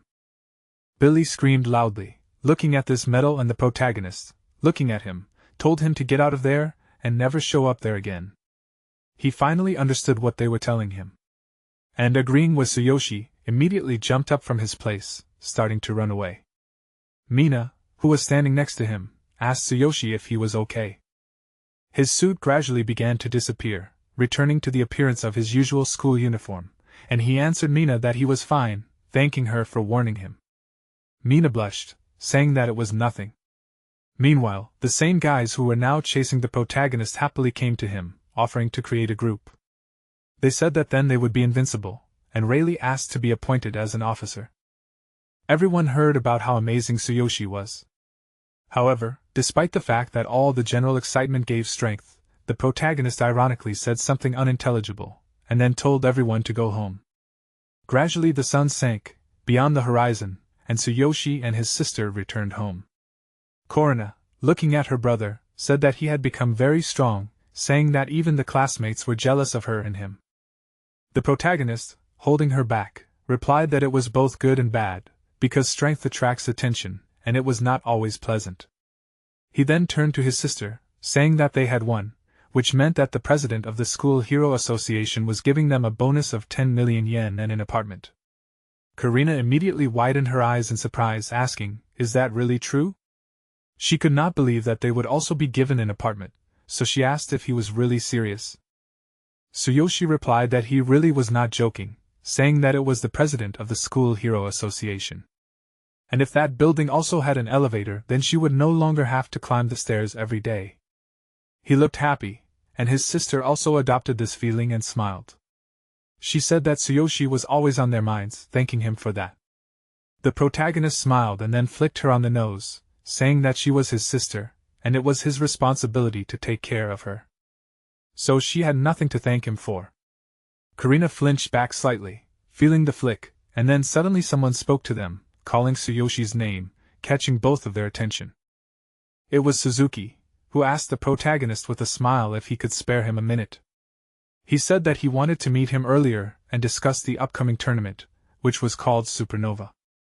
After a while, they arrived at Tsuyoshi's house and the protagonist served a glass of drink to their guest, saying that it was his tea. Suzuki thanked Tsuyoshi for his hospitality and began to drink it, sitting on the couch in their apartment. He asked the protagonist, had they really lived with their sister in this room all this time? The protagonist explained that it was so, since their parents died, he lived with his younger sister, Korina. She had bad legs, so it was hard for her to climb the stairs. Tsuyoshi wondered, will there be an elevator in the house that Suzuki mentioned earlier? The room was indeed quite small. The one where they lived all this time was a bedroom, a kitchen, and a living room all in one place. 2 beds, a sofa, a small table, a desk for writing things, and a closet. That's all they had. After taking a closer look at it, Suzuki leaned over, putting the glass on the table, and told Tsuyoshi that of course there was an elevator. He said that he just came to ask when they could move in. But since that was the case, he suggested that they move to the Yasukuni district tomorrow. The man said that it was a fully equipped apartment, so they don't have to worry. The protagonist replied that he thanked him for his concern, saying that it would be more convenient for them to move in a little later, when they were let down. Then, Suzuki decided to ask about something else. He pointed at Korina, who was sitting at the desk and doing her homework, asking what happened to her legs. Tsuyoshi answered that they were once attacked by the dark men, then their parents died. He explained that one of her legs was pinned and 80% of the nerve cells died. According to the diagnosis, the chances of walking again were almost 0. But Korina did not give up at all. She tried her best and lived a full life. Suzuki unfortunately said, apologizing for the question, that because of the dark men, many families really died and suffered. However, he heard that the next auction will put up the highest elixir of golden resurrection. If you get it, then perhaps, but the wild Reno will really be able to walk. Tsuyoshi immediately became inspired and quickly jumped up from his seat asking, is there really an elixir of golden resurrection? Is this really true? Suzuki replied that he had heard of it, but to enter there, 2 conditions had to be met. The golden resurrection elixir was a golden-colored liquid. It could restore the lost functions of body parts. The elixir was dropped at an extremely low chance when a high-level hero defeated a special darkling in a rank A or higher dungeon, an extremely rare and valuable artifact. Suzuki said that the first thing needed to participate in it was to be a hero of rank C or higher, and then one more thing. Kiyoshi clenched his fists impatiently, shouting for Suzuki to say it as soon as possible. However, Suzuki, frowning his brows, said the disappointing news out loud. The minimum starting capital had to be 1 billion yen. The protagonist fell silent, in shock. He repeated the number out loud, not knowing what to do. Then Suzuki replied that it was true to participate in any auction you needed status and strength. The status of a C-rank hero could be obtained by placing in the top 3 in the Supernova tournament, and if Tsuyoshi placed in the top 3, he could apply for a rank increase. He then took out his briefcase, saying that as for the money, even he, the president of the School Hero Association, could not give him such an amount. He apologized, saying that it was a completely different level compared to the 10 million bonus. In his bag were several bundles of money that the hero was supposed to receive after the last competition. The protagonist thought that money was not omnipotent, but in his situation, he could not do without it. He did not understand. How was he now supposed to collect 1 billion yen in just 1 month? The money I brought Suzuki was placed on the table in front of them, and he was thoughtfully examining it. However, then he remembered what happened to him just recently in another world, about the nasty medicine and that it would be possible to pour it into a capsule. His eyes widened in surprise at the thought. He thought that there were convenient capsules in this world, but the effect of the nasty medicine from another world was much stronger. And if he could make medicine from another world there, then maybe he could earn 10 billion yen in just a month. Because the protagonist suddenly started smiling, Suzuki worriedly asked him if he was okay. Tsuyoshi immediately smiled awkwardly and then thoughtfully looked at the money, saying that everything was really fine, and then said, repeating Suzuki's words, that if you take one of the first places in the Supernova tournament, you can apply for promotion to the desired rank. Isn't that right? Suzuki replied that it was indeed so. The Supernova tournament was made for newcomers.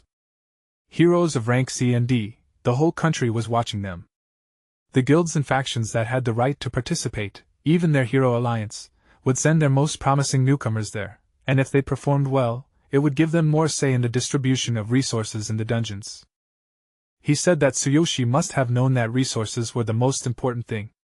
Then the protagonist extended his hand forward, touching Suzuki's shoulder, and confidently said that he understood everything, and then asked to be allowed to participate, saying that he would go right away. Suzuki looked at the protagonist in surprise, saying that he agreed somehow quickly, and then asked if he was sure about this. He reminded him that this was not the same as the school competition, it was much more dangerous. Then Tsuyoshi said that no matter how dangerous it would not stop him. And then asked where the registration was. In just a blink of an eye, Tsuyoshi, holding Suzuki's hand, flew out of the house, running through the entire entrance as if it were a training field, and Suzuki, who had no choice, ran just as fast, although it would be better to say that he was flying. He, barely pronouncing the letters, answered that the registration was taking place at the Supreme Headquarters of the Hero Alliance, and he would give them a car so there was no need to rush. Karina turned around, noticing that Tsuyoshi and their guest had suddenly disappeared, and she silently stared at the empty space for a few seconds, and then wondered what had happened. A few moments later, they were already inside the Supreme Headquarters of the Hero Alliance. Heroes dressed in different armors were walking around everywhere. And Suzuki was leading Tsuyoshi through these corridors. The protagonist said in surprise that this building looked interesting, and then asked why Chairman Suzuki decided to help him. Suzuki replied that it was all for mutual benefit, because even the chairman of the School Hero Association has pressure about the results. He awkwardly scratched the back of his head, continuing to say that for a year now he could not find a single worthy candidate, and outside the factions and guilds are not only actively poaching young talent, but also many young heroes do not want to get involved with an organization like the association because of the pile of rules and choose free guilds or factions. Tsuyoshi responded with understanding. He can understand him now. He said that he will try his best not to disappoint them. They entered the elevator and the doors closed behind them, directing them to the desired floor. And so they found themselves in front of the receptionist. It was a woman with glasses who, turning to Tsuyoshi, said that he did not meet the requirements, therefore he cannot participate in the Supernova tournament. Suzuki asked her in surprise, "Why is that?" He said that at least one of the 3 spots should have been free. So what is he missing? The receptionist replied that there was indeed 1 spot for a reserve player, but Tsuyoshi did not meet the requirements since there was no record of his achievements. She said this sternly, not intending to just throw away valuable spots. She said that in order to participate in the supernova tournament, one had to get into the top 3 in at least 2 open trials, and she had just checked, except for the one time when Tsuyoshi got into the top 10 in the trial. He had no other achievements, so he did not meet the conditions. Suzuki shouted that this was a big failure. After all, there was only a week left until the tournament, and the competition in the open trials was just insane. He said that getting into the top 3 in 2 places in just a few days was impossible. However, the protagonists calmed the chairman down, asking, "What are you even talking about when they talk about the top 3 in open dungeons?"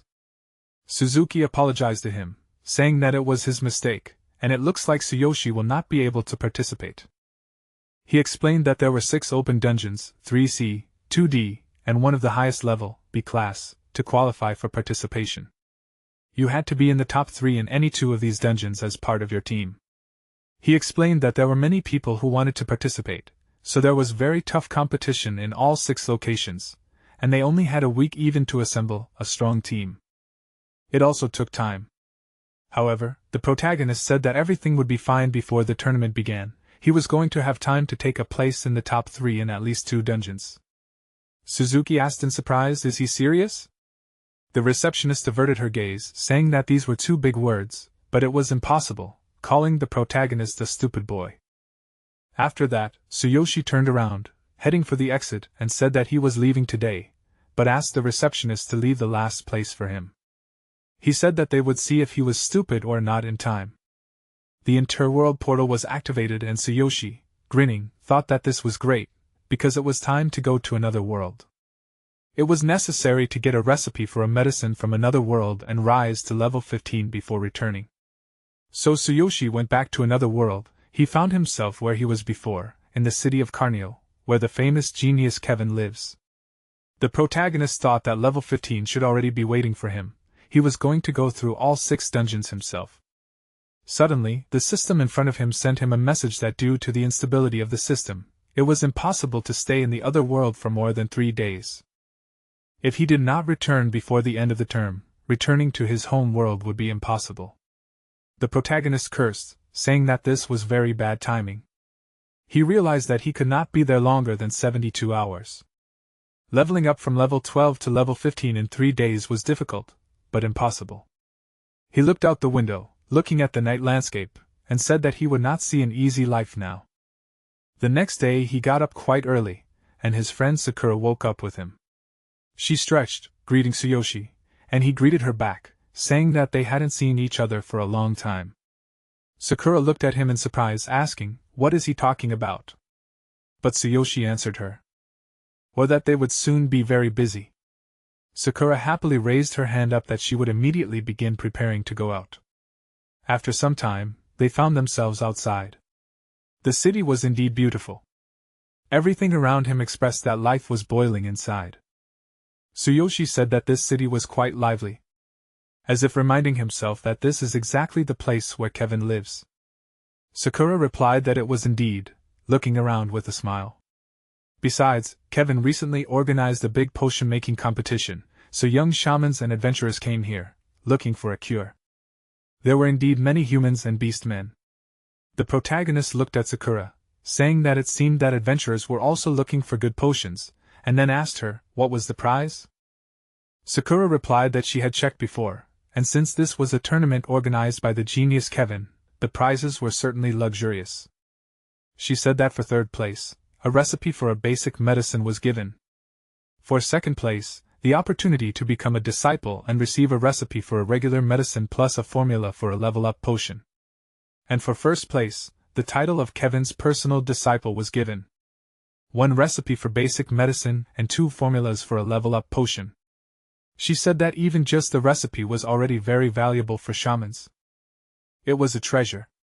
She said that they said that 1 assistant recipe could bring in a lot of gold coins. The protagonist explained in surprise, asking, but was the recipe really the prize? He understood that he just needed the recipes, and if he collected a lot of them, he would be able to earn 10 billion yen in his home world. Sakura continued to speak, looking at Tsuyoshi, that the 1st place gives 1 recipe for a basic medicine and 2 recipes for a level-up potion, clarifying, is he really interested in this? Jana replied that this is indeed the case. He is participating in the alchemy tournament, and will take first place. Sakura looked at him in surprise, asking how about his meeting with Kevin. The protagonist walked confidently forward, taking her hand, and said that even if they met, he could not brazenly demand the recipe from him. For shamans it was a treasure. As she said earlier, so he was going to get it honestly by applying for the tournament. Sakura thoughtfully looked at protagonist, then thinking that this means that he decided to participate in the tournament, which means that the plan is postponed for now. A few minutes later, they had to wait around the city and arrived at the place where the registration point for the tournament was located. There they were met by Fuling, who shouted with displeasure when she saw the protagonist, that this was that same insignificant person. She asked him what he was doing there. It was that same girl, a night cat with the status of a white shaman, a magician. She looked at the protagonist with incomprehension, asking him, is he really going to participate in the tournament organized by her teacher? So Yoshi asked her with incomprehension, who is she? Sakura laughed behind his back, perfectly understanding what kind of girl she was. Then Fuling began to shout, waving her arms, that she sat next to him at the Tokyo Shaman Academy, and she missed out on first place for him. And Tsuyoshi put his hands forward, saying that he was just joking. In fact, he remembered her, and replied that he wanted to participate in the tournament, asking her how he should apply. Fuling turned away, chuckling, and said that he did not know his place. She explained that the alchemist tournament was an unusual selection, and even senior shamans participated. She said that her mentor was a very talented shaman, he would also participate, and if Tsuyoshi did not want to play shamefully, then let him refuse immediately. But the protagonist simply walked on, causing Fuling to shout again so that he did not ignore her. She said that she would show him where to go. Tsuyoshi turned to Sakura, asking if there was a registration, after which they began to move towards it. Fuling went after them, continued to be able, and someone shouted at her to stop shouting. However, at the moment when the protagonist was happily chatting with Sakura and Fuling, Vincent appeared, who, having exclaimed, angrily asked, did Tsuyoshi really come there? Vincent was a level 15 blue shaman. He came close to the protagonist, starting to yell at him. Fuling hid behind the protagonist, asking him, is he really acquainted with her senior? She said that this guy was her teacher's right hand, so he got arrogant. Looking at Vincent, Tsuyoshi said that they really knew each other, and then asked, is Fuling his student? Vincent, meanwhile, began to yell angrily, saying that he already said that he would squeeze everything out of Tsuyoshi, and then throw him out of the city, but in the end he came to him himself. At this moment, Vincent shouted loudly, ordering his subordinates to attack Tsuyoshi. Immediately ogres appeared behind him, asking if the elder called them. Fuling lowered her ears and, trembling, asked Vincent to stop. She said that Tsuyoshi was certainly a weakling, but not a villain, and he just wanted to participate in the tournament. However, Vincent, opening his mouth wide, shouted at her to shut up. He shouted that not only did she fail to live up to the teacher's expectations at the selection, but she also sided with this guy. So now he will teach them both a lesson. The protagonist chuckled, saying that in this case they will consider it self-defense. The opponents rushed straight at him, and he blocked the girls to join the battle. At the registration point for the tournament, a skirmish occurred. Tsuyoshi told Sakura not to interfere in it, although she had already prepared her weapon. He told her that her hands should not be dirty with it. Fuling asked in surprise, is he really going to fight them all by himself? The protagonist meanwhile began to create a weapon in his hand again, as if nothing had happened. With his current level he expected to defeat the enemies. The goblin in front of him asked with a grin, is he really underestimating them? He told him that Tsuyoshi is not that strong, just trying to show off in front of the girl. At that moment, the second beast man next to him told him to step back, holding a rather large weapon in his hands. He said that the enemy Vincent was the enemy of Gillette. That was the name of this guy. So now, he was going to show the enemy everything that he should have understood. The goblins began to ask in surprise, is Gillette really going to do this himself? Gillette was from the Boar tribe, his level was 18, he was a berserker. Vincent turned to Gillette, pointing his finger at the protagonist, and said that they were giving this self-confident fool to him.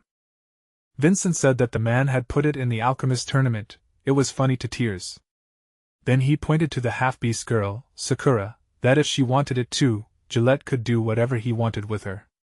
Sakura looked at the opponents with hostility, but said nothing. Then Gillette, preparing for the battle, said that the half-beast girl would be too low grade. He didn't even have the desire to interact with her. However, this little fooling looked interesting to him. He said that he could have fun with her, and then laughed. Fooling looked out from behind the main character, calling this guy disgusting. She said that she would tell everything to teacher Kevin. Vincent told Gillette not to worry because he would deal with the teacher himself. Fooling, frightened, and annoyed at the same time, called Vint, clenching her fist. He always tormented her only because he was the teacher's favorite.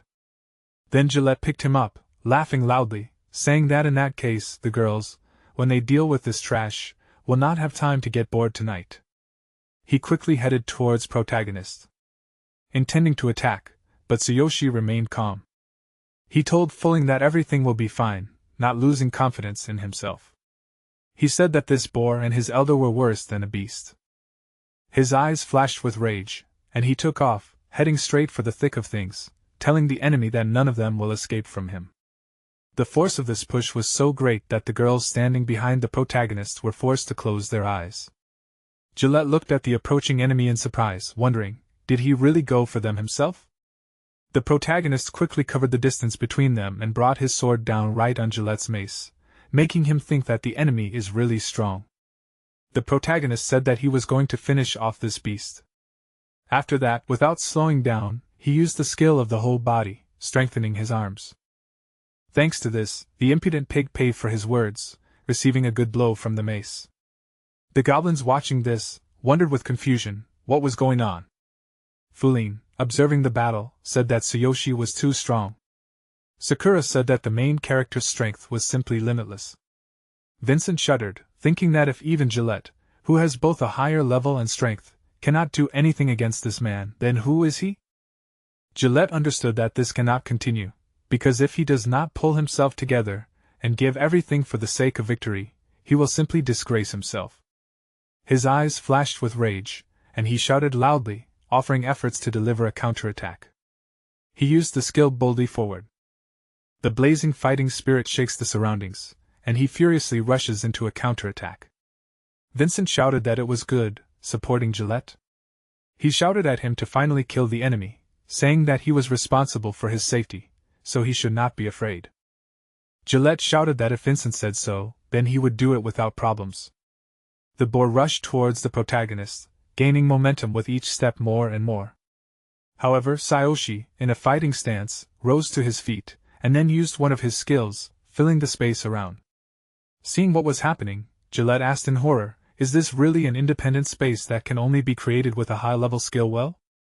Just a few moments and Gillette found himself locked inside a huge dome of space, which, being dark, began to glow from the discharges of electricity, filling the air around him more and more. Gillette, seeing this, thought that everything was lost, he would not be able to defend himself, nor would he have time to counterattack. He already felt the enemy's sword blade right behind him and thought that he would really be killed today. However, at that moment blue flames burst straight through space, forcing the protagonist to dodge the unexpected attack that broke through the protective field. He looked in surprise at what was happening outside the dark dome, noticing that the earth below them was now burning with blue fire. After examining this, the protagonist was surprised to think that the flames had destroyed his technique. It was quite a terrifying energy. Suddenly, a commanding voice said that the tournament was starting, so they could not make noise.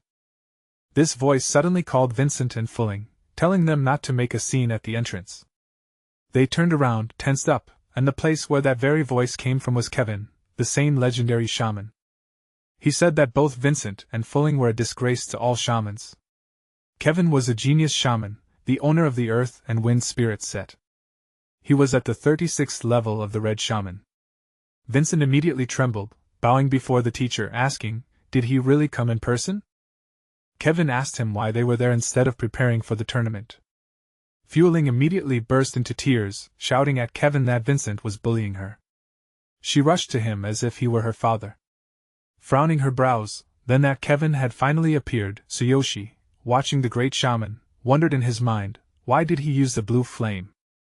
Vincent, meanwhile, continued to tremble, saying, and then that he wanted to replace Kevin to teach a lesson to this rude monkey and Fooling. However, these words did not please Kevin at all.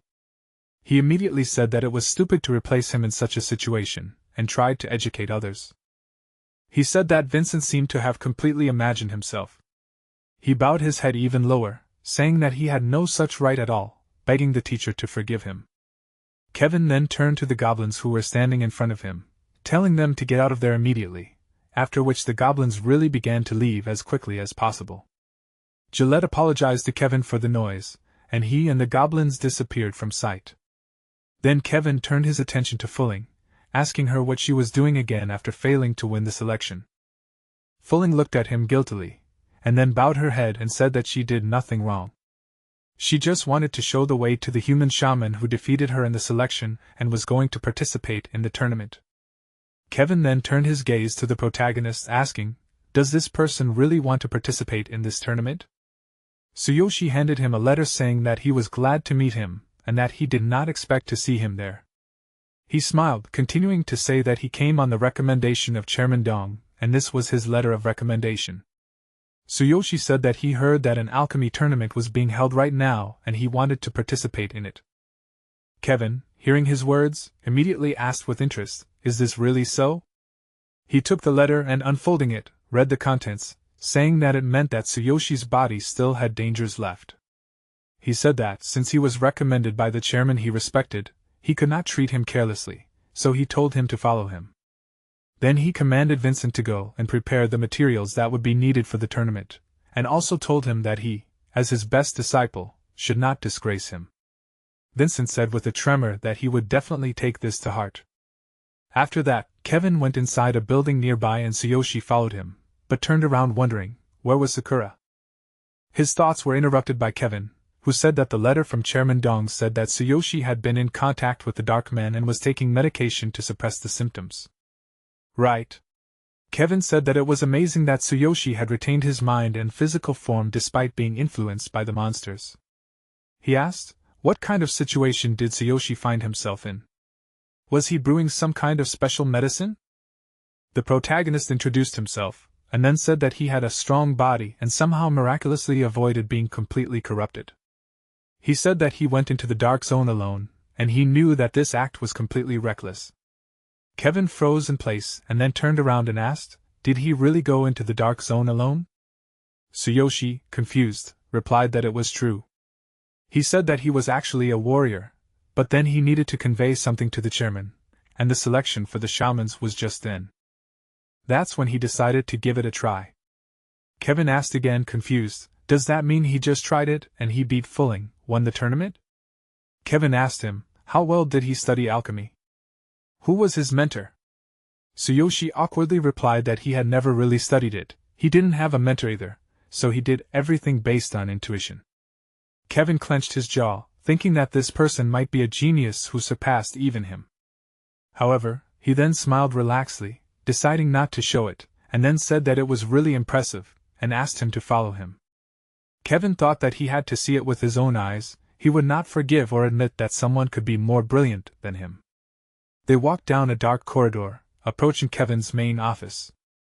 There were various drawings on the walls, and Tsuyoshi looked at them while Demon said that the chairman must have directed him to him because he owned the law of the earth and wind. Kevin said that the medicine he was creating contained the power of law, and perhaps they could banish the danger from Tsuyoshi's body. The protagonist awkwardly scratched the back of his head, asking Kevin to help him, and they found themselves at a mysterious door that was surrounded by magic. Kevin pushed the door inward, revealing that his alchemy lab was inside. Inside were many books and endless number of ingredients and cabinets. Kevin said that he enjoyed collecting ingredients, but he loved studying them even more, believing that he knew more about medicinal materials than anyone else. He walked over to the table where one of the books was open. The protagonist excitedly said that this alchemy table was simply amazing. He asked, does it increase the effectiveness of potion brewing? Kevin closed his eyes, saying that perhaps it did, but only a little. He then chuckled to himself, wondering, was he worried for nothing? Kevin thought about how Tsuyoshi couldn't tell the difference between rare ingredients, didn't understand the value of advanced alchemy equipment. If he only had that kind of ability, then there was nothing special about him. He then turned to the protagonist, taking one of the bowls, saying that, when it came to fine alchemy, he never thought anyone could be better than him. Especially since he had mastered the law of earth and wind.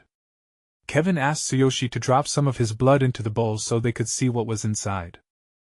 The protagonist agreed, then slightly cut his palm, heating his blood onto the bowl. Using his staff, Kevin began to examine the sample. And Tsuyoshi, watching it, saw blue wind, thinking about how the flames were blue before, concluding that it must have all been because of the law of earth and wind. The magic circle that formed behind Kevin's back began to gradually raise drops of blood into the air. Right from the bowls, suddenly, the blood turned black, and Kevin was surprised to think that there really were traces of the penetration of dark monsters. Despite the fact that the darkness penetrated deep into the body, Tsuyoshi looks calm. And if there were traces of this inside an ordinary adventurer, Kevin knew that he had long since lost his mind. Noticing Kevin's gaze, Tsuyoshi asked, "Was the condition really bad?" Kevin replied that the state of the damage was by now it is clear. He said that it may not have been cured by medicine, it was necessary to use the power of law to expel the darkness from his body. He asked the protagonist to turn his back to him. So she smiled awkwardly, apologizing for disturbing him, and turned around as Kevin said. Then Kevin began to accumulate energy in his hand, and then put it forward using the magic circle. The magic from this circle began to flow into Tsuyoshi's body. The protagonist immediately felt as if it was burning inside him. It began to hurt him a little. Noticing something strange, Kevin thought that the darkness trace was much more persistent than he expected. So, he would have to put in more power, otherwise he would not be able to completely remove the darkness. Kevin told Tsuyoshi that the internal animation was clinging stubbornly, so he was increasing the impact. He said that it would really hurt, but asked him to be patient. Tsuyoshi said that he understood and was ready for it. Then Kevin increased the flow of his energy, directing it through his hand into the protagonist's body. What began to come out of the protagonist's body, and he, holding back the urge to hurt, thought that this could not even be compared to what it was before. The veins on his body bulged and his entire skin was covered in sweat. He had to grit his teeth to hold back a scream. Kevin, looking at his reaction, thought that even he takes a special potion before doing this, otherwise he won't be able to bear such pain. He thought with a grin that this guy should just endure it, let him consider it part of the training. He said that if he can't endure it anymore, he should just say so. However, the protagonist thought that it shouldn't be like this, so he used the skill Perfect Body. Immediately, the muscles in his department tensed up, and he began to exude a blue aura. The skill was activated, the insides were protected. Tsuyoshi thought that he finally felt better. Kevin opened his mouth wide in surprise, wondering in his mind what was that. An internal strange power is blocking the penetration of his law? He thought that it was impossible. He thought that this person might be much more troublesome than he thought, so he needed to be on guard. He left a mark on the protagonist's body. It was a secret technique, one of the elite methods that reduces a man's magical power and implants a hostile mark into his body. If activated in the future, the effect of this skill can accumulate and lead to death. At the same time, the purification was also completed. The mark disappeared, there's food in the protagonist's body, and Kevin, having carried out this procedure, said that everything is ready, and also that all traces of darkness were removed. He asked how he was feeling. Tsuyoshi examined his body, with a smile. He thought that it was not for nothing that Kevin was called a genius shaman, because he easily dealt with this stubborn infection. After all, the power of the law of earth and wind was amazing. Kevin had the legendary 12th law of destruction. Tsuyoshi involuntarily wondered, what is number 1 then? He was curious. What is the power of this? He stretched his muscles, saying that he definitely felt better, and he synced force. He thanked Kevin. He asked if Kevin would allow it, to pay for it, since he had gold coins. He smiled and said that there was no need, since the chairman had recommended him. It was a given. He said that he had heard from Fulling that Tsuyoshi wanted to participate in the alchemy tournament, and asked if he was still determined to do so. Tsuyoshi smiled and replied that of course he did, asking if he could do it right away. Kevin said that since he had won first place in the shaman selection, then of course he had the right to participate. He said that the tournament was about to start, and if he didn't need much preparation, then he could start right away, but Kevin warned that even though he had the chairman's recommendation, there would be no concessions for him. After all, even his student, the blue shaman Vincent, he would not make an exception. Tsuyoshi said that the fact that Kevin allowed him to participate was more than enough because he did not expect any favors. Terminus put his hand forward. Something like a robe appeared in his hand, and he said that coming to his tournament without preparation was worthy of the one who defeated Fulling. It was indeed a beautiful robe, and Kevin put it on, heading for the exit, telling Tsuyoshi to show himself this time too, and prove his talent. He said that they should go, because the tournament was starting, and the protagonist followed him. A few minutes later, they were already in the main arena of the tournament. The best shamans had gathered here, who were already standing at the alchemy tables. Fulling, folding her arms across her chest, said that the teacher entrusted her to look after Tsuyoshi, so he should listen to her.